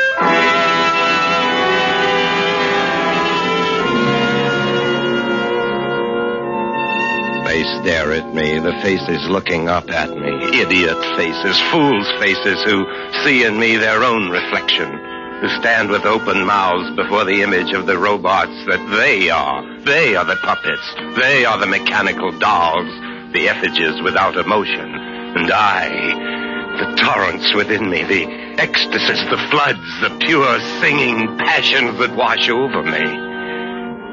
And Gabrielle, my wife, Gabrielle, she knows the man who makes a farce of himself before an audience is no robot, knows when the day's mockery of carnival is ended. It is a man who comes to her, a man who loves, hates.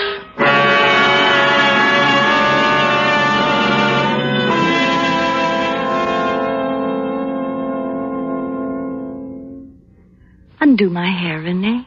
Black. It coils over your shoulders like dog fire and lies against the secret hollows of your throat. Black. Say my name. Gabrielle. Again. Say it. Who else knows these secrets? What? O'Mara? How many times, Rene? How many times do I have to tell you O'Mara is nothing? You walk and O'Mara's eyes follow you. You perform on the trapeze and O'Mara stands below and watches your flight and his fingers stretch out for you. Listen, Rene. How many ways must I prove to you I love you? You're with him often. Why? We discuss matters of costumes, of new ways of doing a trick. And me also? You talk of me? No. You lie. No. You lie, Gabrielle. He says my name to you and tells you I am a mechanical man. Isn't that so? Rene, you're jealous. Yes, jealous. And happy for it. Know that I am not a mechanical man, but a man of emotion. One who loves and is jealous. What will make you believe me? There is a way. If what? If there were no O'Mara. What? If O'Mara were dead, Gabrielle. Now, no more words, my darling. No more.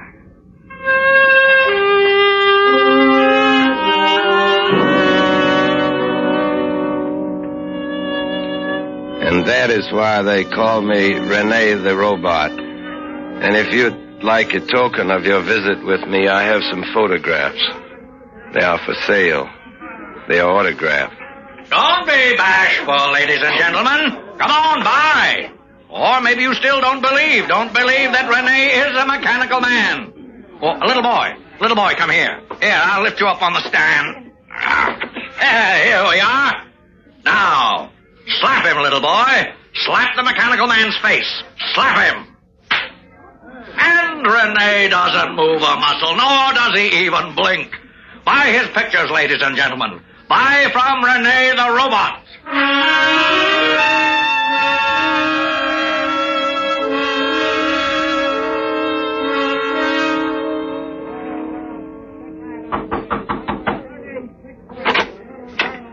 Rene, come in. I know why you've come to my trailer, Rene. For my compliments on your last performance. You were brilliant. O'Mara, you must listen to me. Oh, not for compliments, then for what? It's for what happened in there in the tent, in the sideshow. Oh, then you resent the little boy who slapped you. I thought it was quite a nice touch, You go too far, O'Mara. Tonight was the last indignity. You're quitting? It must stop. Then you've come to say goodbye. Yes. How many times have you said goodbye? 20 times? 150 times? This time 1,000 times? How many times in 15 years, Rene? You can't leave. I won't permit it. All right, I gave you that much, O'Mara. 15 years, that long of dancing with toy drums. It's done now, over, finished. For a mechanical man? Oh, but I always forget. You're not a mechanical man. You're a person of passion, you always tell me. Yeah. You've got feelings. Yes, this is true. I always forget. 15 years a man can forget in that length of time. What was that girl's name? No. You know the one I mean. I told you, O'Mara. I warned you. What was her name? Her name was Celia. Yes? I killed her. You strangled her, Rene, with her hair. Her name was Celia Barton. And I killed her. Of course. And you saw it. And you told no one. I'll never tell anyone. You're my major attraction, Rene. Why should I tell anyone? You're not going to leave, are you? No. You'll stay. And so will Gabrielle. Yes.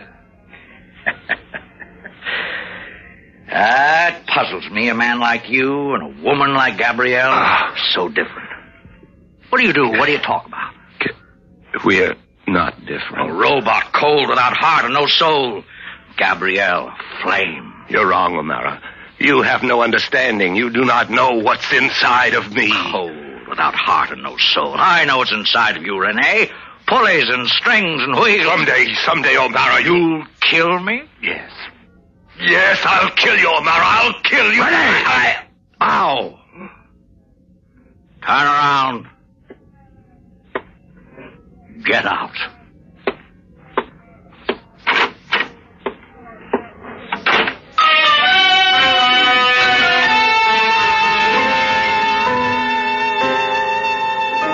There is a reason why I did that for O'Mara, bowed for him, left him 15 years and listened to his voice that long, perform for him. Habit becomes strong, as all of it had become habit. O'Mara, the carnival, the moving from here to another village, to yet another and another, and perform, and the nights of the mist like tonight, walk through it. A wet desert, pale reflections of light, the pockets of wind that swirled up the confetti, drifted away. Empty rides, the carnival that had run down. And shadows on peeling paint, and shadows on shadows. And Gabrielle in our trailer, waiting for maybe. Renee. I saw what he did to you today. That child slapping you. It amuses him. Everything I do amuses him. The boy slapped you here? Yes. There. The shame is gone. No. Now only your lips are gone. The shame is still there. Why do you permit it, Renee? No more.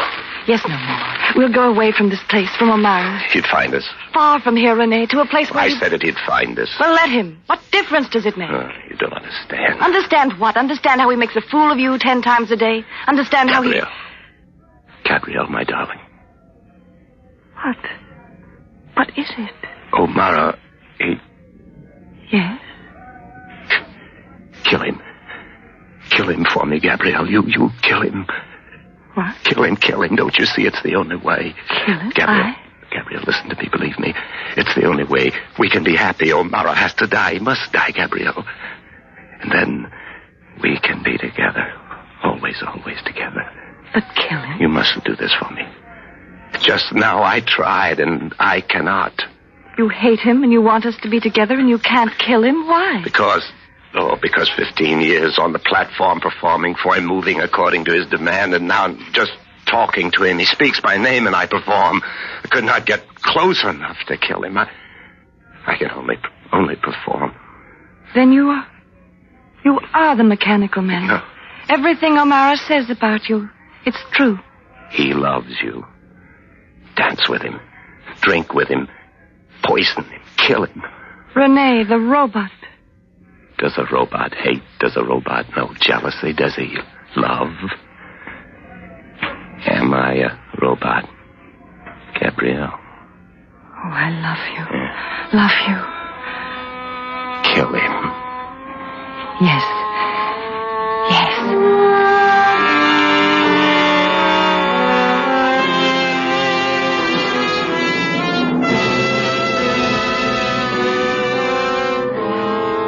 Autolite is bringing you Mr. Joseph Cotton in Carnival.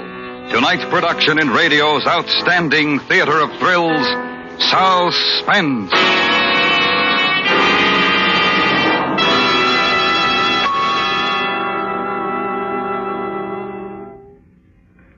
Say, Harlow, Autolite spark plugs aren't just made, are they? No, sir, Oscar. Autolite spark plugs are ignition engineered. And that means they're designed by the same skilled Autolite engineers who design the coil, distributor, and all the other important parts of complete ignition systems used as original equipment on many leading makes of our finest cars, trucks, and tractors. And we love them. Autolite makes a complete line of spark plugs, including the famous Autolite resistor spark plug that gives double life, greater gas savings, and quicker starts.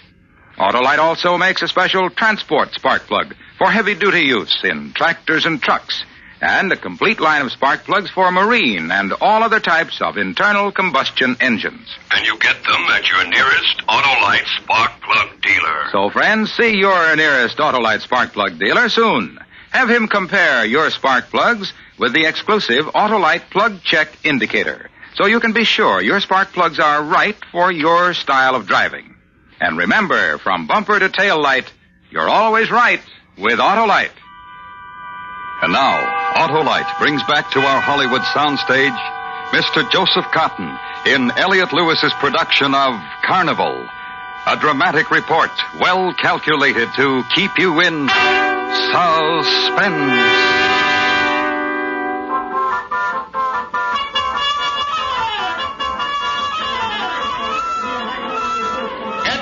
Tickets here for the spectacular attractions that you will see inside. Rollo the Giant stands 8 feet 9 inches tall, his little finger as big around as your wrist. Renee the Robot, the man who walks and talks and thinks like a machine. Renee the Mechanical Man. Yes, you'll see them all and many more inside. One ticket takes you all the way through, so step right up. It was sunlight when we listened to him, when Gabrielle and I listened to O'Mara. Sunlight of the day he was going to die. The carnival stood red and gold and green and bronze against the heat-shivering sky. And through the dull, glinting dust, the crowd funneled to this stand and that, to this novelty, to that attraction. It kept on all day. The procession of seekers. And later, when the sun went down, first mist descended, and later, when it was night, and it was shadows again. And then it became a certain time, a time of importance, the hour interval before my last performance, the hour when O'Mara would die and Gabrielle would kill him. I'm frightened, Rene. Yes, but you must wipe the fright from your face. When you're with him, be gay, Gabrielle. Frivolous for a while, then warm. I know. Here near the cage, Leopard. No one will see us. You will be warm for O'Mara, Gabrielle. You will wait on him and be beautiful for him, and he will drink a toast to your beauty with this. Where did you get it? I got it. A few drops from this bottle into his glass. Take it. Take it, Gabrielle. All right. And when O'Mara dies, Rene the robot will die with him. Yes. My last performance is at 11. My last performance will not happen, will it? No. Because in a few minutes you will meet O'Mara in our trailer. He will be there, won't he? You asked him there. Yes. Rene. What is it? Rene. Nothing. I will do it. Now go to him. Kill him.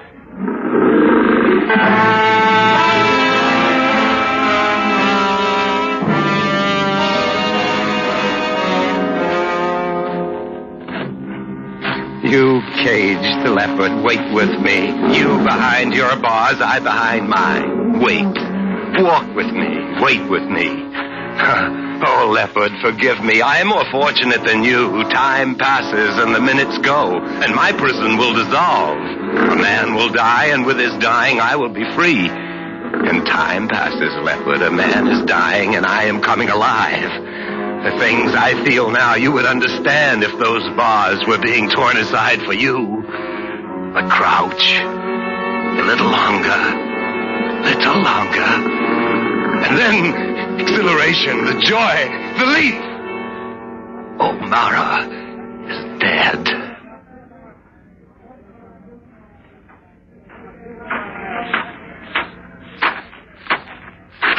Rene. Where have you been, Rene? O'Mara. I've been looking for you. There are people in there in the tent. They are waiting for you. O'Mara. For Rene the robot. Come on.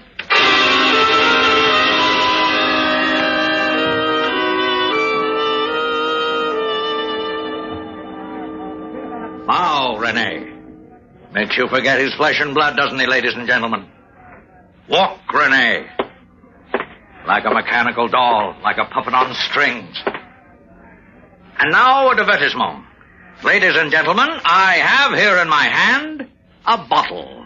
A small bottle, a brown bottle. You, sir, in the audience, would you mind holding it for me? Oh, sure. Give it to me. Now hold it up. Let everybody see it. A small brown bottle, ladies and gentlemen. Sir, what does it say on the label? Says, poison. Poison. That's right. Unscrew the cap. There's nothing to be afraid of. Thank you. You crazy? You don't respond when I tell you to do something, do you, sir? Drink it? You crazy? Then you believe it's poison, do you not? If it says poison, I'm not taking any chances. Here's your bottle back, mister. No. Hand it to that girl, that lovely girl there who just laughed. Yeah, take it from me, miss. All right.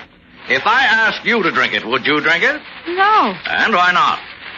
Because it's poison. Poison? A young woman gave me this bottle a little while ago. Her name is Gabrielle. Oh, but this is of no interest to you, ladies and gentlemen. What's of interest to you is Rene the robot. May I have the bottle back, please? Thank you. Would you drink from this bottle, Rene? Yes, I would. Even though you know it's poison? Yes. Because I tell you to. Yes, because you tell me to. Drink.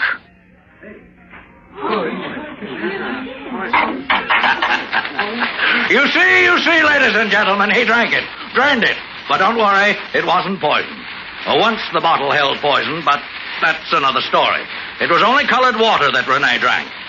And now, with your permission, we will have Renee do a little dance for us. Put on your drum, Renee.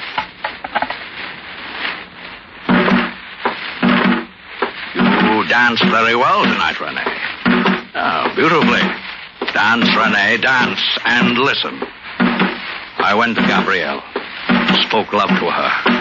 I was right about her. She is a flame. Unforgettable. Love and wine. When she handed me the glass, her hand shook. Oh, dance, Renee. The people love you. Her hand shook, and then she dropped it. She dropped the glass. Wouldn't you like a beautiful mechanical doll like this to take home, girls?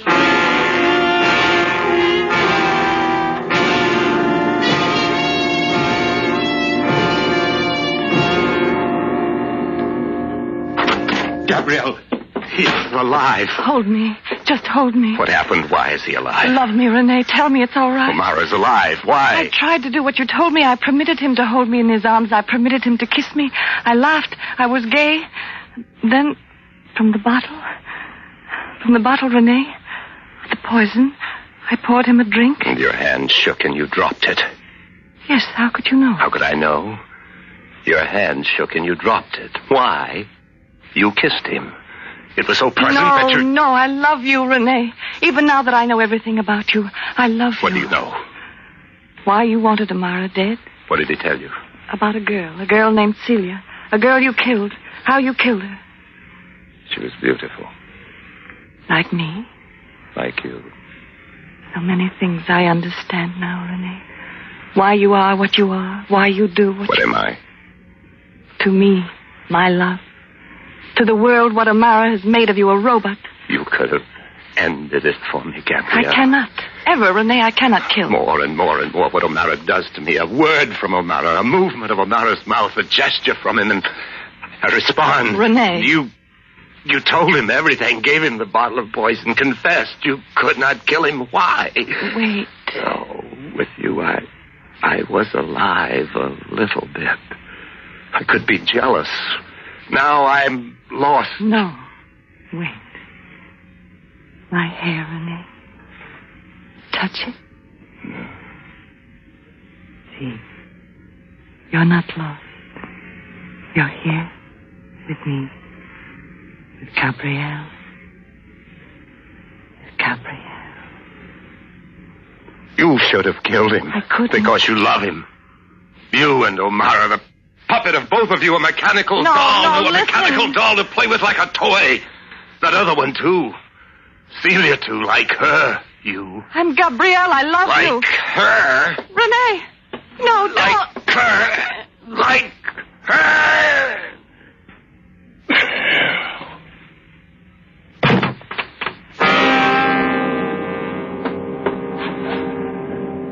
She lay there, Gabrielle, her hair a veil across her mouth, against her throat where I had twisted it. I brushed it aside, leaned over, whispered her name on her lips. She didn't answer me. She lay still. Gabrielle lay still. I lifted her, held her in my arms. The pale light from outside touched her cheek, held. And through the window outside was mist and the carnival, and the seekers still there for the last show. Here and there the carnival lights die, one by one. And the light on Gabrielle's cheek dies, too. No, Gabrielle. She's dead, Renee. You killed her. Put her down. No, O'Mara. Put her down. Renee. Walk.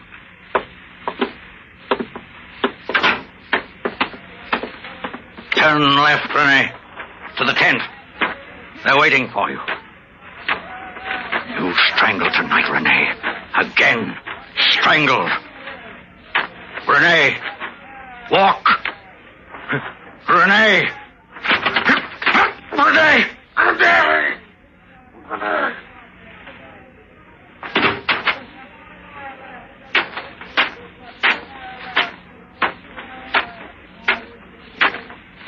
I weigh 343 pounds, married and no children.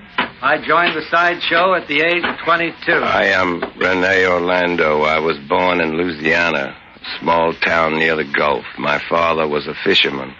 I do not remember my mother. I was 15 years old when we moved to Baton Rouge. There I discovered my talent. My talent is killing. Long ago I killed Celia. Tonight I killed Gabrielle and O'Mara. Now I will dance for you.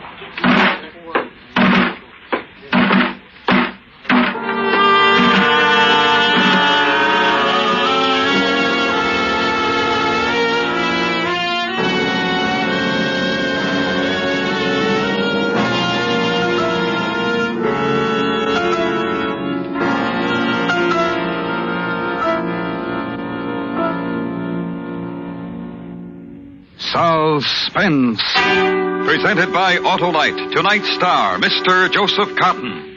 This is Harlow Wilcox speaking for Autolite, world's largest independent manufacturer of automotive electrical equipment. Autolite is proud to serve the greatest names in the industry. That's why during the early months of 1952, the Autolite family will join together in saluting the leading car manufacturers who install Autolite products as original equipment. Our Autolite family is made up of the nearly 30,000 men and women in 28 great Autolite plants from coast to coast and in still other Autolite plants in many foreign countries. Our family also includes more than 18,000 people who have invested a portion of their savings in Autolite, as well as 96,000 Autolite distributors and dealers throughout the world. Our Autolite family will salute Willis Overland on the next Autolite Suspense television program. If you live in a television area, check the day and time of Suspense on television so that you will be sure to see this program. And remember, be with us next week for another thrilling Autolite Suspense program on radio. Next week, our star will be Mr. J. Carroll Nash, as a man who searched for and found buried treasure and a curse. A tale we call The Treasure Chest of Don Jose. In weeks to come, we shall also present Mr. James Mason, Miss Barbara Stanwyck, and Mr. Richard Widmark. All on Suspense. Suspense is produced and directed by Elliot Lewis, with music composed by Lucian Moraweck and conducted by Lud Gluskin. Carnival was written for Suspense by Morton Fine and David Friedkin. In tonight's story, Mary Jane Croft is heard as Gabrielle and Joseph Kearns as O'Mara. Featured in the cast were Dick Ryan, Charles Calvert, and Sylvia Sims. Joseph Cotton is currently starring in the MGM production Man with a Cloak. And remember, next week on Suspense, Mr. J. Carroll Nash in The Treasure Chest of Don Jose. This is the CBS Radio Network.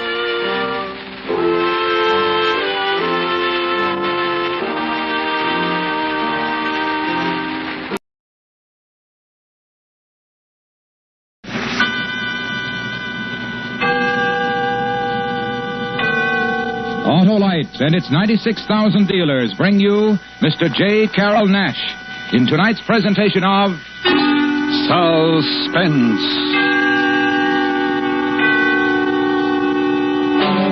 Tonight, Autolite presents a story about buried treasure, a real buried treasure, and a curse, a tale we call The Treasure Chest of Don Jose, starring Mr. J. Carroll Nash.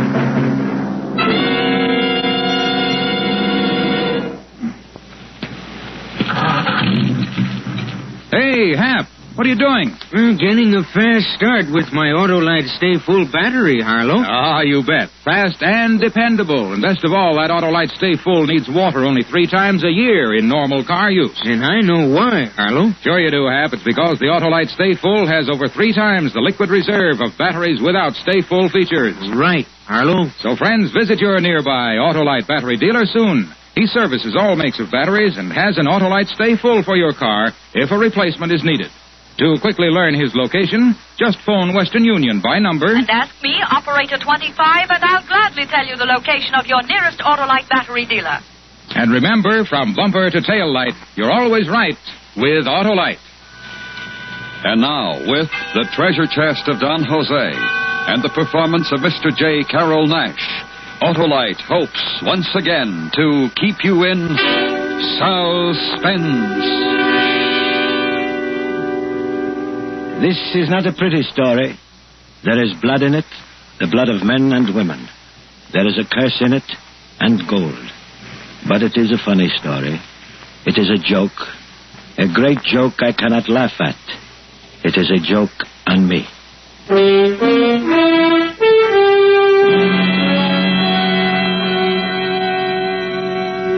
In matters of this sort, secrecy is of the most importance. In matters of this sort, no man is your friend.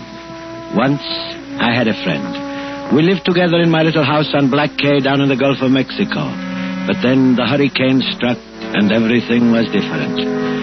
The wind blew for 2 nights and a day, and when the waves piled up on the quay and swept away the house, it was my friend Pedro who dragged me away unconscious and lashed me to a ring bolt on our little dock and saved my life. Next day the sun was shining again, but there was nothing left on my little island.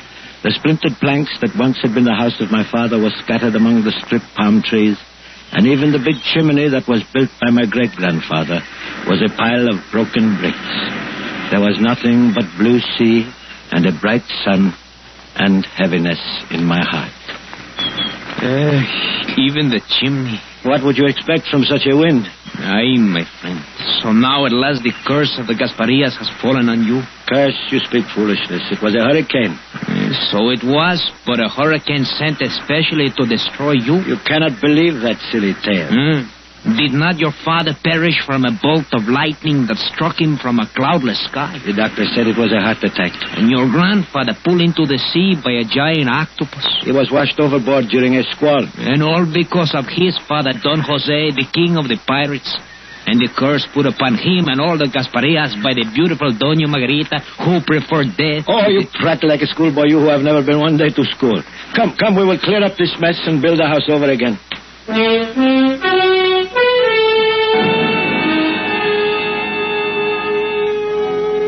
You should know that I endured a certain local notoriety since I bore the same name and was the great-great-grandson of Don Jose Gasparia, one of the last and one of the fiercest of the pirates of the Spanish Main. This was much less interest and concern to me than it was to my friends and acquaintances among the Florida Keys. Neither my father nor his father before him had ever profited by a single doubloon from the legendary treasure of our pirate forebear. As to the curse pronounced on Don Jose by the proud and virtuous Doña Margarita, I gave it as little credence as I did the recurrent tales of Gasparia's buried treasure. But that was before Pedro and I set about clearing up the hurricane's mess. We were stacking brick from the demolished chimney when Pedro made a discovery. Jose, look at this. What is it? Seems to be a box, a little iron box, the size and shape of a brick. Well, let me see it. There was a lock there, but it's rusted away. Hand me that pinch bar.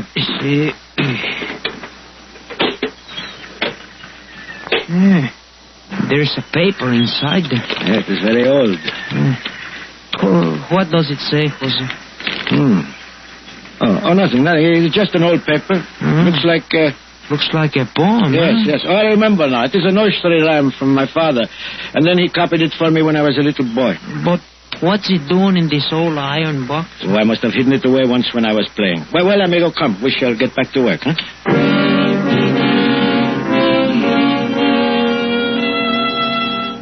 It was a lucky thing Pedro could not read.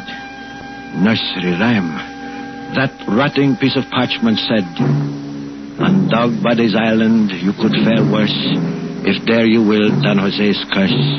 For there, 33 yards, south-southeast of the Rocky Guards, you'll find a pleasantly fulsome measure of Gasparia's earthly treasure."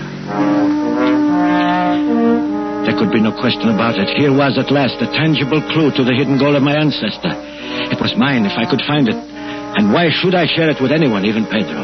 I was the rightful heir, and I would claim it all. So that night I took our only boat and rowed to the mainland. I spent 2 days in the public library in Key West searching the old charts before I found Dog Body Island. It was a tiny sand spit near the tip of Cape Cod. I withdrew all of my money from the bank, bought a suit of city clothes and an airplane ticket north, and the next day I was standing on a cold, windy Massachusetts beach talking to a suspicious real estate agent. No, sir, I ain't heard this called Dog Body Island since I was knee-high to a grasshopper. Where'd you hear it called Dog Body Island? Well, I really don't know. Some friend of mine down south, maybe. Well, it's called Sprague Spit now. Ever since old Captain Sprague bought her up. Of course, she always was connected with the mainland at low tide.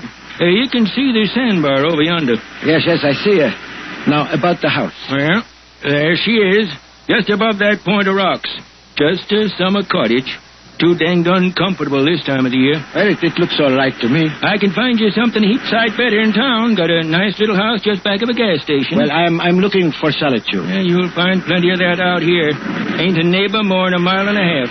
That point of rocks, is that the only one on the island? Yeah.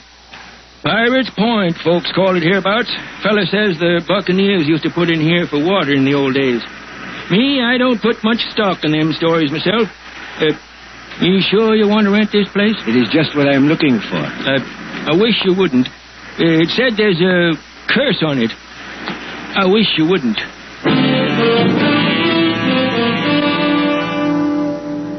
It was perfect. My little rented cottage on the beach. Quiet, secluded, and yet within view of that rocky point, which must be the same one Don Jose called the Rocky Gods. There was a stack of firewood beside the kitchen door, and in a shed back of the house there was even a long-handled shovel. A most fortunate circumstance, since I did not want to create any suspicion in town by purchasing one. I can tell you I scarcely slept that first night. So great was my eagerness to be up in the morning, pace the 3 and 30 yards south-southeast of the Rocky Gods, and begin digging for my treasure. 29, 30, 31, 32. Morning. Oh, good morning. Looks like it's going to be a nice day. Yes, it does. Gonna do some digging? I beg your pardon? I see you got a shovel. Looks like you're going to do some digging. Oh, yes, clams. I'm going to dig for clams. No clams in the surf. Oh, there aren't? No. Find them on the bay side. Oh, then I'll look over there. Don't dig them with a shovel. Got to use a rake. Oh, is that so? Yeah. It's too late now anyway. Tide's coming in. Another low tide at 5 this afternoon. Oh, I didn't know. I'm a stranger here. Yeah, I know. Heard you'd rented the Davis place. I'm chief of police of Queecasset. Oh? Anything wrong? No. Town limits come all the way out here, though. Gonna stay here long? I don't know. Few weeks. Maybe all winter. You a writing fella? No. Painting fella? No. Just taking a vacation? Yes, you might call it that. Beats me. Well, nice to have this talk with you.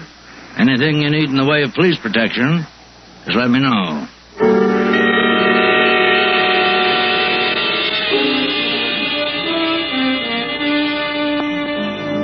He couldn't know. How could he know? Nobody knew about the treasure clue but me. Yet he seemed so suspicious. And he asked me so many questions. Well, I went back to the house, sat by the window until he was out of sight up the beach. But by that time, the tide had come in and the treasure was buried by the ocean. So I waited until 5 o'clock when the tide was low. And then, carrying a gasoline lantern, I paced off the 33 yards south-southeast of the Rocky Gods and set to work. Although the evening was chilled with a brisk breeze blowing in from the sea, I soon had shed my coat and was dripping with perspiration. I lost all track of time and place and my own identity. I was a machine attacking the wet, sliding sand with huge bites of my shovel, widening the hole as it grew deeper until my lantern threw long shadows across the opening that had now become large enough for a coffin. Then my shovel hit something solid. I reached for my lantern, and there, under its lifeless green glare, was a section of rotting wood. I shoveled wet sand to one side. There was a rusted iron strap. I had found it. An iron-bound chest. The treasure chest of Don Jose Gasparia. It was almost too much to bear. Suddenly my dampened shirt chilled me, and I was seized with a fit of shivering. Then I began crying like a frightened child. How long I crouched there in this agony of relief and joy I cannot tell, but suddenly above the sound of my own sobs and the pounding surf and the sighing wind, I heard voices.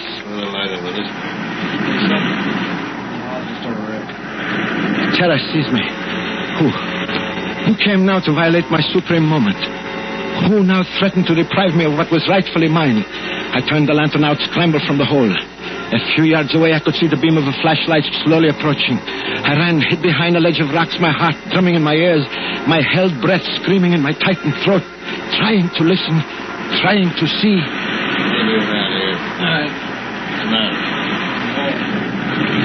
Great.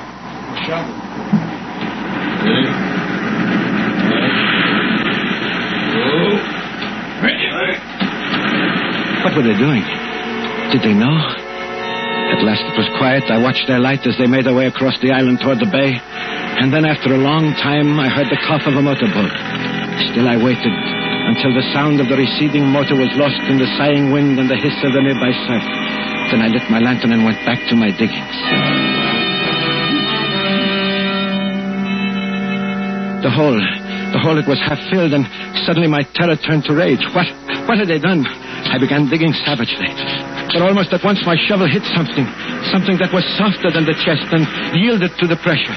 I seized my lantern, crouched over for a closer examination, and found myself looking into the still open and vacantly staring eyes of a corpse.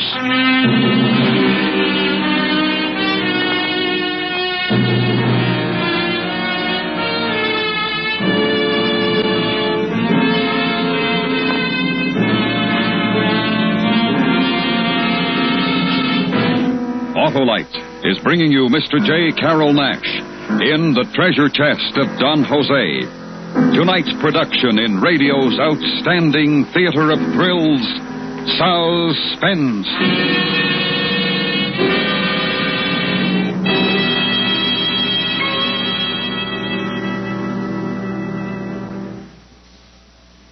Say, Harlow, wait a minute. Do you mean everyone? Everyone, Hap. Positive? Positive, Hap. Every positive plate in the Autolite Stay Full battery is protected by fiberglass retaining mats to reduce shedding and flaking and give longer life as proved by tests conducted according to accepted life cycle standards. All that plus, Harlow? Plus the fact that the famous Autolite Stay Full needs water only 3 times a year in normal car use. Yes, the Autolite Stay Full needs water only 3 times a year in normal car use. So, friends, visit your nearest Autolite battery dealer and ask him about an Autolite Stay Full battery for your car if a replacement is needed. He services all makes of batteries, and he's conveniently located. To quickly learn his address, just call Western Union by number and ask for me, Operator 25. I'll gladly tell you the name and location of your nearest Autolite battery dealer. where you can get your Autolite Stay Full battery, the battery that needs water only 3 times a year in normal car use. And remember, from bumper to tail light, you're always right with Autolite. And now, Autolite brings back to our Hollywood soundstage Mr. J. Carroll Nash in Elliot Lewis's production of The Treasure Chest of Don Jose. A tale well calculated to keep you in suspense.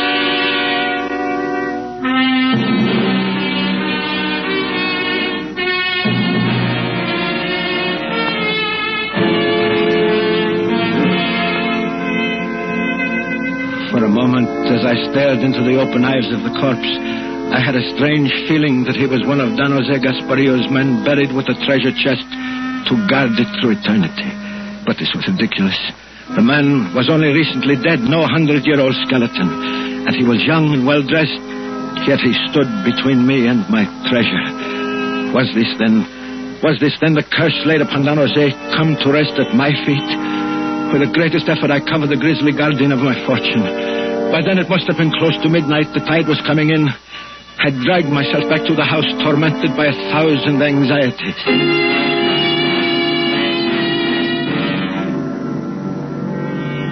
Sometime toward dawn, I must have fallen asleep. For the next thing I knew, it was past noon, and someone was pounding on my door. Hey! Anybody home? Just a minute. I'm coming.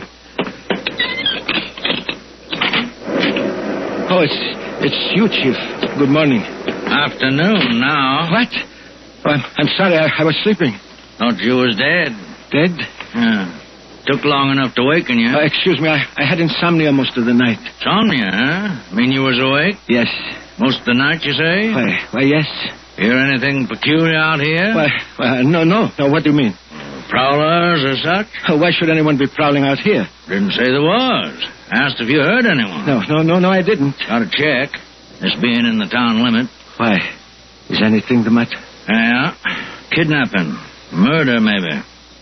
Murder? Yeah. Ain't you heard it on the radio? I haven't got a radio. Sure. Great consolation for a man living alone. What happened? Tell me. Young Harvard fella, sinful rich.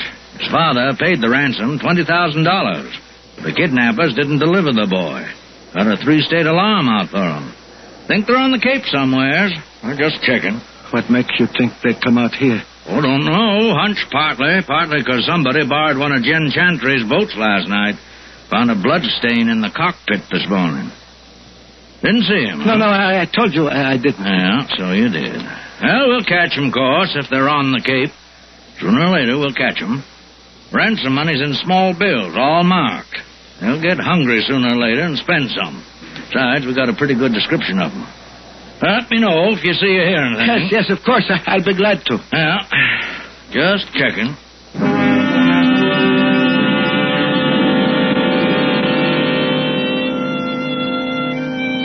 Now there was no time to lose. I had already missed one low tide. I had to get my gold and get it away from this island of suspicion and debt. I waited until 5 o'clock and returned to my diggings. The low scudding clouds packed the sand with sudden gusts of icy rain. There was little likelihood that I would have unwelcome visitors on such a forbidding evening. I quickly disinterred the body from my treasure hole. Unquestionably, he was the kidnapped victim, a young man dressed in flannel slacks and saddle shoes of a college boy. I dragged him to one side, out of sight behind some rocks where I couldn't see his empty death stare. Then I went back to my digging. By 7 o'clock, I had uncovered the chest and was prepared to lift it out of its grave. The curse? No curse, for here was the treasure, and it was mine. I better give you a hand with that. What? He wants to know, do you need a hand with that? Who are you? What are you doing here? How did you get here? Low tide. Walk. Get out of the hole, Pop. Answer me. Help Pop out of the hole. Yeah. Come on, Pop. All right, where is it? What? It's gone. He got rid of it. Get him out of there. Okay, Pop, come on. No, let me go. Please, let me go. Where is it, Pop? What'd you do with him? Do? Where's the kid? There. I put him there. Steve? Yeah. He's here. What are you trying to do, Pop? Why'd you move him? What's he trying to do? He was... Was what? Look in the hole. Yeah. No, don't. There's a box in here. That why you moved him, Pop? Get to the box. Give me a hand with this. Leave it alone. It's mine. Don't touch it. Shut up. Yeah. Sit. What do you got, Pop? Treasure? Buried treasure? Don't laugh. Maybe that's what it is. Let's get it out of there. Leave it alone. Leave it alone. I told you to shut up. All right, Steve, let's get it out of there.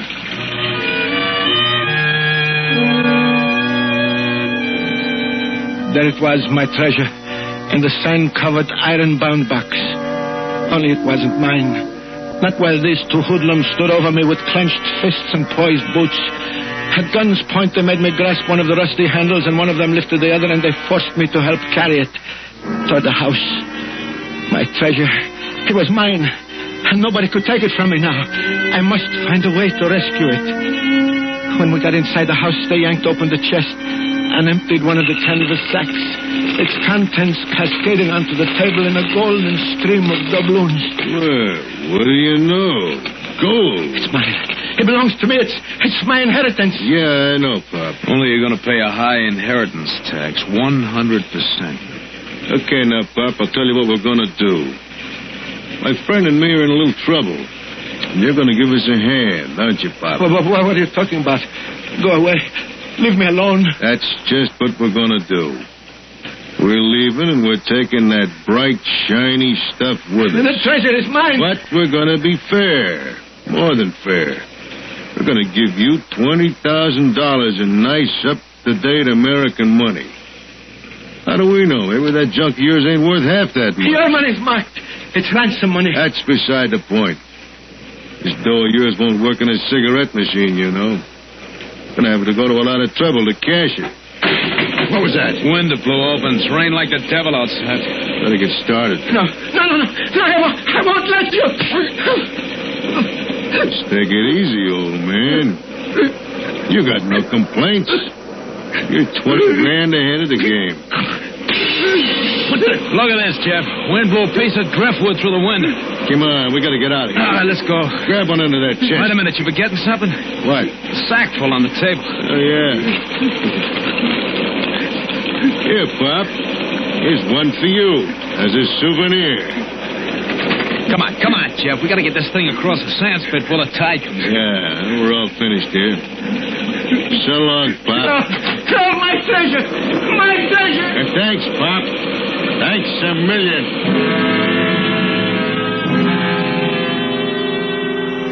And they were gone, walking slowly across the dunes with a heavy burden.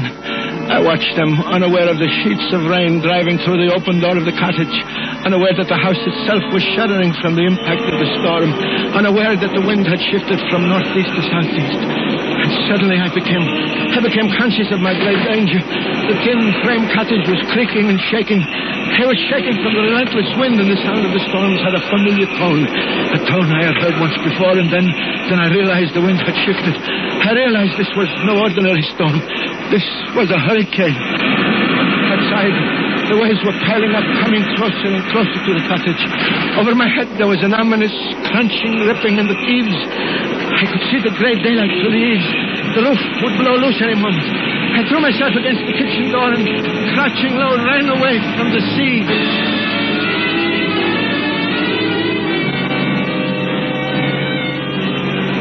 Down behind the shelter of a high dune, I stumbled against the cranberry bush and fell flat, spread-eagled on the sand. And suddenly the wind stopped, the rain stopped, and there was the calm of death. It was the center of the hurricane, the eye, the moment of respite before the final fury of the storm. And I remembered the curse and wished aloud for its fulfillment. And there was no sound but the booming of the furious surf, and then there seemed to be a distant human cry. I looked toward the rocky guards. Far in the distance, for an instant, I could see the tiny, struggling figures of my tormentors. And then a giant wave crashed down on them, and the spit disappeared in boiling, angry water. And the wet heavens descended again, hurled upon me by the tail of the hurricane.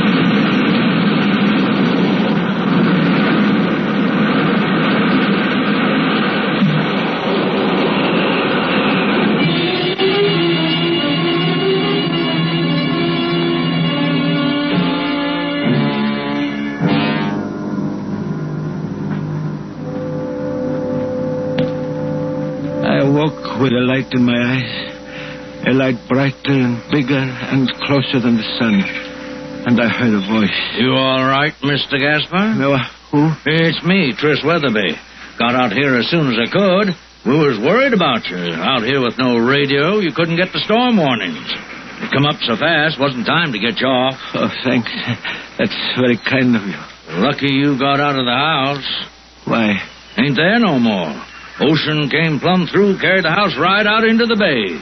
Made 2 islands out of Sprague's Spit. The house is gone? Not a stick of it left. 10-foot channel where it stood. Storms play funny tricks. That kidnapping I told you about. Yes.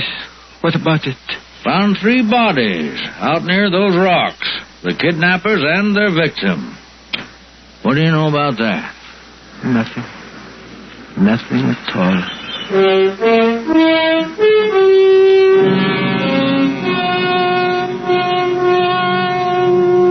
It is a very funny story, no?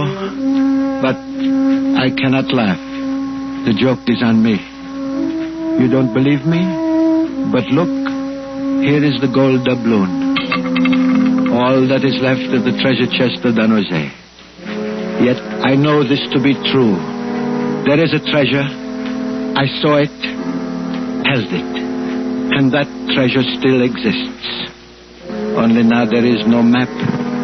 But I can tell you, in the rocky surf near the 2 islands called Sprague's Spit, if you will dare the curse, is the treasure chest of Don Jose.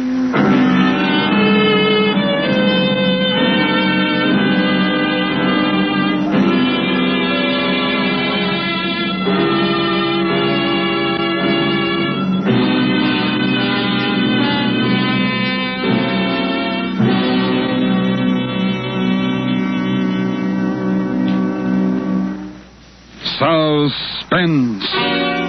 The story of a true buried treasure, presented by Autolite.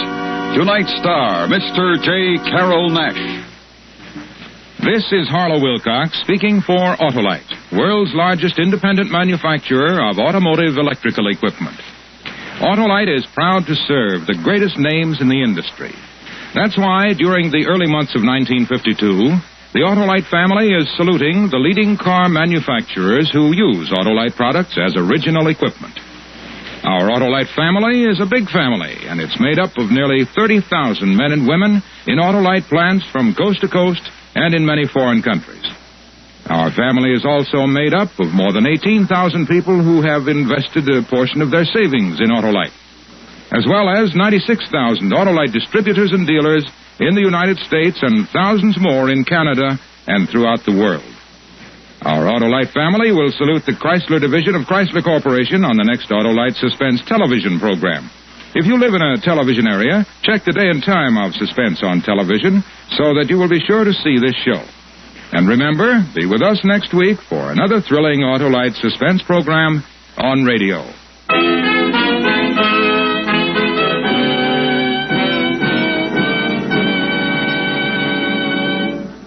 Next week on Suspense, our star will be Mr. James Mason in the story of the terrifying escape of a dying man, an adaptation of Odd Man Out.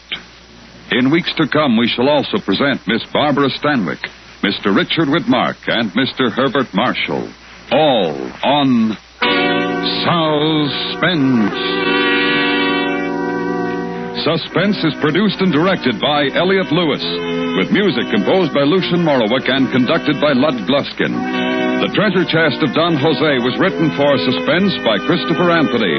Featured in the cast were Anthony Barrett, Charles Seal, Joseph Kearns, and Clayton Post. J. Carroll Nash has just completed Clash by Night, a Jerry Wald, Norman Krasner for RKO. And remember, next week on Suspense, Mr. James Mason in an adaptation of Odd Man Out.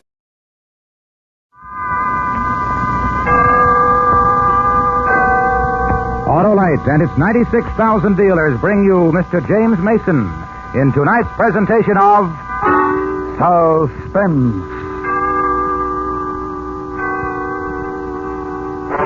Tonight, Autolite presents the story of the terrifying escape of a dying man, an adaptation of Odd Man Out, starring Mr. James Mason.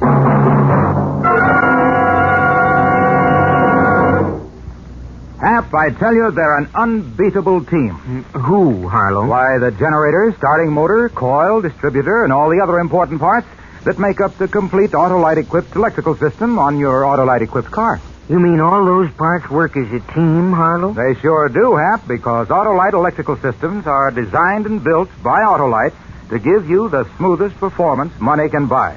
That's mighty important, too, because your electrical system works for you every second your car's running, and every time you turn the ignition switch or turn on your lights, radio, or heater. It sounds like a family team to me, Harlow. Right you are, Hap.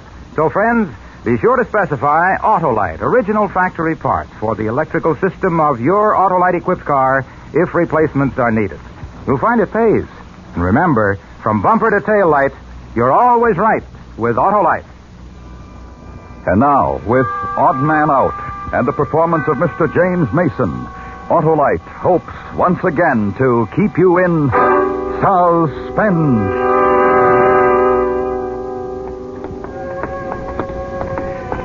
Four of us on the raid. Murphy, Nolan, Pat outside waiting with the car, and myself. So there's no need to be frightened, Johnny. It's been all planned months ago. Slow down. The safe will be open. It always is. 3:30. The wages clerk will be picking up the money. There's the office at the end of the hall. Slow down.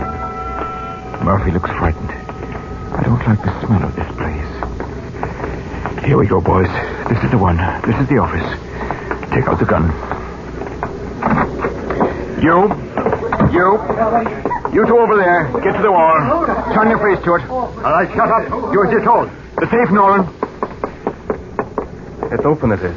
What did you expect?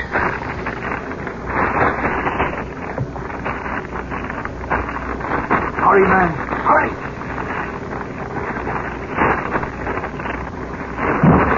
It's all in. Come on, then.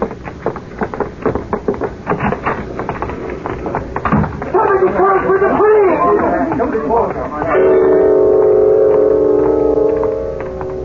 Slow. We don't want any attention. Slow. There's the entrance. A long way off it is. The sack's heavy. We've done it. Don't get nervous now. 20 steps, maybe 25. I can see the car. Good man, Pat. We'll be away in a minute.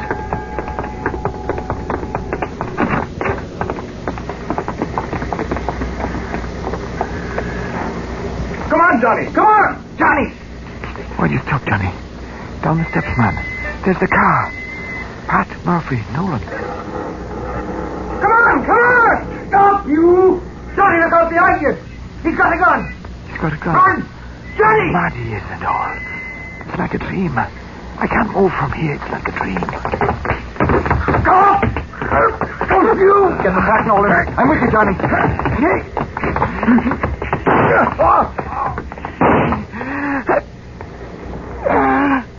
Oh, I'm hurt.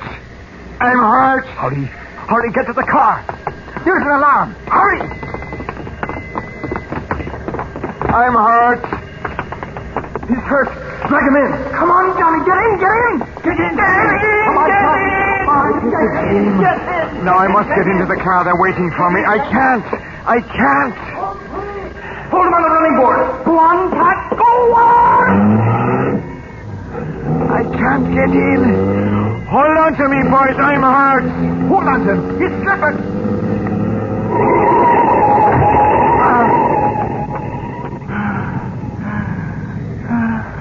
This is a hard bed.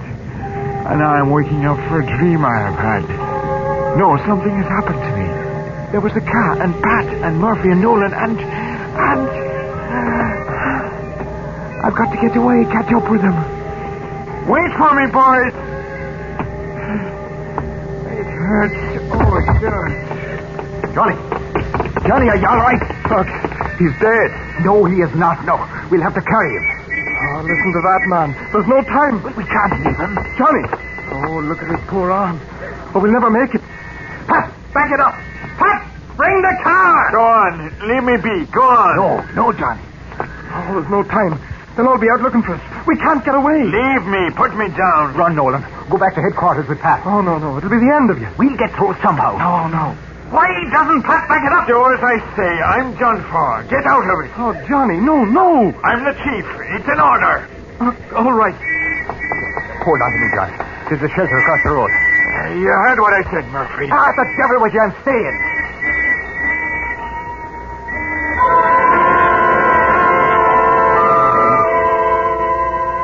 And the whistles and bells all around. It's a dream because I'm crossing the road with Murphy and there's people standing watching us. Then I am wounded. And it's not a dream because of the pain. I killed a man, that's how it was. And he wounded me. So it's all up with me now. The police are coming. And it's all up with me. And Murphy.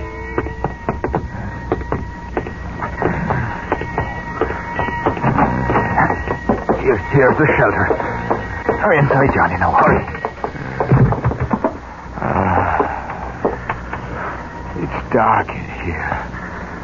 I'm hurt. Yes, it's dark. Now rest for a bit, will you? Rest. They're outside, looking for us. Yes. I killed him. That was in self-defense. He shot first. We got the money, didn't we? Aye, we got it. Nolan and Pat will have it safe. Now, let's have a look at that arm. I can't feel it. But it hurts, no. Yes, I know. Now, here, wait a minute. I'll find a match. Does it look bad? It'll be all right. We'll have it all right. I'm finished. It's all up with me. Dennis will be the next in command. You hear me? Dennis, and then you.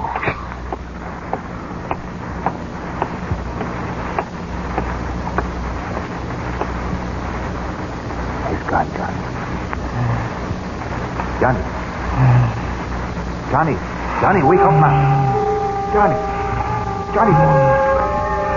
I can hear you, Murphy, but you'll have to come closer. Oh, I'd like to lay me down for a long sleep. Johnny. I'm tired. Wake up, Johnny. No, there's work to be done. Work for Ireland. Fight. Johnny, can you hear me? Johnny. I was so worried, so I was. You'll have to go without me. You know I won't. The pain is killing me, Murphy. I couldn't make it. They'll have the whole police out. It was a killing. It's me or the organization. You need help, maybe, but we'll get you out. It's a waste. We haven't enough men, enough guns. Can you hold on, Johnny? Can you hold on if I go to Dennis and get some of the boys? Don't do it. I'll find a doctor. I'll bring him here. No.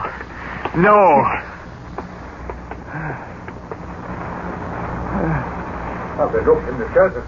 No, the people said they ran off to the east. You trust those for witnesses? Don't be daft. Come on. Get back here. Behind the crate. Quick.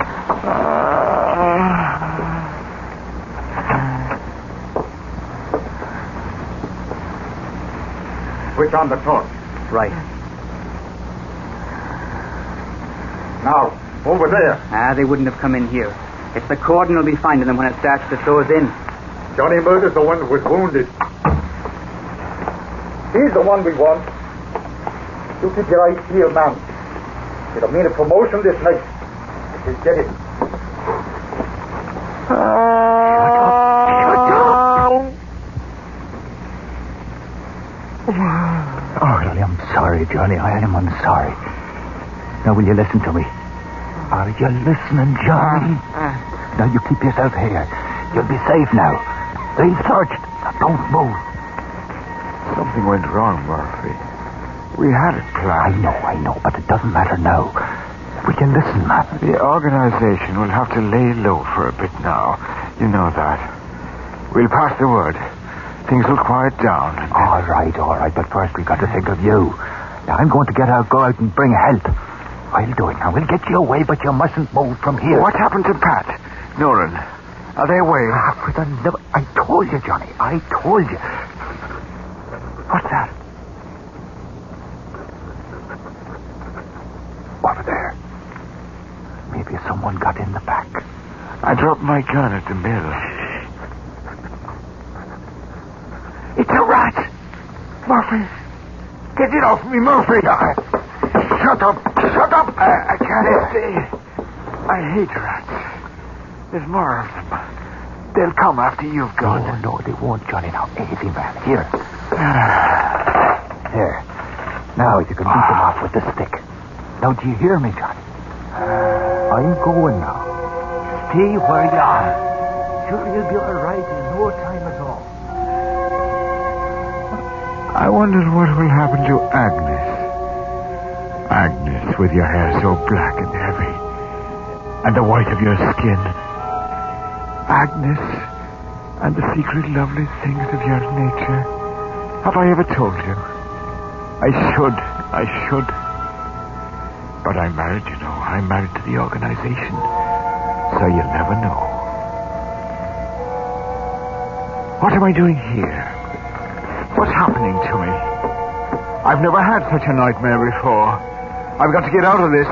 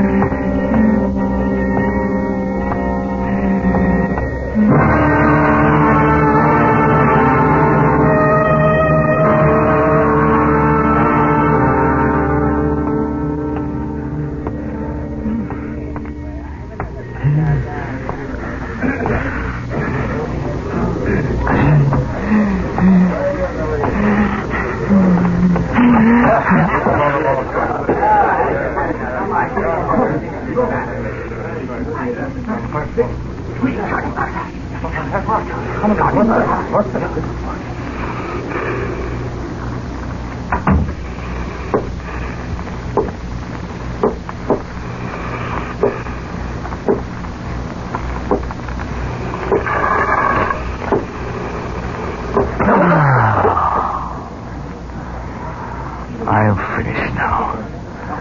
The thing is killing me. I'm finished.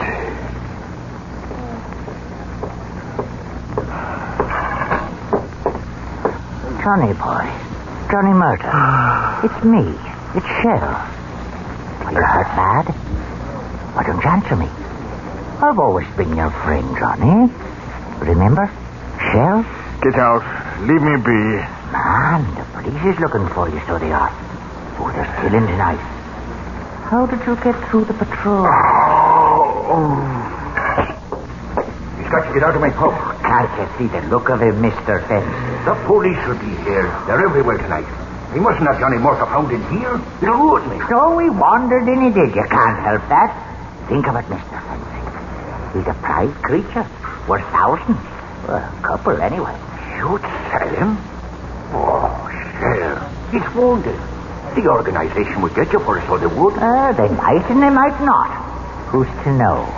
You're a foul little rat. Am I not? Now, which one of us will go to the police? Will it be you, Mr. Fancy, or will it be me?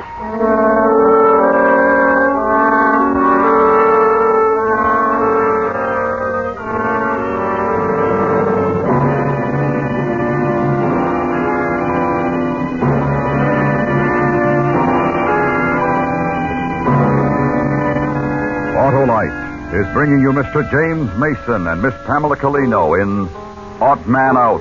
Tonight's production in radio's outstanding theater of thrills, Suspense.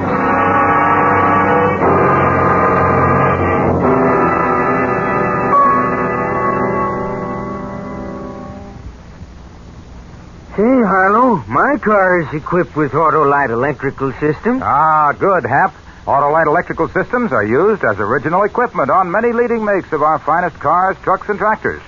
And every unit and component part is related by Autolite engineering design and manufacturing skill to give the smoothest performance money can buy. Well, I depend on my Autolite electrical system every time I start my car. You sure do, Hap, and every second your engine is running, too, as well as every time you turn on your radio, heater, switch on your lights, or blow your horn. It pays to keep the electrical system running right. Hey, Harlow? It sure does, Hap. So, friends, treat the important electrical system of your car to a periodic checkup. See your car dealer or your authorized Autolite service station. To quickly locate your nearest authorized Autolite service station, look in the classified section of your telephone directory under Automobile Electrical Service, or call Western Union by number and ask for Operator 25. And remember, from bumper to tail light, you're always right with Autolite. And now, Autolite brings back to our Hollywood soundstage Mr. James Mason in Elliot Lewis's production of Odd Man Out, a tale well calculated to keep you in suspense.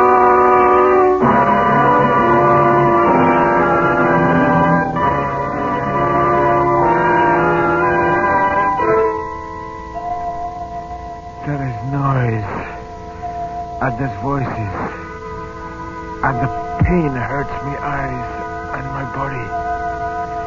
I heard some talk. It was talk of the police.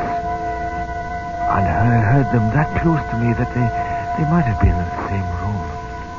But I couldn't see for the pain. It won't be me will see the police with them tonight. Oh, then, Mr. Fancy. Nor you. Nor you. I want no trouble, but I'll not turn him in. Police is out with Tommy guns and all. It's a big sweep. Sooner or later they'll get him. But I won't do it, nor you. Stay with him. I'll get whiskey. Oh, for goodness sake. What's to become of you, Johnny boy? Well, you're not long for the joys of life, I'm thinking. And alive, you're worth my fortune. Shell. Hi, Johnny. I'm your friend. It is your friend, Shell. What can I do for you? I was supposed to stay where I was. They're coming back for me. Murphy's bringing them. Dennis, Pat, Nolan, Seamus. I was to be where Murphy left me. Heaven preserve us, the whole organization altogether. It'd be worth it. Where, Johnny? Where were you to be? Where's the place now? I've got to get back. They'll be looking. They'll be trapped. Oh, dear, help us. You're in a desperate state. You can't walk the streets. You can't.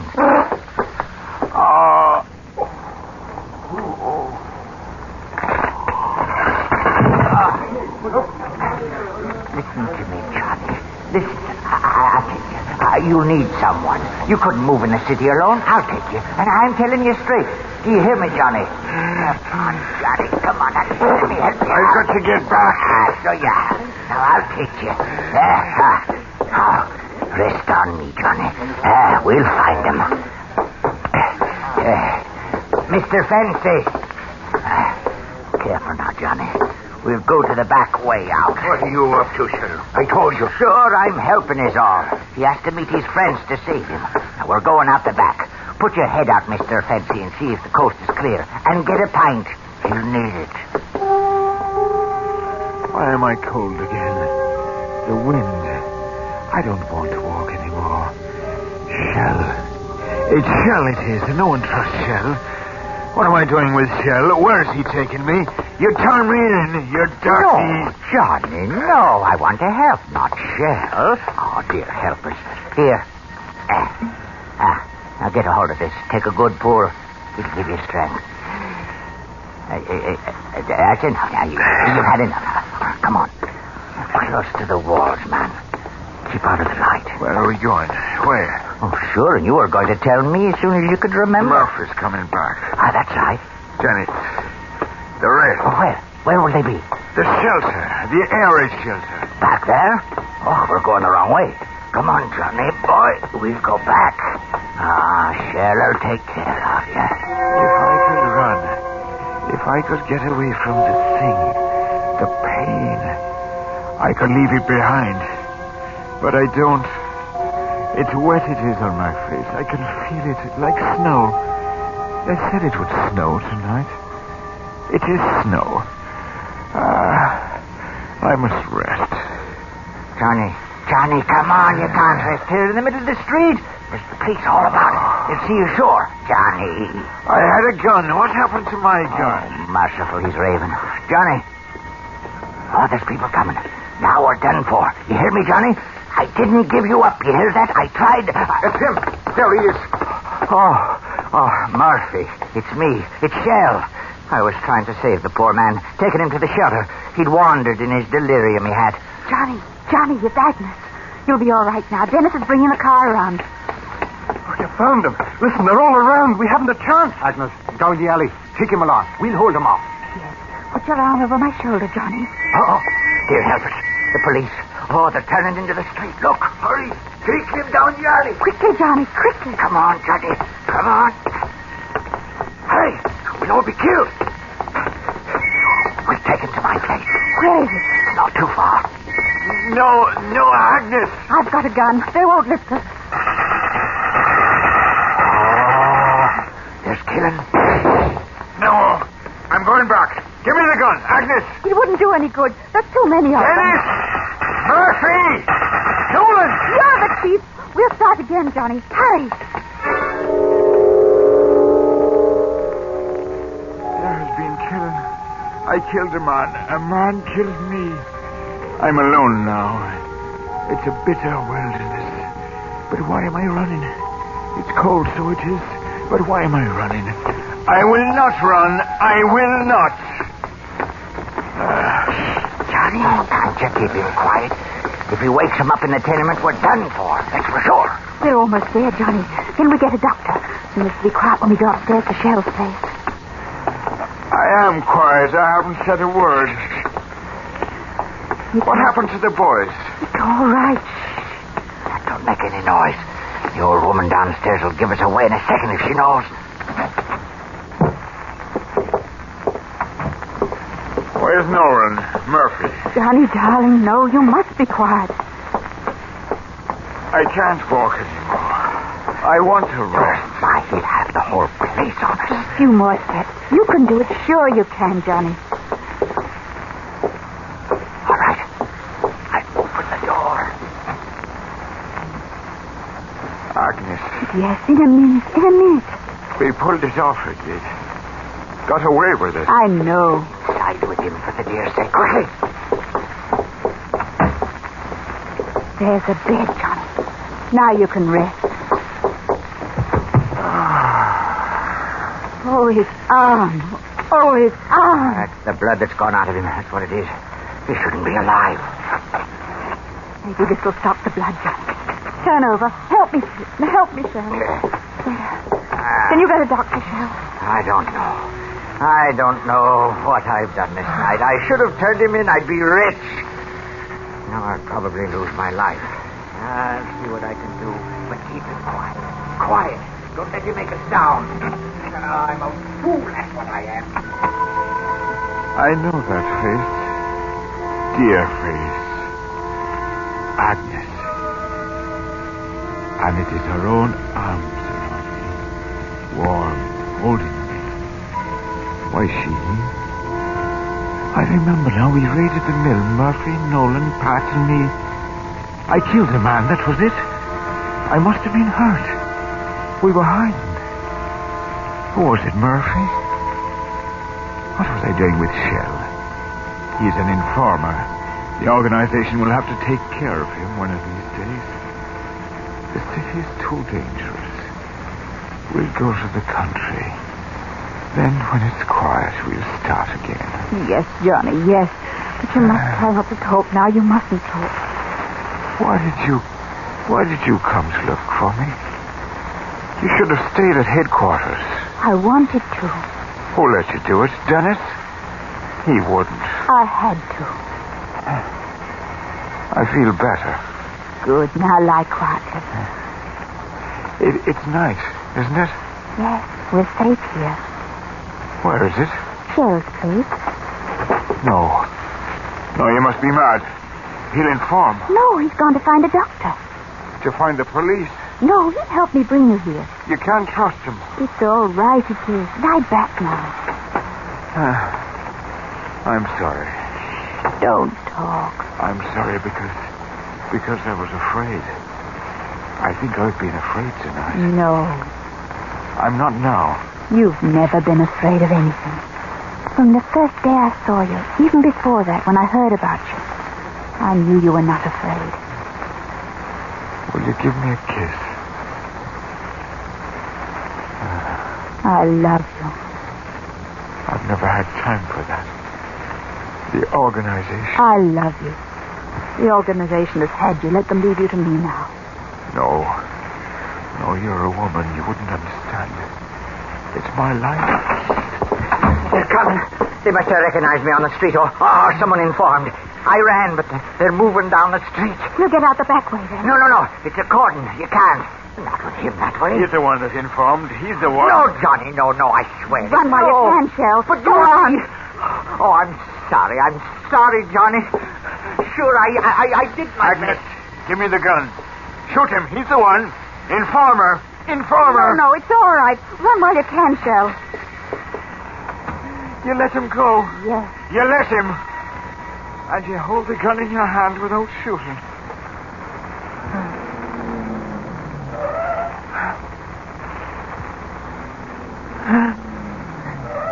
It's the police. They're here. Lie quiet. It'll be all right. They won't take it. They won't. I love you, darling. I love you. Then this is how it might have been. Agnes. The scent of her mouth, soft. But the fight. And what about the fight? They can't beat us. They won't. Open the door. Police. Give me the gun. No. I'm the chief. Give me the gun. Johnny, no. Give me the gun. Give it to me. Agnes! We've got him. Agnes, I love you.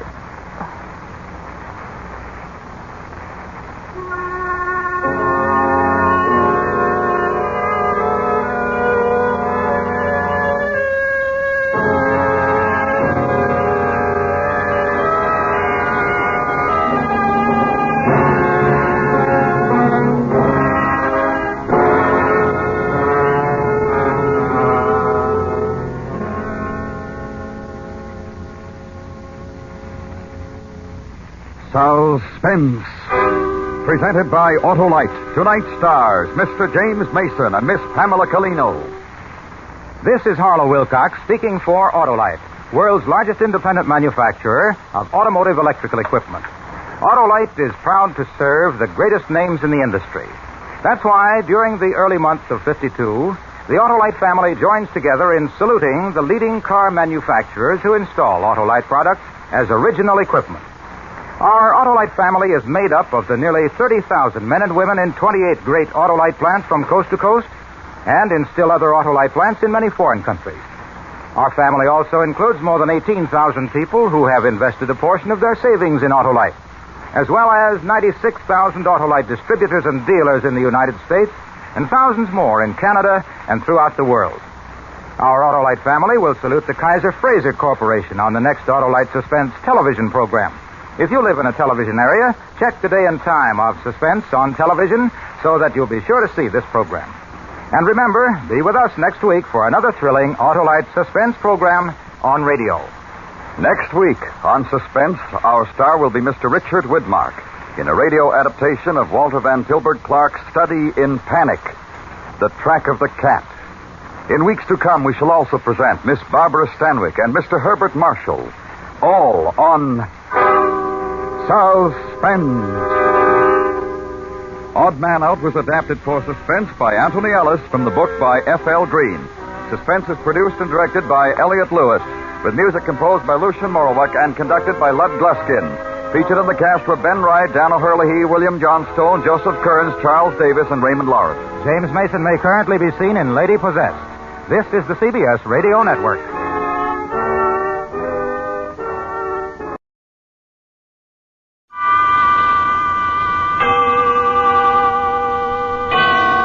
Autolite and its 96,000 dealers bring you Mr. Richard Widmark in tonight's presentation of Suspense.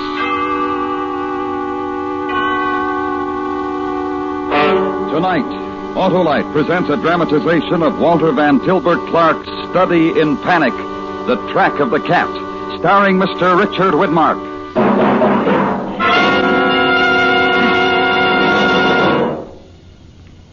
Hello, Mr. Wilcox. Well, gas me up if it isn't Sam, my Autolite spark plug man. How's it going, Sam? Great. You mean my exclusive Autolite plug check indicator? Ah, that super sleuth is really doing a job, eh, Sam? You bet. It quickly and accurately shows my customers if their car's spark plugs need cleaning, or if they're worn out or wrong for their style of driving. And if they need cleaning, Sam? Why, then I do the job fast and fine with my modern equipment. And if those spark plugs are worn out or wrong? Oh, you know the answer, Mr. Wilcox. I sure do, Sam. You install ignition-engineered Autolite spark plugs for smoother performance, quick starts, and gas savings. So, friends, take a tip from me and visit your nearest Autolite spark plug dealer. You can learn his location by calling Western Union by number and asking for Operator 25. She will quickly tell you the location of your nearest Autolite spark plug dealer. And remember, from bumper to tail light, you're always right with Autolite. And now, with The Track of the Cat and the performance of Mr. Richard Widmark, Autolite hopes once again to keep you in suspense.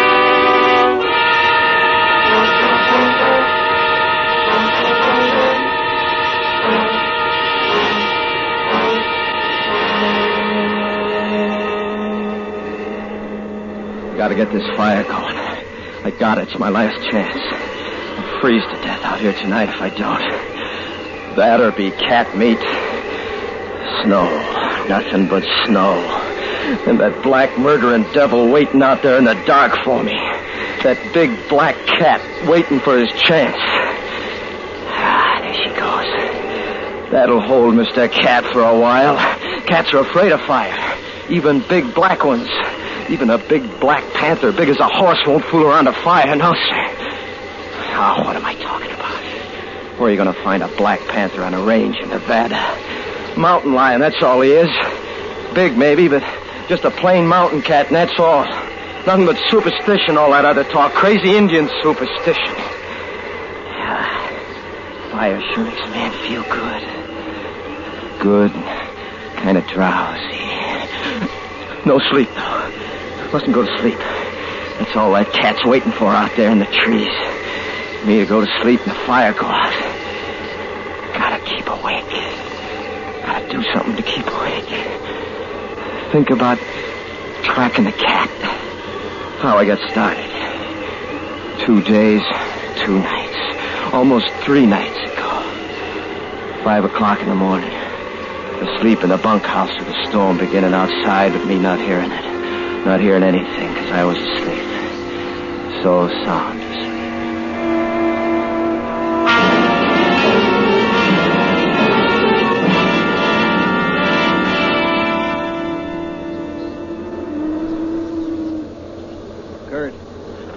Kurt. Wake up. Wake up, Kurt. Arthur, what's the matter? What's the matter with you? Cows are balling up in the canyon. Something's out. Oh, for Pete's sake. You have to wake me up every time you have one of your crazy dreams. Go back to bed. It's no dream, Kurt. Oh, you too, Hal, huh? You only hear it when the wind's right. Listen. Well, how long's that been going on? Why didn't you let me know sooner? We've just been awake a few minutes. We wanted to be sure. A few minutes. And that going on all the time? Fine couple of brothers I got to help me run a ranch. One good for nothing but dreaming, and the other good for nothing but thinking about that gal of his. Let's leave her out of it, huh? How can I leave her out of it? You practically moved her into the house, didn't you? Quit ragging the kid, Kurt. She's just here for a visit. You know that. Yeah. Well, get your clothes on. What are you standing there for? You think that cat's going to wait for us? You figure it is a cat? What else could it be, running cattle like that?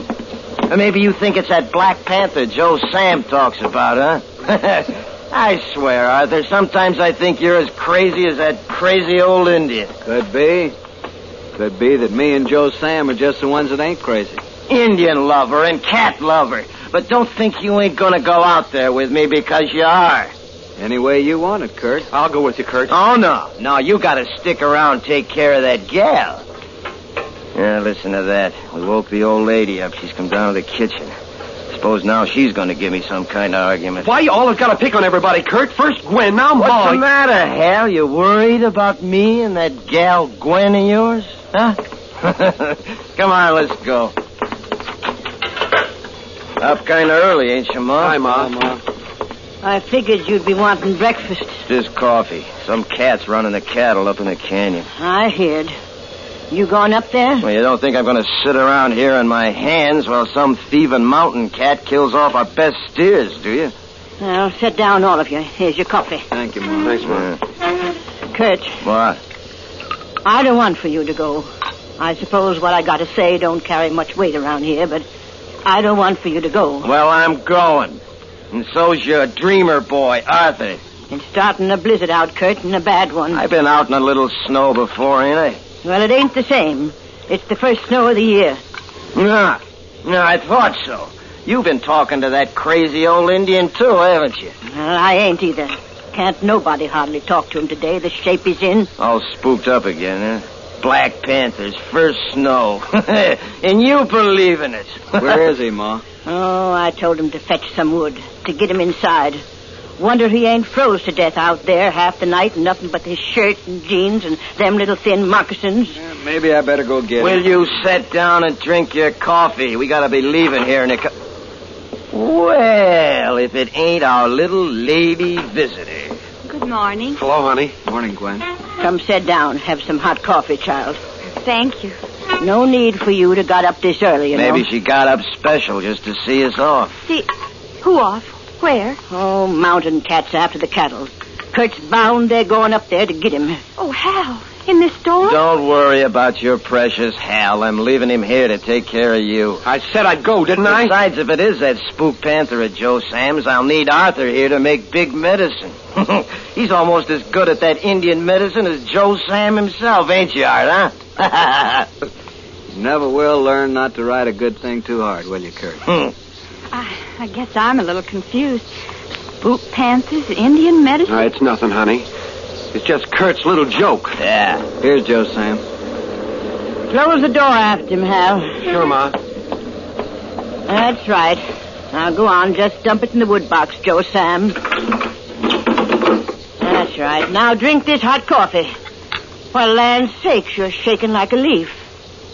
Joe Sam, here, coffee. Yeah, he don't want no coffee. He don't even hear you. He just wants to sit there and go off into one of them trances of his. Hey, Joe Sam, you seeing that spook panther now, Joe Sam? Leave him alone, Kurt. I do wish somebody would tell me what this is all about. Unless it's a family secret. Well, there, you hear that, Joe Sam? Go ahead, tell the little lady about that big old black spook. It looks like I'll have to do the honors myself. You see, it's this way, little lady. According to Joe Sam, there's a black panther roams this part of the country, comes with the first snow every year. And he's big as a horse, and eyes like coals of fire. And you can see right through him. And you can shoot right through him, too. And still he'll keep coming until he gets you, because he can't never die. He's a spook.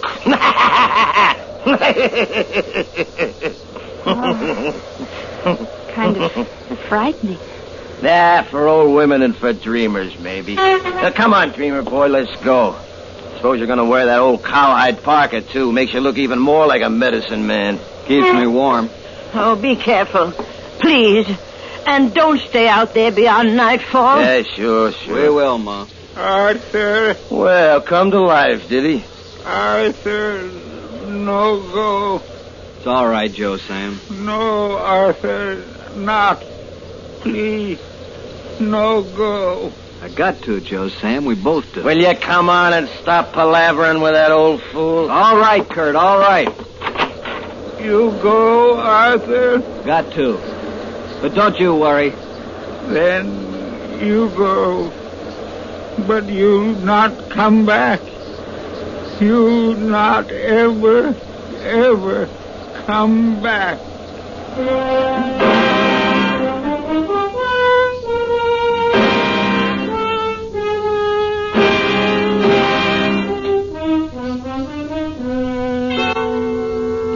Autolite is bringing you Mr. Richard Widmark in The Track of the Cat.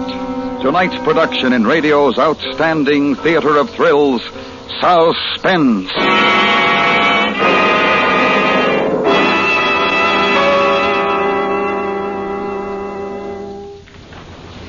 Sam, my Autolite spark plug man, why do you recommend ignition-engineered Autolite spark plugs? Why, that's easy, Mr. Wilcox. It's because... Because they're designed by the same skilled Autolite engineers who design the coil, distributor, and all the other important parts of complete ignition systems used as original equipment on many leading makes of our finest cars, trucks, and tractors. Eh, Sam? That's right. Those Autolite spark plugs are designed to work as a team with the complete ignition system. Take the new Autolite resistor spark plug, for instance. It gives smoother performance, greater gas savings, and quicker starts. And it's only one of a complete line of ignition-engineered Autolite spark plugs designed for every use. So, see your nearest Autolite spark plug dealer soon. Right. Your Autolite spark plug dealer's exclusive plug check indicator will quickly show you if your spark plugs are right for your style of driving. And remember, from bumper to tail light, you're always right with Autolite. And now, Autolite brings back to our Hollywood soundstage Mr. Richard Widmark in Elliot Lewis's production of The Track of the Cat, a tale well calculated to keep you in suspense.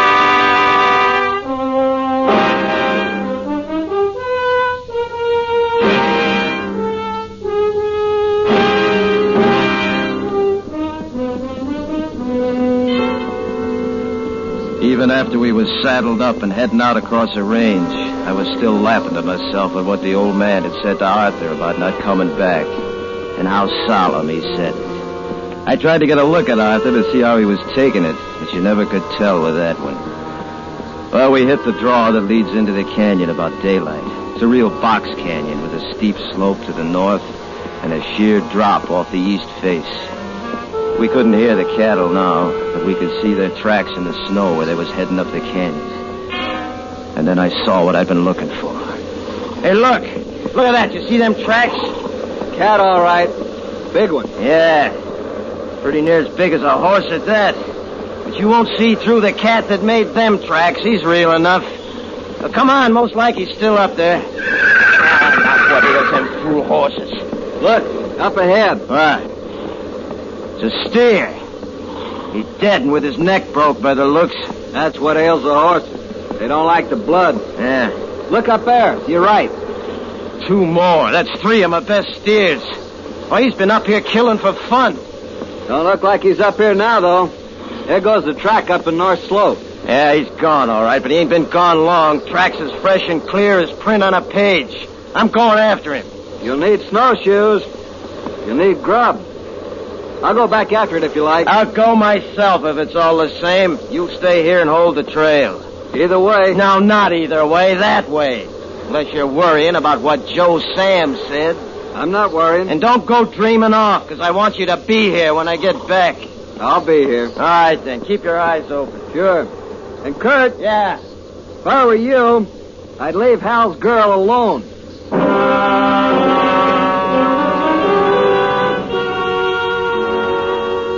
A smart one. A real smart one. Like he was reading my mind. He knew I wanted to get that gal off by herself. And with Ma taking care of her housework and Hal out doing the chores, he knew I'd have my chance. And that's just how it happened, too. Because a little while later, I was sitting in the kitchen at the ranch. Nobody there but old Joe Sam. Of course, he didn't matter. And little Gwen sitting right across the table from me. But how did such a story ever get started? About the panther? Joe Sam says he's seen it. Joe Sam says this old spook panther up and killed his wife and all his kids about 80 years ago. 80 years? Sure. Joe Sam's well over 100, or so he claims. Ain't that right, you crazy old fool? Kurt, you shouldn't talk to him like that. Yeah, he don't hear it. He don't hear nothing when he gets like this. But don't you worry, little lady. I'm going to bring you back a panther skin all the same. May not be black, and may not be big as a horse. But it'll make a real nice present from your brother-in-law to the bride and the groom. Providing, of course, that it works out that way. Providing what works out that way? Providing I am your brother-in-law and Hal is the groom. I don't like that kind of talk, Kurt. Talk never did a gal no damage, did it? That time to go. How about a little kiss to keep me warm out there, huh? Kurt, no. Don't. Ah, come on, honey. Arthur. What's the matter with him? Arthur. Shut up, you. Arthur. I told you to shut up. You hit an old man like that. Ah, he's crazy. Somebody had to snap him out of it. Well, I'm off. Maybe I get that kiss when I bring you back your panther, huh? I don't care if I never set eyes on you again the rest of my life.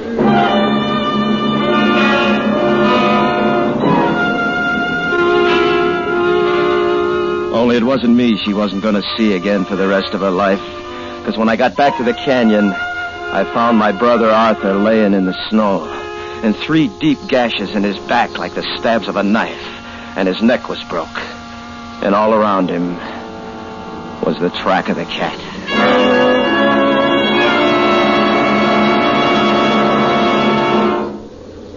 I lashed him across the saddle as gentle as I could, and I hit the horse in the rump to send him back home. Then I set out to track the cat. It was easy at first. With the bare paw snowshoes, the trail good and clear, and the weather lifted. Then in the late afternoon, I saw him. The other side of a ravine. Dark and bulky like a shadow against the snow. I had him full in my sights. I fired and I missed. He was up the rocks in 10-foot leaps and over the ridge before I could shoot again. Then I remembered something. I checked Arthur's gun. It had an empty shell in it. He'd fired at something, too, and missed. Now we both had. And then the storm come up again. And after a while, I couldn't see 50 yards ahead of me. And that was the first time I heard that other voice. Kurt. Who's there? Who is it? Nobody, Kurt. Just you. Well, who are you? I'm the caution in you, Kurt. Maybe you never knew you had it before. I'm the coward in you. I ain't afraid. I ain't afraid of man, nor cat, nor spook. Maybe. But it's getting dark, Kurt. Nightfall's coming, Kurt. Yeah, that's so. So it is. Better find a place to hole up for the night, Kurt. A good, safe place. While you can still see. Well, yeah, maybe I had that. Maybe I had. Because a man can't see in the dark, Kurt. Who said he could? But there's something out here that can. That can see in the dark real good. That hunts in the dark. The cat. It was getting dark for sure. Almost the dark of night when I finally found what I was looking for. A little cave halfway up the other side of the ravine. I worked my way up to it when all at once I thought of something. The cat had holed up from the storm just the same as me. Suppose he'd holed up here. For a long time, I just stood there listening. But there was nothing but the wind and the whistle of the snow. And then, real slow, with my knees shaking a little, I crept up to it. My finger on the trigger of the gun. And I lit a match.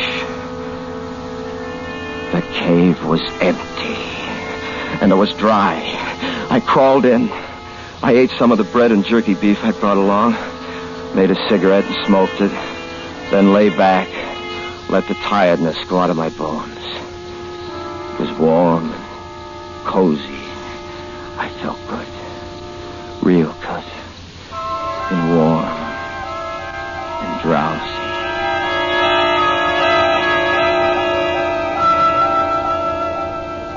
Kurt. Hello, Kurt. You in there, Kurt? Art, where are you? Right here, outside the cave. You can look right through the wall and see me if you try. Yeah, but what's the matter with you? Your eyes and the snow all on your face. I'm dead. Don't you remember, Kurt? And I've come to help you, Kurt. Yeah, Art. Yeah, help me. Listen, you hear it? The cat. It's sniffing out there. It's right outside the wall. Look close and you can see him. Can you see him now? Yeah, black. It's black and big as a horse. Eyes like coals of fire, but he can't get through the wall, Art. He don't know how to get through that wall. That's why Joe Sam's here. Joe Sam? See him? See him out there on the slope? You see him laughing? Art, he'll tell him. He'll tell the cat about the wall. Don't let him, Art. Don't let him. Too late, Kurt. Arthur, help me. Help me. Too late now, Kurt. Too late. Arthur!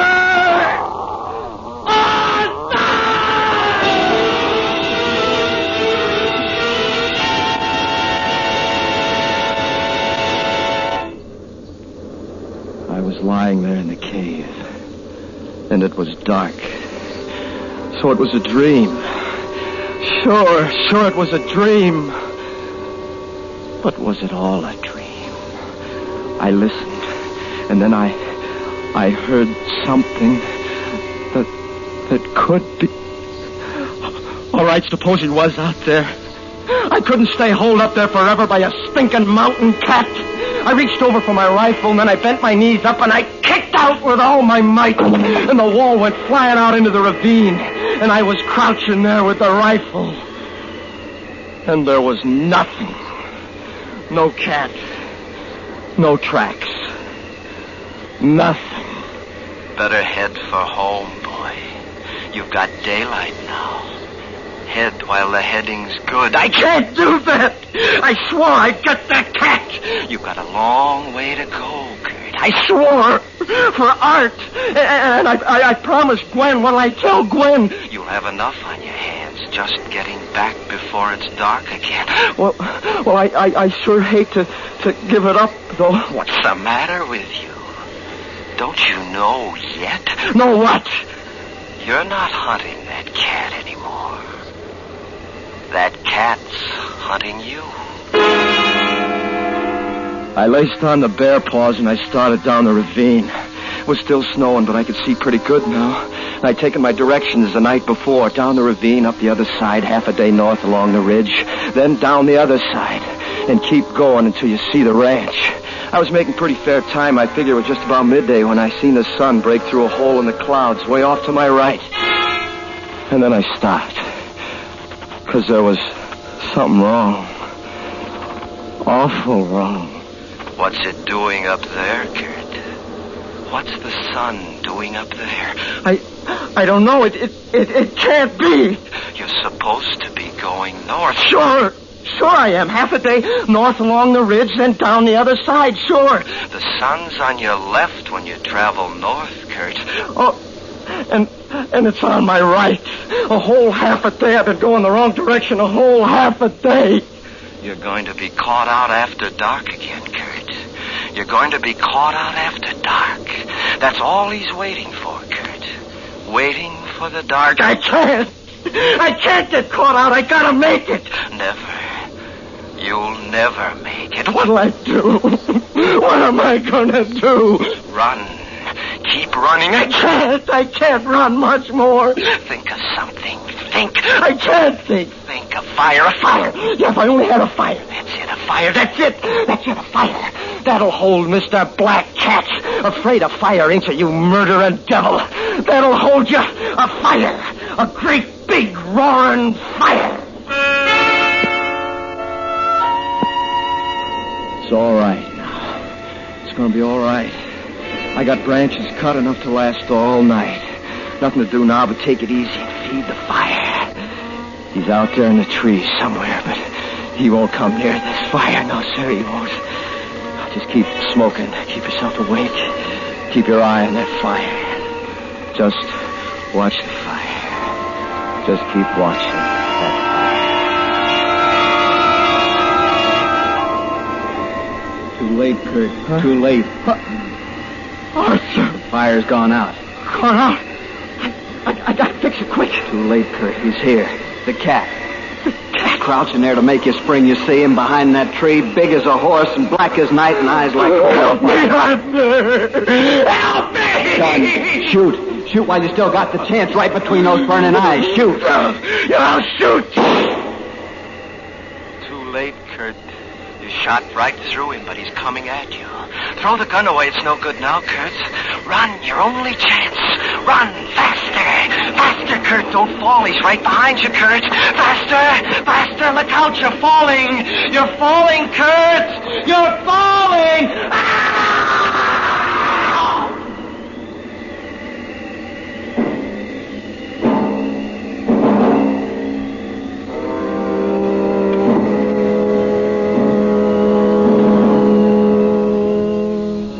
My brother Arthur the night before. And the next day we went to look for Kurt, Joe Sam and me.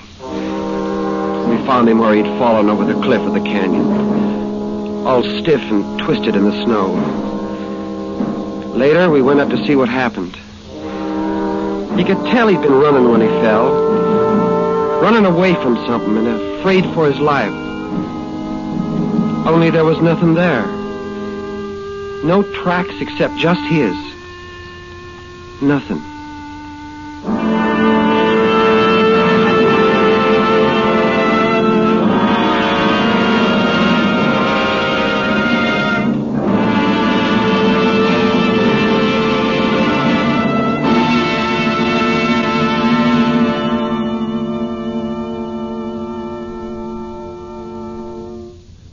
Suspense. Presented by Autolite. Tonight's star, Mr. Richard Widmark. This is Harlow Wilcox speaking for Autolite, world's largest independent manufacturer of automotive electrical equipment. Autolite is proud to serve the greatest names in the industry. That's why during the early months of 1952, the Autolite family joins in saluting the leading car manufacturers who install Autolite products as original equipment. Our Autolite family is made up of the nearly 30,000 men and women in 28 great Autolite plants from coast to coast and in still other Autolite plants in many foreign countries.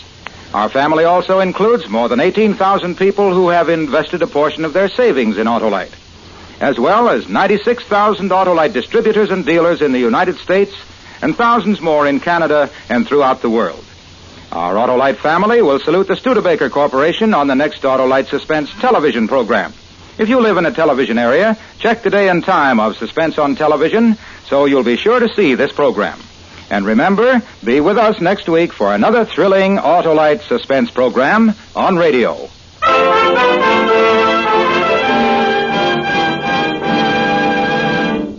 Next week on Suspense, our star will be Miss Linda Darnell in a story about a woman who knew her husband was trying to kill her and was powerless to stop it. A dramatic report we call A Killing in Las Vegas. In weeks to come, we shall also present Herbert Marshall and Frank Lovejoy, all on Suspense. Suspense is produced and directed by Elliot Lewis, with music composed by Lucian Morowick and conducted by Lud Gluskin. The Track of the Cat was adapted for Suspense by Sylvia Richards from the book by Walter Van Tilburg Clark. Featured in the cast were Harry Bartell, Lee Millar, Martha Wentworth, Sharon Douglas, and Parley Bear. Tonight's appearance of Richard Widmark was made possible through the courtesy of 20th Century Fox Studios. Mr. Widmark may currently be seen in the Technicolor production, Red Skies of Montana. And remember, next week on Suspense, Miss Linda Darnell in A Killing in Las Vegas. This is the CBS Radio Network.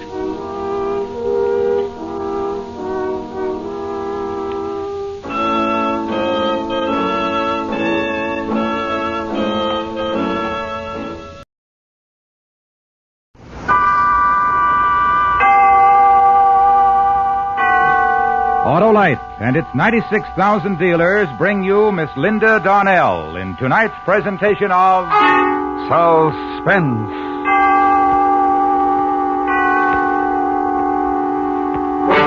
Tonight, Autolite presents the story of a woman who knew her husband was trying to kill her and was powerless to stop it. A dramatic report we call A Killing in Las Vegas, starring Miss Linda Darnell.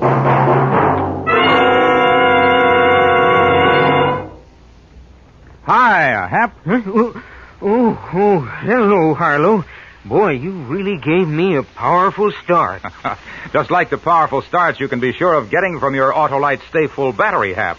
And an Autolite Stay Full needs water only 3 times a year in normal car use. I know, Harlow. And, Hap, do you also know that the Autolite Stay Full gives longer life, as proved by tests conducted according to accepted life cycle standards? I do, Harlow. Well, okay, then. Visit your nearest Autolite battery dealer. He services all makes of batteries, and he has an Autolite Stay Full for your car in case a replacement is needed.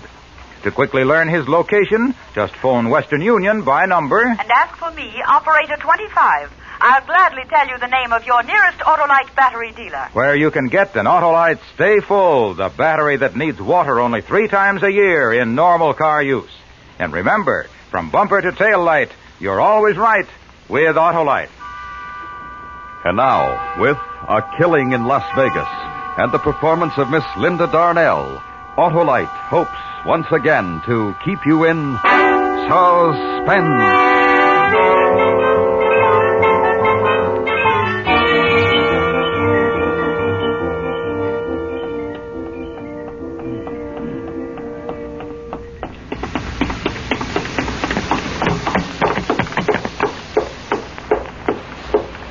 Yes, ma'am?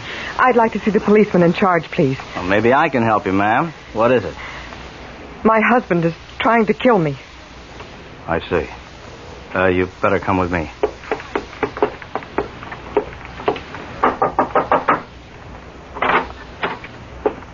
Oh, Hank, I think you better talk with this lady.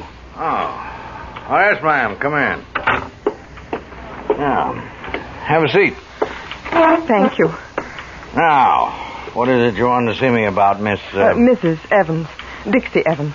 I'm a dancer over at the Oasis Club. Oh, yeah, the Oasis. You must be one of the new acts. I don't believe I've seen you. Well, I just started my run this week. Well, what's your trouble, Mrs. Evans? My husband is trying to kill me. Your husband? Yes, twice in the last 24 hours. Well, maybe you better start at the beginning. Well, my husband, Charlie, and I arrived here in Las Vegas about a week ago. Frankie Paris, a booking agent in Los Angeles, had gotten me a 6-week run at the Oasis Club over on the main highway. Yeah, I know the place. Well, Charlie doesn't usually bother to travel with me when I go out on road bookings, but this time he did. Charlie likes to gamble. I guess that's why he came with me. Uh-huh. Well, last night, Charlie didn't show up at the club at 1:30 to pick me up like he usually does, so I waited for him. And by 2 o'clock, the club had been emptied and everybody had gone home. I was still in the back, waiting for him.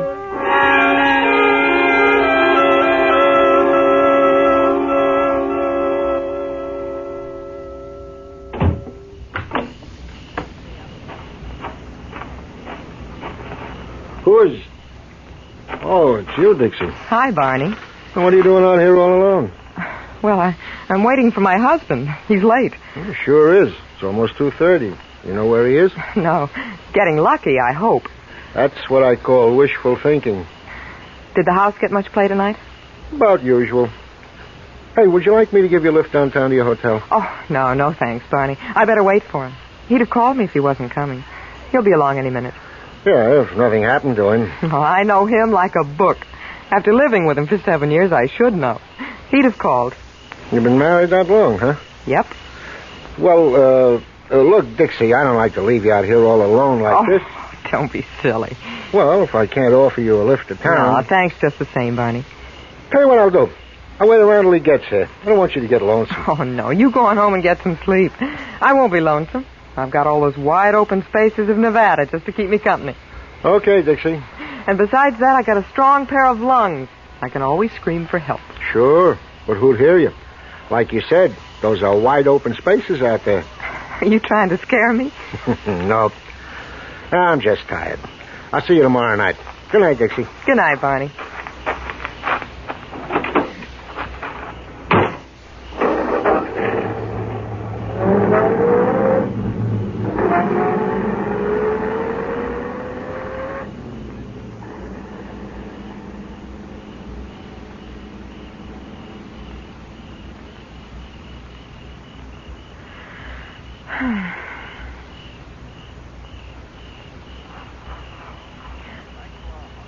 Who?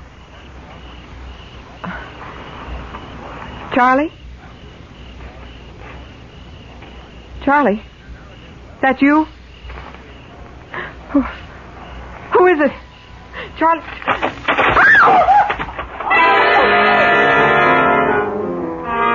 Then, before I could move, I felt someone grab me from behind. It was a man. He twisted my arms and yanked me back in the shadows. I kicked and spit and tried to fight myself loose, but there was no use. His hands were like steel. I tried to scream, but his hands closed around my throat.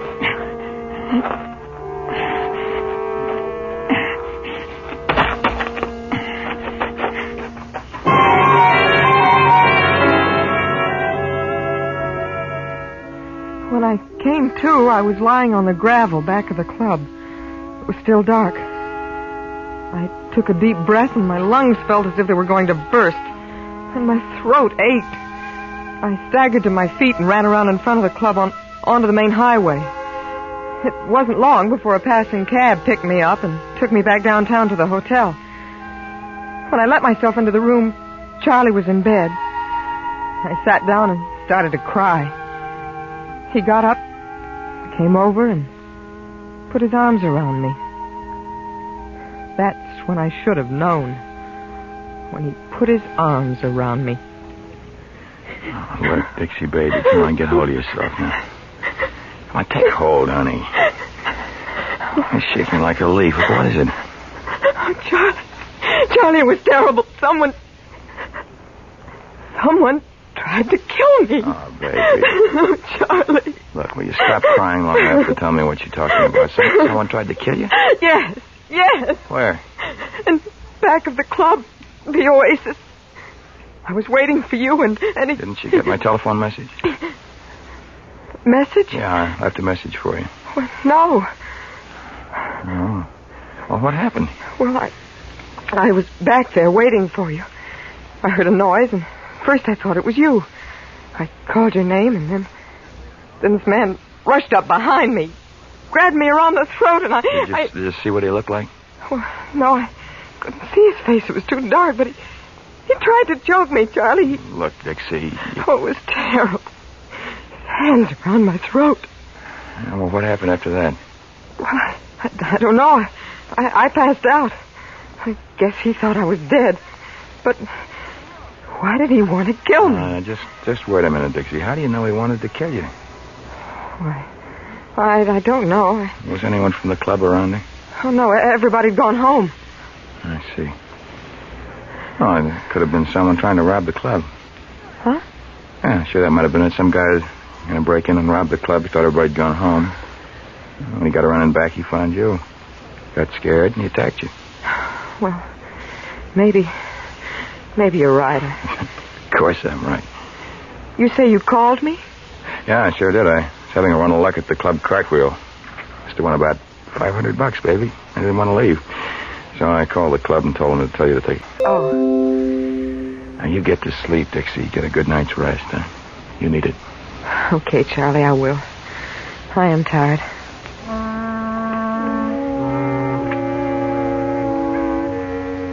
I had a very restless night. I didn't get much sleep. But the next morning, the more I thought about what Charlie had said, the more I began to believe that maybe he was right. Maybe it had been somebody just wanting to rob the club.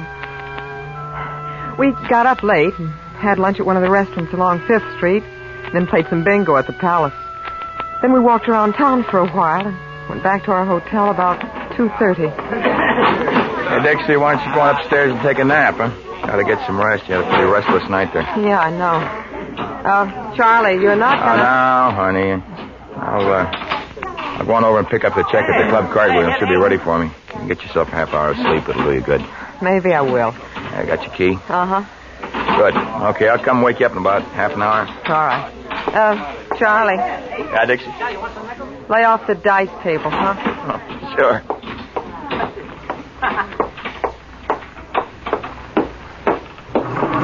Yes, ma'am? 3, please. Yes, ma'am.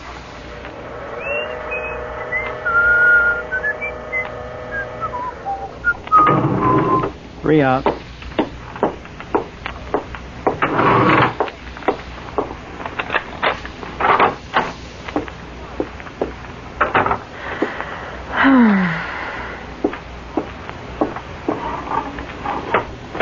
Oh, brother, this feels good.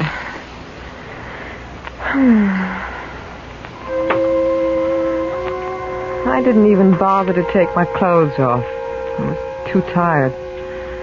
All I could think about was getting some sleep. And the bed felt soft and good. I started to drift off into a dream. It was a terrible dream. I saw the man in the back of the club in my dream. He was chasing me now. I tried to run away, but he caught me and tied me up.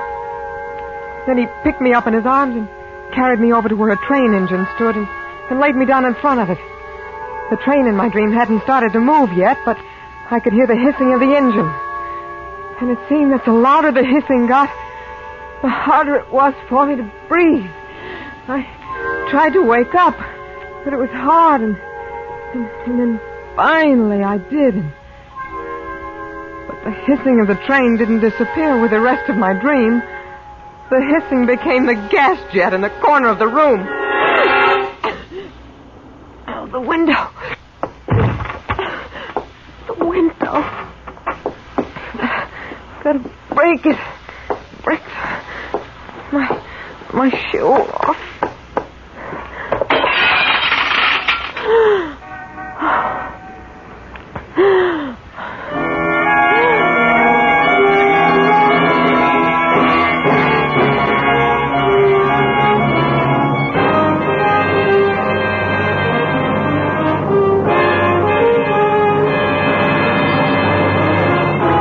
Autolite is bringing you Miss Linda Darnell in A Killing in Las Vegas.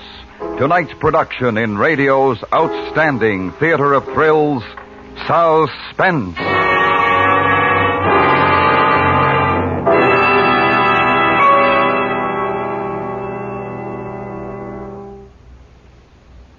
Harlow, I've told told you before that I have an Autolite Stay Full battery. What do you think of it, Hap? Oh, it's great. It's grand. It's magnificent. And it's protected, too.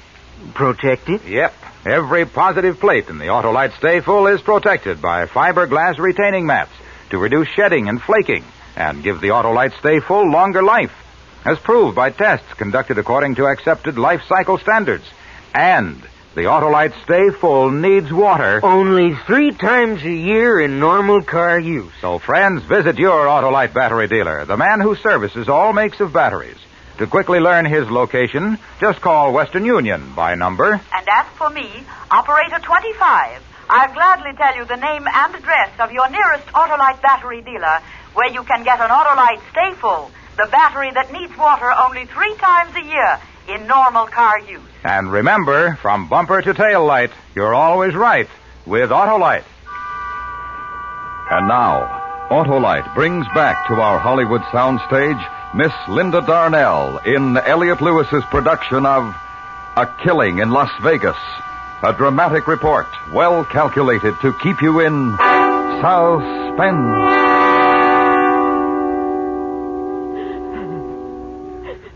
All right, Mrs. Evans. Just try to finish your story if you can. You say you tried to break the window with your shoe. Yes. It finally broke, and I got some fresh air. And this was how long ago? About an hour. Then what happened after you were able to revive yourself? Well, I was scared. I asked myself, what have I done so bad that someone wants to kill me for it? Because now I believe that someone was trying to kill me. I tried to get hold of Charlie, my husband, to tell him to come back to the hotel right away.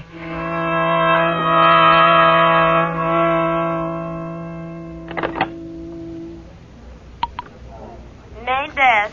Would you ring the club cartwheel for me, please? Just a moment.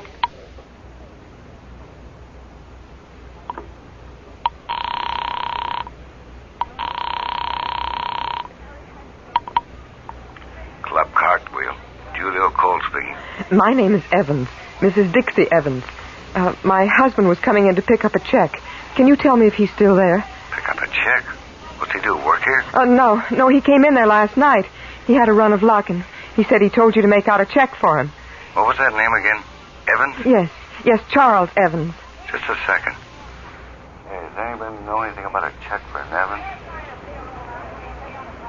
No. You mean he hasn't picked it up yet? No record of a check waiting for him. But he told me. Yeah, lady, sure. He told you. I'm sorry I bothered you. No bother at all.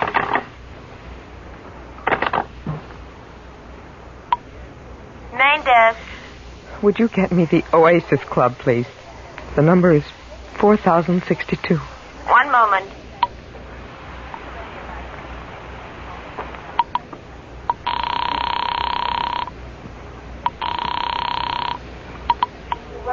Oasis Club. This is Dixie Evans. I was wondering if there were any messages left there for me last night. Oh, wait a minute. I'll look. Not a one, Mrs. Evans. Thank you.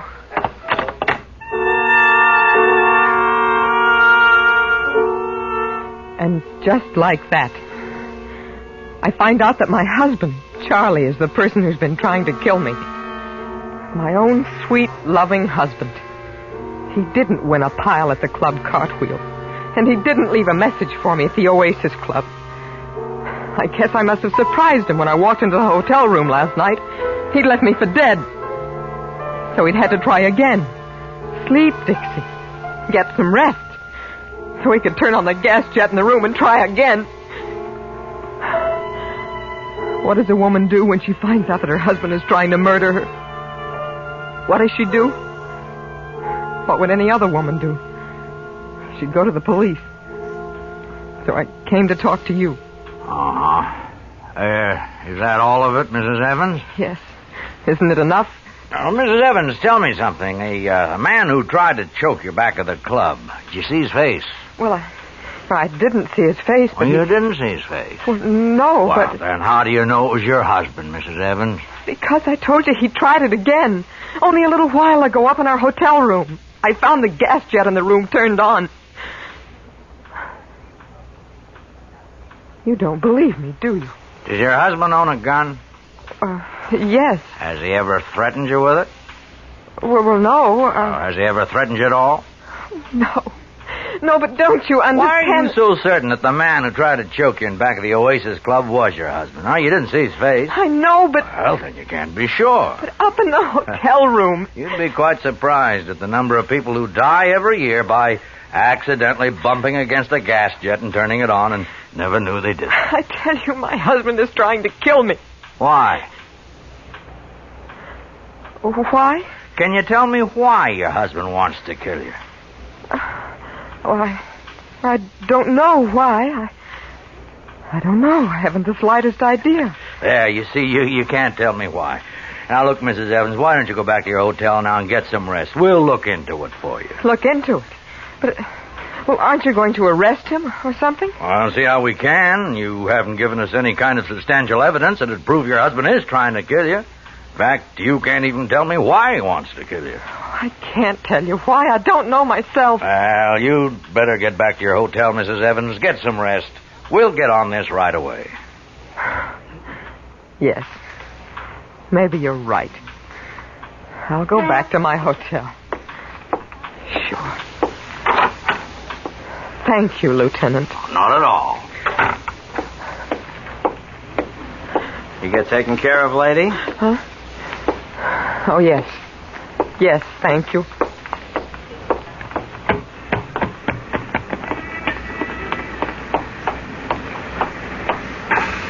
Dixie? Charlie. Well, Dixie. Come on, get in the car, my dancing wife. I've come to take you home.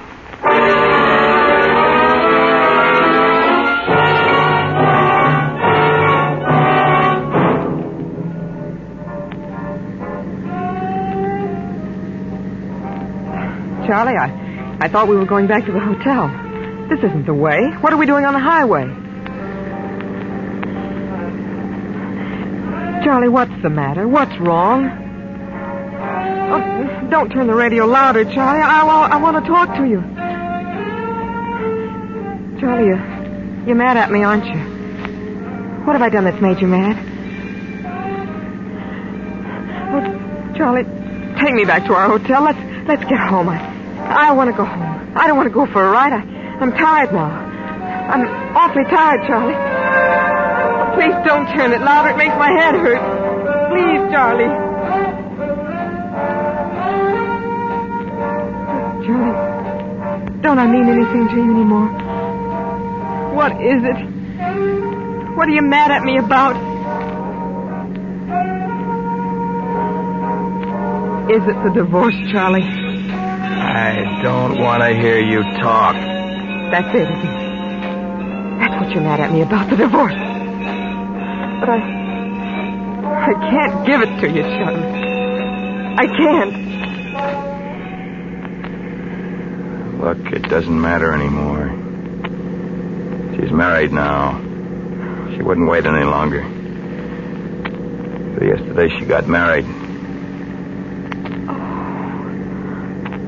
Oh, Charlie. I didn't know it meant so much to you. I only tried to do what I thought was best for the both of us. We're not getting any younger, and when two people were married for as long as we were married, I thought maybe we should try to make something of it. You thought that. What about me? You? What about what I thought? Oh, you're right, Charlie. But you can't kill me now. Why can't I? I told the police. You told them what? That you were trying to kill me. That it was you in back of the club. That you turned on the gas jet. Oh, no. You can't kill me, Charlie. They'll pick you up in a minute. Okay, Dixie. Shall we go back to the hotel now? Okay, Dixie.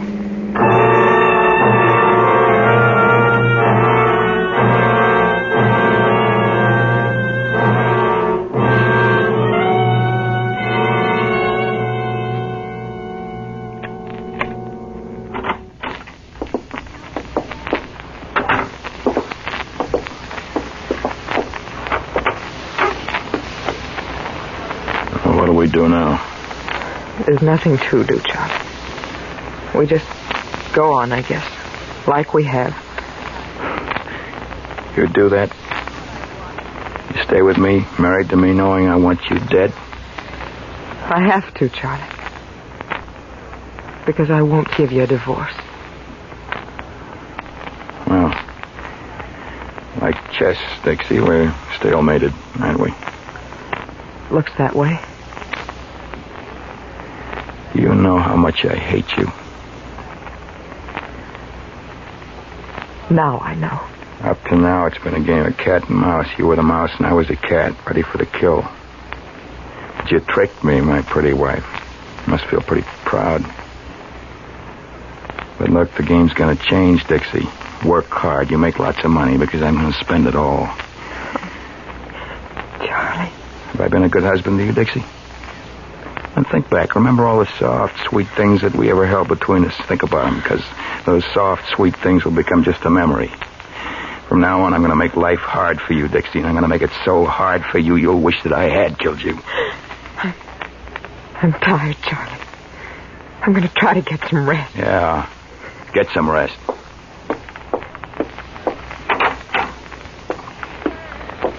Get a lot of rest, Dixie. You're going to need it. You tell the police why I wanted to kill you, Dixie? Did you tell them how I asked you in a civilized manner for a divorce? Did you tell them that? Goodbye, Charlie. Dixie? Dixie, what did you do? Dixie! Don't die. The police, Dixie, they'll think I did it.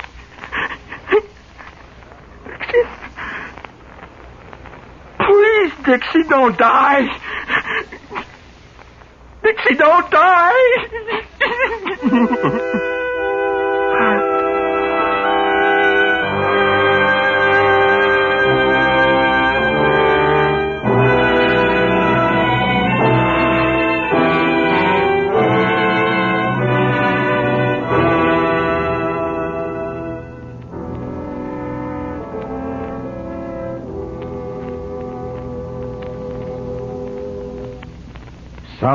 Suspense. Presented by Autolite. Tonight's star, Miss Linda Darnell. This is Harlow Wilcox speaking for Autolite, world's largest independent manufacturer of automotive electrical equipment.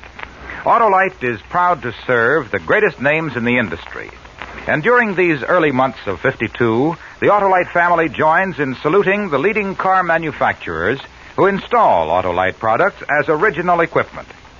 Our Autolite family is made up of the nearly 30,000 men and women in 28 great Autolite plants from coast to coast and in still other Autolite plants in many foreign countries. It also includes more than 18,000 people who have invested a portion of their savings in Autolite, as well as 96,000 Autolite distributors and dealers in the United States and thousands more in Canada and throughout the world. Our Autolite family will salute the DeSoto division of Chrysler Corporation on the next Autolite Suspense television program. If you live in a television area, check the day and time of Suspense on television so that you'll be sure to see this program. And remember, be with us next week for another thrilling Autolite Suspense program on radio.